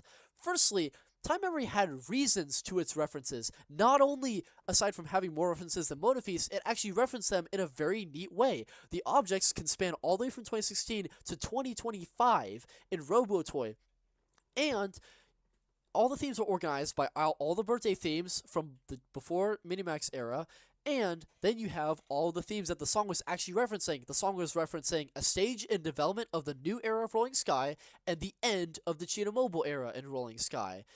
And that is very well organized in both song and theme usage. This level is really nice in that it uses the Minimax birthday themes, which is cool, but it does not do this with the music. This is the most overrated part of the level, and people will say that the music references parts of the game that it does not and should not. See how it references Unlock the Future? Why?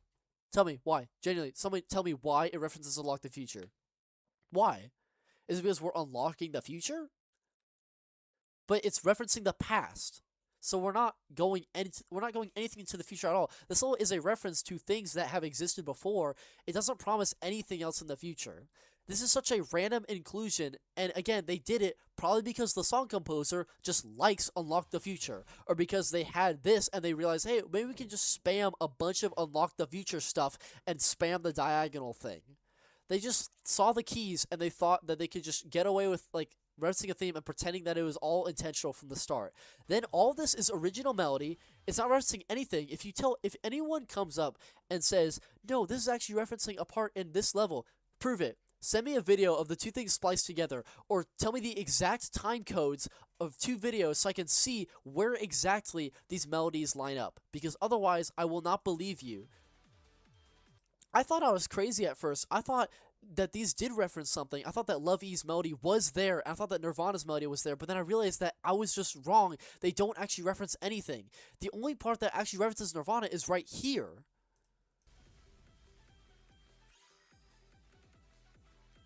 It's in a different key, but it's definitely the exact same melody, but then that is not referenced here, and you know that this is true because this melody existed right here. So let's see if anyone... Oh, time to DM Hugo. Okay, so someone's probably going to give me an example. So again, ask anyone to put two different clips together, and they will never sound the same, even remotely. I could do this with any other reference melody in the game, not this one. This is just a riff to get ready for this, which is already a callback to a section earlier in the music. So these are not references to anything, these are just original melodies. And then, again, this is why I brought up the whole tone thing. A lot of people who are forced to admit that this doesn't reference any melody will then say, well, yeah, but it still references the tone of the music in LiGaYB. No, it doesn't. The way the music is in this section is not specific to LiGaYB in comparison to any other level.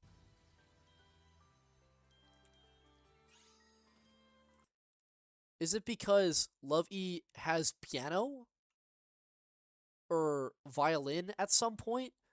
So therefore, if there's a violin and a piano in a section, that automatically means that it's a reference to LiGaYB? And keep in mind, this song was made before the themes were selected, so you can't even make the argument that the composer saw these themes and realized they had to make a song around them, because if they did, they would actually reference the LiGaYB melody.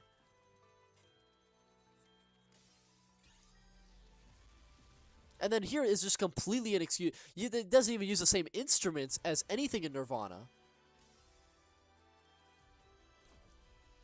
So the whole Nirvana argument goes out the window. The LiGaYB argument is based on the pull stilts that is just, oh, it uses a piano and violin, therefore it's a reference to LiGaYB. No, it's not. There's plenty of songs that use pianos and violins, and just because you use the same instruments doesn't mean that it's a reference to anything. Okay, did anyone explain to me?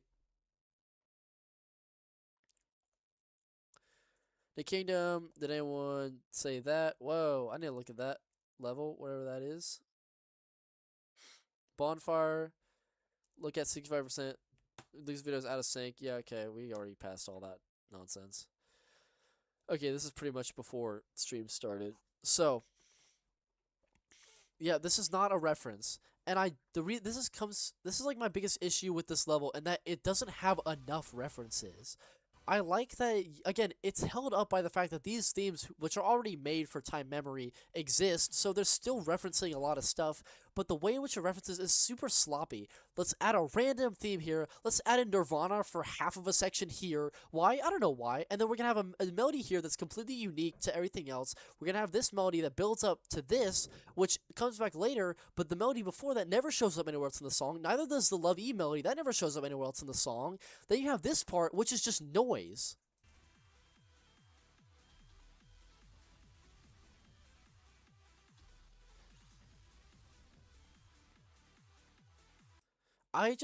And somebody tried to say that this is referencing Varying Christmas. No, it's not. Try to, again, do the thing, put the melodies next to each other. There is no similar melody there. I know exactly which one you're trying to refer to. You think that it's the first drop of Varying Christmas, but it's not, because there is no cohesion of melody at all. There's no similar instruments, there's nothing. And even if there were similar instruments, it wouldn't be enough. And then it just takes this noisy thing and just adds a couple more notes in there, and then muffles itself up. Keep in mind, this exact has been repeating since the very beginning of the second drop. It's just the same exact thing, just muffled up a little bit.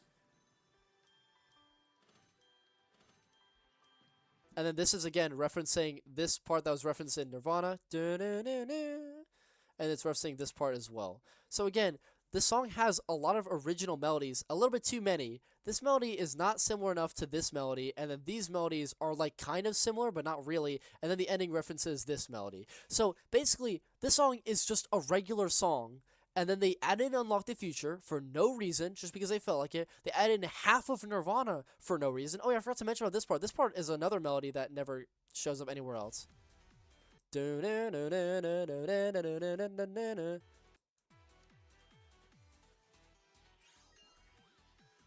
What fucking song is that? Someone put the clips together. Again, this is not hard. You don't have to go through the effort of putting the clips together. At least give me 2 videos, give me their timestamps, and I will play the timestamps accordingly, and I'll still not find any similarity in the melody whatsoever.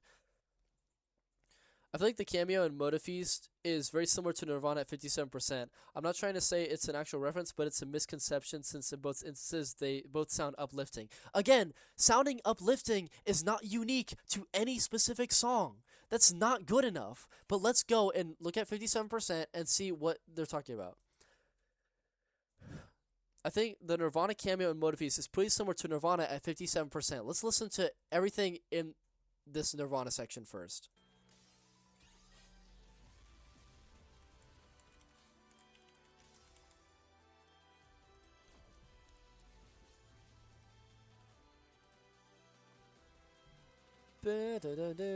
So again, with this in mind, let's assume that you're correct. That means that for whatever reason, they have this melody, and they also use that melody earlier for no rhyme or reason, and then they use that melody at the end for no rhyme or reason. Like, you know, a tiny piece of the melody at the end for no rhyme or reason. So that's with the assumption that it is Nirvana. So if it is, then that would make the song even more convoluted, because why are we referencing Nirvana so many different times, but then referencing Unlock the Future one time, and then like an uncopyrighted version of Jade Rabbit, and then nothing else. And then you also have this random melody that no one has ever been able to pinpoint right here. Now let's go into Nirvana and see if there's any similarity whatsoever.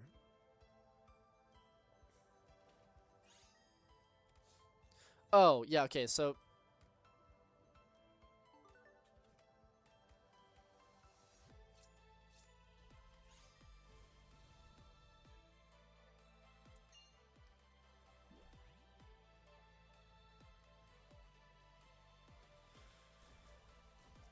Brooks Gamer genuinely stopped being around. So again, that just because 2 things sound uplifting doesn't mean they're a reference to each other, and I already disproved this idea because this melody has existed in other parts of MotiF-east's song, so it cannot be a reference to Nirvana. And again, uplifting doesn't mean anything. There's so many different songs that have uplifting sections.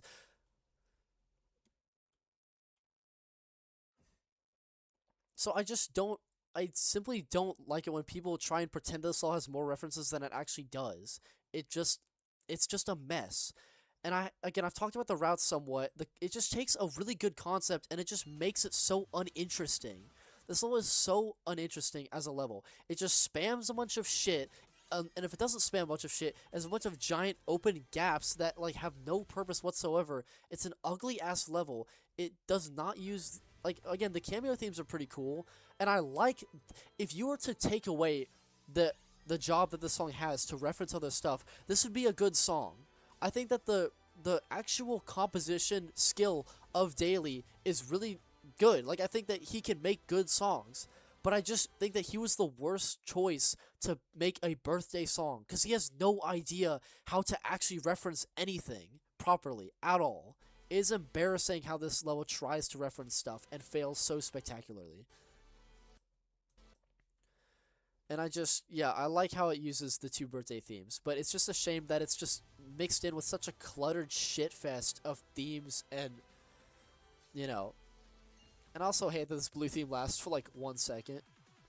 Again, I like that they use that power up. It's a shame it never comes back though. And it's so weird that we have blue, pink, but no castle mixed into there at all.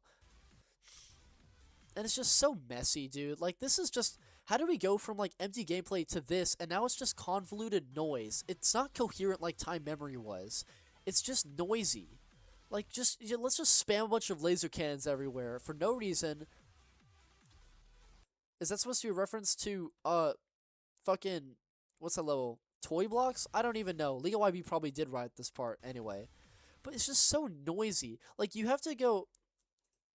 This is the thing that everyone's memorized, so no one even thinks about it anymore. But you have to go on this side to avoid the sliding tile, which is annoying as fuck. Then you have this immediate roller that you have to avoid. And you think that you go on the open part, but you don't. It just kills you, kind of, but you can still avoid it, sort of, if you do an obstacle diagonal, either in front or behind. And it just looks so ugly, dude. I just hate this. And again, this thing, you can still get it even if the gate doesn't open. You can just go behind the gate. So this whole envelope mechanic is just bastardized in this level. This level doesn't know how to use the mechanic, and it doesn't even try. It doesn't try. And I can't believe that this is the first time the mechanic has ever been used. You'd think that the mechanic would be used at the beginning, like, Time-mory and Deligh-Tune did it, but unfortunately it's not. And then, of course, whoever wrote this part, just fuck you. Like, a big disrespect to the disparity of objects between different levels. Every theme had its own set of objects, and then you just threw in these things because you just couldn't bother to even realize that each theme is supposed to have its own set of stuff. That's just really, really lazy. And I would not be surprised if it was LiGaYB who wrote this part. And it's just like, what? This is just annoying, dude. It's not cool. It sings horribly, by the way. The sync is fucking awful in this level. And I just like, why would you even have a jump pad there if you can only get it from an obstacle diagonal? Now this part looks horrible, but I'll give it that it's really fun to play. Like it syncs kind of not great, but it feels really satisfying because the drum is really kicking at that point. But again, I just hate how badly it uses the tiles here. It's probably LiGaYB because it just uses any tile it randomly feels like using at any particular moment and has zero cohesion. Then, of course, this is just like sliding tile spam fest. This is another thing about MotiF-east is that both Time-mory and Deligh-Tune had so many different objects on sliding tiles that it didn't use. It had the neon triangle on sliding tiles, it had the cake on sliding tiles, it had the cheese on sliding tiles, and it didn't use any of these because there's just no time. So MotiF-east was tasked with using all of them. That's why there's so many things on sliding tiles. The triangles on sliding tiles, the cheese on sliding tiles, and then later you can see the cake is on the sliding tile right here. So, like, they have these variations, but MotiF-east use them in the most obnoxious ways possible. Either would it be through this, like, sliding tile spam vomit shit fest right here, or it uses them right here in another really obnoxious... Like, this is just annoying, dude. I don't like this part. 1 second.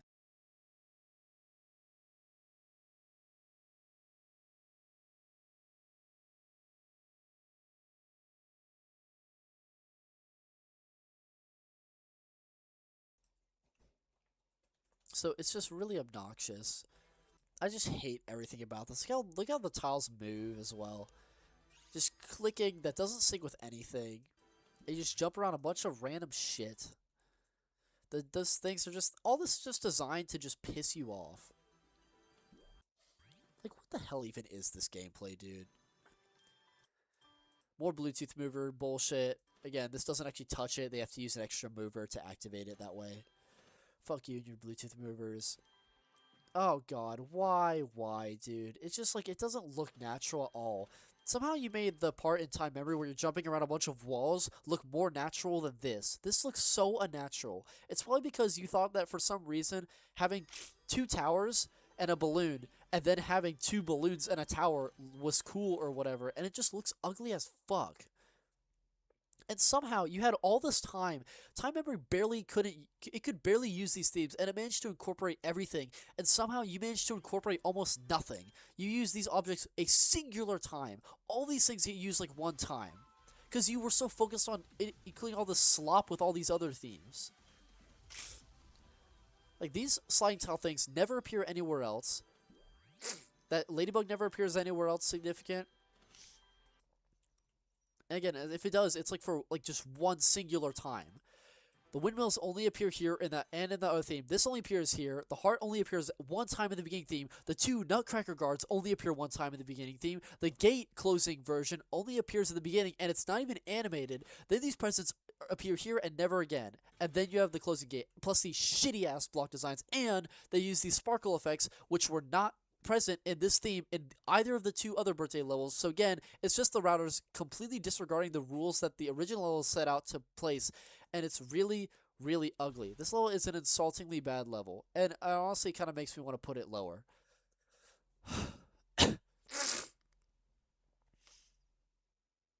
But the music is still high quality when you remove all of the slop when it comes to trying to copy other stuff. The objects are still nicely made. The textures still look great. It's just that the routes are so fucking shit, and the song is so unfocused. It's really tempting to move it down, though, but I think I'll keep it there. And then, because MotiF-east will go above Ghroth and below Cthulhu, it's definitely... Damn it, no. Nirvana is just better than MotiF-east. Because Nirvana, like, is actually somehow... I can't believe I'm saying that Nirvana is a focused level. But Nirvana is more focused than MotiF-east. It uses the mechanic way better than MotiF-east uses its mechanic. Its routes are a lot better. The objects are way more packed together and less empty and shitty. And it actually disperses the objects pretty evenly in the level. It does forget to use, like, 2 of them. But it's, you know, not the worst thing in the world. But my god, MotiF-east is like an insulting level, and I'm being generous by putting it this high up in It's Okay. Yeah, if you're a skinny guy, LiGaYB loves skinny guys, so you're in trouble, dude. But, you know, he also probably wouldn't ever leave his parents' house, so you're probably fine, actually. Just don't wander in there accidentally. Anyway, yeah, let's have enough of that. I think it's just like, okay, I'm not gonna like say anything else about the next levels that we haven't put here yet, but what I will say is that, like, we started out so great. We started with RoboToy and Amusement Park and Magic House and Industrial Base and Legendary Racing, and it was just so high quality with a couple little stinkers here and there. And then Toy Blocks was, you know, a misfit because it was probably just a concept made by LiGaYB that was shoehorned in there because it feels very much unlike the other concepts. And then you had Fission and Time-Memory, and it was getting really great. And then you had Atomic Energy, which is one of the worst things I've ever seen in the entire game. And then you have MotiF-east, which is just severely lacking. And it's really disappointing that the 10th anniversary bonus ended up being the way that it is. And yeah, the whole thing with Ghroth is not impressive to me at all. And this is where LiGaYB's issues begin to shine through in the latter half of 2025. And that is exemplified no further than in Palace Ruins, which is the only LiGaYB level I'm aware of where the jumps don't sync with the music. The level is actually slower because listen to the music for a second.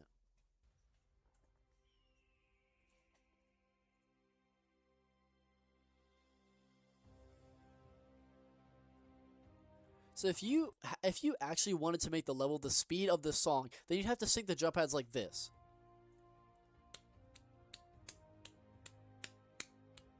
Imagine jumping that fast. The level would be extremely fast. It would be faster than Polar Night Wandering. It would be no, not Polar Night Wandering. It would be faster than Polar Exploration. It would be faster than Lob Confidential. It would be faster than MotiF-east. It would be a fast song. So LiGaYB was forced for the first time. Genuinely, this is the first time this has ever happened with a LiGaYB level, where he's been forced to make the level slower than the actual jumping speed.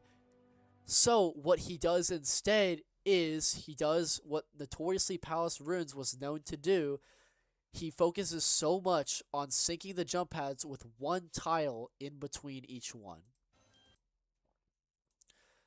Yeah, see, look, this is exactly... How do we not realize this was LiGaYB? The one time LiGaYB is forced to not have each jump sync with the music, he then decides he's going to try to sync anyway, as outrageously close as he could. And this is the best example I have. Dude, I'm doing this so you can... Oh, you can't clap. You can't hear the clapping? Oh, never mind. Yeah, that's kind of pointless then. Well, I turn off the volume because I want to talk about the music separately. I do the clapping so y'all can understand exactly what I mean when it comes to beat stuff. So, guys, please stop being autistic. We're not little kids here.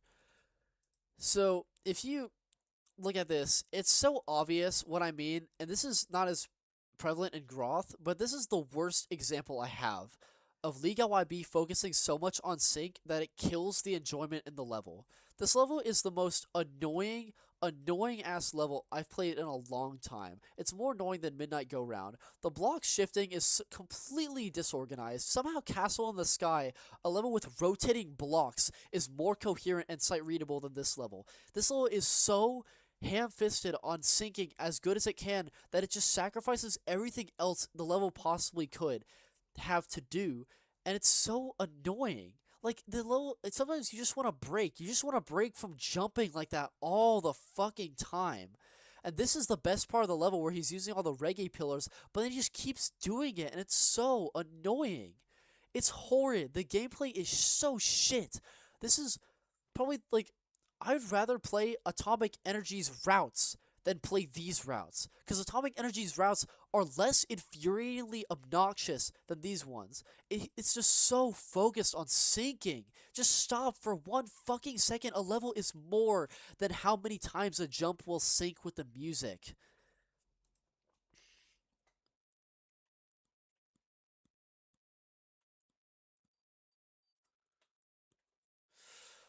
But then he also didn't want to have it sync with each, like, melodic, oomph in the song, so he made the level slightly faster, which is why he has to add this extra row in between each of them. But enough of that for now. Let's focus on the beginning.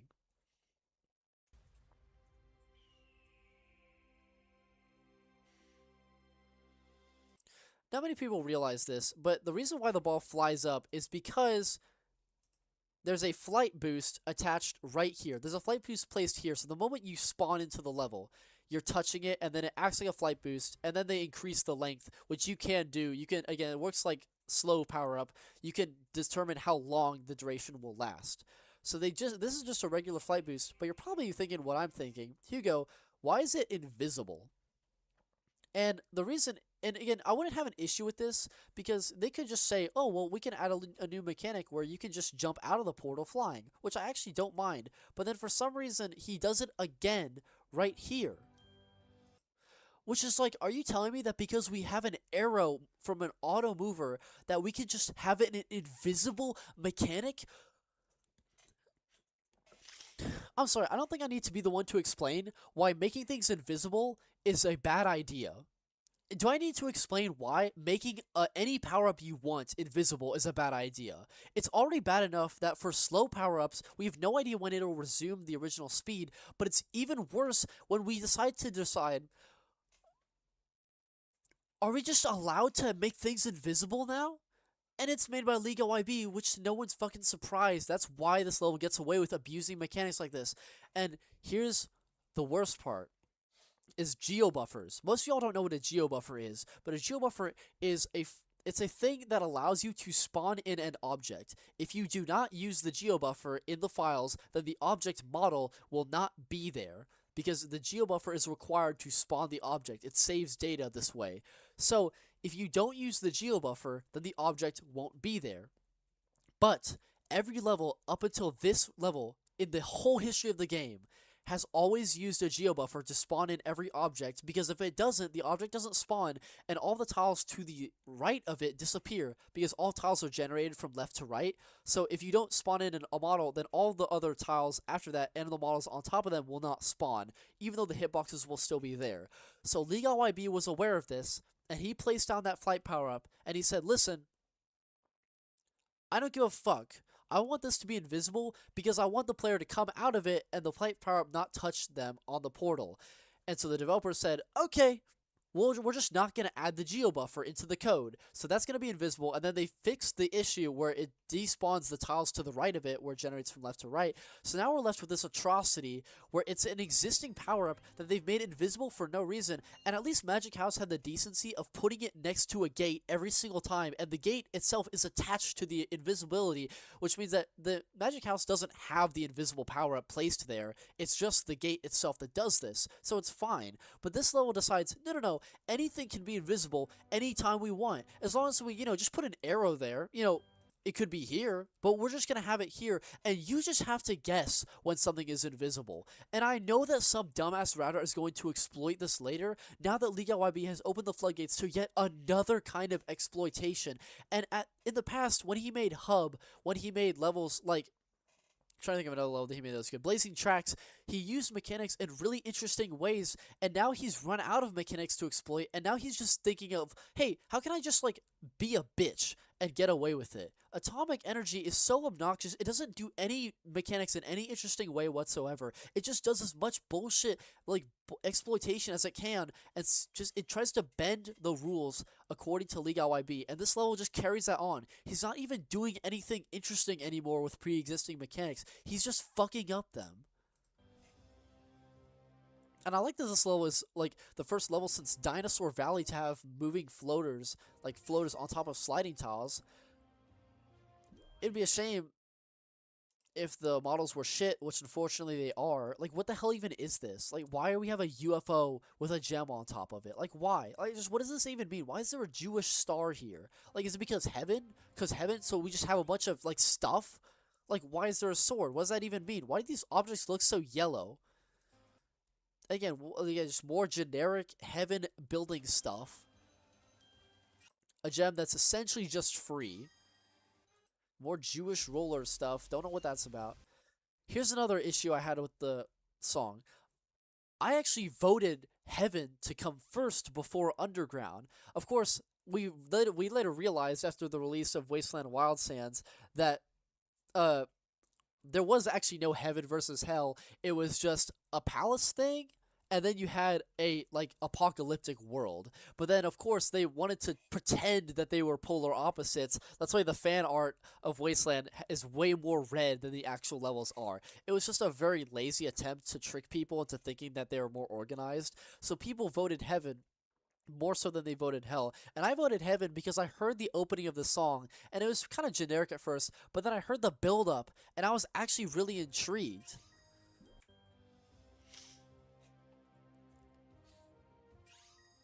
And you can hear the synth and electrical stuff building up.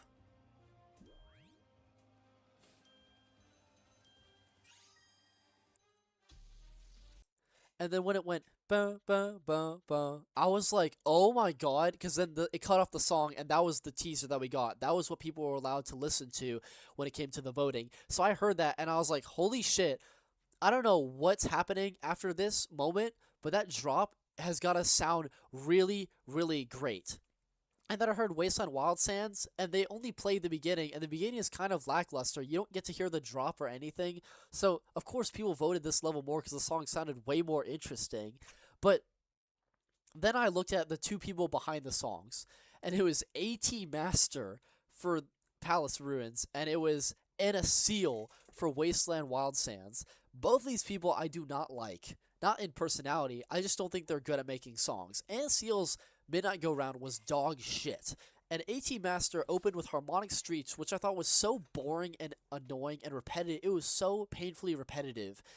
And then I listened to Game Zone, and it was slightly more interesting, but all those sound effects that I thought were cool, he just stole all of them from sound packs. So he didn't even make any of them. And then, of course, the entire second drop is just a repeat of the first drop, but it was slightly more promising. So after that, I voted Palace because I thought, well, because of this opening, it sounded so strong.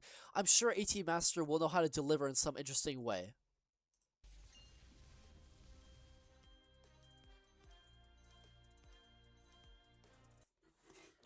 This is not a drop. This is the same issue as Chieftain. This is the same issue as the other song that I completely forgot about, where it builds up something very, very, very promising. Oh, I was talking about Toy Blocks. And it gets you really hyped up for what's about to come next. And then the moment this starts playing, that's when you realize no wonder the developers cut off the song before you could hear the rest of it. This is the most underwhelming drop of all time. Nothing fucking happens after that build-up. It's just, it feels like they skipped the drop. It builds up, and then you'd imagine something crazy happens there, and then when it's over, then you get this stuff. Because it's the calm part. And then it builds up again. But for some reason, they just skip that.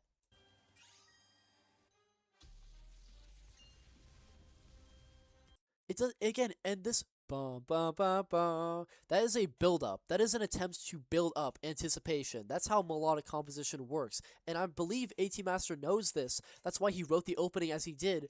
But then, of course, because he made Harmonic Streets, what was I thinking in voting for him? He decided, I don't really have any more melody ideas, so I'm just going to repeat this again. He repeated the build up again for the quote-unquote drop, which is already awful in and of itself, because it's the exact same composition of notes from beginning to end. And then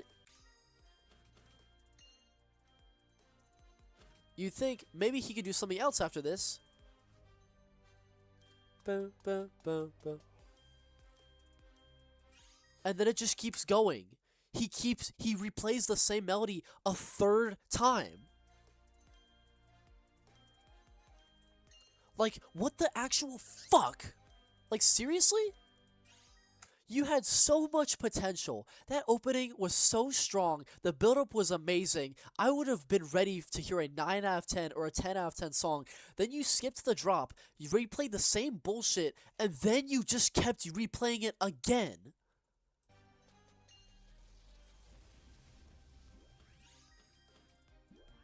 And then here, it's the same exact rhythm, so it's barely more original, but at least it's not repeating the same exact notes again, but it's just barely different. And again, I should probably mention that from the opening, it's been this drum loop the whole time.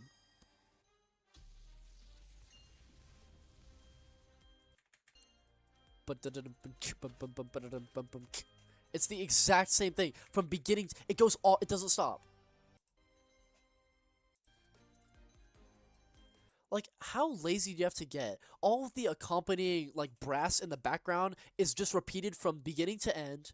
Nothing changes. This song is one of the most repetitive songs in the entire game. Like, I'm trying to think of a level that is... I'm trying to think of a song that's less repetitive, and I can't. I can't think of a song. Poker has more variation, because this Poker at least has two distinct melodies, and it has a build-up, and has a drop, and has a calm section, and then another drop. It has variation in energy. This level has zero variation in energy, as one melody, and then the ending is not. It just has no melody. It's just, but it's still a copy of the rhythm from the beginning. So, I've never seen a song more unoriginal. And then you get into the objects, which just look mediocre as hell. They just have they don't mean anything. Like, they're just a random generic palace-looking stuff. And I don't like it when they use crowns as obstacles, because, again, we already have crowns, so it's just really annoyingly, like, you know, confusing. Not confusing in the way that, oh, I thought that was a crown, but just, like, we don't need to have more crowns in a way where you have some crowns that are real and some crowns that are fake. Again, opens the floodgates to bad stuff in the future. And these routes are just so boring and generic. Like, just... like, we're just spamming a bunch of floating shit.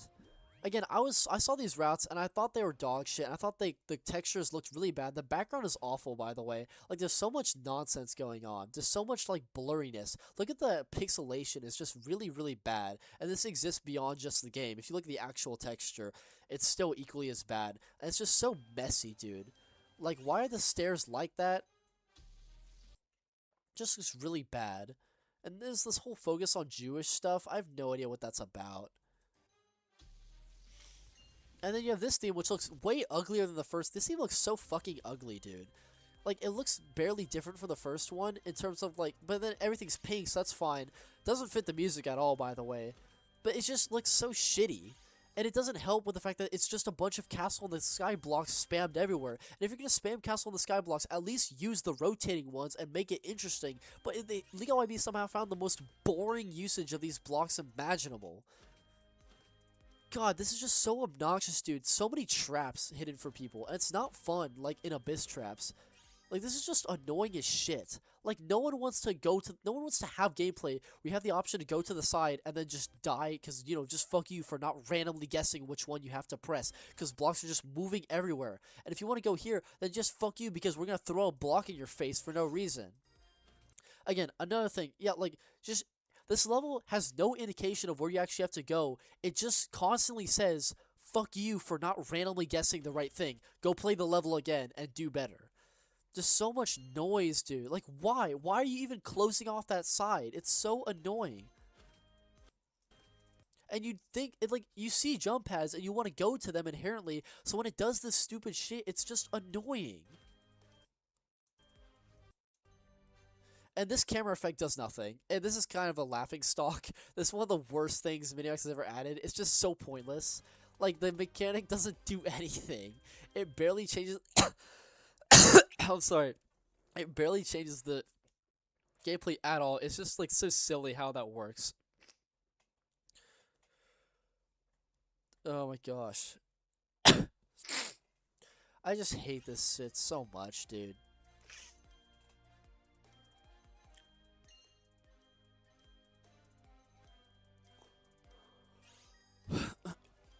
And this is the most okay part, because at least he's not just bothering, he's not just sinking constantly. Isn't it so great how much you can accomplish when you're not focused on sinking every fucking second? This is just annoying, and this is so annoying, in fact, that the developers realized this, and they added shadows so that the player wouldn't just die due to these giant open spaces. And again, it doesn't even make logical sense that you die because there's so much space underneath them that it would make no logical sense that they would kill you. But it's been a consistent factor throughout the game, so I get it. But I just hate the way this route is designed. It's really annoying because it's so focused on sinking. And of course, LiGaYB does exactly what he did in MotiF-east, where he makes you jump around the entire collectible. Like, it's so lazy. It's so annoying. That's why there's shadows on these things now. And the route is so much more enjoyable when you're not focused on sync. And it looks better too. And then we're right back to syncing with this stupid shit. And then this is probably the most variety part of the level. And again, he is just spamming blocks in the most nonsensical ways possible, but at least it's not annoyingly symmetrical, and at least it's not so busy on syncing. A lot of people have an issue with the fact that all the crowns are clustered at the end. Yeah, I think that's kind of weird. This object, I wish they did more with it than just make it a tunnel for crowns. And the hitbox is pretty horrible as well. And it's really confusing, too. Like, for example... I'll put it in the tier once I've, like, summarized all my thoughts. So again, you have this giant jump boost, which is so in the open, and you'd think, okay, if I can either choose between very obvious jump boost to safety, or this convoluted mess. Of course, someone who wants the easy route would take the jump boost, but then it just says, fuck you, you're not allowed to land there, you have to land here, which the player doesn't even realize there's an open space there initially, and then you have to go through this complicated route to get the easy way, which feels so contradictory. This is genuinely easier than the easy route. And again, we've just seen that a million times before. Oh, look, you have to go through the wall. Wow. Surprising. It just looks so fucking ugly, dude. But this is definitely the best part of the level, because again, he's finally not focused on syncing every 2 seconds. It's almost like they got a different router to do this ending theme. Another thing, I hate the fact that there's only like 2 theme changes. That's really ugly. I hate that. It sucks. One thing I do like about this crown, though, is that it establishes that the rollers went through the wall, therefore there's a space there. So you wouldn't otherwise see that if it weren't for the rollers. So I actually do like that. It's synced really well. It's really well done. So I do like this third crown. But god damn it, this level is so infuriating.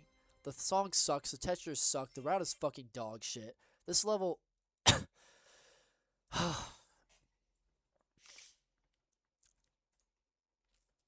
yeah, I can't believe I'm saying this. I can't believe I'm saying this, guys.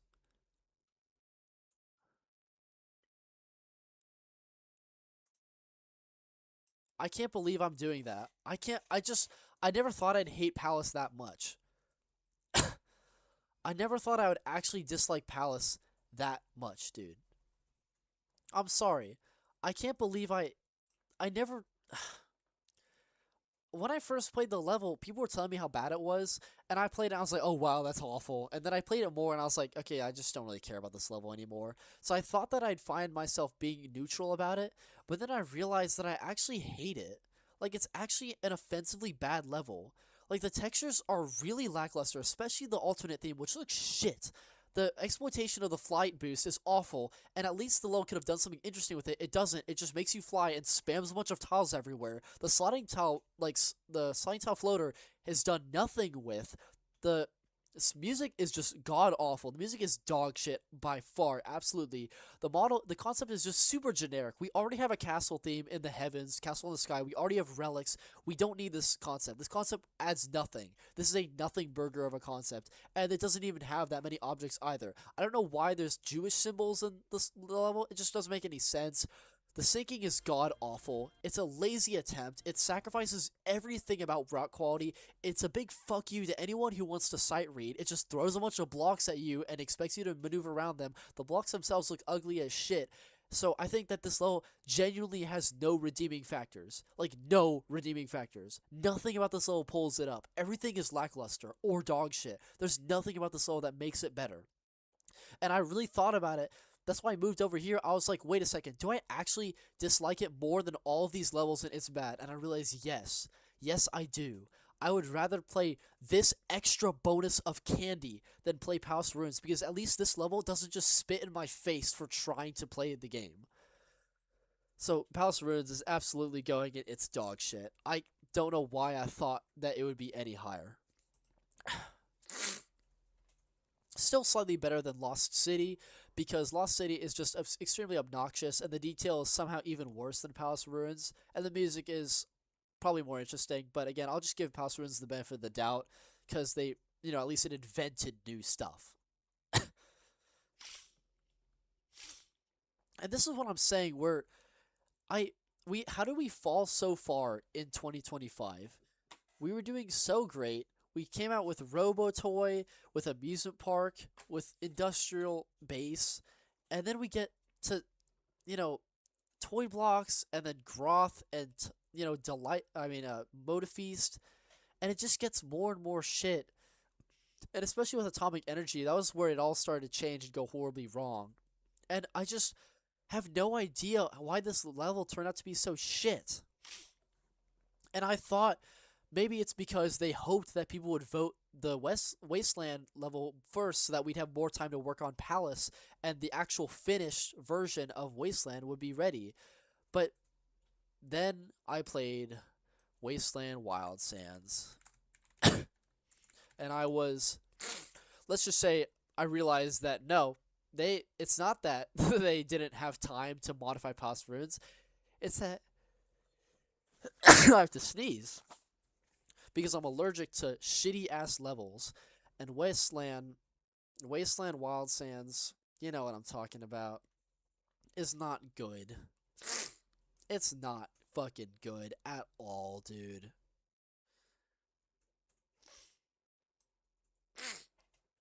It's not good. I don't even need to talk about this first. I already know exactly where I'd put it.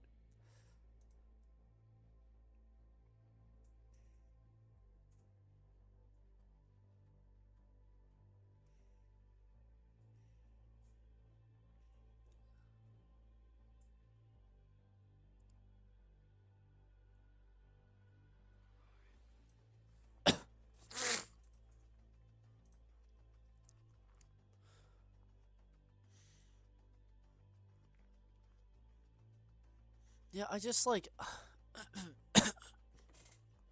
so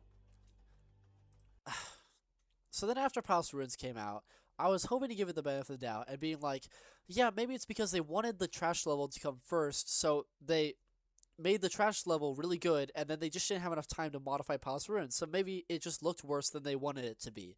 Then I saw Wasteland, and it looks just as awful as Palace Ruins did. This level looks so ugly, like so ugly. I just like I think the main issue is the background. The background makes it look really bad, and it's because the background is somehow extremely flat despite being three-dimensional. For example, this is supposed to be a tunnel that you see out into the world of, but the cracks make it look so weirdly annoying. Like, it looks so ugly because there's so much noise going on. It'd be a lot better if they got rid of all that, and then you can finally see all that in the background, but there's so many hanging vines, there's so much noise. These backgrounds are extremely noisy, and they're made by none other than LiGaYB, which is why they're so shit. And then of course you have this little plant sticking out in the middle, and people are like, "Oh, that's because it's a Wall-E level." And I just like I don't give a shit, bro. I don't care if you put a plant there. Not only does it look out of place in this awful mess of a background, but it doesn't even mean anything because like all the objects still look absolute garbage. So let's just start with the first theme. It looks better than the alternate theme, but like at first when I played this level, I started it and it opened with these nice colors, and I was like, yeah, this looks exactly like it did in the cover. This could be a good level. But then they actually turn off the filter. This is a like deep orange filter, and then they turn off the filter the moment that the fog goes away because they wanted the fog to look like sand. They were too lazy to actually have a yellow colored fog to, emulate sand, but they decided to put the filter over it. That's how lazy this level is. Already a bad start. These flip tiles also look dog shit, so a bad start. And I just hate this gray aesthetic, dude. The gray and the brown look so awful together. But then I saw all these train tracks, and I realized, oh my god, wait, this concept could actually be really good because this looks pretty good. Don't know what that's about. Don't know why there's glass underneath the train tracks. That looks ugly as hell. But everything was looking pretty shit. But as long as they used the minecarts, I didn't really mind because it fits the aesthetic really well of this trash land. And then it's never used any more than this theme. It just goes away. Like, it never comes back. And that's such a shame because the minecarts were genuinely saving this level from being dog shit. Well, this level wasn't dog shit, but it came really close. And just, wow. Look how bad this looks. The blue doesn't fit at all, dude. It looks so shitty. Everything about this, the tile placement is just so awful. Why the hell even is the point of this stuff? Why is this just so generic looking? Anyone can make you go around a thing, then you go around another thing, and the blocks. Like, anyone can come up with this. That looks so shit. Generic roller stuff. This is the kind of stuff you'd see in Twilight Cars Cave where they just have rollers and rollers. Like, it's so obvious that they put no thought into this. And then what the fuck even is this, dude? This is one of the levels where, like, I don't see anyone actually trying to defend this kind of stuff. Like, this is just awful. Like, this just fucking sucks, dude. Why is the jump back color so brown? This doesn't fit with anything else. Or red? I don't even know. That looks shit, too.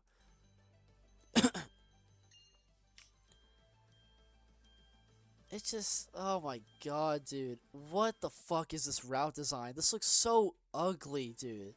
So much gray, so much nothingness. It just, what the hell is this? Dude, I just can't. I don't. This looks so ugly. Zero sync as well, by the way.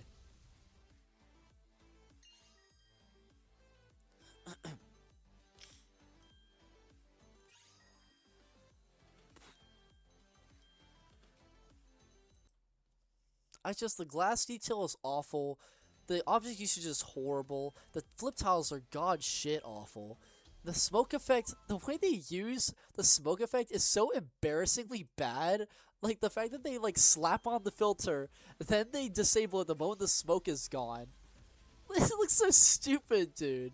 Look how they, like, it goes, flip, it just, like, flips to the other filter, and it's so fucking stupid, dude.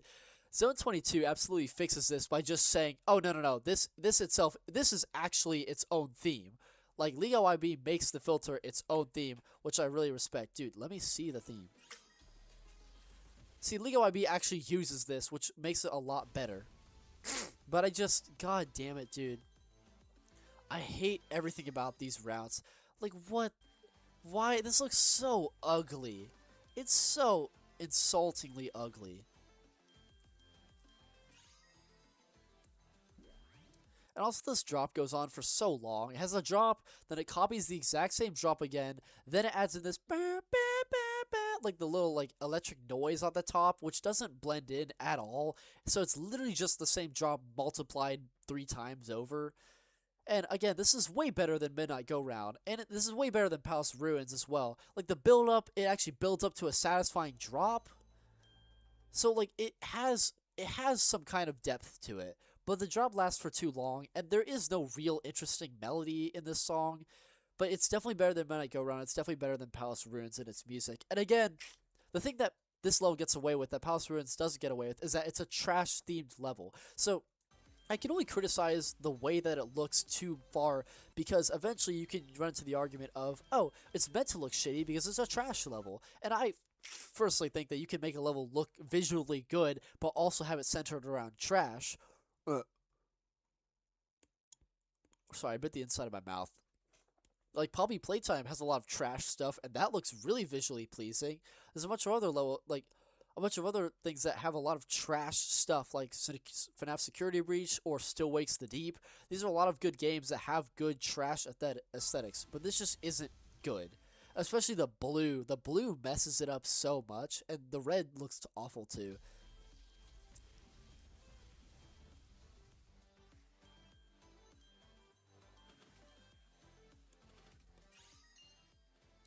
Yeah, just everything about this level is so fucking ugly. I don't want to look at this anymore. Yeah, we're done with this. I put it in here, didn't I? Yeah, I did. Okay, Wilderness Aftertaste time.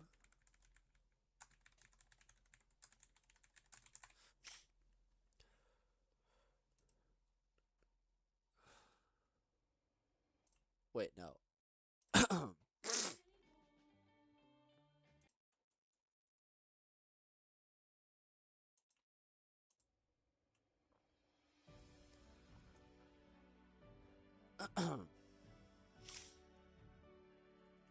Yeah, this level is unsurprisingly going in actual dog shit. Like, who thought that this level was gonna go anywhere else, dude? In fact, this level is worse than Golden Christmas. Yeah, fuck you, Wilderness Aftertaste. Yeah, no one even cares. Okay, we're moving on. Red Empire time.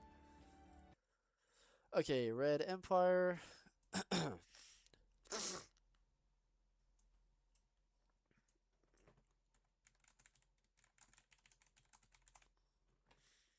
Anyway, Red Empire time.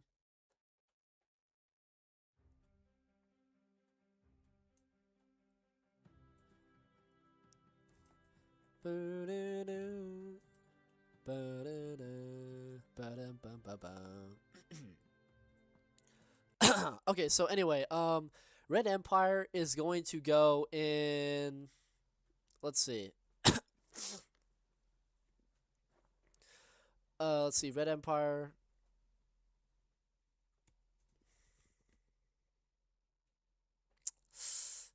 Okay, I'm putting it here. It's actually a little bit... No, the objects aren't better. Okay, it's staying right here. So, basically, Red Empire is a really weird mixed bag. I talked about this with Gold a lot. So, Red Empire is kind of atrocious. Like, it kind of actually looks worse than Wasteland and Palace... It looks worse than Palace Ruins and Wasteland combined. Like, it looks really, really bad. Like, it is so ugly looking. Like, I I am blown away by the fact that they made this level, and they probably posted it because they had to meet the deadline of it being in 2025, or else it wouldn't have worked. But still, I just am baffled that the level looks this awful. Like, this is just unacceptable. Like, just unacceptable, dude. Like, just no. I just...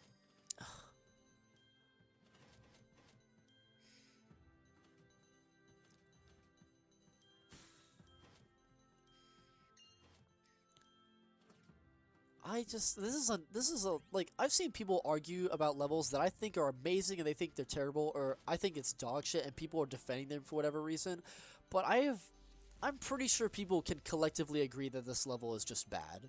Like, most people seem to agree that this level is just so bad. Like, just everything looks so ugly. I'm sorry. They wanted to use the city towers, and they wanted to use the castle in the sky stompers because, you know, nostalgia and all that, but they look awful. Like, the stompers look so shit, and so do the buildings. And the rise looks like shit, and this, whatever the hell this is, this whole concept is just riddled with things that have no actual purpose.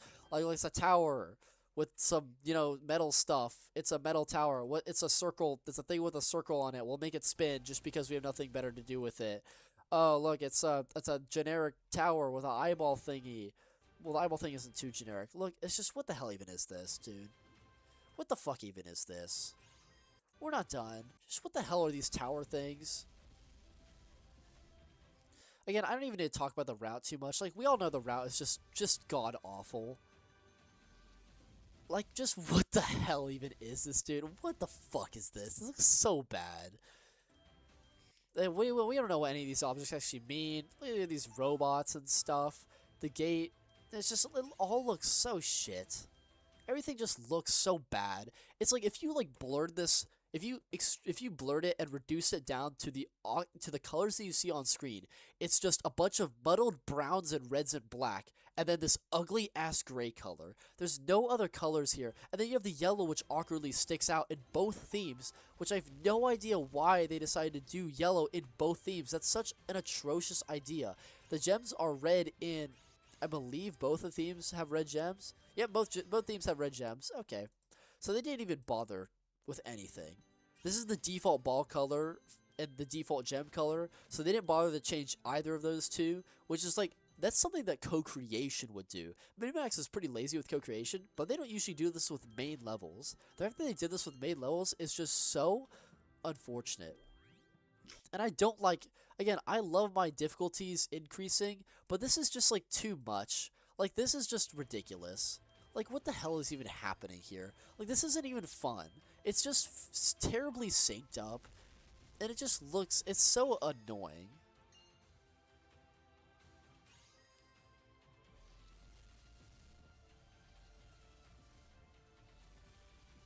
And again, what the hell even is this? We don't know. I called it in my list, I called it a Soviet clothes hanger, because I have no idea what the fuck else it could possibly be. And then you have whatever the hell that was. God, just what an ugly, ugly level. And if it weren't for the one redeeming factor about this level that I like, or the two redeeming factors, it would probably go somewhere about here. But I'm putting it here, because the first thing I want to talk about is that if it actually does, you know, the minimal effort to being a 2025 level. It does something that no Canyon Encounters didn't do and New Year didn't do, where it references other levels, which is just really refreshing to see. I just like that, okay? I like that it references all the levels in 2025 in order, all the main levels specifically.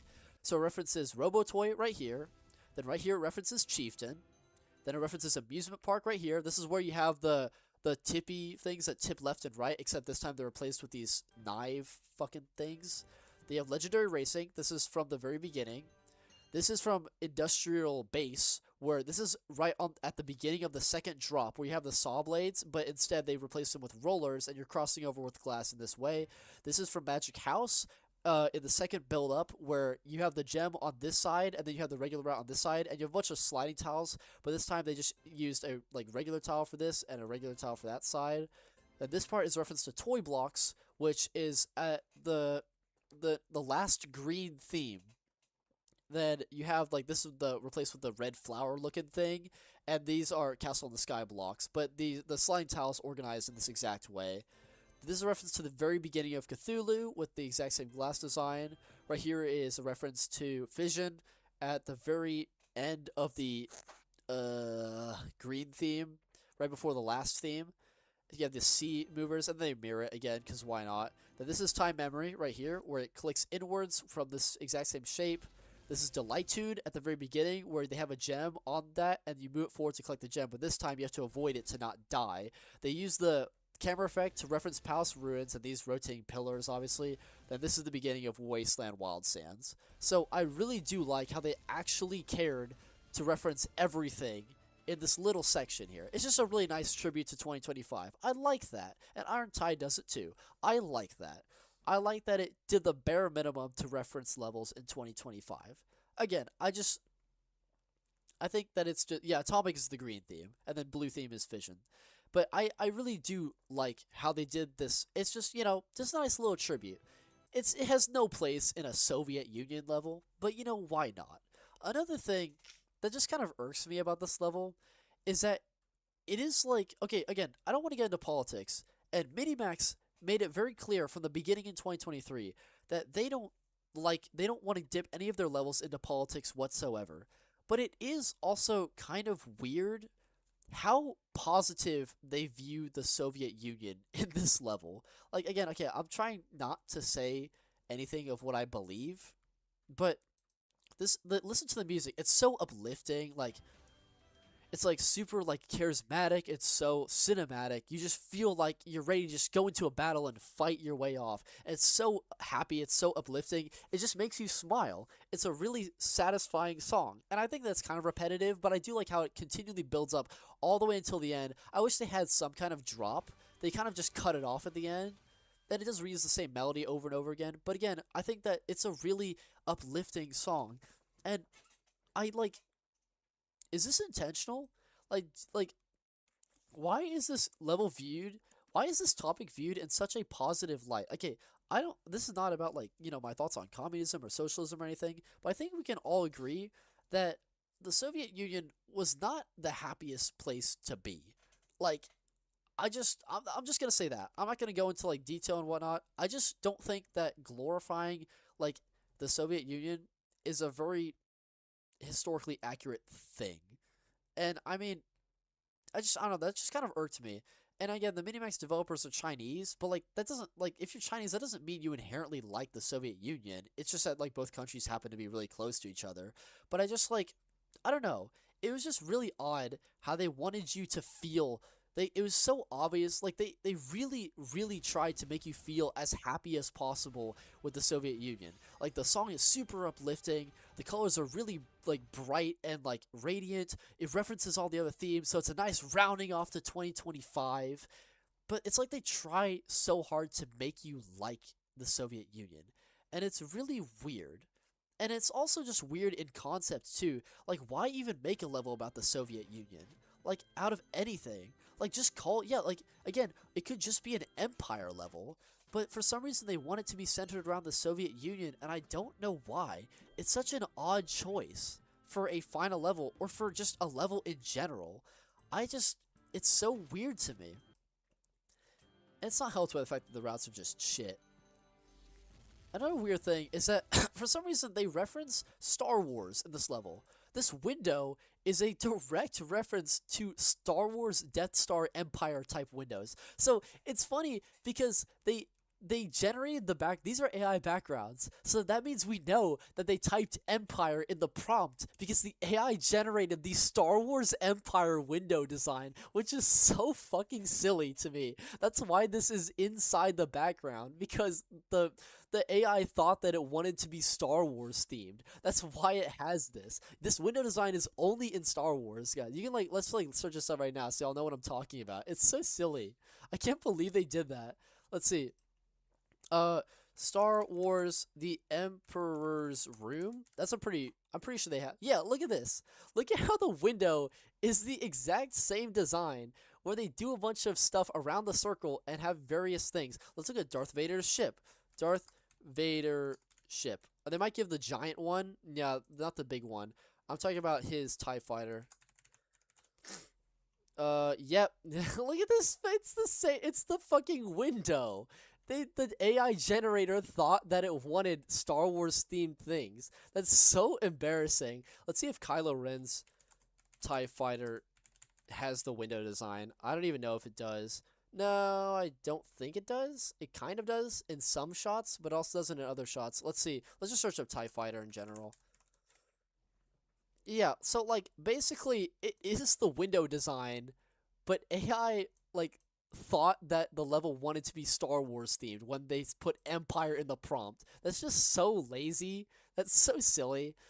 And again, they seem to be very self-aware about the ideas behind the Soviet Union. Like, you know, I don't know how much of y'all read George Orwell's 1984, but it's very much a commentary on the current topic of the Soviet Union. It can be applied to, like, pretty much anything, but it was written at the time, you know, because of the uprising of that stuff. But, I mean, honestly, it wasn't written around 1984 when the Soviet Union was actually super in power, but it was like cautionary tale about that stuff. And they talk about the Big Brother and the eye and stuff, and they have this eye obstacle, which is very obviously on the nose about that. So, like, if you want to have a glorifying view of the Soviet Union with all this uplifting stuff, but then you have the eye, like, that just feels, this is such a weird thing. But here's what I actually like when it comes to this level being about the Soviet Union. Because one aspect that is undeniable is that the Soviet Union was able to advance their technology extremely fast. Did they do it with the most moral means? No. The United States didn't do that with the most moral means, but the Soviet Union was certainly kind of fucked when it came to like the way in which they got the workforce to do all these advancements. But the point is that they start out with the level being extremely simplistic. You have all these like generic buildings and risers, you have the spotlights used, the song makes it sound really old, and then in the second theme you're introduced to these new set of objects. We have the tower, and they have the eyeball. So it just shows that they've invented some new stuff. These are new. I mean, you know, they kind of saw them before, but they're using them a lot more now. And so I like how the objects slowly get more and more advanced over time as the level progresses. And again, if we keep going through the level, so you have these, now they've invented these new towers. So again, the level is like advancing stuff, and that's what I really like when levels hold back on using all the objects at once, and they like space them out to create a story. Because this level is ultimately a story about the Soviet Union. It's a very uplifting story about the Soviet Union, but it's a story nonetheless. And I do like how they actually make the objects feel like an evolution of the Soviet Union. And then, of course, later on, see, look, they have these giant towers which have never shown up before. They've only shown up just now, and it looks really, really cool. See, these would all look great if the textures weren't so dog shit.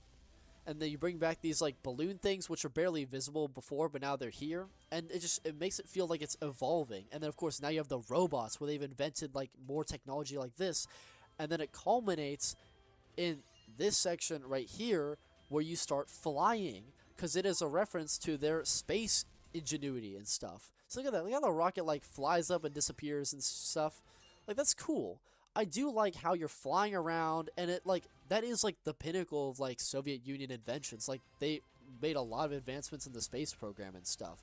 So like I do like how it references the entire history of the Soviet Union up until the very end when it splits. The Soviet Union is dissolved by Mikhail Gorbachev, and that's what this ending means. It splits like this because this represents the end of the Soviet Union, how it was all divided up in its power. So I actually really like that. All this was told to me by Aiden Scotswin, I believe.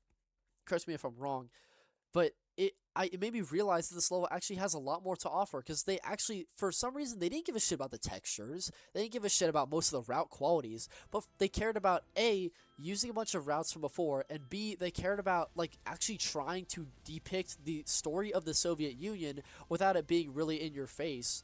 But I just kind of like that. I actually really appreciate how the level does that. And again, it does kind of add to the whole thing of like depicting the Soviet Union in a very positive light, which again, you know, I'm not gonna sit here and argue about politics and whatnot, but that's just kind of odd. But I do at least appreciate that they represented the history in a pretty accurate way. Like, yes, they did make a whole bunch of advancements, and I like how this level emphasizes that a lot through the object usage. And also, yeah, this part is just, what the fuck is this, dude? I just can't believe this is a real thing. I just don't even, what do you even want from me at this point? Why does this exist, guys? Just, wow, that's bad. That's really bad.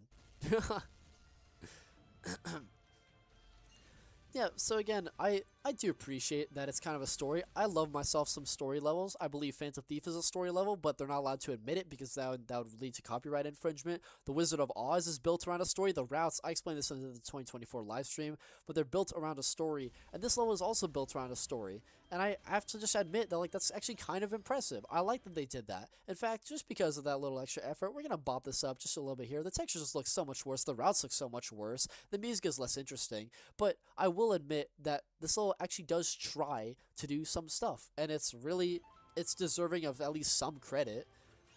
But yeah, these routes are really bad.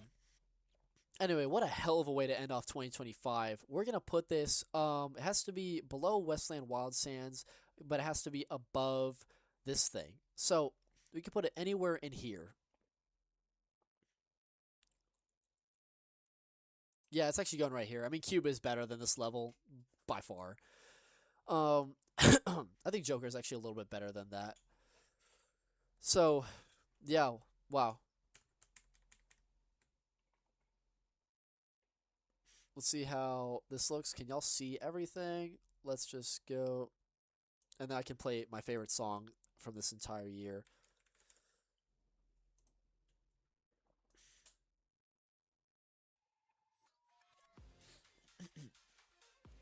So let's see. Can you see everything? No, you can't see the atomic stuff. Oh shit, wait.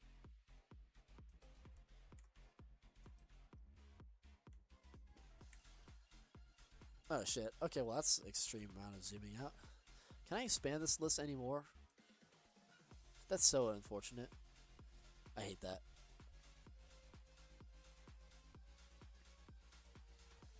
I hate that you can't expand the list to be wider.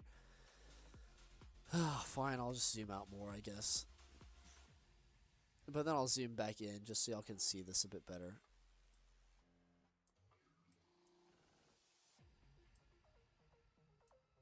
So again, I think that 2025 is not necessarily the best year in Minimax. Unfortunately, it could have gotten that title, but it just did not. I mean, it did not. Let's see how, is this in the way? Wait, let me move this wire so it's not annoying.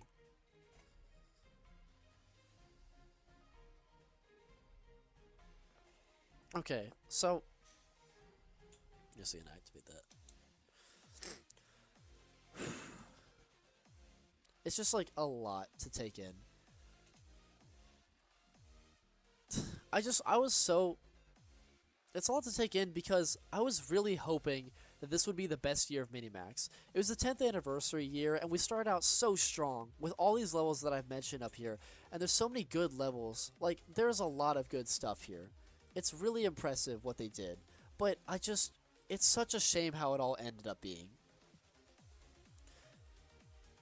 Because yeah, it's really unfortunate. Because the moment atomic energy showed up is when it just all went to shit. Like, the moment atomic energy appeared, that's when the routes just became worse somehow. And they were not all made by the same person. Like, MotiF-east was made by multiple people. And, like, again, I'm not going to say that it's all LiGaYB's fault. That's really amateurish. But at the same time, he got a bit too greedy with his power. It's a shame how that all happened. Okay, let me try and shrink this way. Can I repeat this? Yeah, I can.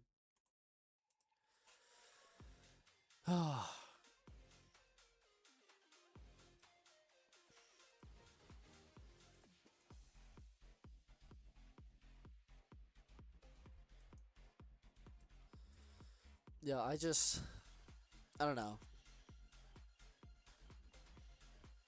So then after that, then we had Palace, then Wasteland Wildsands, and it just got shit and shittier. And then of course we had Red Empire, which is just really bad, dude.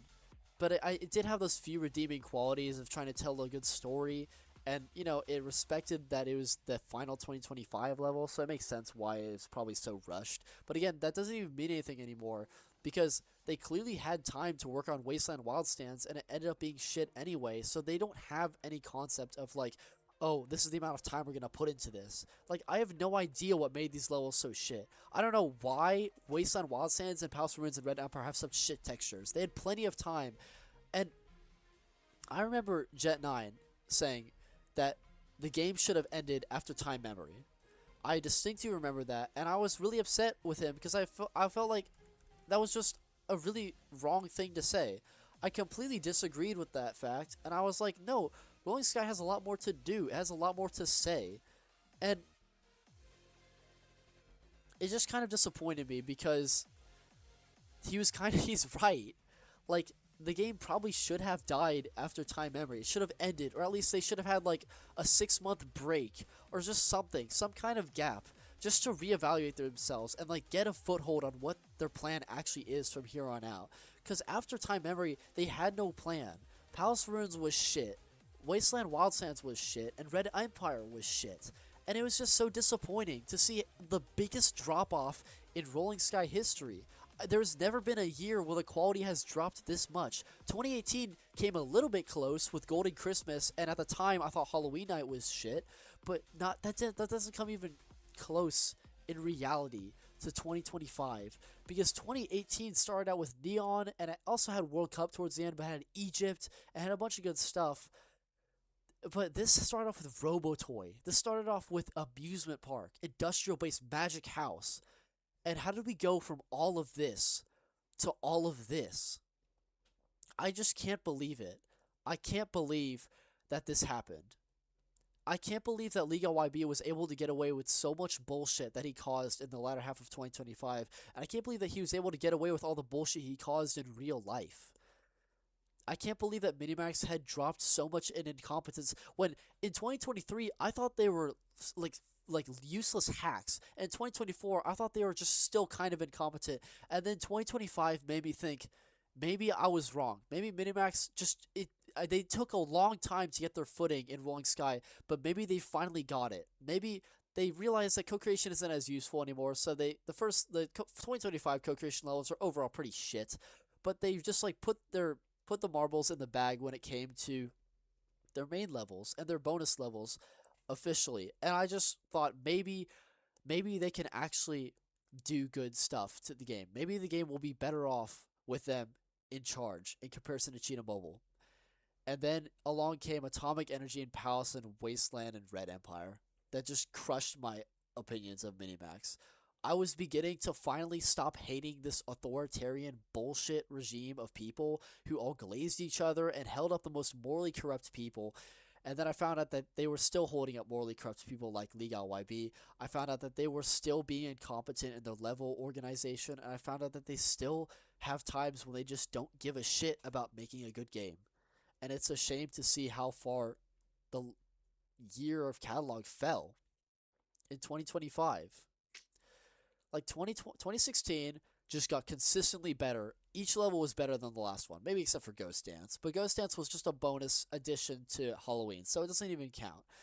It got progressively better over 2016. 2017 started out with Kung Fu, Candy, 1-Up, amazing stuff, and it just kept getting better and better, with varying Christmas and Midnight Carnival Street Basketball constantly inventing completely new ideas, and it never felt like it went down. 2018 peaked with Neon, and then it got a little worse, and then it got a little bit like lazy with the Alan Walker levels. Then you had World Cup, which was, you know, still lazy but amazing, and it fit the time since, you know, the FIFA World Cup was in 2022. That was really cool for me because I was into like the World Cup before Rolling Sky, so to see Rolling Sky incorporate the World Cup was really satisfying to me, and I hope they do it again this year. But it's not very likely. But then it kind of went down after the birthday level. I didn't like Halloween Night. I hated Skeleton Party, and then I hated Golden Christmas. I still think Golden Christmas deserves its place rotting in dog shit tier. But the Christmas Gospel got my hopes up a little bit. So 2020 2018 didn't completely destroy my hopes in the game. 2019 didn't help by continuing to use randomized shit, randomized jump pads, randomized gems, randomized marshmallow TV walls, and it was just a bit too annoying. But then, of course, in 2019, it had another glow up over time where the last 2019 levels are amazing. 4th anniversary, Sunset Glow, Reindeer's Gift were so great. And even the generic tech levels were, at least they were still high quality looking, even though the routes were a bit lackluster.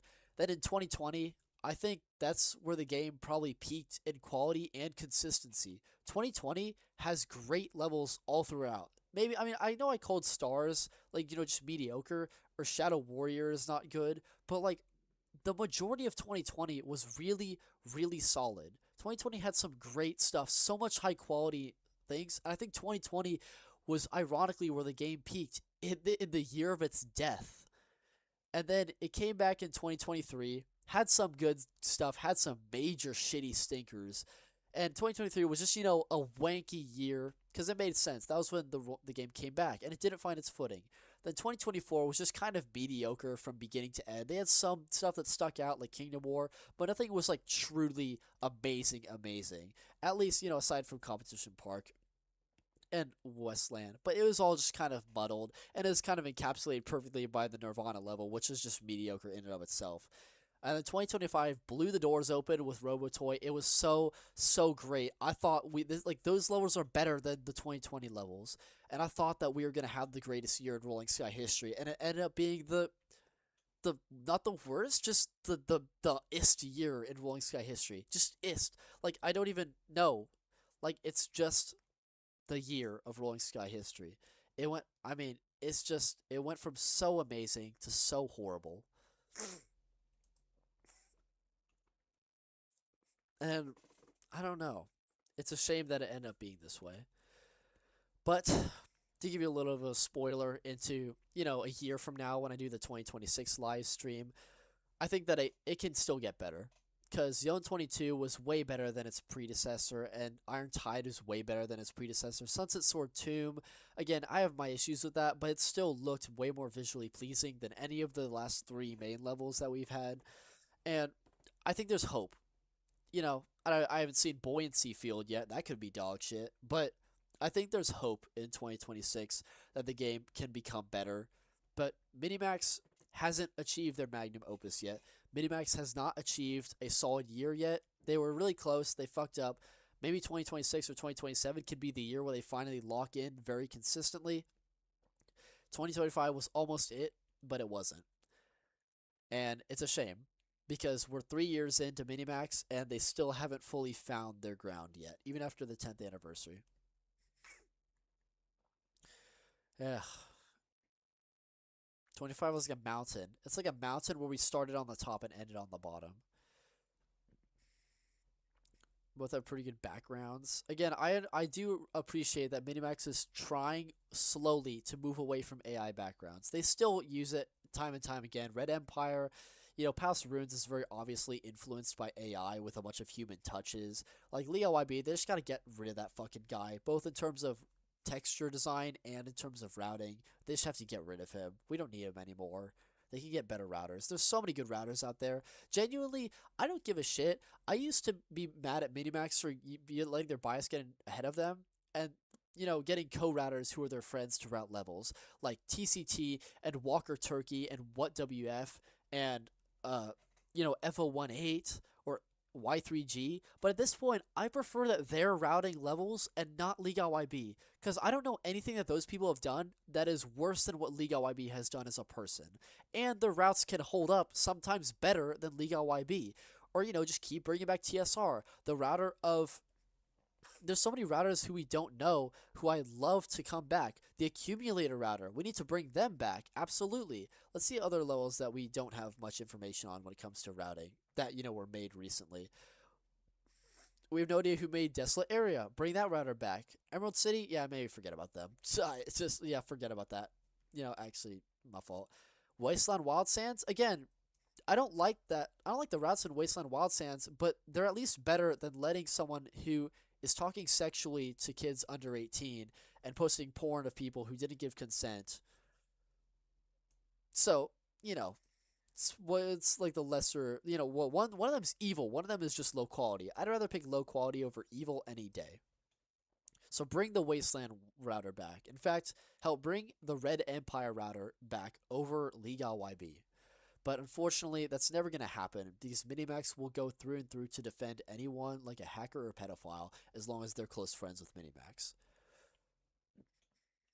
So I guess what we can hope for instead is not for LiGaYB to be fired, but for LiGaYB to eventually just get tired of Rolling Sky. That's like, hopefully, like, all that nonsense will end when LiGaYB is tired. And I doubt he'll be tired anytime soon.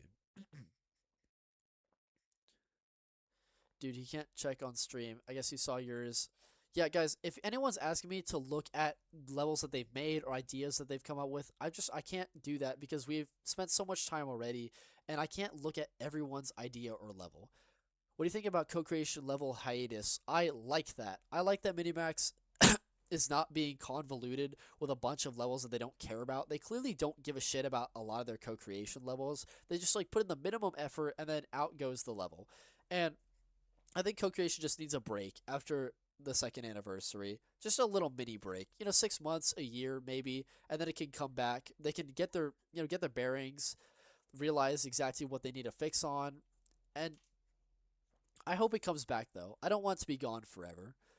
I'm worried that it will be gone forever because, again, they have no plan. The funding that with co-creation has been mostly cut off because those people have lost faith in Minimax as a managing company. So yeah, I hope it comes back, but I'm not upset that it's not here right now. Personally, I believe LiGaYB is just as bad as Nyx. Kind of. Nyx was actually doing legally illegal stuff in, at least in the United States. Or, if you try to influence a minor into being in a relationship with you while you're like 23 or something, like that is just straight up illegal. Like, you can go to jail for that. But LiGaYB, he talks about like sexual related stuff to minors, and he like has what was the other thing that he did that was really weird? Oh yeah, he sent apparently sent a bunch of pictures to minors of sexually explicit stuff that wasn't naked, but it was still sexually explicit. I don't know the legal, like, obviously that's just morally bad, but in terms of legalness, you could easily, like, in a court, if you had a good lawyer, you could get away with doing something like that, unfortunately.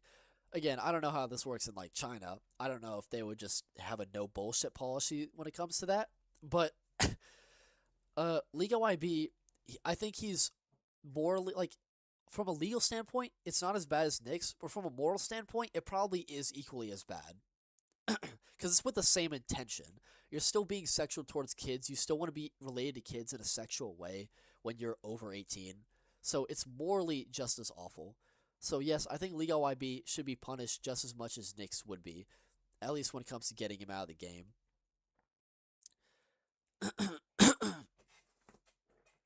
Did they make models or backgrounds of the anime fight level if they originally going to do Amusement Park 4? Was it scrapped before it was made the cut? Oh, it was scrapped like way ahead. They made the song, like, they said, hey, we need an anime fight level. Then they made the song for it. And then at some point they canceled it. My guess is because, like, when you have an anime fight level, there's not much you can do aside from, fighting. And I don't think that Minimax has the resources to make that, like, an actual satisfying thing. So I think that's why they gave up before they even bothered modeling or doing concept art even.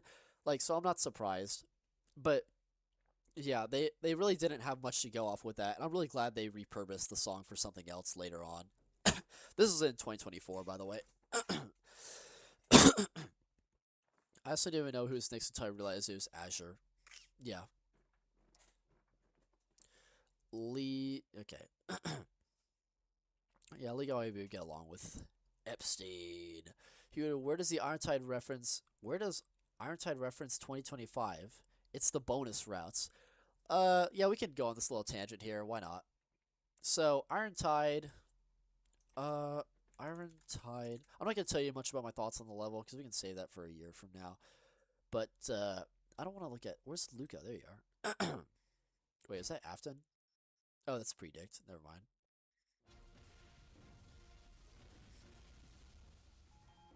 Okay, this part is Accumulator. I guess since, like, we have to, like, Accumulator, rolling sky.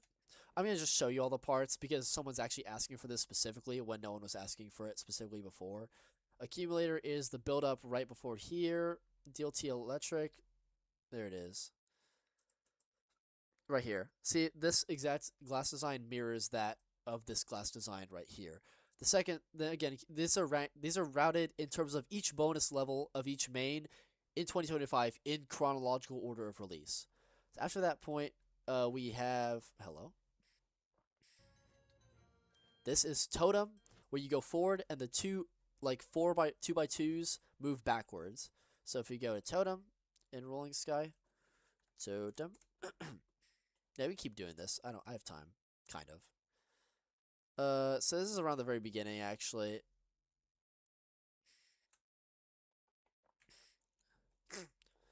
I believe it goes outwards and then it goes backwards, or it might be backwards and then outwards. So this is outwards, and then I believe right here is when they go backwards, and this is the part that's referenced in Iron Tide. God, this level looks so shit. Yeah, right here. So see how you go forward, and then these two objects go backwards. So that's a very obvious parallel to this right here. And then this right here, these four things are a reference to Amusement Park. I mean, no, not Amusement Park. To Midnight Go Round. Yeah, close enough. Midnight Go Round, and then as you can see, right around this part, I believe. Right here, yeah. This is where like all those four things split apart, and they activate like this. So that's that, and then this time you don't activate it, so you can grab the gem. This part right here is a reference to Blazing Tracks.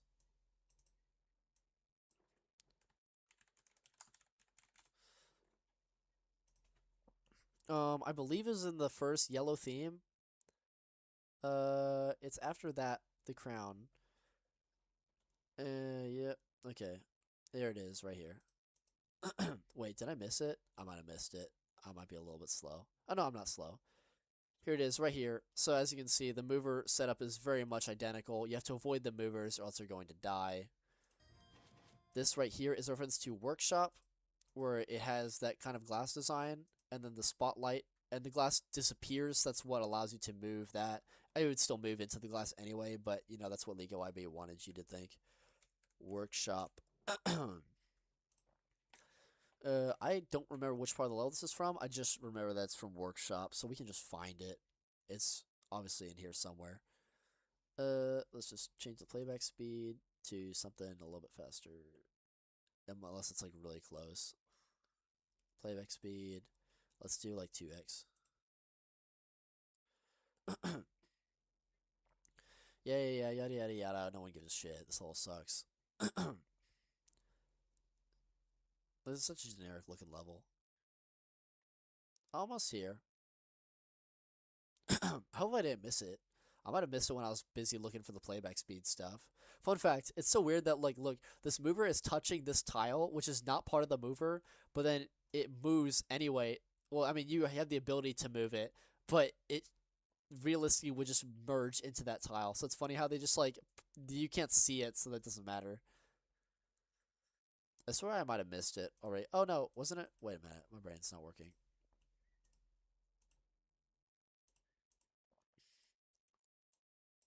Oh, no, that wasn't it. Oh, that's obnoxious.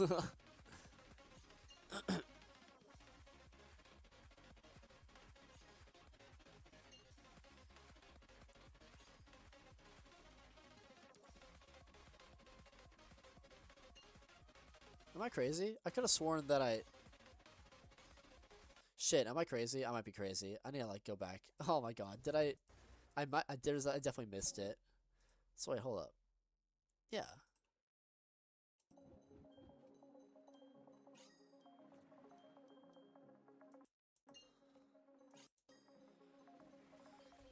I'm not entirely sure. It's just somewhere here. I don't even... I'm not entirely sure, dude. I could have sworn I saw that. It looked really familiar. Yeah, wow, I'm flabbergasted. I have no idea what happened. I missed something. But that is supposed to work. It's supposed to reference Workshop. Is there a chance that it's not fully accurate? Because Palace Ruins routes aren't necessarily referenced in Red Empire. It's just that they reference the mechanic usage of the backwards thing. So yeah, I can't explain that one actually, but I can explain Delusion Circle right here, which is this. This is from the crown, the first crown. I don't even need to show you that. It's pretty memorable. This split is from what's it called? This split is from Cubic Craft.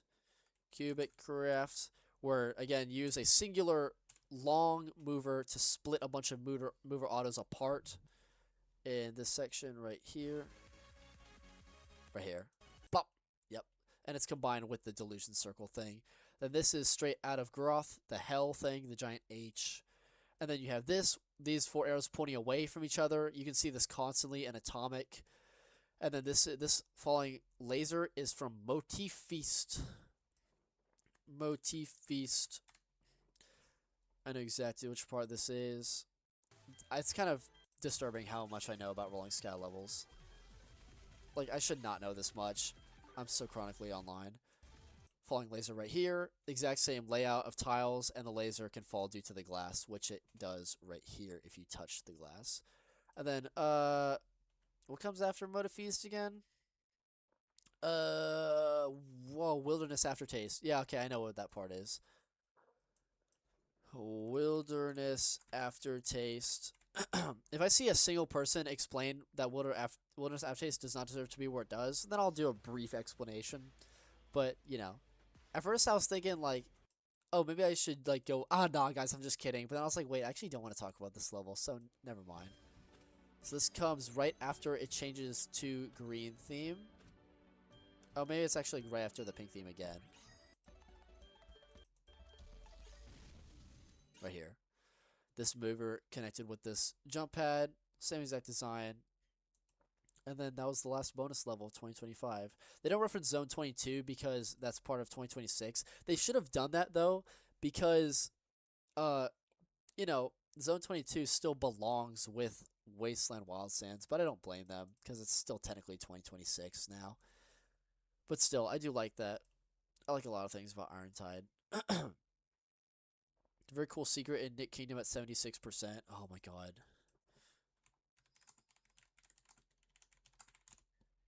God, I'm fucking hungry, guys.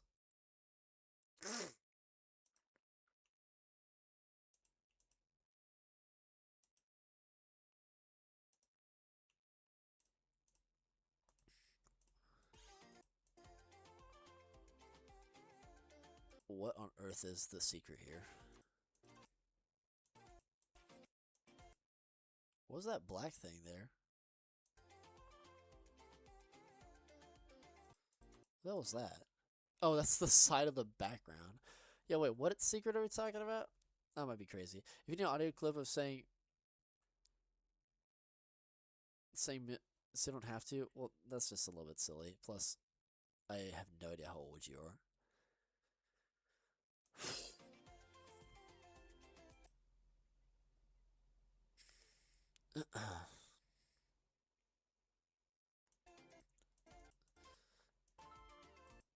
Okay. Anyway, Magic House.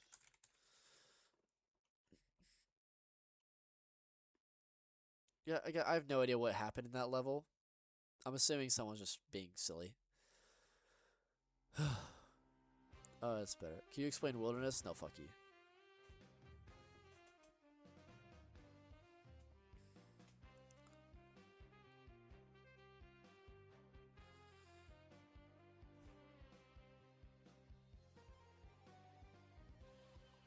Social Workshop V2. If it's fan made, then I'm not gonna watch it. Unless it's like actually really good. Workshop V2, is it No, I'm not gonna watch it. Wait, was that the person who made it who wanted me to watch it? Oh no, it wasn't. Okay, we're fine. I know it's Ghroth and Delusion Circle reference and Irontide, because that's what I really want to highest for co-creation, because they had funds. They had funds that supported co-creation, and then the people who were funding Minimax for co-creation, or the people who were funding Minimax to the point where they had enough money to work on co-creation separately, just said, yeah, no, or at least a couple, at least more than one of them. I don't know exactly why specifically they decided to stop funding Minimax, and I mean I doubt it's because of LiGaYB stuff, but they decided to, and so Minimax lost a bunch of their money, and they decided to cut off co-creation. It's also that like they knew that these people were gonna cut off the funds because they really had no idea what to do beyond the levels that were already in production, like the Cat level and City of Tomorrow. They really had no plan. Like they had no idea what was gonna happen. So yeah, kind of unfortunate. But basically, it's because they don't have enough money, and they could resume it if people start donating to them again, or if they just organize themselves better, or they could easily bring back co-creation, but then updates would be like still one level per for 2 weeks, but it would probably be like one main level, one co-level, etc. Talk about the Russia level. There's not really much to say about it. I mean, Pez.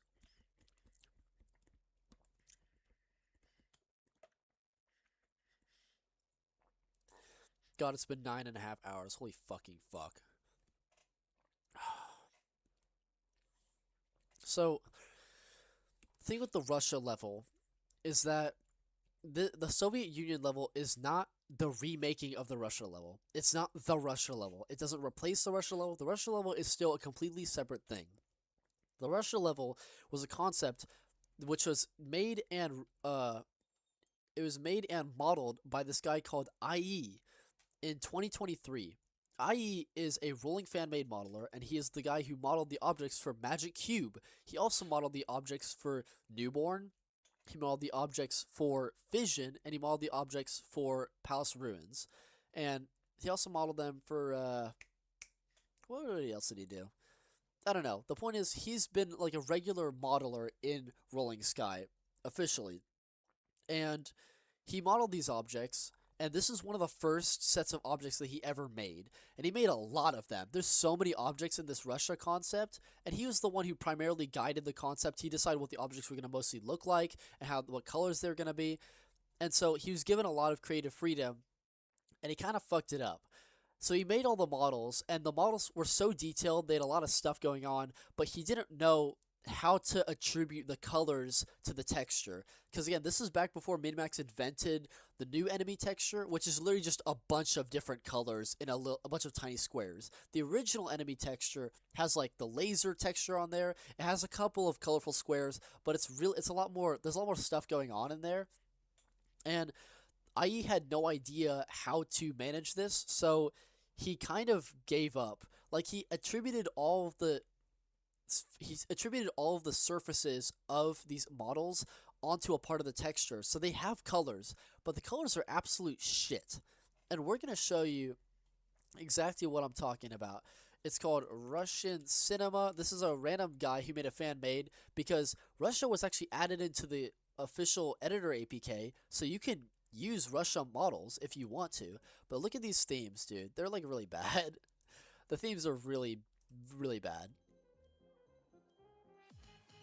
Oh, right, forgot this is Hookington music. Yeah, so this is Hookington Swing or Die, and it was planned to be the Russia song for maybe 2 years by now. Because again, this concept was supposed to release in late 2023, early 2024. So look at all these, look how bad this is. Like, this is just awful.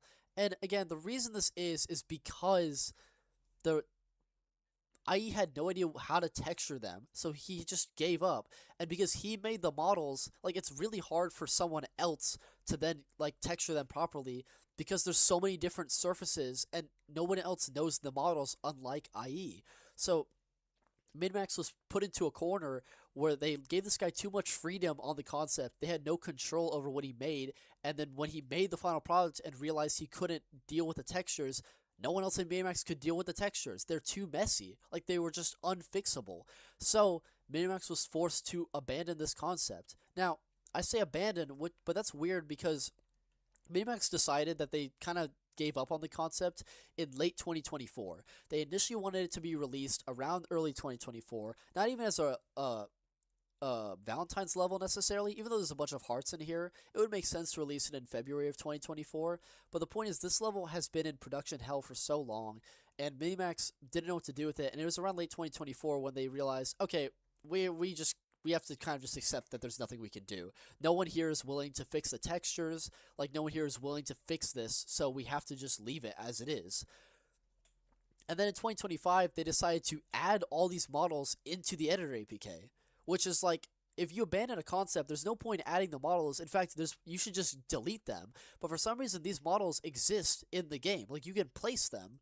Like, if you go into levels in my sprite sheet, items, so these are all the item IDs. So basically, if you type this number into a spot, that object will appear. Like, this Palace Ruins object will appear if I put it there.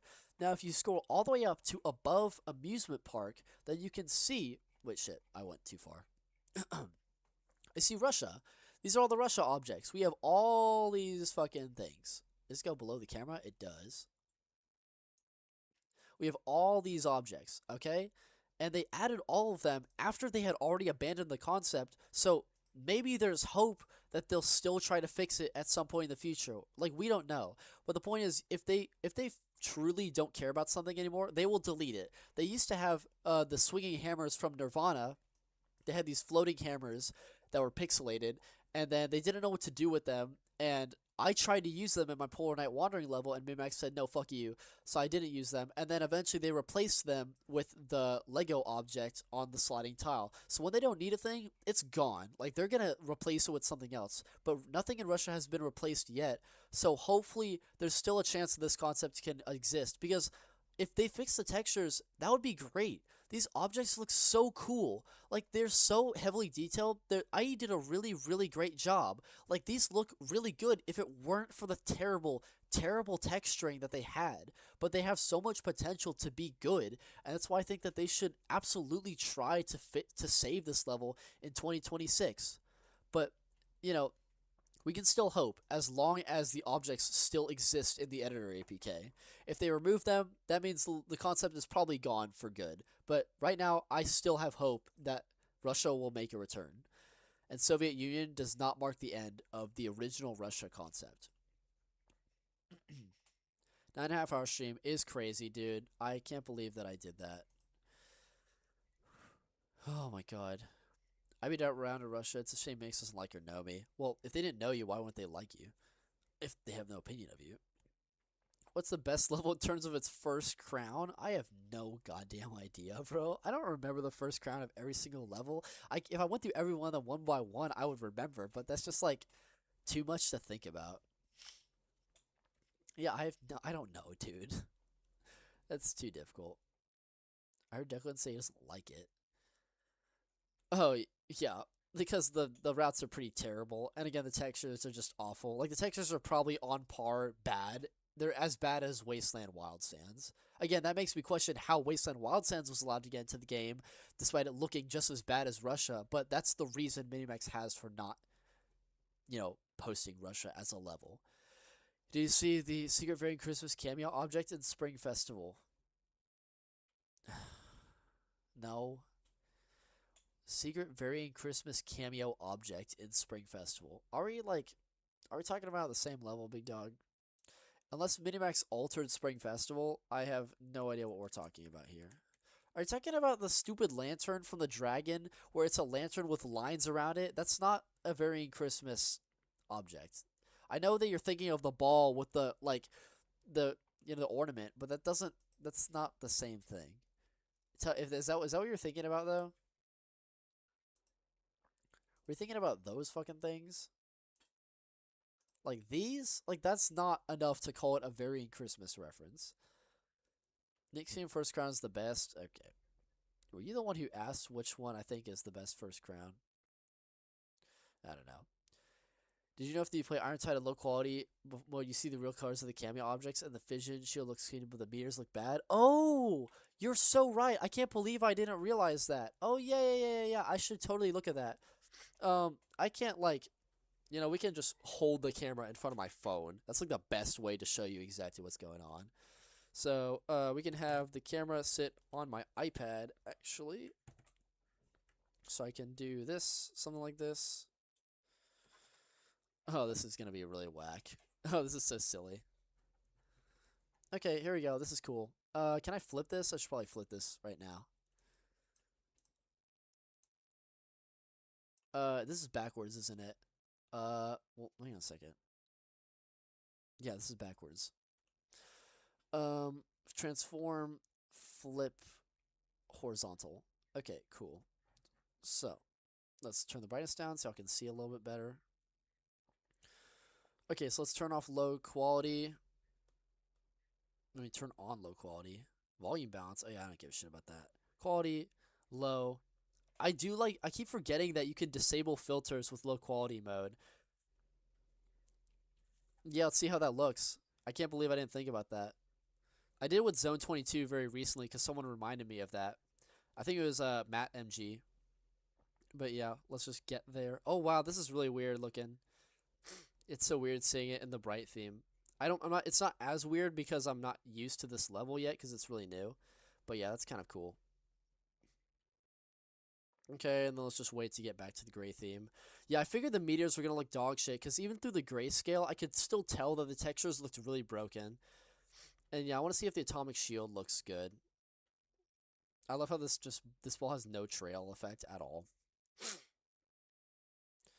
Okay. Yeah, this level is pretty good. I like this level. I just wish LiGaYB was fired. Because it's not worth having this kind of level quality if it means that there's little kids being diddled.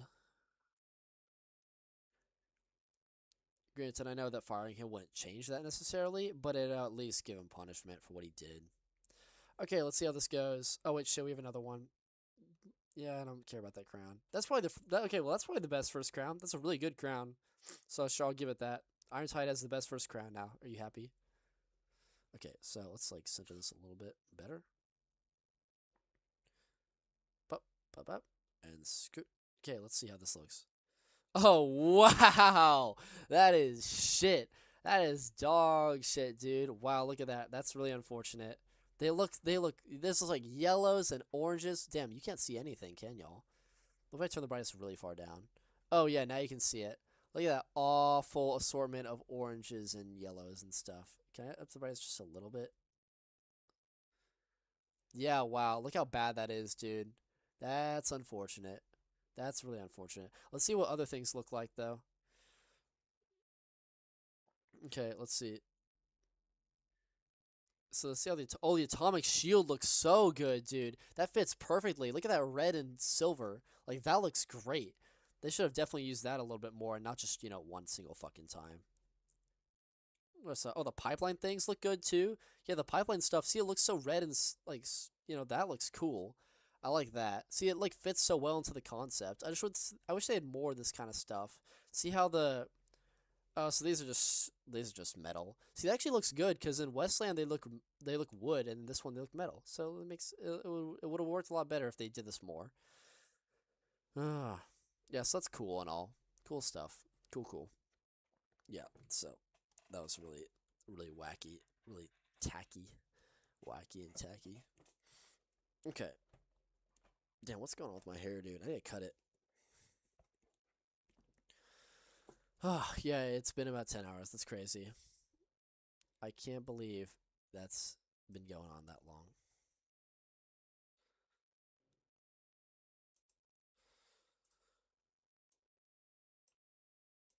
Okay, and then we can flip this again. Flip horizontal. There you go. Cool. Cool stuff.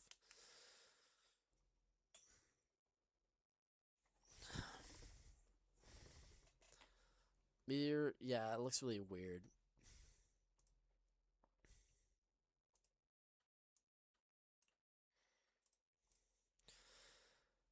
Axel Waltz route, yeah, we'll see. Do you see the secret variant? Yeah, we already. Iron Tide has better storytelling. Not really. A lot of people will look at the grayscale theme and think, oh, yeah, it's better storytelling because it shows the old and then it shows the new. But that doesn't mean just because you throw in a bunch of industrial stuff doesn't mean anything. A lot of people will look at the snow and the power lines and think, oh, that's so ingenious, but that doesn't reference anything. He's just doing that for the sake of it looking like it's part of history. That's not good storytelling. That's just a bunch of cameo object spam. So no, Red Empire has it does it much better because it shows the evolution of objects. This is not evolution. He shows the rocket ship before he shows the power lines. Like, it doesn't work at all. The Artide is better than Red Empire? Absolutely. It's not better at storytelling, though. What math class am I taking? I don't... Why does that matter? Would you change your mind about Moolet if I make a video explaining why it's good? Well, not necessarily, but I mean, not that I would absolutely never change my mind. It's just that it doesn't guarantee that your points would be good. And I'm not saying you inherently make bad points or anything. I'm just saying that, like, it doesn't guarantee that I'm gonna agree with your points in the video. I mean, you could make one, but I probably wouldn't show it in live stream unless I was like doing something relevant to that. I don't know why people are yapping about the secret, dude. Can someone hurry us for creation? But Red Empire is not the Russia level. It's not. Do you think the music choice was generic and shit? Also, what do you think of Minimax returning the original forest? I mean, I'm glad they returned the original forest. I was surprised they did it. It's probably because TSR doesn't have as much influence anymore. TSR did not want the original forest back because she made new forest, so she wouldn't want her work to be undone. So Minimax kind of found a compromise by just having both levels in the game. I think that's kind of odd because I just don't like that you have like two levels that are very similar. Like Storms of Love and Love E was bad enough, but I don't really like that you have both of them. At least just have it in one level. Don't have two separate levels on the difficulty, but you also can't do that because then you wouldn't know which difficulty to attribute it to. So it's just really unfortunate. Like, I don't really know how I would go about fixing that.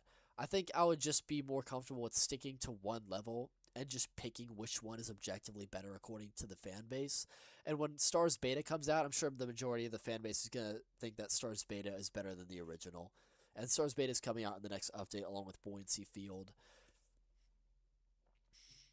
What's my next stream going to be about? Well, again, I still have fan maids to do. I haven't done any fan maids. I can do fan maids all the way from 2023 to 2025, but the title is literally just going to be fan maids until a new fan mate comes out in 2026 or whatever. And yeah, I want to get that out of the way. Then I also want to do a ranking of the TIFCO levels. I don't know how the seasons work in TIFCO. I think I'm just going to rank them by years. So I'll do like all 2023 TIFCO levels, and then that'll just keep me occupied throughout 2026. There's a whole bunch of other stuff that I want to do, primarily about Jet 9, since y'all are still pretty confused about everything that went on behind the scenes there. Do they make models and backgrounds of the anime fight? Okay, we already did that. When am I going to rank the TIFCO levels? This year. Exactly. I don't know why this guy brought up Nick Kingdom. That's so random. I feel like they have adding old beta levels. Again, like, I'm not necessarily opposed to it right now, but I just know that if you have too many alternate levels, like you're going to have 2 forests, 2 competition parks, 2 hoop dreams, 2 stars, 2 sunnies, 2 pipelines. It just, like, we already have so many levels in the game right now, and unless they come up with a system that better organizes the levels, they just shouldn't be doing this. If this would actually be perfectly fixed if they just had, like Geometry Dash, the level editor section where you can play other people's levels. You can make your own levels so that Minimax can have, an official account in the level editor section where they post a bunch of levels that didn't make the final cut. So you can post they can put a bunch of those extra levels there so people can still play them and enjoy them, but they're not cluttering up the official catalog. That would fix everything. But of course, Minimax wouldn't ever do that because Jason forbid you put in a bunch of effort for a very worthwhile idea in the game.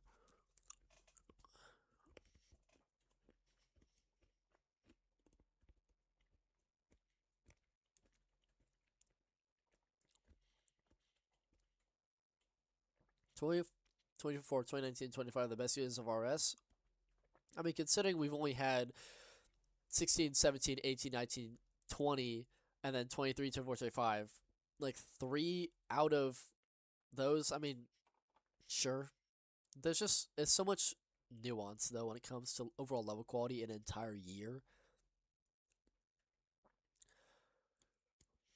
I thought they were going to change the textures to Red Empire, as they did, but he suffers because he believes legendary. Wait, the hell? I have no idea what the hell that guy's talking about.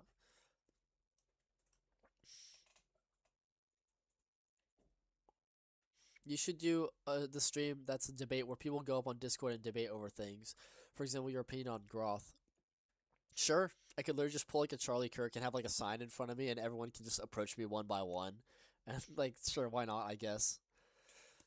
Uh, and I mean, you know, it depend, but it would be where you have to be on a call. Like it would be a Discord call in a server that's free to join, and like I'm not doing anything over text. That's just annoying as hell. And also, there's a like huge language barrier as well. A lot of people don't necessarily speak English, at least like not like well enough to carry on a conversation, and so people would misinterpret. Like if they don't know what to say, it wouldn't necessarily mean that they're wrong. It just means that like they don't know how to articulate words in like the crazy over the top yapping way that I do. And again, I've only ever talked in English my whole life, so it's kind of hard to have like a conversation with someone like me who talks so fucking much and I never stop talking.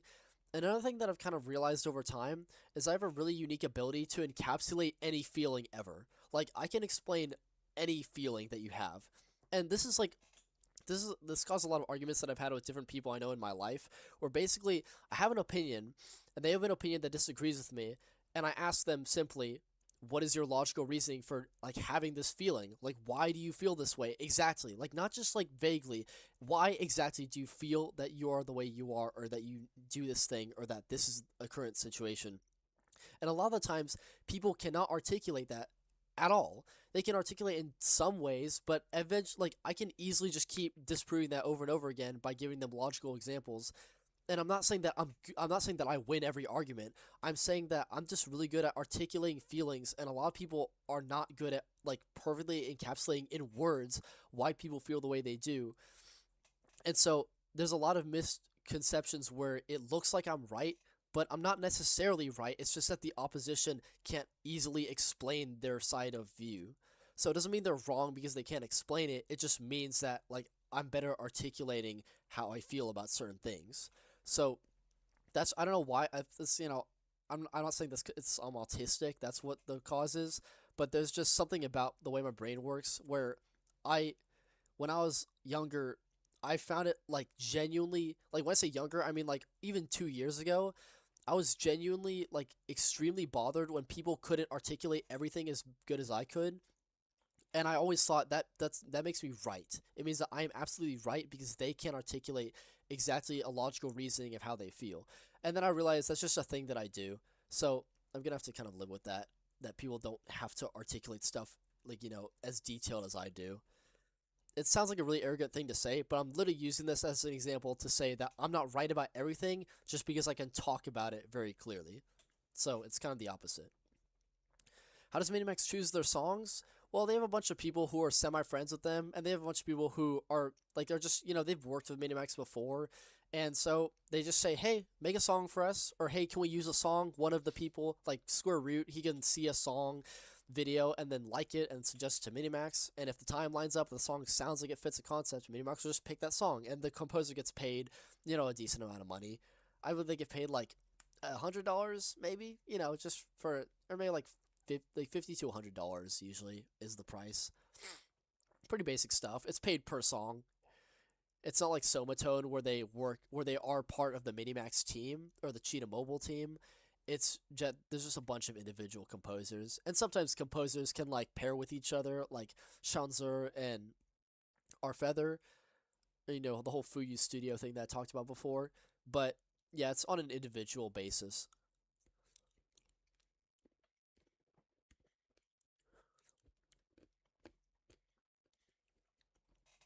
Jacob, we're gonna have one hell of a conversation when it comes to TIFCO, that's for sure. If everyone improved the routes, where would it be on the list? If we kept the textures the exact same, they improved the routes and they were slightly better, I think at the very most it would go to like here. Because the textures are so atrocious. Let's say the routes are like Magic House TiMe-mory quality, then I put it like around here maybe. But the textures and object designs are just really not good. So yeah.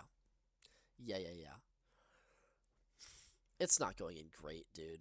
There's too you can't like a level can have better routes than all of these, and if the textures are dog shit, then it can't go in Masterpiece because a Masterpiece implies that it's almost amazing, like it's almost perfect. All of these are almost perfect. All of these up here are almost perfect. There's very little to criticize about them. These are almost almost great, but they're just not fully there yet. And these are, just in the middle. This is like would be dog shit if it weren't for a couple of these things. And these are just irredeemably dog shit. I hate putting Volcano in here because I don't think it deserves to be hated or anything. Because, they probably tried equally as much as they did with all the other levels, but it's just not good. When I rank Tifco, I don't know, just sometime this year. I mean, it could be really soon. Like it could be in like a week or two. Well, not a week, because in a week from now I'm gonna be heading off vacation to Florida with my girlfriend and her friends. So, yeah, maybe at the end of spring break, because in 2 weeks from now I could easily stream. But I do want to play every single Tifco level like multiple times before I have an opinion, because I've been playing these Rolling Sky levels so many different times, so that's how I feel so confident about what I say with them. With Tifco, I need to keep replaying them, so it's not just on a first watch basis. Play Nick Kingdom? I don't give a fuck about Nick Kingdom, bro. When I saw the teaser trailer, it looked like it was like in a full RSR level. It looked way worse than some RSR stuff.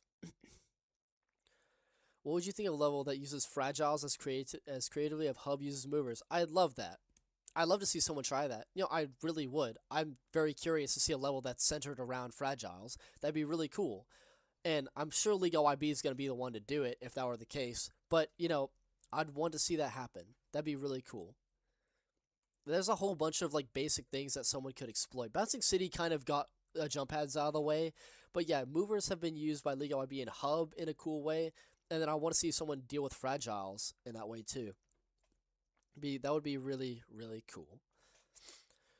What was the crime scene concept? That's not official. That was just my fan-made thing. The crime scene thing is because of my... The crime scene thing is just a song that was unused by TDX. It was the song that was the alternate version to Nuclear Energy, where basically TDX made one version and they made another version, and he just told Minimax, pick one. They cost the equal amount of price, just pick one, pick the song that you think sounds better. So Minimax picked one, the other song was left unused, and again, all these unused songs that TDX has made that Minimax hasn't accepted, they're not necessarily gone forever, but he just said, like, if Minimax, if you ever want to use that song too for something else, then go ahead. Let's see. Nuclear Energy. They're probably going to call it, like, they're probably going to call it the beta version, but that's factually incorrect. Yeah, no. God, I hate that I can't find it on the website. YouTube is really shit. It's really annoying that I can't find my stuff. Yeah, I'll go on YouTube Studio. I'll play the song for y'all so you know what it sounds like. Because it could still be used in the game. But, yeah, it's not necessarily. Is Crime Scene short, or is it a actual video? Crime Scene, oh, here it is. Okay, let's see. So, yeah, this is the concept that I was working on. But it's kind of abandoned, but yeah, let me just play it for now.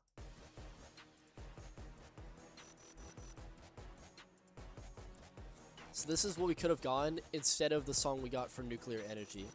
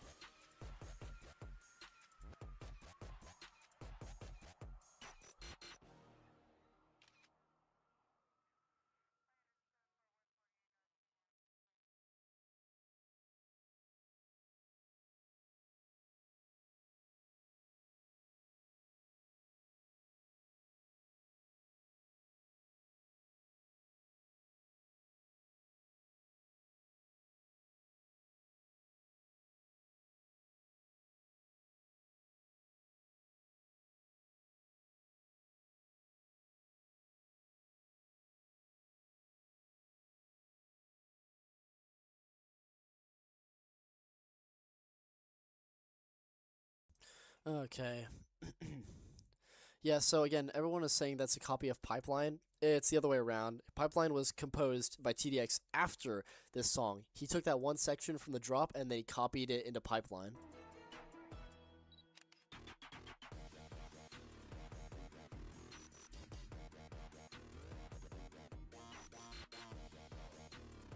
Yeah, you can screen record the song, and it's like on YouTube somewhere.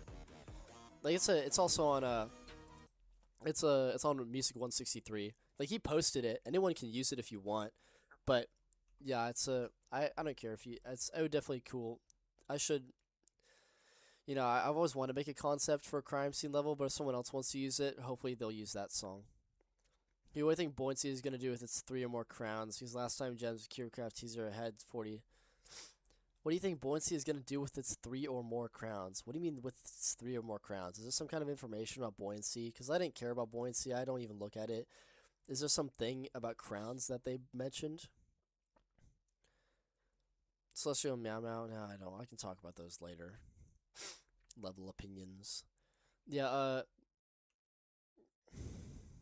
yeah, JR Jarfan, please explain to me why you even asked that question. Like, I'm very confused. What made you think that crowns would be a major thing in Buoyancy? What is the YouTube channel's name? Well, I don't know, but it's just posted by some random person who has the hold of beta soundtracks. You can also just, it's on Billy.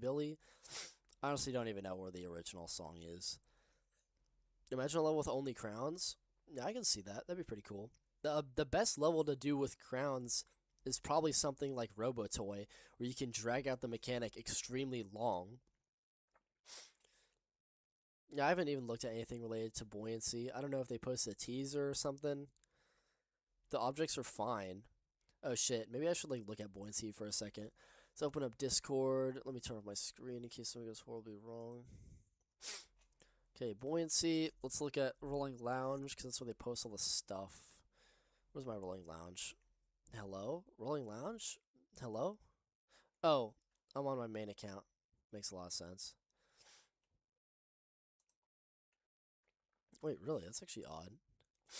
Switch accounts. Oh, shit. Okay, good. I can still see Rolling Lounge from my alt account. RS News. Or is it on Noah's channel? Let's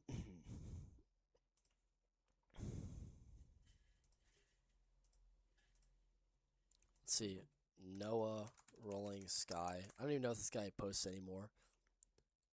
Well, I saw him post the soundtrack. I don't know why people are yapping about how it looks. I can't even find what it looks like.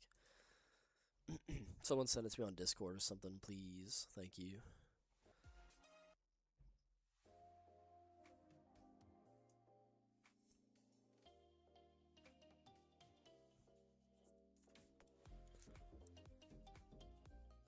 I get there's a crown in the Buoyancy cover, but like, doesn't mean anything necessarily. Like, the concept artist just wanted to put that there to show things floating and stuff.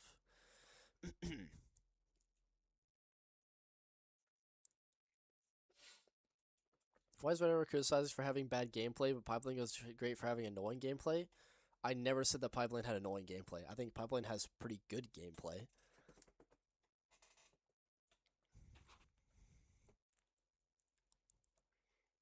And so I think that Buoyancy Field would use the unused part of the new enemy, which is below Industrial Base and above Nick Kingdom. Well, let's just see what part of the new enemy it's supposed to be. Below Industrial Base and above Nick... Even Industrial Age? Because above Nick Kingdom is... You'll never reach Industrial Base. So in themes, we have Industrial Base. And then we have Nick Kingdom. I don't even know if I put this into the code. Well, yeah, Industrial Base is... Industrial Age is... Both Industrial Base and Age are... Like, I don't know what you're talking about, dude. Because nothing... Like, between what? Like, what is it between? Below Industrial Base and above Nick Kingdom. But that's, like, an infinite number of possibilities. What do you think about IE's themes? Well, they're just he hasn't his themes. I don't know. Haven't seen his themes.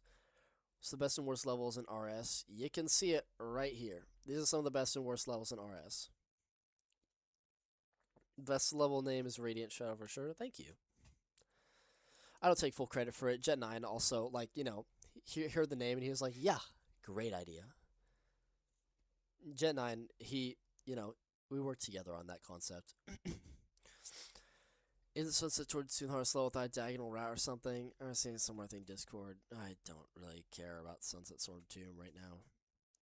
Stream just turned 10 hours. Yep, that's crazy. Okay, guys, if there's no other interesting questions, I am going to go do my fucking homework. Because I have an hour to, well, I have 30 minutes. I have to make 2 political commentaries with my political science class. I have to comment on 2 political things. I thought it was Halloween night. Yeah, okay. Y'all have 20 seconds to say something interesting.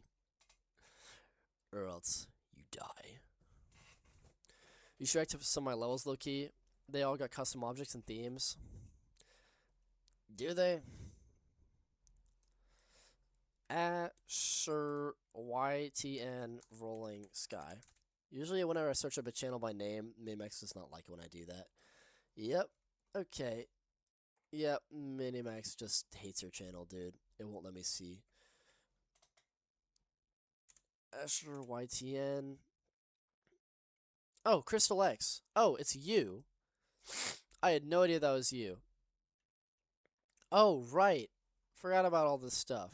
Okay, sorry. I'm sorry. I've seen some of your levels, dude. I know your models are pretty good. I've seen your stuff in TIFCO and I've seen your levels. I didn't realize that was you, dude. So, I actually didn't... Oh, yeah, that's cool. Yeah, there's a... Well, let me see how many levels you have. Okay, so you have... Shit, there's a lot of stuff, isn't there? Yeah, you know, there's actually... You have so many levels that involve custom objects that I think it actually could be deserving of a ranking. So, I could do that, actually. Because you do have a lot of models. Like, that's a lot of effort for one person. Unless there's other people who worked on this, too. But all that will come after TIFCO. Level theme by Dash X. Oh, okay. Still, that could be cool.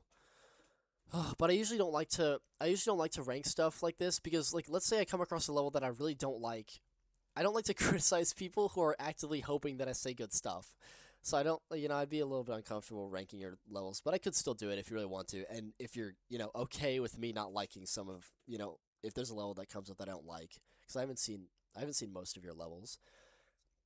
Thinking about starting my own Rolling Sky IE fan game someday. Well, go ahead. If you want to, like, commit yourself to making models and texture and stuff, then you can do it. Anyone can do that kind of thing. Why does MotiF-east feel like a filler level? Like, it has nothing to do with birthday besides the obstacles? I totally agree. It feels like a filler level. Doesn't have anything interesting to do or say. The mechanics are boring. Everything about the level is boring. It's really underwhelming for a birthday 10th anniversary level. Speaking of the names, I never got into that. The names are kind of silly. Like, Time and Memory, or Delight and Tune, or Motif and Feast, or Motif and East. It's just like, sure, let's just throw in some random words that overlap. Like, that's literally the only thought process that went behind these level names.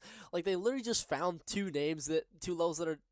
They found 2 words that are vaguely related to the idea of a 10th anniversary, and then they just slapped them together. Like, that's exactly how the room went when it came to making these names. It's just, like, so silly. When you stream Geometry Dash ranking live stream, forgot about that. I want to do that, actually, probably before... I want to do that after TIFCO. But definitely before Crystal X live stream, potentially. And, you know, hopefully, we'll have other stuff to do. There's another live stream that I want to do that I forgot. But I also want to play some more games on live stream. That'd be fun. I would definitely, Coffee plays a lot of games on Roblox that I want to play too. That'd be really cool to do on stream. And the Coffee's a really entertaining person. I've always thought he should be a streamer himself, but he doesn't think so. But I guess y'all can see him on stream later. Have you seen the RS Demon list? I have no idea what that is. They should focus more on Dancing Line. I stopped caring about Dancing Line way before Minimax took over, before Dancing Line died, because Dancing Line became so money hungry. I don't know if it was Boombit or Cheetah Mobile's fault. It was probably Boombit because the game was so much more money hungry than Rolling Sky. But everything became about paying for one level after another. So much currency bullshit. So much paywalls. It was so fucking greedy. It was so annoying. You couldn't play a single level without them throwing ads in your face and giving you a million different collectibles to buy amounts of. It was just the most money hungry slop fest I had seen, and this was before like it even began to start dying. I remember the faded original is where it finally lost me. I saw the faded original. It was locked behind a paywall, and then they just kept putting out sloppy paywall after sloppy paywall, and I just stopped liking it. And someone else pointed how they used to be really environmental and that you could see everything and you could see a whole bunch of stuff going on the sides, but as the levels went on, they stopped caring about the detail on the sides and just cared about the stuff right next to the player, which I did start noticing a lot more, especially in the Faded Original. Like, the Faded Original, I believe, is where it all kind of went downhill. I also did not like All About Us, because All About Us is a whole shitfest of its own. In fact, now that I am thinking about these, we need to do a Dancing Line ranking live stream. Holy shit, I can't believe I forgot about Dancing Line. We can do Rolling Sky 2 as well. Who even cares at this point? Rolling Sky 2 is pretty dead. So yeah, we could do Dancing Line and Rolling Sky, but nobody wants to admit that Dancing Line was a really money-hungry, greedy game. Which level is bad? Dark Area in 26 had potential. Well, I don't know. You last stream, remember I had finals, well I passed all them surprisingly. Well, that's great. Yeah. That's really cool. I'm glad you did that. Great shit. I want to thank you for entertaining me the past 10 hours. Can't wait for the next one. Okay, yeah, I think this is a pretty good time to end.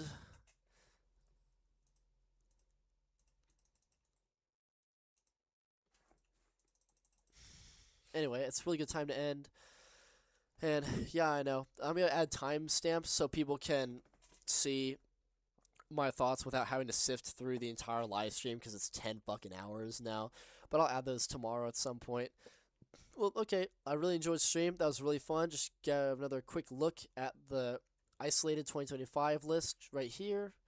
Pretty simple stuff. You know, started out amazing, ended up shit, but we have a lot of good stuff to be thankful for in 2025.